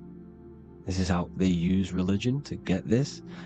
So they salvage the afterbirth material and they claim it and they salvage it and give it and charge it to Rome. And they give it a name. Here's the legal term, born alive. Here's what it says. Each product of such birth is considered live, born, and fully recognized as a human person. So each product of such birth, so that could be anything. The afterbirth, the person who actually comes out, the baby. So your afterbirth, which we do not take with us, we take the baby with us, they keep that in the hospital, they collect the afterbirth, and they salvage it, and they give it the name, which it is us. We are a representative to that afterbirth material which they put the name on, they claimed, which is subject to Rome. So we are walking around our whole lives as a representative to that claimed salvaged afterbirth material, which the federal state have. Okay? We are under the Catholic Church, Vatican, therefore the afterbirth material is a child of God. See? On paper, therefore they believe in salvation and salvage the afterbirth material. This material has no mother or father. The state pick it up, it becomes a war to the courts and gets charged to the state. So we are a representative to that character they salvaged because it is the exact same DNA as you. Subject is the name or the title, and the matter is the physical aspect left behind in the hospital, which represents us. You see? So now we're moving on to Unum Sanctum. Unum Sanctum was in 1302, a very, very important year. Very important year. Unum Sanctum says this is basically how they claim everyone in the world. So the Vatican had all this power, all this gold, all these people under them. They need to get a claim for them so then they can rule over them and make them slaves. So what they did, they created Unum Sanctum. Pope Boniface VIII did this. And it says, the spiritual man judges of all things, and he himself is judged by no man. The spiritual man, keep that in mind, unless he invent like Manichaeus two beginnings, which is false and judged by heretical, since according to the testimony of Moses, it is not in the beginnings, but in the beginning that God created heaven and earth. Furthermore, we declare, we proclaim, we define that it is absolutely necessary for salvation that every human creature to be subjected to the Roman pontiff. So they are claiming us in Unum Sanctum, and it's in the vaults in the Vatican. They will put a spell on it because they are sorcerers, they are magicians. They put a spell on it, they lock it up, and whatever goes on that piece of paper goes. And this Unum Sanctum is claiming all of us. So what does it say in the beginning? The spiritual man judges of all things, and he himself is judged by no man. The spiritual man, the man with the body, mind, and soul, the first baby that comes out the birth canal. That's you, your body, you, body, mind, and soul. You have the Christ, which is I am, which is grace. Grace means here now, in the present. You have the Christ, which means I am. Therefore, you have a soul. If you can say I am, you have the Christ. You have a soul. But a creature can be anything with no soul. You see, so no man can judge the man with the soul. However, as it says in the second part, we proclaim, we define that it's absolutely necessary for salvation that every human creature to be subject to the Roman pontiff. So they are subjecting the afterbirth, not the man with the body, mind, and soul, but the afterbirth to the Roman pontiff, to the Roman Catholic Church. We are the ones who are claiming to be the afterbirth material, which is our birth certificate, which is our representative. We represent that because it is our DNA. This is how we are stuck. We are stuck because we represent this DNA, which is on paper, recorded. You see? So we, being untaught, uneducated in these subjects, we are subjecting ourselves to this system, to this slavery. Because we just want to live. We just want to live happily. No, just peaceful. Think about it. Where's all this coming from? Where's all this war, all this killing, deaths coming from? We just want to live. It's coming from the Catholic Church, these evil death cult, which has subjected us, which has used us as slaves, and we are still slaves, and it's just going to get worse and worse and worse. So this is how we have subjected ourselves to be the slaves to this system. It's a lot to take in, and there's a lot more deeper stuff which goes into this. I'm just going over the surface. I'm going quite deep, but there is little details that I still need to learn myself. But this is the general how that we've been stuck to this slave system. So we are batteries, okay? This is why we get charged. When you go in a court, you get charged, okay? Because you're a biological battery. This is why cities look like motherboards, because we are feeding energy to this matrix. Okay, when we look outside of ourselves, when we give power to so-called Jesus Christ, worshipping idols outside of ourselves, where attention goes, energy flows. We are feeding the matrix with energy. By looking within, placing your attention within yourself, you are taking back your power. Because the I am is Christ. The you, the soul, is Christ. It's God. The awareness is God. Okay? However, we are subjecting ourselves to this system. We're subjecting ourselves to this system, and the feeding of our energy. So what we need to look for the future is that Think about it. With the end goal is to change our DNA, is to literally make us robots, transhumanism, slaves.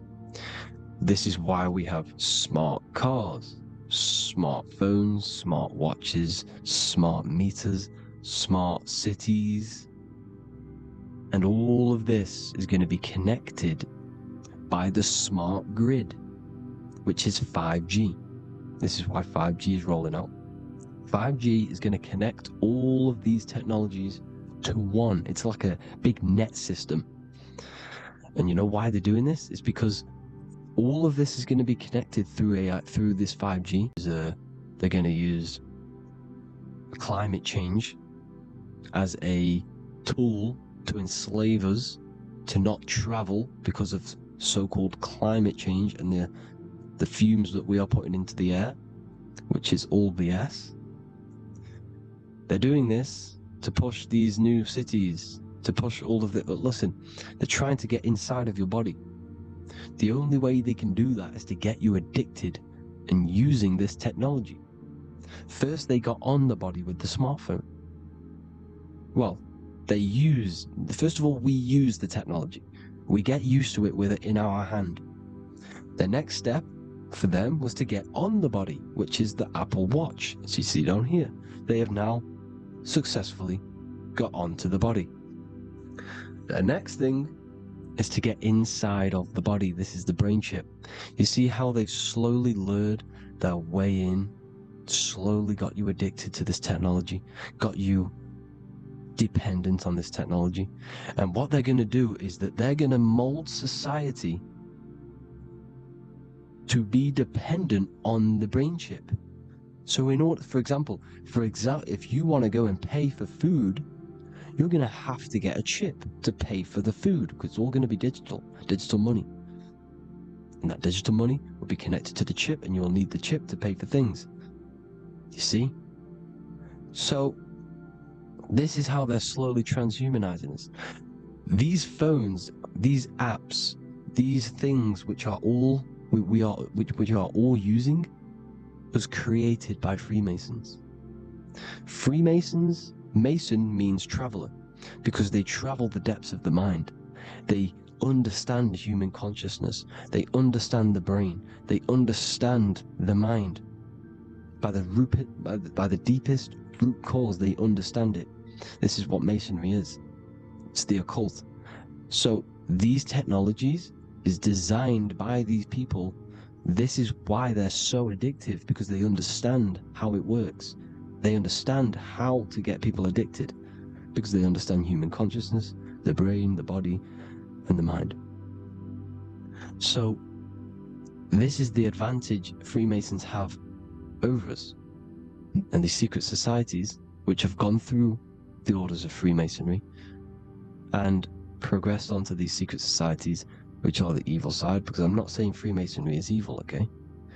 But the societies which they go beyond Freemasonry, because you can go beyond the 33rd degree into these secret societies, and they use this knowledge for the bad, to enslave people. And this is what's going to happen. Transhumanism. So I hope you all learned some insight for today. Please do a bit more research on, birth certificate and stuff like that, the straw man. And have an amazing day, people. Please like, comment, and subscribe. Peace.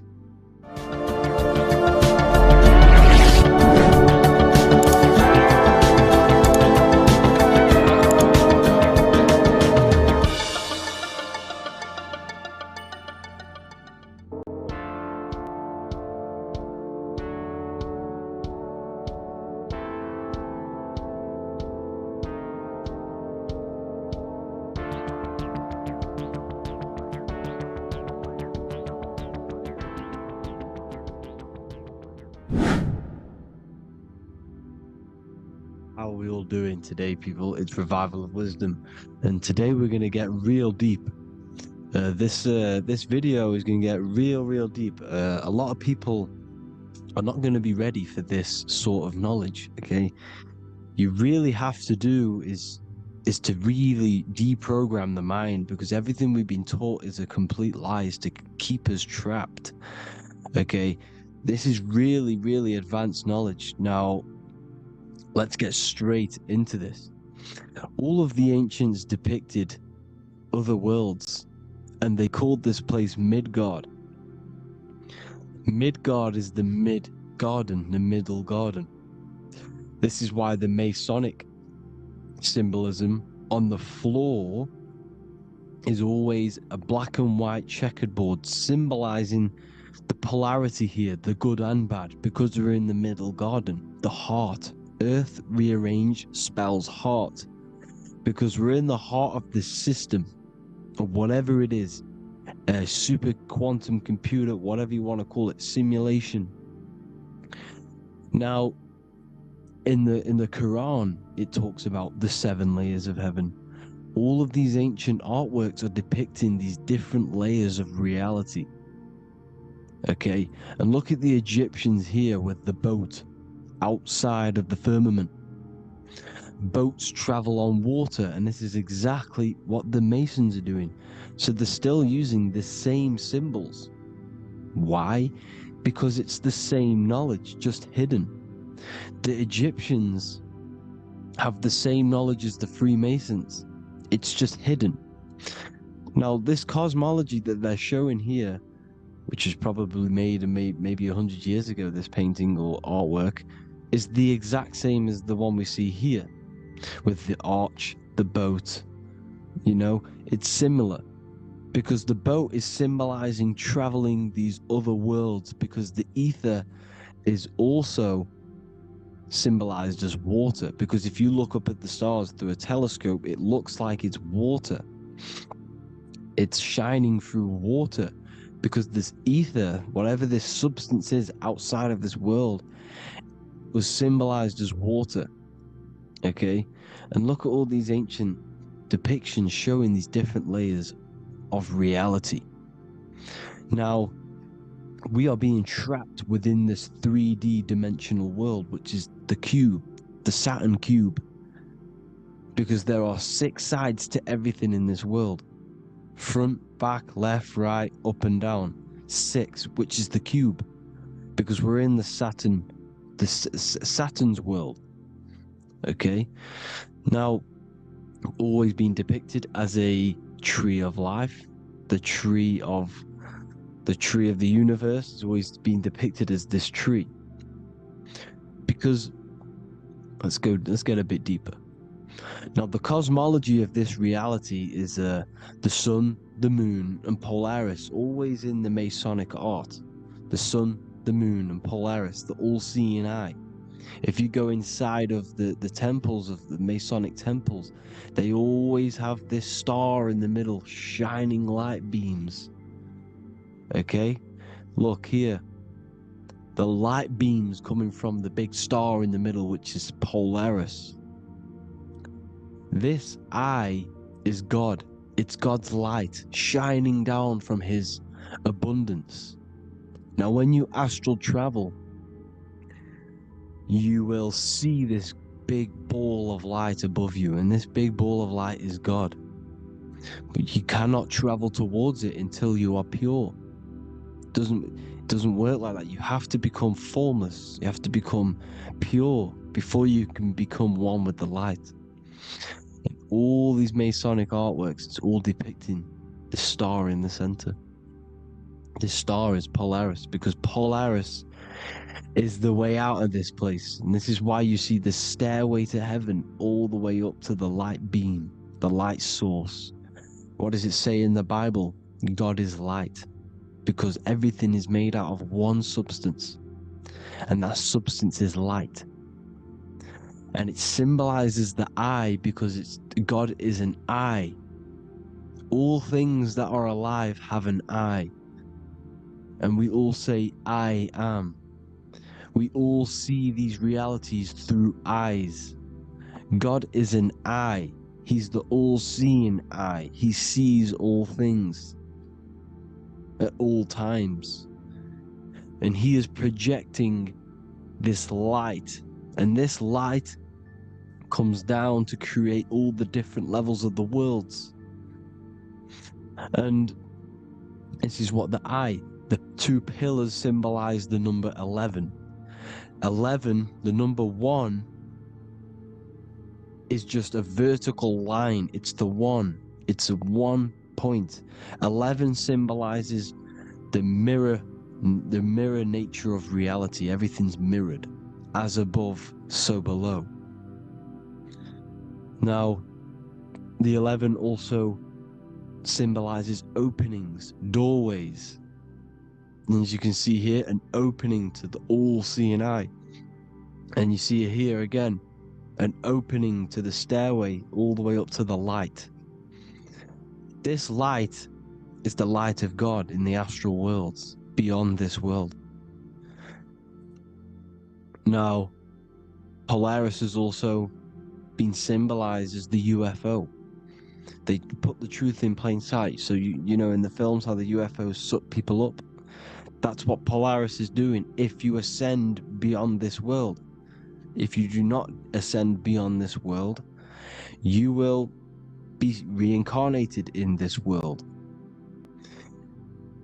The whole thing is to outgrow this consciousness to the plane above. And I'm not just making this up, I'm going to be bringing in scriptures after this. But you can see with the Christmas tree, we always put a high, big star at the center, at the top, which is the star of Polaris, which is exactly what the Masons are doing here. The star at the top. And it's on top of our Christmas trees. And all of these symbolize the other stars, because Polaris is the most high star. And all the other stars are wrapped around the firmament lower than Polaris. And that's exactly what the Christmas tree is. And it's a triangle. It's a triangle, just like light beams travel from one point in the triangle, just like the all-seeing eye. It's a triangle. The light is coming from one point and sending its rays downward. You see, it's kind of like you see here with the water. And the lower you go, the darker it gets, the more evil it becomes. And this is what the ancients would call hell. Now, this all-seeing eye is Polaris. And below Polaris is Mount Meru, the North Pole, the magnetic North Pole. The Tower of Babel, which is in the Bible. The etymology of the word Babel, Ba meaning spirit, which gives the ability to move the soul through the worlds, which is that's the ancient Egyptian description of the word Ba, meaning of the word Ba. You have the Ka, the Ba, the Ak, but the Ba is the one that gives the ability for the soul to move through the worlds. Your soul can't speak into a world without incarnating into it. Now, the Tower of Babel symbolizes Mount Meru because it's the word Ba is the spirit which gives the ability for the soul to move through the worlds.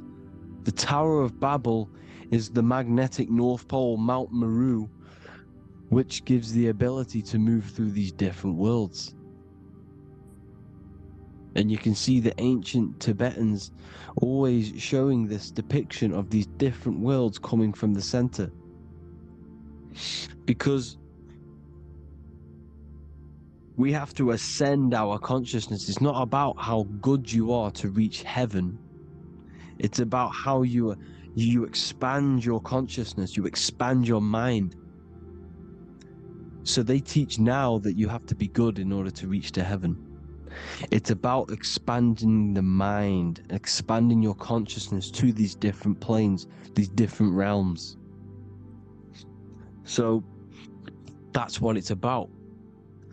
And Jesus was known as the fisher of man.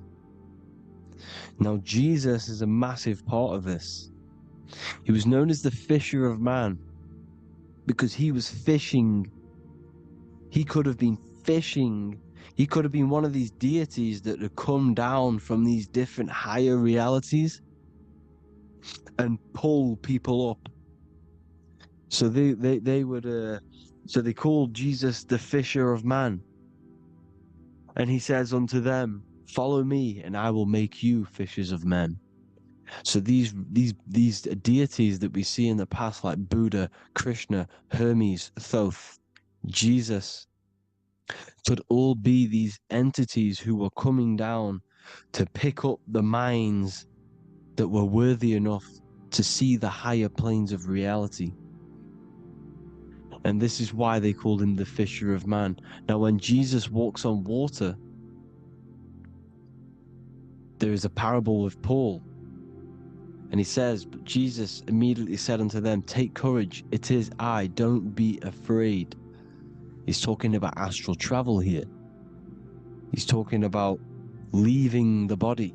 Because when you leave the body in astral travel to see these alternative realities, you can't be afraid because fear is a bondage, which is what the Emerald Tablets talks about. Lord, if it's you, Peter replied, tell me to come to you on the water. The water. Come, he said. And Peter got down from the boat, walked on the water, and came towards Jesus. But when he saw the wind, he was afraid and began to sink. When you become afraid in astral travel, you sink back into your body. Lord, save me. So this is talking about Jesus pulling people up into different realities. And you can see the fish is the symbol of Jesus. Is another symbol of Jesus, a fish. Because fish symbolize deep occult knowledge. Because fish travel the depths of the ocean. And they symbolize us because we are fish underneath the ethers. And Jesus was pulling people up. You see, so the Bible is a people today believe the Bible is a book telling you how to reach to heaven, how to become godly and reach heaven. But you've got to become the Jesus Christ to see these alternative realities. Now look at the Emerald Tablets is a massive part, and it speaks so much about these different realities. Look what it says here. This is in Emerald Tablet 3. Then in my heart grew a great longing to conquer the pathway that led to the stars, which is exactly what the Masons depict in all of their art. Look, the ladder to the stars. And then he goes on to say, years after years I sought after wisdom, seeking new knowledge, following the way, until at last my soul in great travail broke from its bondage and bounded away. Broke from the bondage of the body. Free was I from the bondage of earth men. Free from the body, I flashed through the night. The stars.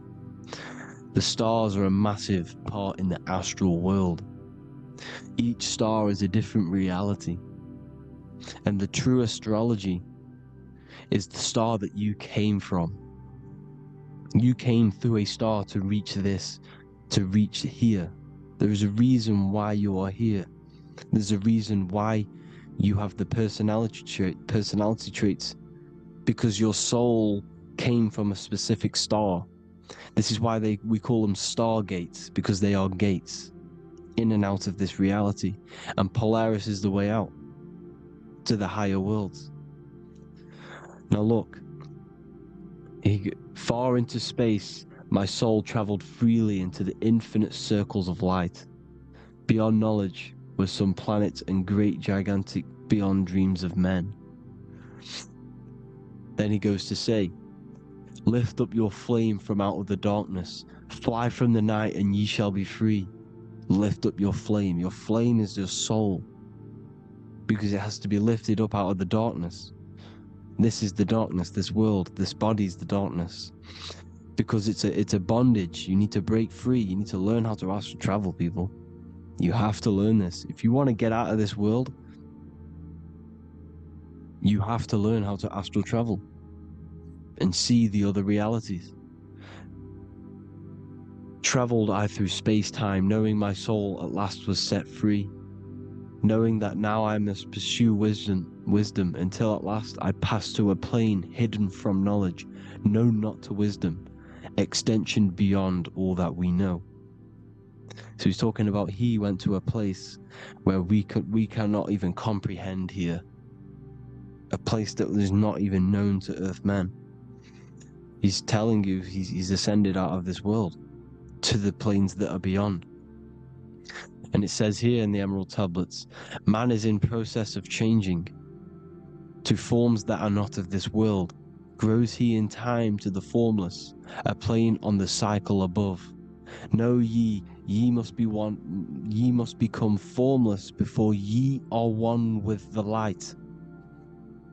The light, the same light that I was talking about, the Masonic light, with the triangle, God, the one source. Ye must become formless before ye are with the light. Formless, you have to leave the body. You have to leave the body. You have to gain the ability to leave this body and travel to these other worlds. Now, it says here, not as man am I, for free have I become of dimensions and planes. In each I take on a new body. In each I change my form. Know I now that the formless is all there is of form. You see, all things created come from the things that, all things that you see come from the things that you cannot see. All of us have the same spark of consciousness, the same I am. Every dog, every animal, every human has this same I, this same thing which sees through the eye. It's formless. It takes, this formless entity is the same entity of us. We are all the same entity in different bodies. And this entity it was represented as the flame, the cosmic flame, which is inside of all of us. And this is why the Masons depicted your spine as a candle or the Holy Grail. You would either see this or a candle with a flame on the top, because the Holy Grail is your consciousness, which is on top of your spine, which is the candle. Now, Jesus, Thoth, Buddha were all these deities which were coming down to lift people up because they were fishermen of men. And he would lift you up to the higher worlds, out of this world, to the ones above. Now Thoth, you can see him here, he's leading the way. He's holding someone and he's leading the way with knowledge and power. He was leading the way to other worlds, out of this world. There's no point trying to change this world. This world will stay the same. It will stay the same. You have to get out of this world, and that's what they're telling you. That's what they're keeping you from. They're keeping you stuck within this thin layer of reality. So what the Masons are doing, they have the ability to astral travel. They're living not stuck and bound to one reality, but living within the different layers of reality. And this is what Morpheus was doing in the Matrix. Morpheus was going into the Matrix to go and get Neo, which is exactly what Jesus was doing, pulling up people out of this world to the ones higher. And that's exactly what Morpheus is doing in the Matrix. If you haven't watched the Matrix, go and watch it. It will blow your mind. Everything I'm saying in this video, you will see it. Except that you don't need to use a machine to enter the Matrix. You just use your body. Well, you use your consciousness to leave this body. You see, Neo was also uploading himself into the simulation to pull people out of the simulation. And this is exactly what all of these gods were doing. The Fisher of Man. Look, he was pulling people up out of this reality. with the knowledge. Now, Jesus was always depicted with the mushrooms. Look at all this mushroom art. Mushrooms were literally the origin of Christianity. You can see it everywhere. There's mushrooms in all of the ancient art. Every single one of these paintings you see here, there's mushrooms on them. Mushrooms have the ability to see alternative states of consciousness. Now, if you go and do them, and you go to sleep, if you pop mushrooms, you go to sleep, and you will wake up in another reality. You will wake up in another reality. Don't try it if you don't want to do it. But if you've got the heart to do it, do it. Eat them, and go to sleep. You'll wake up in another reality. And Jesus was handing out mushrooms to the bright minds, to the minds that he wanted to fish out and pull up to the higher realities. He was giving them mushrooms to see themselves in an alternative state, in an alternative reality. This is why there was so much mushroom art, and it's not just ancient Christians. It's Sumerians, it's the Mayans, the Celtics, the Egyptians. All used mushrooms. All of them. Look at all this art. It's on stones. It's everywhere, because mushrooms. See, everything in nature is a macro. Look at the form of a mushroom. It's literally your spine and brain, because they alter your consciousness. Your body is just a radio receiver. Everything that you're experiencing is a program being ran by the central nervous system, and your consciousness is experiencing this program. These electrical impulses of the nervous system, because it's all feeding back to one point, which is the pineal gland. And this is the candle with the light on it. Type in Masonic candle and you'll see it. It's your spine with your spark of consciousness on top of the spine. And it's a mushroom, because this sends you to alternative states of consciousness, alternative realities. Now, they were all doing this, the Egyptians, the Mayans. Now, there's more symbolism which goes into this. Look at the Christmas trees we use. The Christmas tree with the presents underneath them. Magic mushrooms grow under trees. And these are the presents under the trees that we symbolize today with Christmas. Santa's red and yellow for the red and yellow mushrooms. The same mushrooms Mario has to collect, and when he gets enough mushrooms, he levels up. And then what does he do when you go past the world? When you win that world in Mario, you go to another reality. You go inside of another world.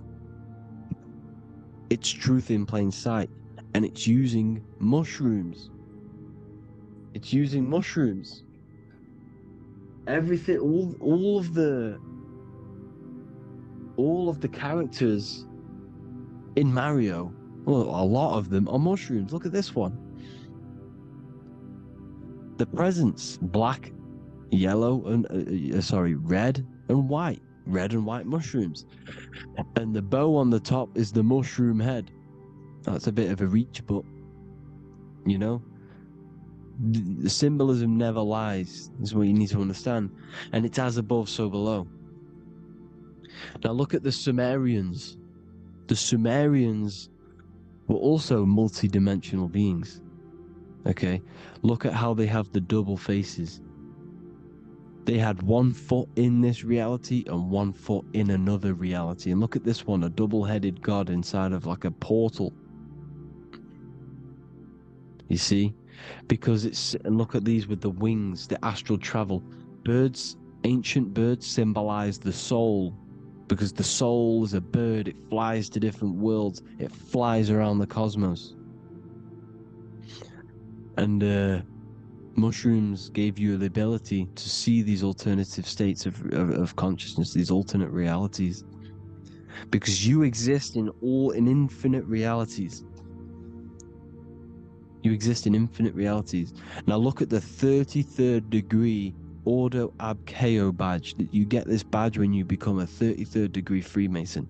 And it's a double-headed eagle. A double-headed eagle. And you can see this in Sumeria first. Sumeria have the same symbol. A double-headed, bird. You can see it here as well. And the Masons are still using this symbol today. And when you become a 33rd degree, 33 vertebrae on the back of your spine, above the vertebrae is your consciousness, and it's a double-headed eagle. One reality in one, you become a multi-dimensional being in the 33rd degree. And I've heard many interviews of Masons say it becomes Luciferian. You see, they speak in code. These Masons can't tell you about what they learn about, but they will speak in code. They said it becomes Luciferian. The word Luciferian is lucid. The root word of Luciferian is lucid, and lucid is lucid dreaming, alternative realities, dream worlds. You become a god. Luciferian means you're becoming your own god, pretty much, because you are becoming a multi-dimensional being living in between the different layers of reality at the 33rd degree of Freemasonry. And look at the double-headed eagle, because the birds symbolize the soul. And they reach high, they fly high, just like the soul wants to fly high to the light, to become one with the light, like the Emerald Tablet says. Now look at Janus. Janus was another god, and he's known as the god of doorways. Janus always depicted with a double head. Janus is why we say janitor or January. And January is entering a new year. Janus is known as the god of doorways with keys, always got a key. Because keys open doors. That's why the janitor holds all the keys. And Janus always has double heads, because he had one foot in this reality, one foot in another. He was a multi-dimensional being, a Luciferian, living between the different layers of reality, instead of being stuck in one like we are. Well, a lot of people. And that's the whole point. You see, all of this stuff is about like changing the world and stuff like that. This world will probably never ever change. It's probably been like this forever. Well, forever, for a long time. But it's about moving out of this reality to the higher states. And the Masons always depict the ladder to the luminaries, the stars, with a key, the same key of Janus. The Vatican is a key, and it's in charge of all the religions. Why is it a key? Because they're holding back the key. They're keeping you stuck within this reality, keeping you stuck as identifying yourself with the body, identifying yourself with this world. You are not in the world is within you. This is a program being ran by your central nervous system, and your consciousness is experiencing this reality. Now, this is going to be a mind-blowing video for some people. You have to have an open mind. You have to let go of all the programs. I'm repeating what the ancients are talking about and the ancient symbolism. Look at Janus with the double-headed god. He was just another god coming down, giving keys to people who had the worthy mind to be pulled up out of this reality, to be pulled up to heaven, just like Jesus was teaching how to reach heaven. But really, it's an encoded scripture. But anyways, hope you all gained some insight on this video. Have an amazing day. Please like, share, comment. All the links are in the bio for the PDF, for the Manifestation Mastery course, and all the other amazing stuff. And if you want to support the channel, I'd greatly appreciate it if you became a Patreon member. Hope you'll have an amazing day, people. God bless.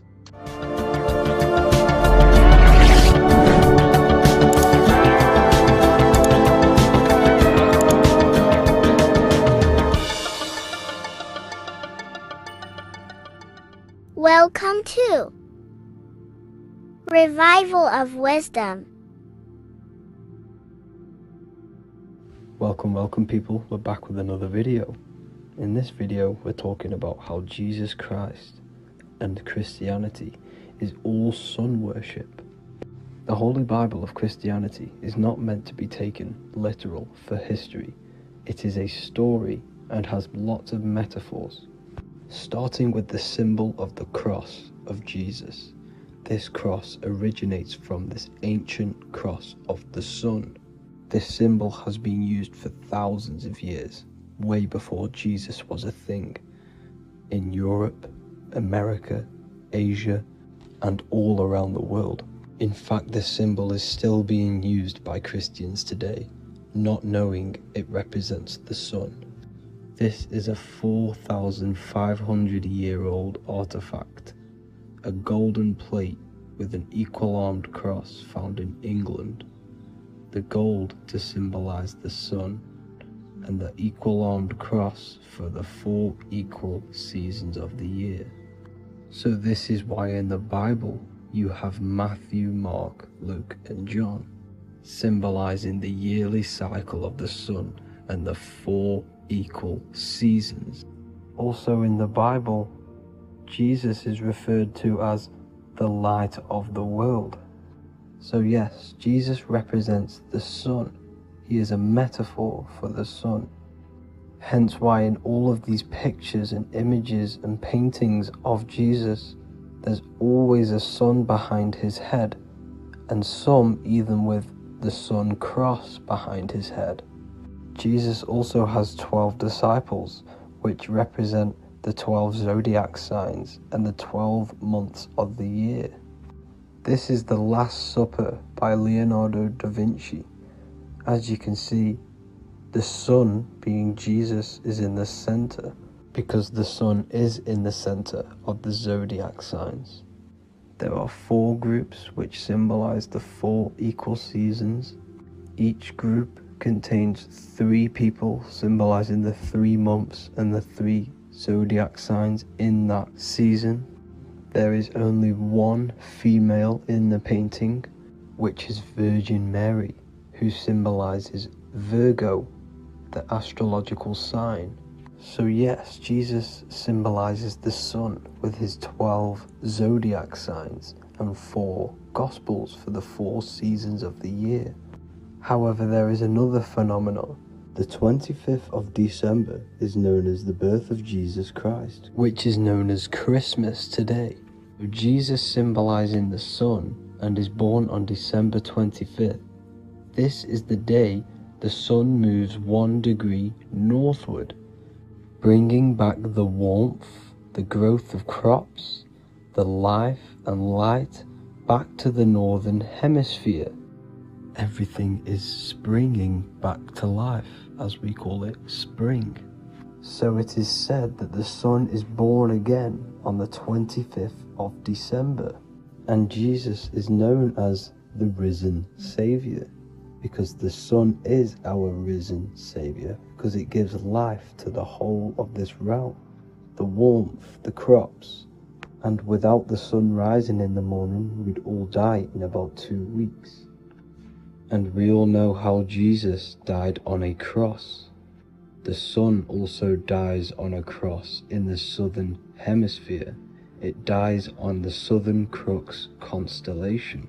And on December the 22nd, 23rd, and 24th, the sun remains in the same position. So the sun dies for 3 days and it is born again on December 25th, when it moves 1 degree northward.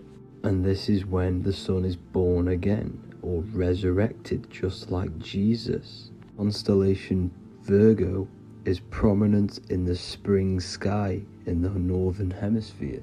So therefore, the sun is born a virgin, Virgo. And as you see in this image, you see Virgin Mary holding the sun. Us as humans do not own the sun, so therefore God owns the sun. So yes, the sun is the Son of God, and this is what Jesus is symbolizing. And just how Jesus sacrifices himself for humanity, that's what the sun does. The sun gives out all of its energy so we can live. There are many other Bible verses which represent Jesus as the sun. Now in Matthew 8:23-27, his disciples are in a boat and there is a massive storm. Jesus is asleep, meaning the sun has not arose. And the disciples say, "Save us, Lord, we are perishing." Quote, "Then he rose and rebuked the winds and the sea, and there was a great calm." End quote.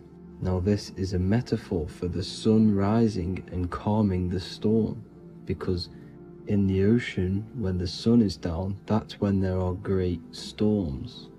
The worship of celestial bodies go back thousands of years, and it's called astrotheology, and it can pretty much be traced back to all ancient civilizations. Now going back to the ancient Egyptians, the god Horus, the god of war, and he symbolized the sun in the morning.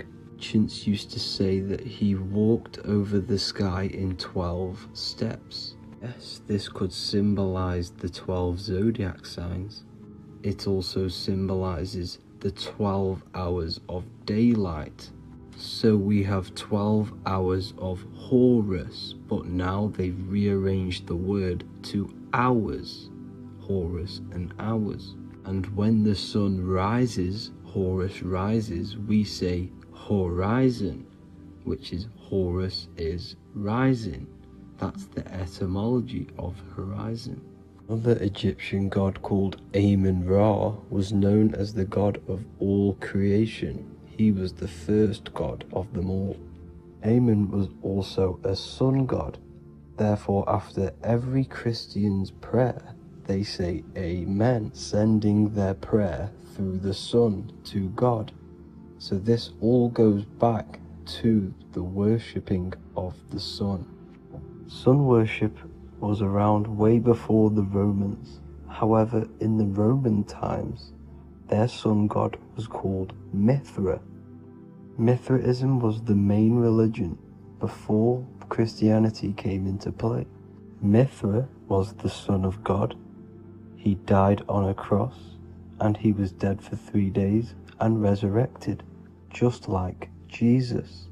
So the Catholic Church was not made in heaven. It was made by the Roman Empire.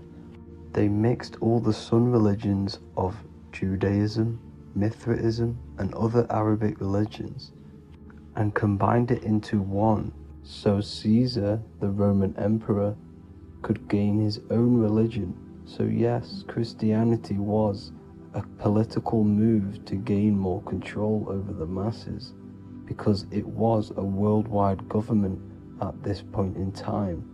So here is a Sumerian helmet with the rising sun symbol. And then the Romans also used this rising sun symbol on their armor. So sun worship has been going on for thousands of years, and it still goes on today. However, with all the programming and the low IQs, today we do not get the full interpretation of the Bible and these stories from the past. And Christians and other religions are all brainwashed to not question their religion and not realize their true origins and where they come from. I do advise you all to do your own research and come to your own conclusions. However, I'm just pointing out the facts and connecting dots for you all to see. That's it for this video, guys and girls. Thank you all for tapping in. God bless.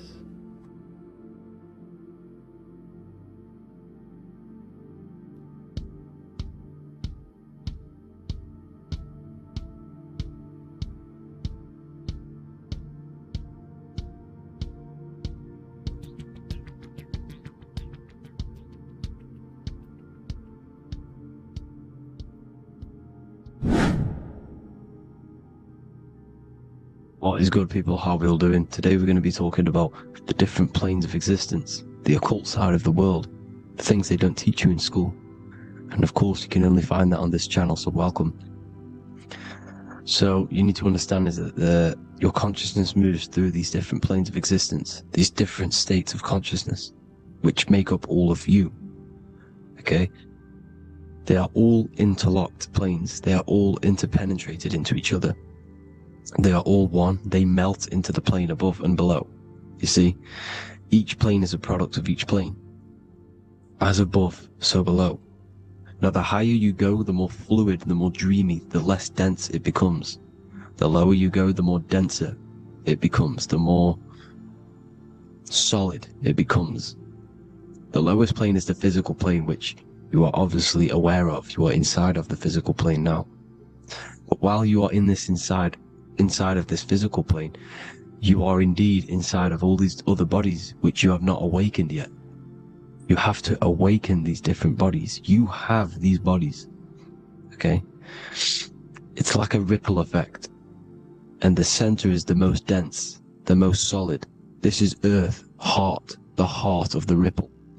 And the lower you, the further you go out from the center, the more dreamy, the less fluid, the more fluid, the more less dense it gets until you're one with the all. You see? And this is what it's like. This is what this system is. It's like a ripple effect. Now, let's jump straight into the planes. First, you have the physical plane, made out of 4 elements. Five elements. The ether is the mother of the elements. It's the womb of the elements. It's the 5th element. And it gives birth to the 4 other elements. 4 is stability. Tables have 4 legs, and this is why the ether gives birth to 4, because it's the foundation of the physical world. Fire, earth, water, air. They are not pure. Each one of the elements melts into the other one. For example, earth and water both share cold. Water and air both share wet. You see? They compose of each other. They melt, they mold into each other based off the vibrational state of the ether. That's what it is. The 4 elements are the vibrational states of the ether. Okay? So you have the 4 physical elements making this, physical world. It's the lowest world. It's the world of effect. This world, whatever you see, whatever you experience, it's the effect. You can't change anything by manipulating this world. You got to manipulate the higher worlds to affect this world, you see? As above, so below. This is the lowest plane. It has 3-dimensional. It's the 3rd dimension. Space, height, and thickness. That's all it is. Front, backwards, upwards. You see, it's 3-dimensional. We cannot perceive the hidden side, which is the interior of this existence. We cannot perceive the interior from our exterior view. We are looking into this world. Okay? This is the exterior view. We can't see what's inside of that. That's the 4th dimension, which is the next one. It's the most gross and dense plane. 4 states of matter, the most slowest vibrational molecules exist in this plane. Above this plane, you have the ether. Okay? The word ether and either are the same thing, because either connects 2 scenarios in languages. I either support Manchester United or Liverpool. Either is connecting them 2 scenarios. The ether is doing the exact same, as you can see here on the planes of existence. It connects the astral world, which is very important, to the physical world. It's connecting these 2 worlds. So it's the ether. It's the ether. The ether is pure potential. Energy flows through the ether. It is pure energy, pure potential. Okay? The physical body is an exact copy of the etheric counterpart body. So every physical object has an etheric energy double. It's like a blueprint of that object. Every single object has an energy double, and that's the etheric double. Okay? The etheric body determines the shape of our physical body through its lines of force. All through life, it rebuilds and restores the physical body. Physical problems show up first in the etheric body because as above, so below. You manipulate the higher planes, it will manipulate this plane. And this is why sorcery works. You know, contact with astral plane entities. We'll get into that a bit later. So, the reason why we can't see this plane, this energy world which is all around us, which we are inside of right now as we speak, is that the molecules that compose it are further apart than those of the physical plane, making it invisible to the two eyes. That we can't perceive it, our eyes cannot physically suck in that sort of information, and our brain cannot decode it. This is why, you know, they brainwash us with all these programs to keep us asleep, to keep these other bodies we have asleep, so we don't find out about these other bodies, and is to make you believe that everything's just a material, only the material world exists. They don't want you to know is that everything that you see is a result of something you cannot see. As above, so below. There are realities within this reality. This is what I'm breaking down now, these different planes, on how this reality works. So your etheric double is your energy body. You can see here the physical, etheric, astral. Astral is your spirit. The ether is a part of the physical plane. It's like just above the physical plane, but it's still part. But then the astral plane is completely separate. It's another plane, but they're all interlocked. Don't think they're apart. They're all interlocked. They're all one. They all melt into each other. The chakras that we have are inside of our etheric body. They are our sense of organs which tune us to the fourth dimension. These 7 chakras connect us to the astral world, the fourth dimension. Okay? They are points for the flow of energy from the universe / 7 planets, because the 7 chakras are your 7 planets, and the 7 planets are connected to the astral world. They are feeding these 7 senses in our body. They connect us to the universe, to our etheric counterpart, and then to us, supplying the physical body. Because the energy comes from above. As above, so below.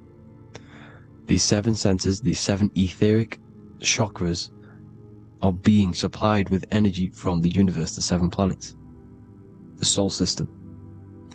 Then it supplies the physical body. You see? So, the ether is very important. And this is, you know, that the ancients understood the science of the ether, and they could, you know, harness free electricity from it, because it's all around us. The ether is all around us. And this is what they were doing. They were harnessing free energy using the ether. The astral plane, the fourth dimension, very important plane. Very, very important. We've all been there. Every single one of you has been there. Okay? The fourth dimension is unseen of what we see. It's the interior of the exterior that we see. We see the third dimension, but we cannot see beyond what's making this third dimension. This is the fourth dimension. Okay? It's the dream world. This is where you go when you dream. Okay? This is where you go when you dream. It's the place of disembodied spirits or ghosts, entities, whatever you want to call them. When you hear ringing in your ears, that is not tinnitus. That is an entity around you. Okay? That is an entity around you. The fourth dimension is where thought forms exist. Mental images. Thought forms as in what you see in your mind when you think of an image, because the mind is the highest plane of existence. Mind is the highest plane of existence, and it manipulates all of the planes below. So it goes the mental plane, then the astral plane. So the thought is in the mind, the mental plane. That just the thought alone, no image, but then the form depiction, the thought form exists. It manifests in the astral plane as a sort of image, an entity, a living conscious being. So this is why thoughts are things.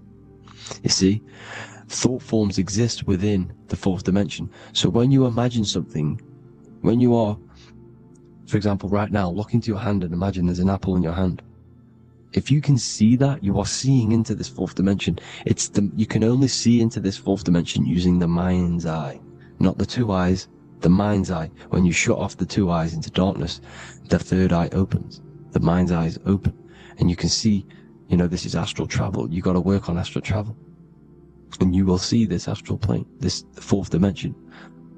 And there are 3 different sections to this astral plane: higher, middle, or lower. So yes, there is a kind of a heaven and hell, and a Midgard. Heaven being the higher vibrational entities manifesting higher vibrational thought forms existing there, the lower vibrational thought forms existing in the astral plane. But these thought forms are beings. You can create these beings. They're called elementals. Okay? If you entertain specific thoughts for long enough, this will plant a seed and it will grow. If you so for example, you have a bad feeling or whatever, what's a good example? Unforgiving someone. You keep that energy inside of you for long enough, it will manifest in the fourth dimension. You entertain that thought long enough, it will manifest. And it will create an etheric body, and it will be an entity which will harm you. It will feed off you, this low vibrational energy. Your mind is so powerful.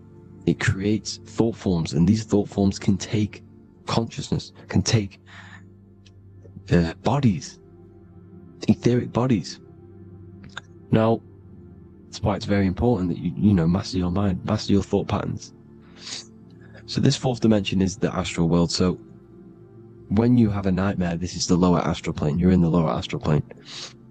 Whilst this physical body rests at night, your consciousness, you awaken this other body, your consciousness goes inside of this other body, whilst the physical body lays asleep. You see? So it's all inside of you. This way you need to understand. You just haven't awakened these bodies yet. You can awaken them. You just got to awaken them. Okay? The next is the mental plane. This is the mind, the source, pure cause, pure motion. The most less dense, the most fluid. No form. There's no form to the mind. Astral plane is the first plane where a form takes existence, pretty much. The mental world has no form. It's pure mind, pure intelligence. Thoughts alone exist here without any images or manifestation. The most fluid, the most dreamy, the most causal plane. All of the rest take the effects of this plane. That's why it's mind over matter. Your thoughts they create vibrations. Each vibration is vibrating on a specific frequency, which creates mental images, creates effects down here on this physical plane. This is why it's so important to master your mind. Master what you think. Master your mind. It's the hardest thing to master.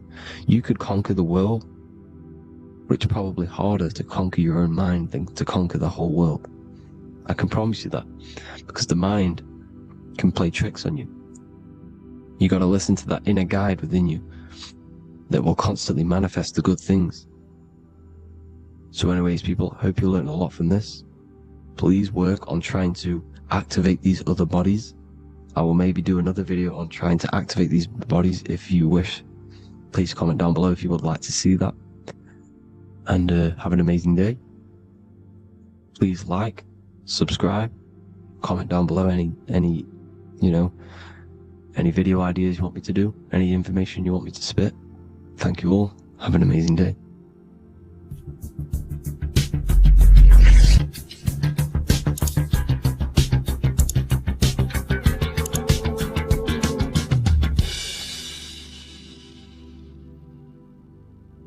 Greetings everyone, it's Revival of Wisdom.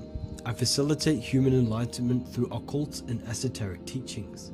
I hope this video expands your mind into a new field of thought. In this video, we're going to be discovering the true esoteric meaning of the 7 planetary energies. So let's jump straight into this. In order to fully understand this, you must understand the esoteric teaching of as above, so below, and as within, so without. Our inner world is mirrored into our external material reality. We have a physical voice, which you are hearing right now, and I also have an inner voice, which no one else can hear.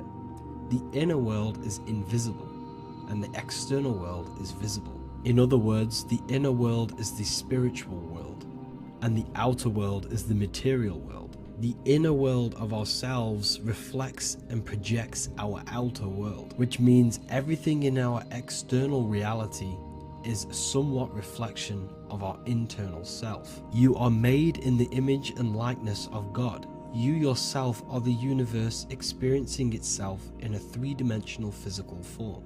The Newtonian science has programmed you to believe that you are a physical being inside of a physical universe. They did this to limit your mind to only believing there is a physical universe and that you are separate from the universe or God.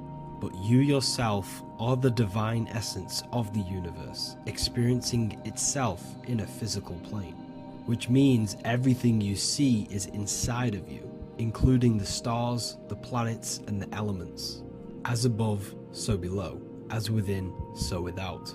An example of this is the four physical elements: fire, earth, water, and air.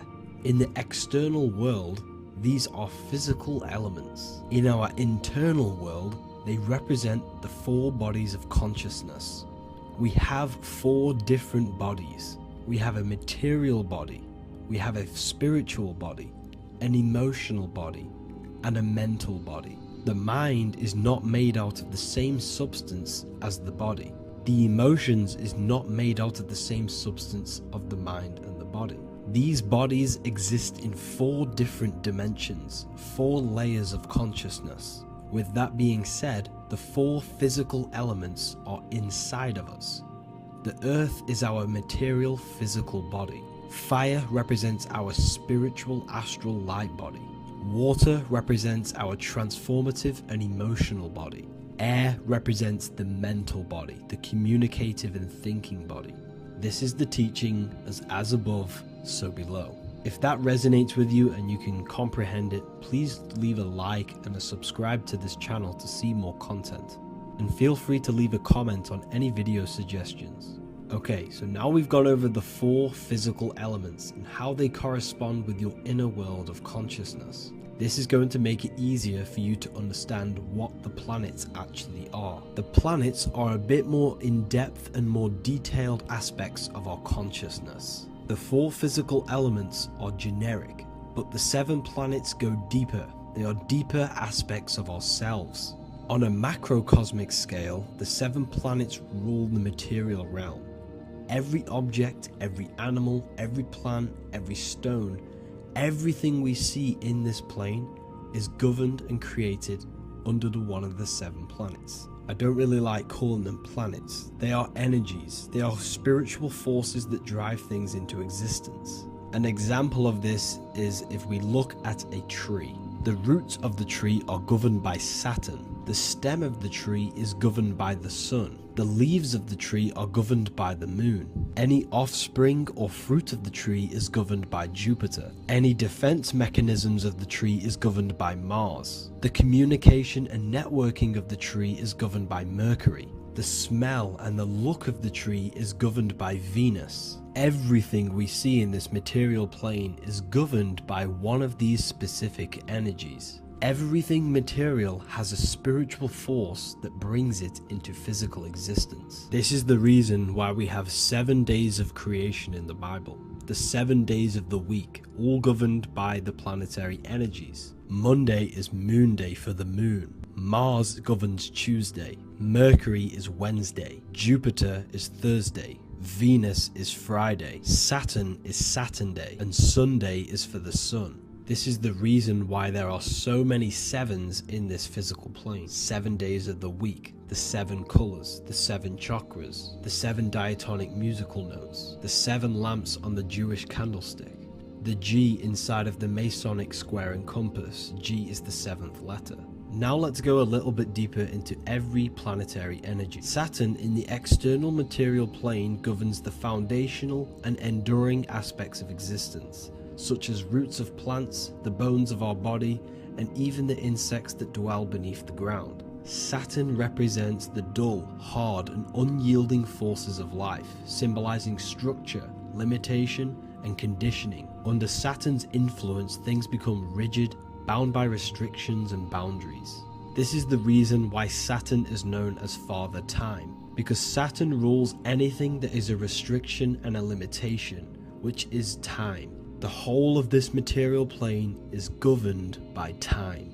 You will be born and you will die. This explains why there is so much Saturn symbology in this material plane. Saturn is one of the most important planetary energies. You are a spiritual being in a physical body. Your light, your consciousness is bound to the physical body until you learn how to escape the physical body. The body is a limitation for our infinite minds and spiritual bodies. Our infinite mind is stuck in this material body, governed by Saturn's limitation of time, matter, and space. Now let's dive into what Saturn means to our consciousness within our internal world. We've gone over what Saturn means in the external world.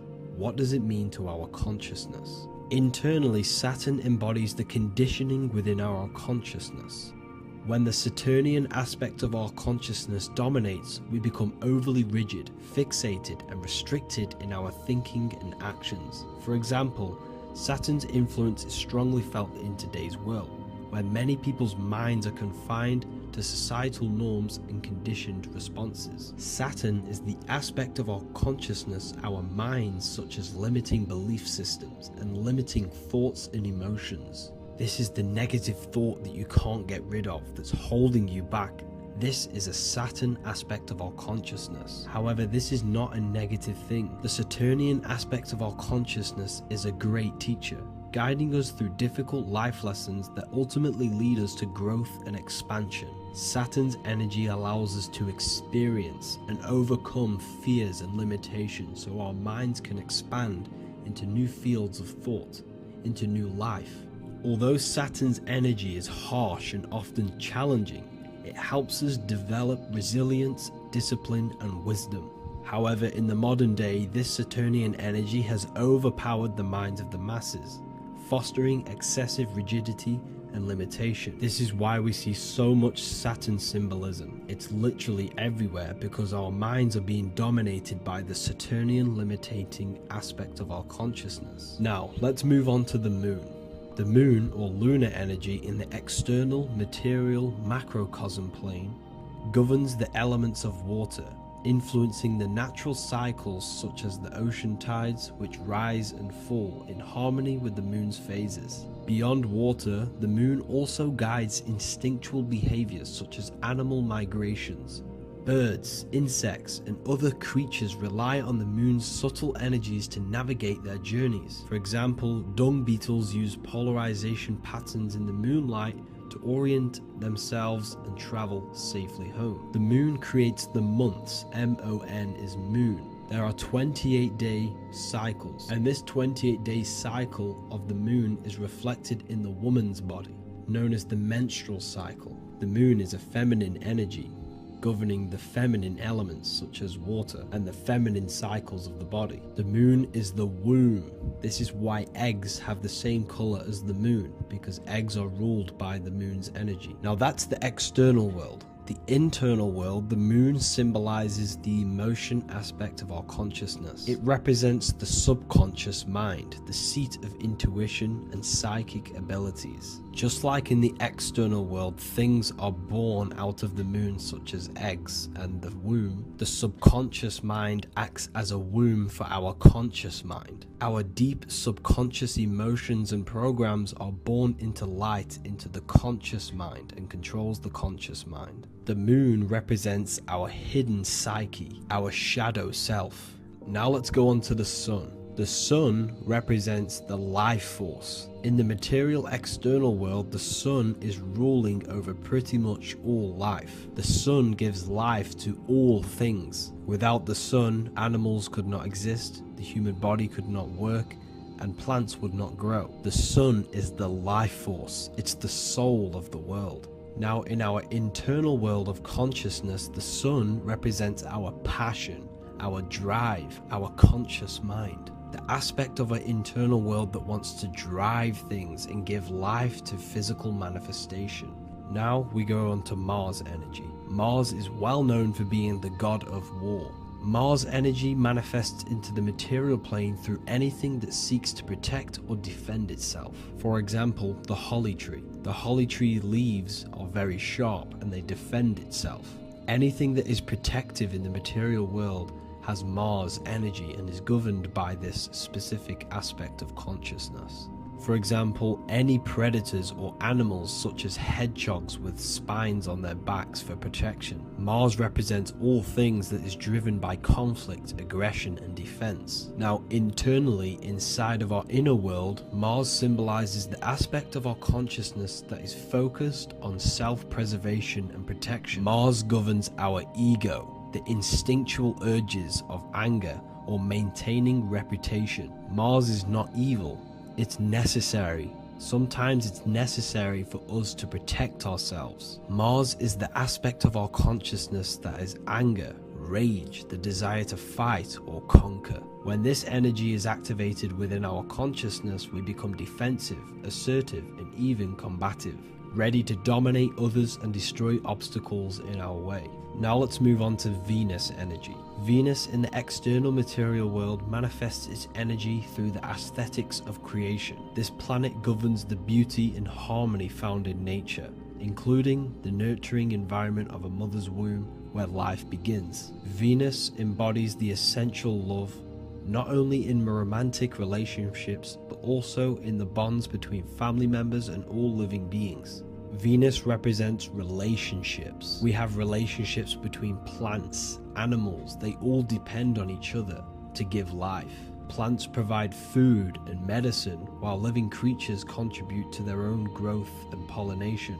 Internally, Venus represents the aspect of our consciousness that yearns for relationships and connections with others. This is an aspect of our consciousness that encourages to care for our physical appearance and embracing beauty. Aesthetics play a role in our interactions and self-expression. This is why there is a beauty brand called Venus. Now let's move to Jupiter energy. Jupiter in the material plane manifests its energy as forces of fortune, abundance, and wealth. This energy manifests itself as plants, as fruits that we can consume and eat in abundance. Anything that is nourishing and cultivated by the earth for humanity and animals. Jupiter embodies the giving energy that provides for and sustains life, fostering growth and ensuring that resources are available to all. Its influence is seen in the natural cycles of abundance, where fruits must grow and ripen before they are enjoyed, symbolizing the importance of effort and patience. Internally, in our spiritual world, Jupiter represents the aspects of our consciousness that yearns for abundance and seeks growth in various aspects of our lives, including wealth, knowledge, and personal development of the mind, spirit, and the soul. This is the aspect of our consciousness that wants to gain wealth, that wants to gain expansion and abundance in our lives. However, when Jupiter's energy dominates our consciousness excessively, it can lead to feelings of stinginess and greed. It represents material possession. The last planet is Mercury. Mercury in the external world governs the vital elements such as seeds, air, communication, education, and electricity. Known as the messenger of the gods, Mercury rules over intellect, communication, and the transmission of knowledge. Mercury's state of consciousness manifests itself in the material plane as the network between trees and plants, how they all communicate together. It represents the intelligence behind all physical things. It's the intelligence behind the seed that allows it to grow into a plant. Mercury's creative energy is manifested in the nervous system of the human body and all living animals. The intricate messenger that transmits signals from the body to the brain and then to the mind. This intelligence within us allows us to facilitate thought and movement. Internally, in our spiritual aspects of consciousness, Mercury is the state of consciousness that seeks knowledge, understanding, and intellectual growth and expansion. This part of us is curious, eager to learn and driven to communicate ideas and information. It represents our mental body. The Roman god Mercury is often depicting flying because this symbolizes the air. Air represents our mental body. When the Mercury aspect of our consciousness dominates, we become highly intellectual, constantly seeking information, analyzing situation, and communicating our ideas. While this can enhance our understanding and ability to interact with the world, an excess of Mercury's influence can lead to overthinking, excessive analysis, and focus on intellect over emotions or intuition. Okay, so they are the 7 planetary energies in the external world and your internal world of consciousness. These energies are manifested in the Roman mythology as human beings. They are depicted as human beings, but this is nothing but symbolism. These gods never existed physically. They represent aspects of our consciousness and spiritual forces that govern the material plane. Every material object, every intelligence, every piece of life in this universe is governed and brought into existence by one of these spiritual forces. Now, I hope this video has expanded your mind into a new realm of thought. Make sure to leave a like, a comment, and subscribe to the channel for more occult and esoteric information. You can read more about this topic and many more occult and esoteric teachings inside of my books, the Book of Wisdom Volume 1 and the Book of Wisdom Volume 2. I honestly advise that not everyone reads these books. These are books which will completely transform your view on reality. You will feel a lot better reading these books because you will find a connection with yourself and the universe. Understanding truth and knowing thyself gives you a sense of well-being. Like I said, this is not just a book. This is a beginning of your journey of expansion and growth.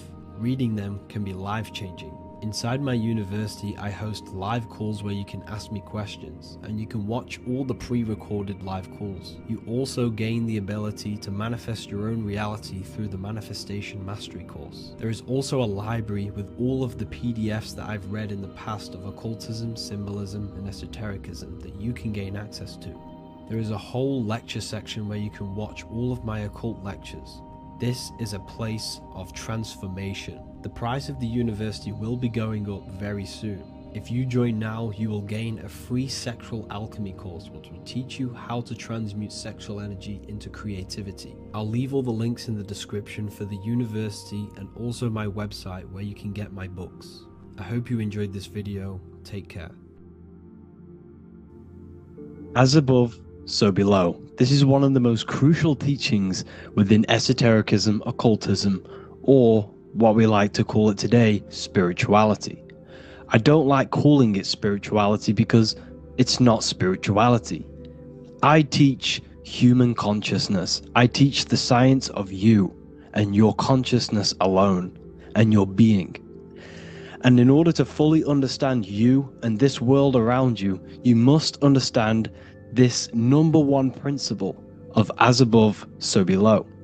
There is many misconceptions of this, and there is many simple teachings of this, but I'm going to break it down today from the most simplest to the most complex, and you will see the connections between all things. This is the most important lesson you could ever learn, and I'm going to teach it you today. So what you must understand is with the term as above, so below, it applies with everything you see in this world and about yourself. We have something called the macro, which means the bigger scale. On the bigger scale, we have the whole earth. If we look down from the sky on top of rivers, this is what we see. We see this tree pattern. Then on a smaller scale, we see trees have the same pattern. Then we look even closer. We're going smaller and smaller into the leaves of the tree. We see the same pattern. Then we go even more micro into the human brain and look at the human brain cells, and we see the same pattern. This is proof this is a fractal universe, and everything is in the micro is reflected in the macro. As above, so below. As within, so without. On the macro is a reflection of the micro. So now that you understand this, we can go a bit further. A yearly cycle of spring, summer, fall, winter is a macro. A micro is a daily cycle. So a day is a mini year. The summer is the midday. Autumn is the evening. Night is the winter. And spring is the morning. This is a macro, a reflection. We have a miniature cycle of the zodiac every single day. And this cycle is also reflecting the cycle of life and death. We live, we are born, which is the spring. We live, which is the summer. We then age, which is the autumn. And then we die, which is the winter. And then we are reborn again. This is the cycle of life and death. And you do this every single day. You see, death is a macrocosm of sleep. This is why we say sleep is the cousin of death. Because you die every single night. You do this process of life and death every single day. As above, so below. What's in the micro is in the macro. So when you go to sleep, you are essentially dying. And then in the morning when you wake up, you are then born again. This is a fractal cycle that we live in. Everything in this whole world is fractal. Everything applies to as above, so below. We have the sun, we have the moon, we have the day, we have the night. We have the life, we have the death. We have the conscious, we have sleep. As above, so below. We have the conscious mind, because now we're diving into as within, so without. As above, so below more refers to the external world. As within, so without is referring to your inner world and the outer world. What you must understand is about yourself. You exist in two realms. You're an individual. The dual nature of you. You exist in two realms at once. You have an inner world of your thought, emotion. This is the inner world that no one else can see but yourself. And you have an outer world with a physical body which everyone can see. So you exist in two worlds. You have the inner voice, you have the outer physical voice, which I'm speaking to you with now. But I also have an inner voice, which no one can hear, only but me. So you exist in the light and you exist in the darkness. The sun represents your external self, your physical, conscious mind. The moon represents your shadow self, the inner self, the psyche self, the spirit self. There is an as above, so below. The sun is within you. The moon is within you. Everything is within you. Now that you understand as above, so below, what is your body? Your body is a miniature earth. Let me repeat, your body is an earth. Your body is the earth. Okay? Because like I say many times in all of my videos, you are not in the world. The world is you. You are the universe. Your brain is a computer creating this reality. What you see with your eyes is produced in the back of the brain called the visual cortex. You don't look into the world, the brain produces the world. The body produces the world. When you touch something, you're not actually touching something. This is the electrical nervous system. When you touch something, what you feel is actually electrical signals on your nervous system reporting back to your brain. Therefore, when this body dies, you leave the earth because this body is the earth. Okay? As above, so below. You have the mental plane, the astral plane, the etheric plane, and the physical plane. This is essential for understanding reality and the teaching of as above, so below. Everything in this material plane began in the thinking mind. For example, the microphone I'm speaking into, the phone you're watching this video off, or the laptop or iPad. Where did this begin? It didn't begin in the factory. The first ever place this item begun, was in the mind of an individual. The invisible realms of mind is where all physical things and physical items begun. Essentially, this physical plane is the effect of the thinking mind. This world is the world of effect. It's the world of outcomes. When you see something, it is already manifest. It is already being manifested. It is an effect. And in the effect of the cause, which is the thinking mind. Therefore, the mind creates thoughts, which is the mental plane. Then after thoughts creates imagination, which is the astral plane. These two are spiritual. They are non-physical. So spirit kind of means non-physical. Then you have the physical planes, the etheric and the physical plane. As above, so below. What happens in the mind is manifest on the physical plane. Like I said, the phone that you are holding, it was a thought, and then it brought down into a physical reality. As above, so below. You change the mind, you change your reality. Your environment, the word environment has ment in it because your environment is mental. So now that you understand this, so what is the world around you? The world around you was created by the mind of God. It was manifested through God's thought. So you are living in the mind of God. You are a thought in the mind of God. God thought you into existence. But like I said, we are all fractals. Everything is fractal. If God exists, this means that you are God. As above, so below. God created you through the thinking mind, and he gave you a thinking mind. So God created the macrocosm. God created the macro, the whole world. He designed the whole world, the sun, the stars, the moving. He designed this.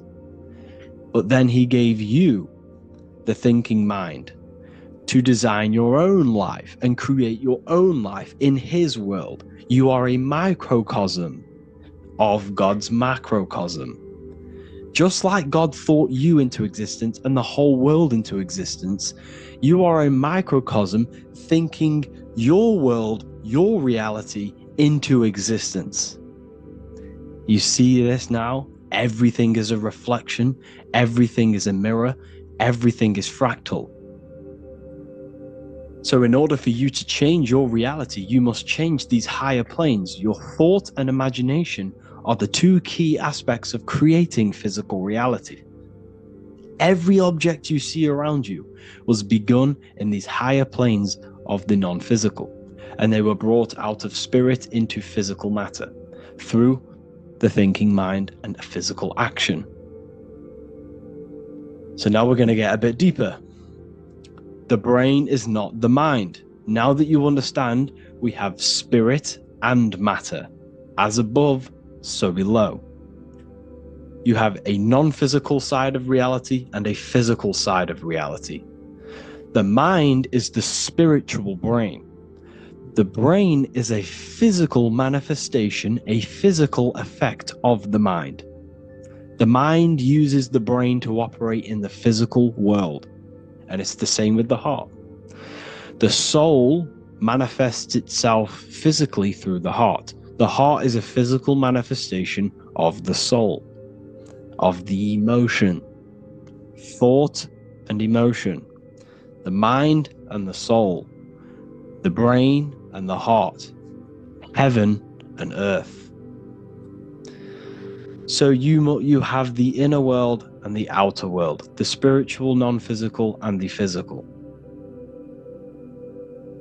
So essentially, we are all on this process of awakening, an expansion of our minds into new fields of thought, into new fields of awakening ourselves. Because essentially, we are born into this world. But you are born many, many times. You can be born physically and you can be born spiritually.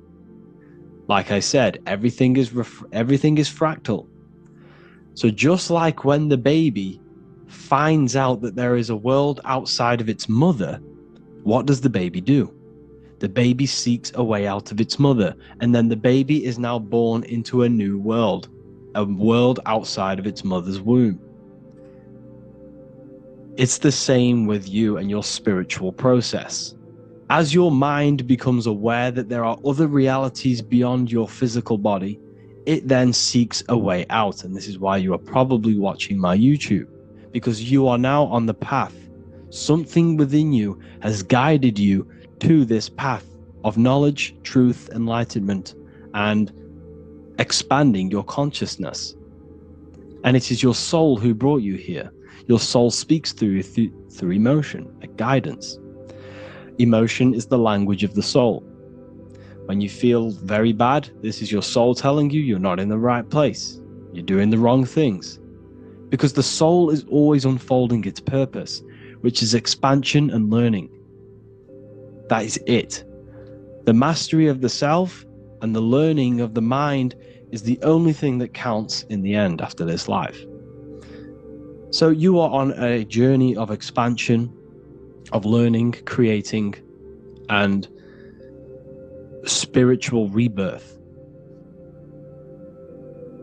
As above, so below. What does this body tell you? When I see someone overweight, I don't see the overweight. I don't see the body. I see the mind. I see an undisciplined mind. I see a mind that lacks self-control. I see a mind that seeks external validation. That's what I see when I see an overweight person. I don't see his body. I see the result of his mind. Because what does the Bible tell you? You shall know them by their fruits. It's the same saying as above, so below. You shall know them by their fruit. The fruit is their manifestation. Your body is a direct correlation and manifestation of your mind. Your inner world projects your outer world. As within, so without. As above, so below. Now, what do you see when you see this man's body? I see discipline. I see strength. Mental strength, not physical strength. I see mental resilience of pain. Because all of this man's mental energy has been manifested physically within his muscle. This body is a direct manifestation of this man's mind's pain and suffering, and it shows discipline. This is why people instantly respect you if you are in shape. You walk into a room and you are in shape, people will instantly give you respect because they know that you are mentally disciplined. The body is a reflection of your inner world, and it's the same with your friends, your family, your connections with people. If you think about yourself very negatively all the time, and you don't have a good connection with yourself, you don't have a connection with your true self, this will manifest into every single relationship you have in your life. If you don't have a good relationship with your inner self, you don't have a good relationship with the people and the friends around you. Because as within, so without. If you think negative about yourself, you will only pick up the negative in other people. If I think very highly of myself and I think very happy and good things about myself, I will then see the good things in other people. Because it's as above, so below. As the inner world is, so is the outer world. It's the same with your life circumstances. Your life is a direct correlation of every thought you thought in the past. If you possess millions of pounds, millions of dollars, this is because you have thought this into physical reality. You live the life you are deserved. You live the life that you manifest through your thought. If you live a very poor life, this is a reflection of your mind. This is a reflection of what you have thought into physical existence. Because like I said, everything begins in the mind. As above, so below. And this is even present within the body. So where is the head? The head is at the very top of the body. And where does all manifestation begin? In the mind. That's where the mind is, in the head. And then the thoughts we think travel down the body into the heart, which is the emotion. Every thought we think is in the emotion. Every thought we think creates an emotion. This emotion then drives the action. Where does the action come from? The feet, because the feet move our body. We move with our feet to take action. Our hands. You see, so the body is even a micro reflection. I can't even say it. Reflection of the order of manifestation. This blew my mind when I figured this out. You see, the head, the thoughts begin here. This is the beginning of all manifestation. Then it comes down to the heart. This is the emotion. Then you take the action. The thought and emotion then sparks the action, which is taken with the hands and the feet. And where's the lowest point on the body? The feet, and that's touching the physical earth. So the head is where the thought is, the non-physical, and the lowest point on the body, which is touching the physical earth. So the head represents spirit, the feet represent matter, spirit and matter. Your room, if I walk into your room and I see a messy room, I don't see the room, I see a messy mind. The room is a reflection of the mind. If you have a messy room, this is your mind. It's an externalization of your unsorted mind, undisciplined mind. So like I said, we are all God, and we must find the God self within us. And I teach all of this inside the Book of Wisdom, Volume 2. This is not just a book, this is a revolution. This is the beginning of a new age with this book. If you have read it, I congratulate you. You should feel very proud of yourself if you have an open mind. You should feel proud of yourself for watching these videos, because not many people have an open mind. Remember this, people. You are special if you're watching these videos. You have the mind. You have the ability to see through the illusion. And I take my hat off to you. You want to take this to the next step? Read the book. Or if you want to take it to the serious levels, join the university. The university, you gain access to every piece of my material that I've ever done, all of my books, all of my lectures that are hidden from YouTube, that are hidden from everywhere else, the lectures that give you real power. And if you feel alone on this journey, we have a conscious community where you can connect with like-minded individuals, because I've been there. I've been there when you feel lonely, because you feel like no one else is thinking the way you are feeling. You can't talk to people about these things because people just think you're crazy. That's why I put together this, so we can connect, so we can unite, so you can connect with people, so you don't feel crazy about thinking about this stuff, learning about this stuff. And if you truly want to level up your life, people, and take your studies serious, this is for you. We do live calls, we do lectures. There's a whole library filled with books you can read. It's the perfect place for the truth seeker. I thank you all for joining. Please leave a like, a comment, a subscribe. Let me know any future videos you want me to make in the comments. Thank you all. Have an amazing day.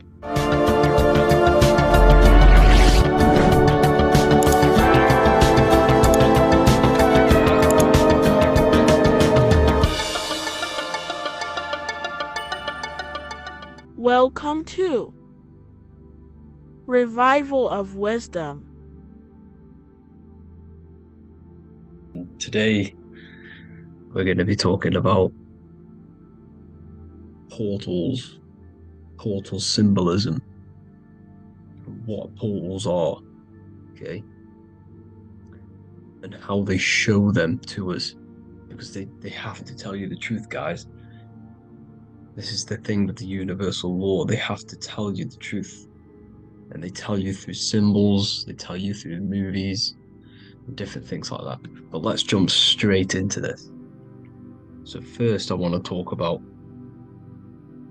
the Freemasonry symbols. Okay, so first we got, obviously this is some Freemasonry art, but notice how you've got the ladder with a key. Okay, so this is ladder symbolism with a key. So maybe this is talking about ascending. Okay? Because look, because this is ascending into the heavens. Because it's a ladder with humans going up it with a key. In order to ascend, you must have the key. Okay, so what else do we have with a key? Well, the Netflix show, Lock and Key, which is all about portals and keys. Because what the keys do, they open doors, gateways. Okay. So what's interesting about this is that they've got this key here, which represents the Kundalini energy rising up the spine.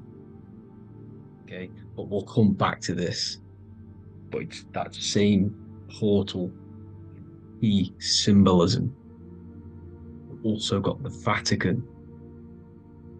The Vatican is in the shape of a key. Okay, so you can see the start of it here and the end. So this is key symbolisms. Keys open doors. And notice how it's got the 8-pointed star. Okay, what is the 8-pointed star? Okay, we'll come back to this. This all ties in, guys. I'll break it all down for you. But then you've also got the god Janus. Janus, okay, is known as the god of the doorways. He's an ancient god of Rome, and they worshipped him. However, he's not a god, he's more like a high-level ranked demon. Because he is the god of the doorways. And notice how he's got 2 faces. Because doorways always have 2 sides. You're going into somewhere, there's always 2 sides of a door. And he's always depicted with 2 sides of a face and a key. Because he holds the key to the doorways, to the portals, to other worlds and realms. Okay, as you can see, he's always got 2 faces and a key. Okay, so now we have the Sumerians, the Anunnaki, and they are always depicted with the 2 faces. Why do they have the 2 faces? Because they're symbolizing doorways, and the Anunnaki come to Earth through doorways and portals. So these are what these gods are symbolizing in their artwork. But they always have the 8-pointed star. Okay, what is the 8-pointed star? You see how they always have. Look, let me try and find another one. It's the 8-pointed star. This 8-pointed star is Polaris. Okay, Polaris, just like the Vatican has the 8-pointed star with a key.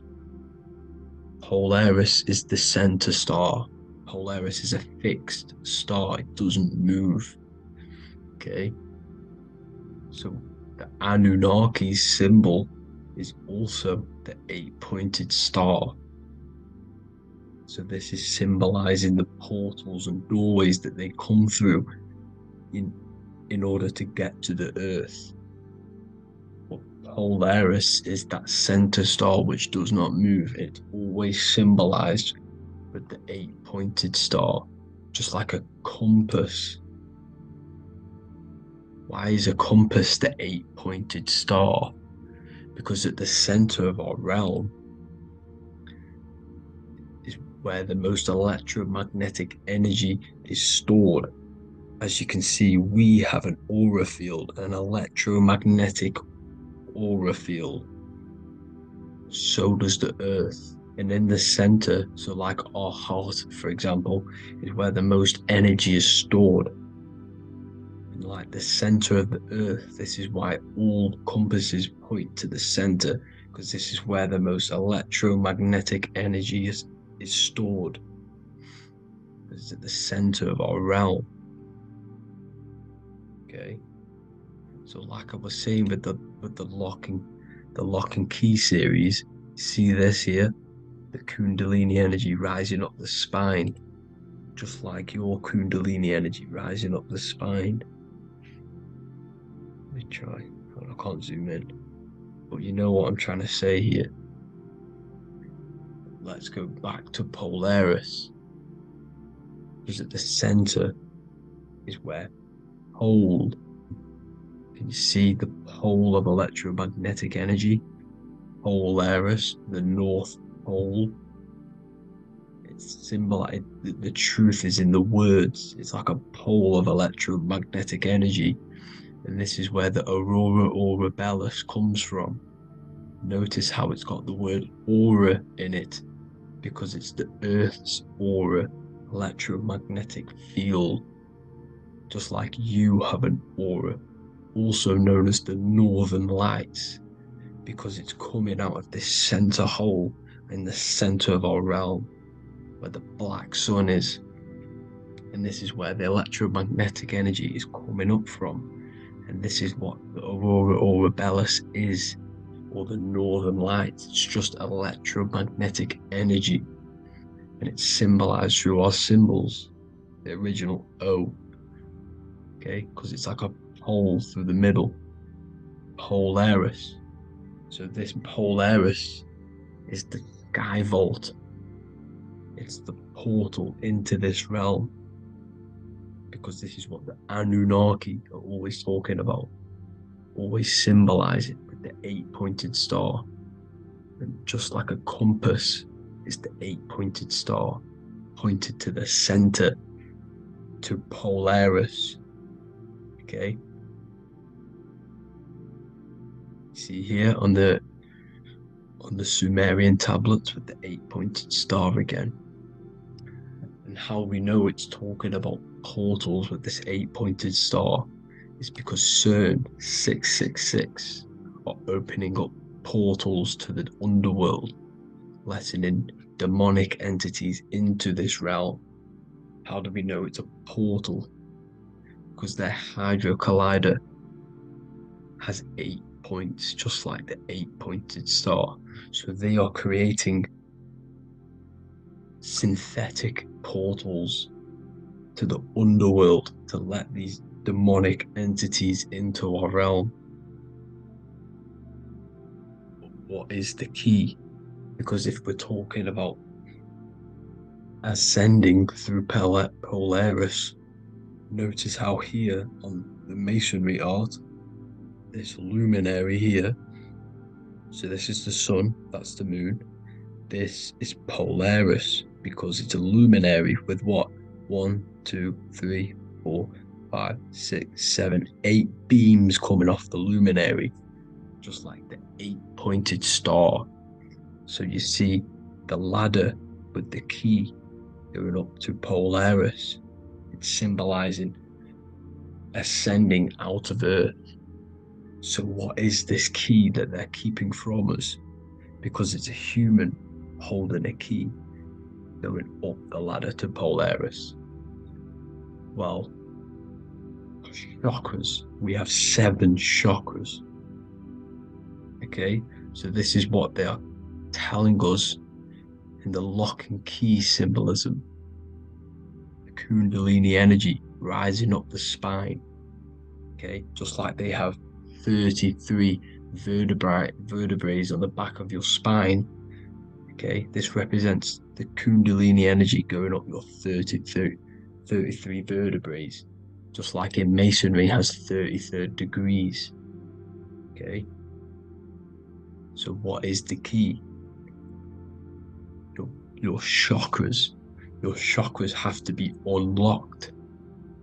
Okay, you have to unlock your chakras, and you can't unlock this one without going through this one. You have to go through them all. It's like a ladder, just like Jacob's ladder. You can't go from the bottom to the top. You have to unlock each one. Okay, just like you have 7 chakras, you have 7 layers of your aura. Okay, you have to unlock your chakras to the highest point in order to reach Christ consciousness. And this is the key that they're talking about, they're symbolizing the organic portal within each and every one of us to ascend out of this realm. Okay, so this is the key that they're talking about, and they're holding back this knowledge to keep us trapped in this 3D realm. Okay, so like I was saying with the 33 vertebrae and the Kundalini energy coming up the spine, 33 vertebrae, you can see this sort of symbolism going up to the light, because it's the light. You see here, your crown chakra turns on and becomes enlightened, just like the Illuminati symbol. Can you see it? But also Jesus also died at 33.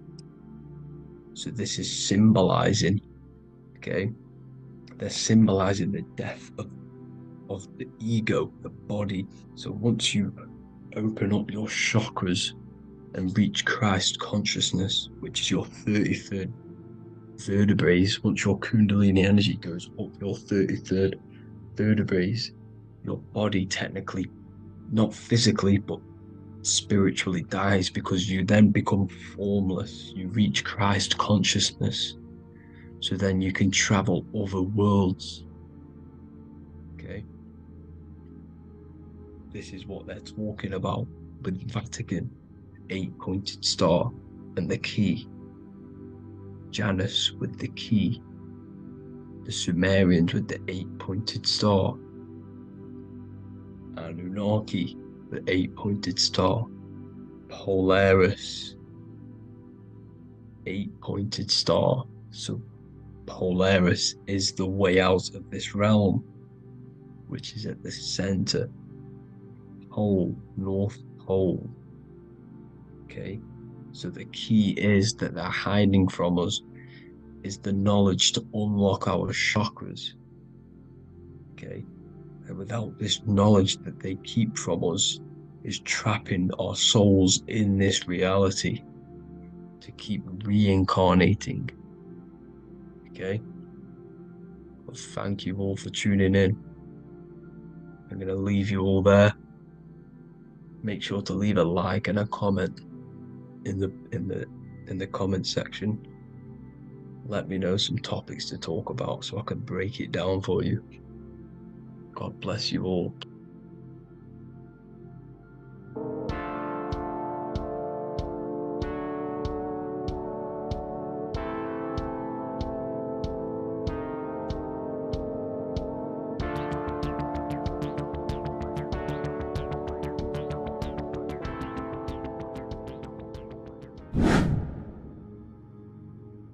How are we doing, people? It's Revival of Wisdom. We're back today talking about sun worship. Okay? And please enjoy. Sit back and enjoy the video. First thing we need to understand is that the sun is the risen savior. It's the light of the world. Without the sun, we have nothing. Now, the sun is the Son of God. We didn't make the sun. No one owns the sun. But who created the sun? Obviously, the Creator created the sun. Therefore, it is the Son of God. And that is what Jesus is symbolizing in the Bible. The Bible is a metaphorical story. That's why it's called the greatest story ever told. Because it is a story about the sun, the zodiac. It's about you, the systems in the body. It's about everything that is sacred in this creation. Now you can see the suns behind Jesus' head in all of the ancient portraits. Even the ones that are more modern, you still see a sun on the back of his head. Because he is the sun.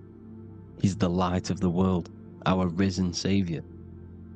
And this is what Christians are lost, because they don't realize it's a symbolic story and they think Jesus was a historical person. He's not a historical person. Okay? This is what we need to get out of our mind. This wasn't a historical person. It's the Son, our risen savior. The Son is the soul. It's the soul of this creation. Because what is a soul? A soul is pure life force, pure energy. Whatever a soul inhabits, it gives life to. Like our soul feeds our body. The sun feeds the earth because the sun is a soul, and that's why the ancients called it Sol, because it's the soul and it's in you, and it's the light of the world. It's the light of everything. It gives life to all things. Here's Jesus and his 12 disciples. The 12 disciples symbolize the 12 zodiac signs. Aries, it rules the head region because the 12 zodiac constellations rule specific regions of your body. Aries, the ram, you have a cerebrum in your head. This is Aries on the head of the table. His Gemini rules the arms and the lungs. The two twins, Gemini, he's holding up 2 hands for the 2 hands and arms. The twins. Cancer has a knife in his hand. It's not so clear, but he has a knife in his hand. Cancer is the crab. Crabs have claws. And he's pointing at Virgo's Adam's apple, saying there's no Adam's apple there. It's a woman. Who's the 6th sign? The 6th sign is Virgo, the Virgin, the only woman in the painting. Now notice how there are 3 people in 4 groups for the 4 seasons and for the 3 months and 3 zodiac signs in each season: spring, summer, fall, winter. Matthew, Mark, Luke, and John with the suns on the back of their heads, because it's the 4 states of the sun. The 4 states of the sun. Now, 6th sign, Virgo, the Virgin, the only woman in the painting with no Adam's apple. Then we have the sun, Jesus, red and blue, red shift, blue shift. Electromagnetism. The ancients knew this. He's got one hand open, one hand down, because the sun gives and retrieves. The sun rises and it falls. It gives, then pulls away. That's what the sun does, and that's what he's doing. His arms are out, symbolizing the rays of the sun, casting down onto the earth, giving and then receiving. Libra, his 2 hands are equal, holding his arms out equally, because Libra is the 2 balanced scales. Libra is when the sun is balanced between the summer and the winter. It's being judged. The sun isn't balanced. That's what Libra is, the 2 scales. Capricorn is the goat. Goats have 2 horns, and you can see the 2 horns on his head here. See? So this is astrology. This what Leonardo da Vinci is depicting here. It's astrology. He knew the story of the Bible is all astrology. It's all based on astrology. The Son of God, the real Son. Now here are some Bible verses. I am the light of the world. Obviously, that's the sun. What other light is there that lights up the world? The moon can't do it. It's the sun, the one and only Son, our risen Savior. Because if the sun didn't rise, we'd all be dead. So it's our risen Savior. And it dies for our sins every night, and then gets reborn every day. Now Jesus calms the storm. Mark 4:35-41. The disciples are all on a boat and there is a heavy storm, but Jesus is asleep. The disciple says, Jesus is asleep. We need to awake him. They wake up Jesus, and Jesus got up and rebuked the wind and said to the waves, quiet, be still. Then the wind died down and it was completely calm. Well, when Jesus was asleep, this is the sun not being risen. It's not risen yet. Because in the night times, that's when the storms happen on the sea, in the ocean. And when they awake Jesus, Jesus rises, because he's the sun, he rises and everything calms. Because when the sun comes, the storms go. You see? So it's the sun. It's all about the sun. Here's another, Luke 22:10. A disciple asked Jesus, when will we know it's the end times? And Jesus says, as you enter the city, a man carrying a jar of water will meet you. Follow him to the house that he enters. Well, this is clearly talking about astrology, the topic that Christians think is satanic, when they don't realize the whole thing's based on astrology. Because the end times is the end of Pisces, which is the 2 fish, which is the age we've just gone out of. And you can see all these ancient churches here with 2 fishes. because they knew it was the age of Pisces. There's an ancient artwork with the two fish, Pisces, and the end times, as it talks about in the Bible, when Christians think the world's going to end or something. But no, it's just the end of Pisces. As you enter the city, a man carrying a jar will meet you. Follow him to the house. The house is the zodiac sign that he enters. And the zodiac sign is Aquarius, because that's what it is, a man carrying the water. We know this is astrology because a woman, that is a woman's job in the ancient times. In the ancient times, the woman used to get the water. You would never see a man collecting water back then. That was the woman's job, whilst the man builds the houses, for example. You see, so we know it's talking about astrology because astrology is the man holding the bucket of water. It's the end of Pisces. Now we are in Aquarius. And of course, Luke 24:36, the risen Savior, the Son. Now the Son is also born on the 25th of December, a virgin, just like Horus, Mithra, Buddha, Krishna, Hermes, and thousands of other gods, all born on the 25th of December. Well, it's because the sun moves 1 degree northward on the 25th of December. And on the 22nd to the 24th, it stays in the same degree because it's moving south.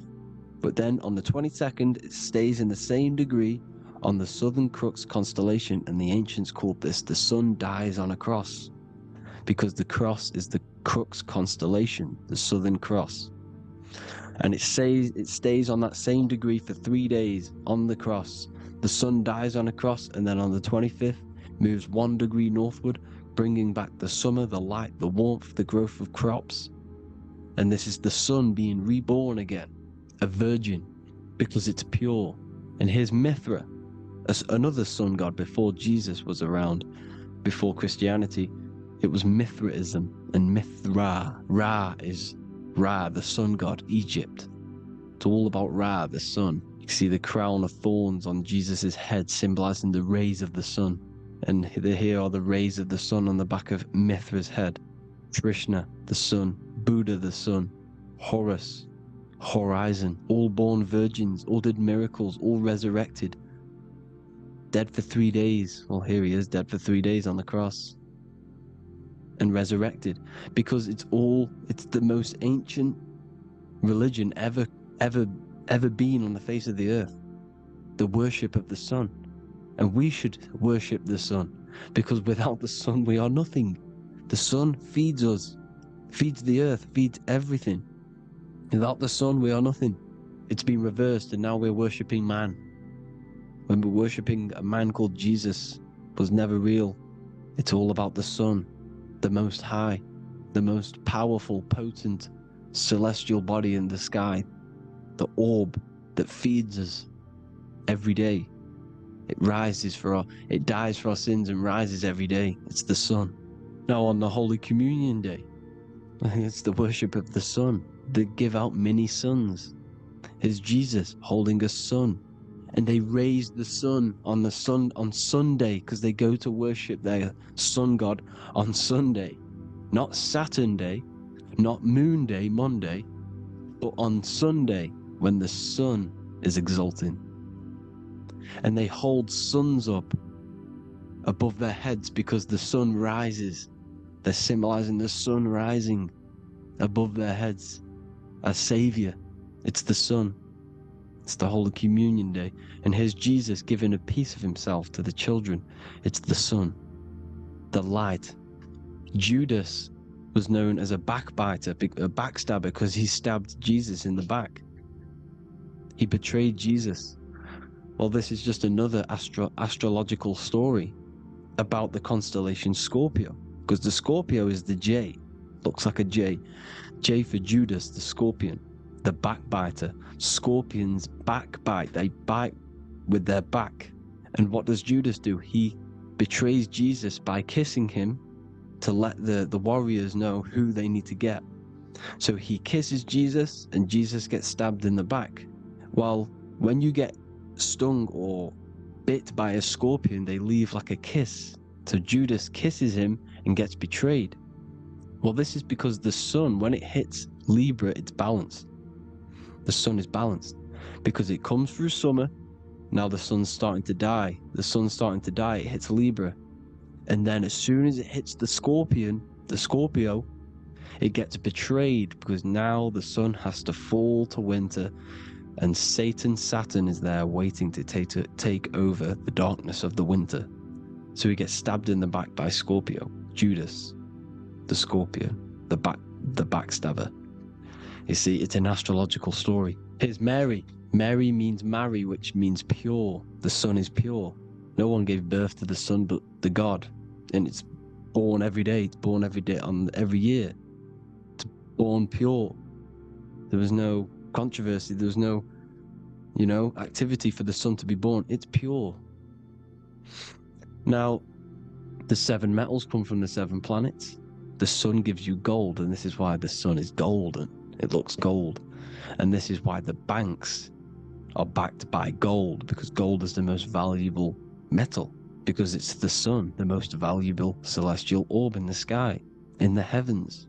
Well, here's Jesus, another ancient symbol of him being crucified on the cross with the big sun, the Southern Crux constellation. The sun dies on the cross constellation. And if you go to the old etymology dictionaries, you will see sun and son is the same word. They come from the same etymology roots. You can use them for no matter what, but they've been confused today. But if you go back to the old dictionaries of etymology, they are interchangeable. You can use them. Son, sun, sol, it's all the same thing. The 12 disciples, 12 brothers of Joseph, 12 tribes of Israel, 12 breastplates on the stones, because it's all the 12 astrological signs. They could have used any other number, but there's 12. Because 12 is the mind, which is God. 7 is the number of matter, which is man. 7 energy centers in the body. 12 cranial nerves in the brain, because it's the mind. 12 is the 12ness. The zodiac is literally the mind of God, the signs of God. Now here we see here, Job 38, 31 to 33. Can you lead forth a constellation in the season? He's asking you, can you read the sky? Can you read the heavens? Canst thou bring forth the Mazzaroth in its season? Mazzaroth means 12 signs, the zodiac. Why did they translated every single Hebrew word in the Bible into English, but they decided to leave out Mazzaroth. Why? It's because if that said zodiac, Christians would have a different view on the Bible, but they leave that out. But Mazzaroth actually means the 12 signs, the zodiac, and the stars means sign. The word stars means sign because the stars are signs, things to come, which is off in Hebrew, which means sign, things to come. You see a sign on the road, it's something coming. But God is saying, what does he say? To qualify as a director, a judge of man's life on earth, one must be able to govern the heavenly bodies that rule the earth. It's telling you to read the heavens. We need to read the heavens. Astrology, the 12 zodiac signs, the mind of God. It's telling you, read the Mazzaroth, read the zodiac, because they are things to come in your life. They are signs. It's not satanic, it's made by God. God said, let there be lights in the firmament of the heavens to divide the day from the night, and let them be for signs. Signs are things to come. The 12 zodiac signs. It's all about astrology. Here's Mary holding the sun. His son, her son. It's the sun in the sky. The one and only, the most high. The soul, the solo because it's on its own. The most powerful, Ra, radiance. Here's the Pope holding the sun.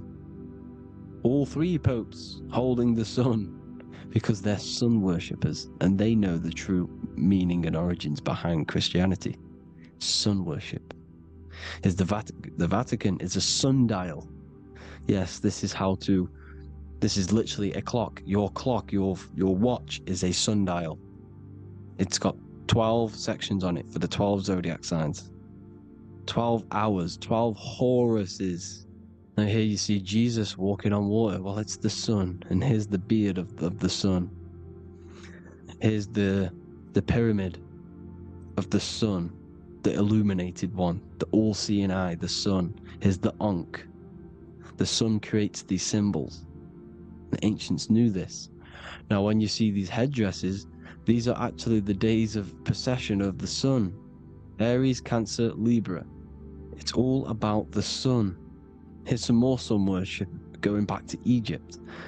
Ra, Horus, Osiris, and Set. Jesus and Satan is Horus and Set. The sun and Saturn. Saturn rules the winter, Satan. Jesus, the sun, the light of the world, rules the summer, rules the day. Satan's the night, Saturn's the night, the sun is the day. The evil brother, Satan.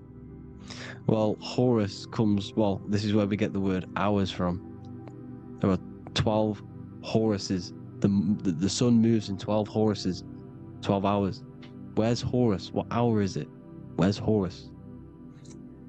Here's Ra, 12 noon. Ra radiates, powerful, the most high sun. That's why he has a sun on the top of his head. These are the 4 states of the sun. Set, sunset. This is why we say sunset, because the sun is setting. His sunset, his Horus, horizon. The Horus is rising. Ra radiating, and the sunset. Then midnight is Osiris. Here's another ancient symbol for the sun, the scarab. Ra, the sun.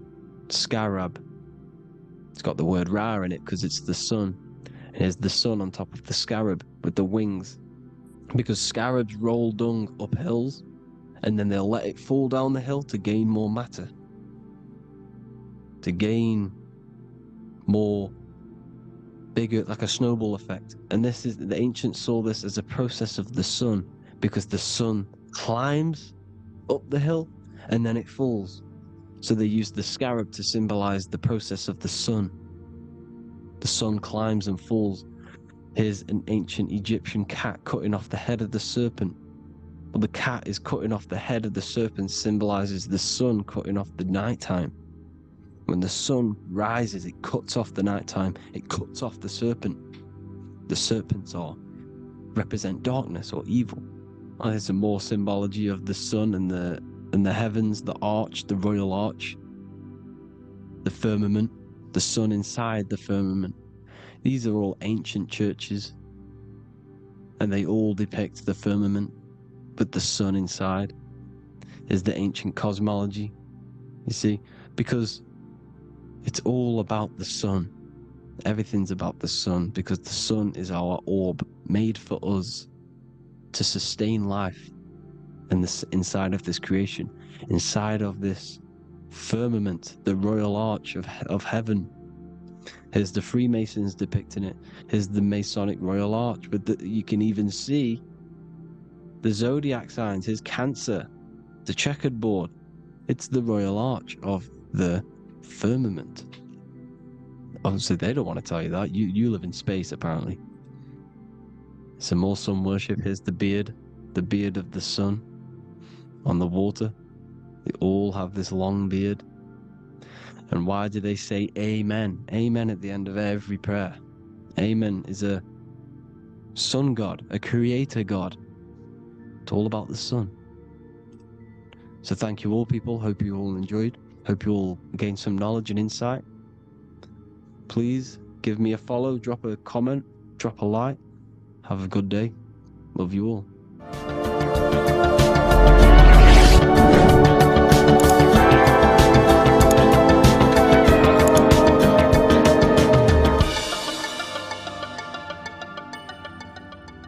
EO is plugged in on the back of the neck, which is the reptilian brain stem. The reptilian brain is all to do with survival mode, survival state. It's always scanning the environment for safety, whether that's physically, emotionally, or mentally. It does not think. It is instant. For example, do I smack the guy or run off? If something happens to you, like a car's coming really quick to you, you do not think about this. The reptilian brain is the animal instinct that will instantly move your body on the instant reactions. Hence why it's the closest brain to the rest of the body. It has instant access to the electrical nervous system to control the body at instant reactions. Now, Neo is plugged in on the back of the neck, which is the reptilian brain. Therefore, the matrix is the body itself. It is the lowest state of consciousness. This is what it represents. The word matrix means womb. It translates to womb because your body is a womb. Your body is a vessel for universal consciousness, for God consciousness. And the body is also a womb where you can be born again outside of this body by raising your consciousness, by awakening the neocortex. This is why Neo is called Neo, because it represents the neocortex. This is the higher aspect of our brain. This is all to do with new things, higher reasoning, higher thinking, new learning. You see, the brain is a receiver for universal consciousness. And what do I mean? It is a radio receiver. Think of it like this. You have a radio tower which emits frequencies. And each little frequency, 00.1, 00.2, 00.3, each 00 point is a different person. We are all the same universal consciousness, encapsulated inside of a different vessel. This is why our body is the temple of God inside of the Bible. Your body is a sacred temple of the divine essence of the universe. However, consciousness is controlling this physical body. And I'll show you this diagram here. Consciousness consists of imagination, emotions, thought, and memory. All of these things are not physical. They're not made out of atoms. You cannot think with atoms. If I split open your brain while you are thinking of a cheesecake, I would not see a cheesecake. It's because these things exist metaphysically within consciousness. They are not physical. The body is physical. It's part of matter. It's part of time. You see the Leonardo da Vinci, the circle and the square. The square represents limitation, beginning and end, because when you draw a square, there is a beginning and end. It represents the body, the mortal self, the ego, the echo. Then you have the spirit raised above, which represents spirit over matter, mind over matter. Invisible forces create physical forces. Everything physical exists in non-physical. This is also the Freemasonic square and compass, why the square is below the compass, because the compass creates the circle, which is spirit or mind. Then you have the square, which is matter. Mind and matter are the same substance. Mind creates matter through thought. Everything in this physical universe manifested through thought. Everything began as thought. So you are spirit and matter. You have a material body and a spiritual body. And you are right in the middle. This is why humans are very, very important. Because we have an animal nature, the reptilian brain, and a higher consciousness, the neocortex. And we must awaken out of the matrix, which means womb, which is the body. And Neo is waken up from the lower self, the reptilian brain, and moves into the neocortex. Because the brain is a radio receiver for consciousness. Now, what do I mean? I went over this before. Your consciousness is controlling the brain. The brain is a computer. And when our consciousness, our imagination, our emotion, our thoughts, and our memories are all contributing towards just survival things, food, safety, fear, all of these things, and our consciousness is locked into a survival state, we are using the reptilian brain. We're no longer thinking. You don't think with the brain, but the consciousness is thinking, which activates the different parts of the brain. When we think For higher reasoning, we use the neocortex. It stimulates the neocortex. When we think about survival, we're using the reptilian brain. So therefore, when Neo wakes up, he wakes up to the higher aspects of consciousness, which is only utilized by the neocortex, by learning new things and expansion of the mind and expansions of consciousness. Okay? So the whole matrix is to keep you designed, well, the whole matrix is designed to keep you in a survival state, in the three-dimensional awareness. They want you constantly scanning for safety, scanning for food, scanning for emotional safety in relationships and other people. You see, they do not want you to think. They want you stuck in that reptile, that animal state, that beastly state that most people are in. Most people, all they do is eat, listen to music, consume, have sex, lust, desire. This is all the reptilian brain. So when we say the world's being ran by reptilians, it's symbolic. There is no physical reptilian humanoid beings controlling, manipulating human consciousness. We are all the same consciousness. However, there is a corrupted state of consciousness running this world. And this consciousness worships the physical plane, and they control the physical plane. So by doing that, they keep you stuck in a reptilian way of thinking, the animal state, to keep you stuck in the lowest state of consciousness.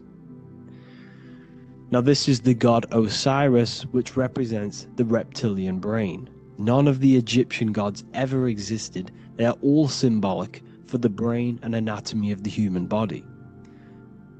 Osiris represents the reptilian brain. As you can see, this anatomy compare to the brain stem and Osiris statue found in Egypt. And we also see an ancient artwork of Osiris with green skin and two reptile crocodile alligators next to him, which also symbolizes the reptilian survival state of human consciousness and the activation of the reptilian brain.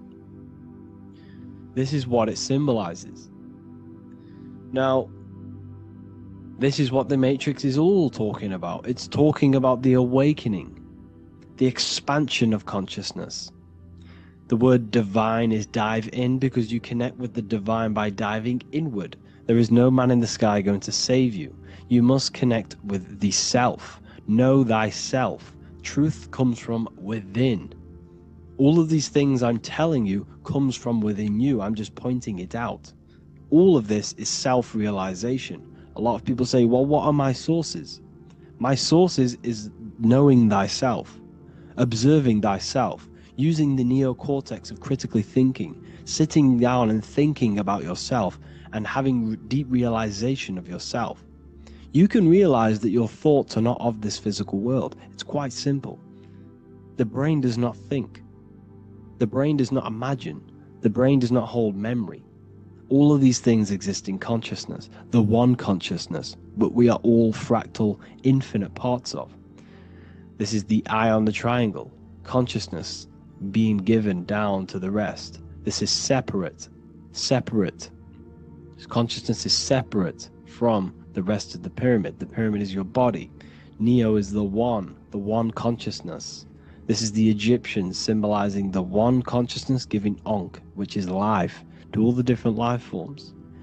However, you can see that the central sphere is giving a big Ankh to the humans, because humans, like I said, possess the advanced consciousness, an advanced brain that allows us to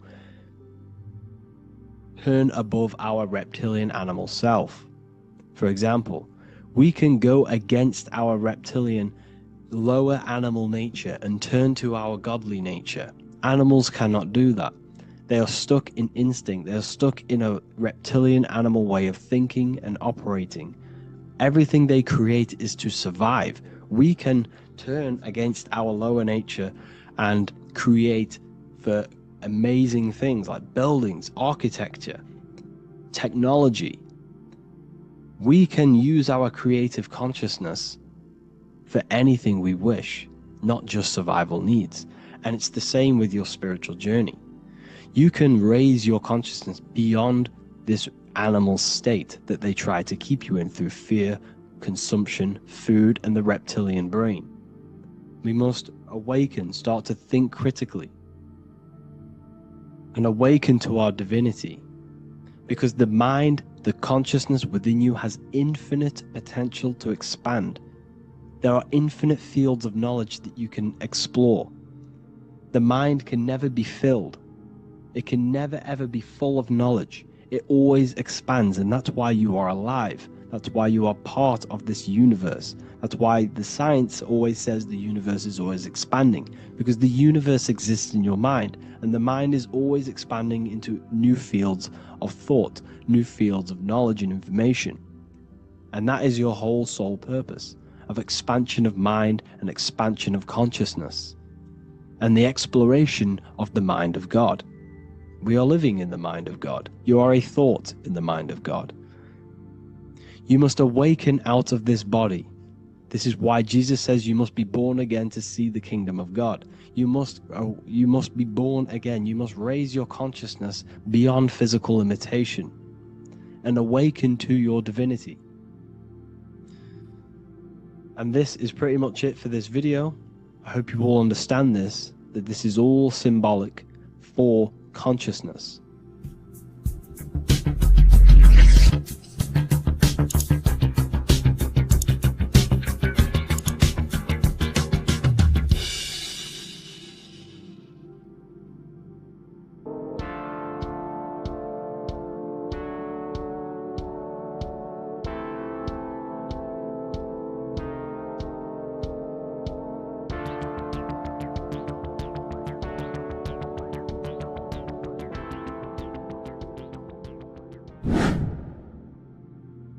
Left and right hemisphere, and what are they doing? How does it contribute towards your perception in this world? And this is what we're going to be talking about in today's video. We're going to be breaking down the two hemispheres of the brain and how they function in your life. So first we have the left hemisphere.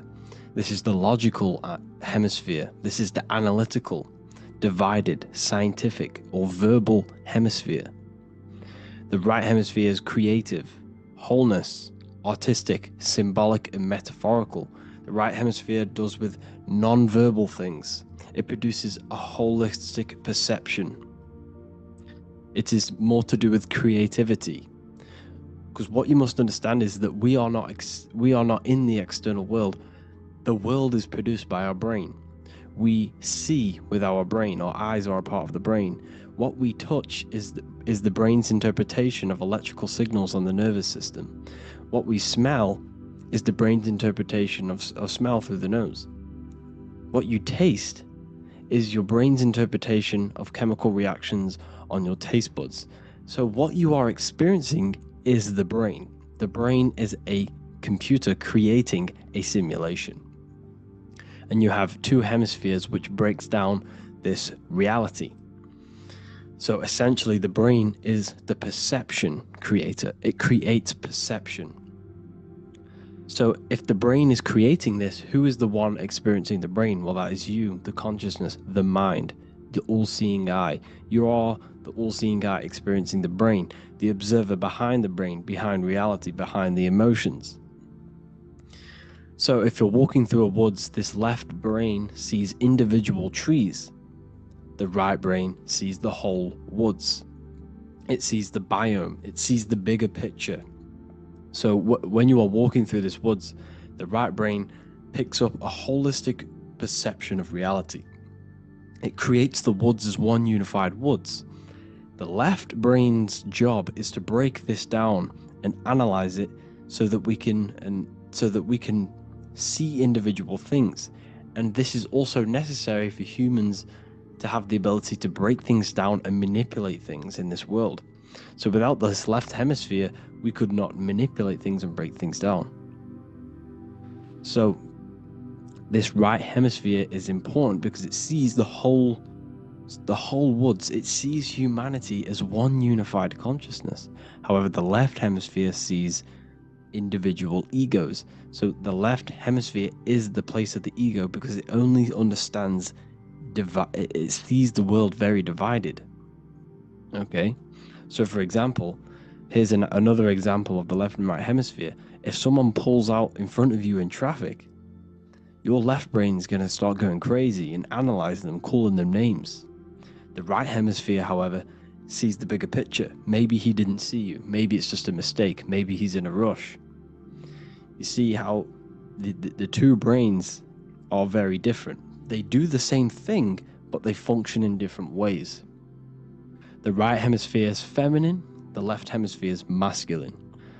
So, like I said, this person pulls out in front of you, you start to think with the left. If you start to perceive that in the left brain, you're going to start analyzing them, you're going to start going crazy and calling them names because you're analyzing it.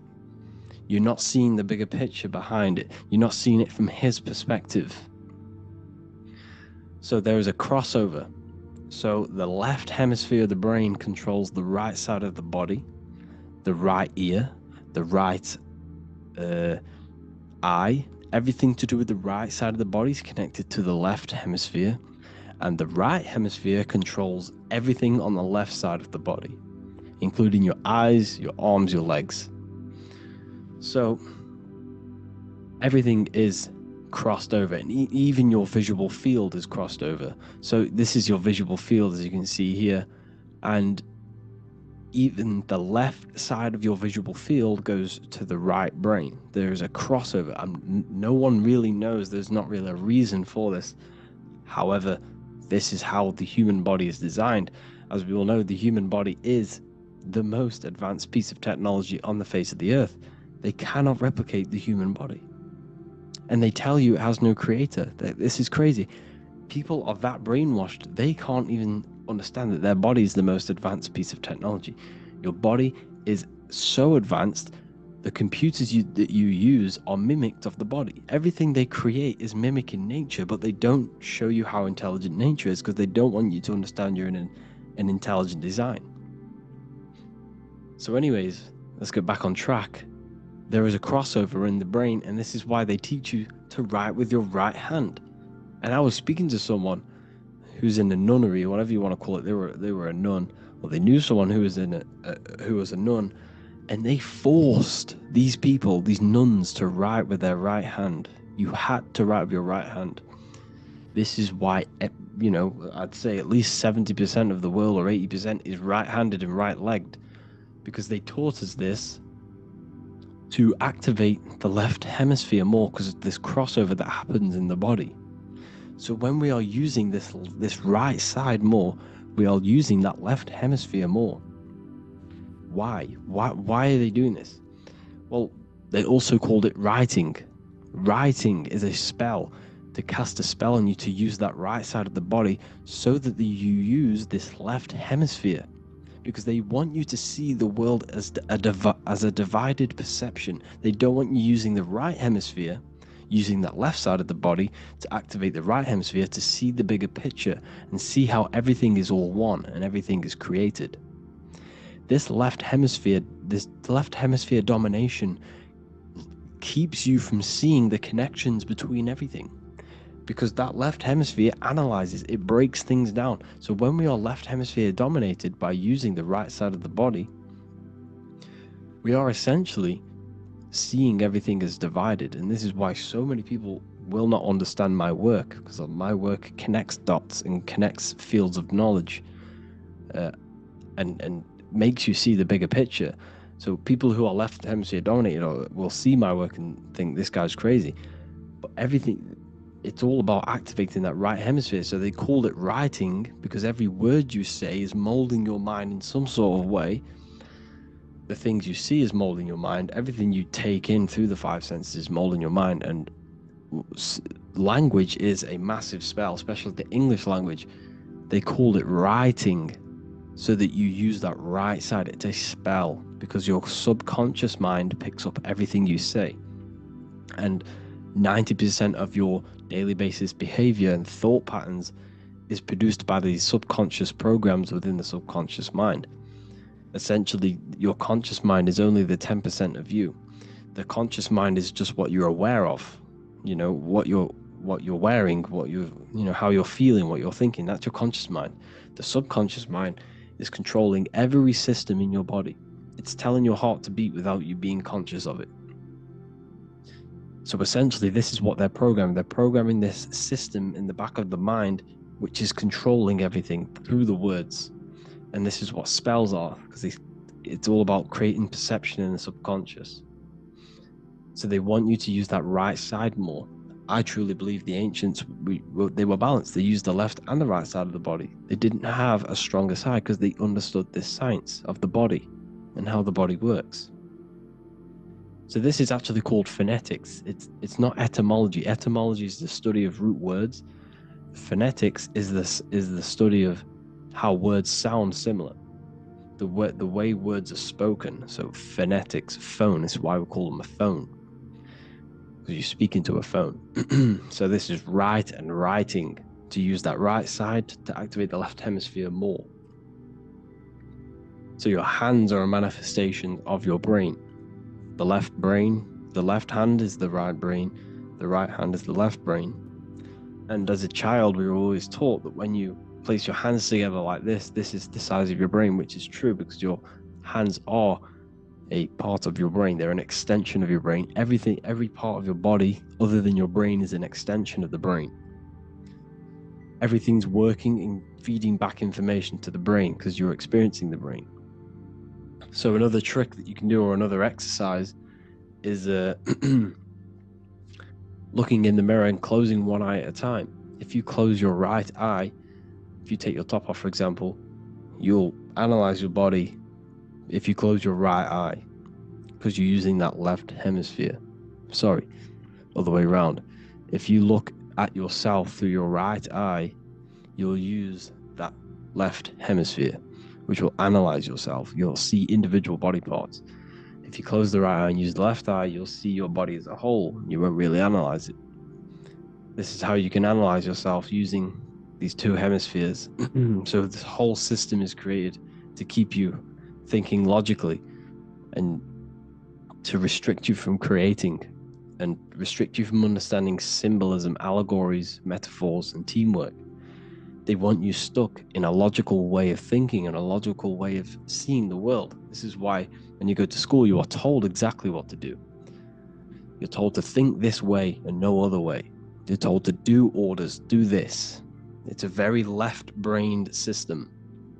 Because if we all started to open up this right hemisphere, we'd all see, wow, everything is all one, everything's all connected. And this is what my work is doing. I'm showing you everything is one. The physical world is an illusion of duality, but everything comes from the one source, the one mind. The universe is a giant mind. I am mind, you express mind. We all possess mind. Behind the physical body is the same mind consciousness. And we are all expressions and fractals of this infinite consciousness called mind. And this is what they don't want us to figure out, is that we are all just one consciousness expressed. It's an infinite consciousness. It's even in the squirrel, it's in the dog. All of these different animals, they're just different bodies, but behind the bodies is the same consciousness, which is mind. That's what the pineal gland is. The pineal gland is not the mind, and it's not the third eye. The third eye is your mind.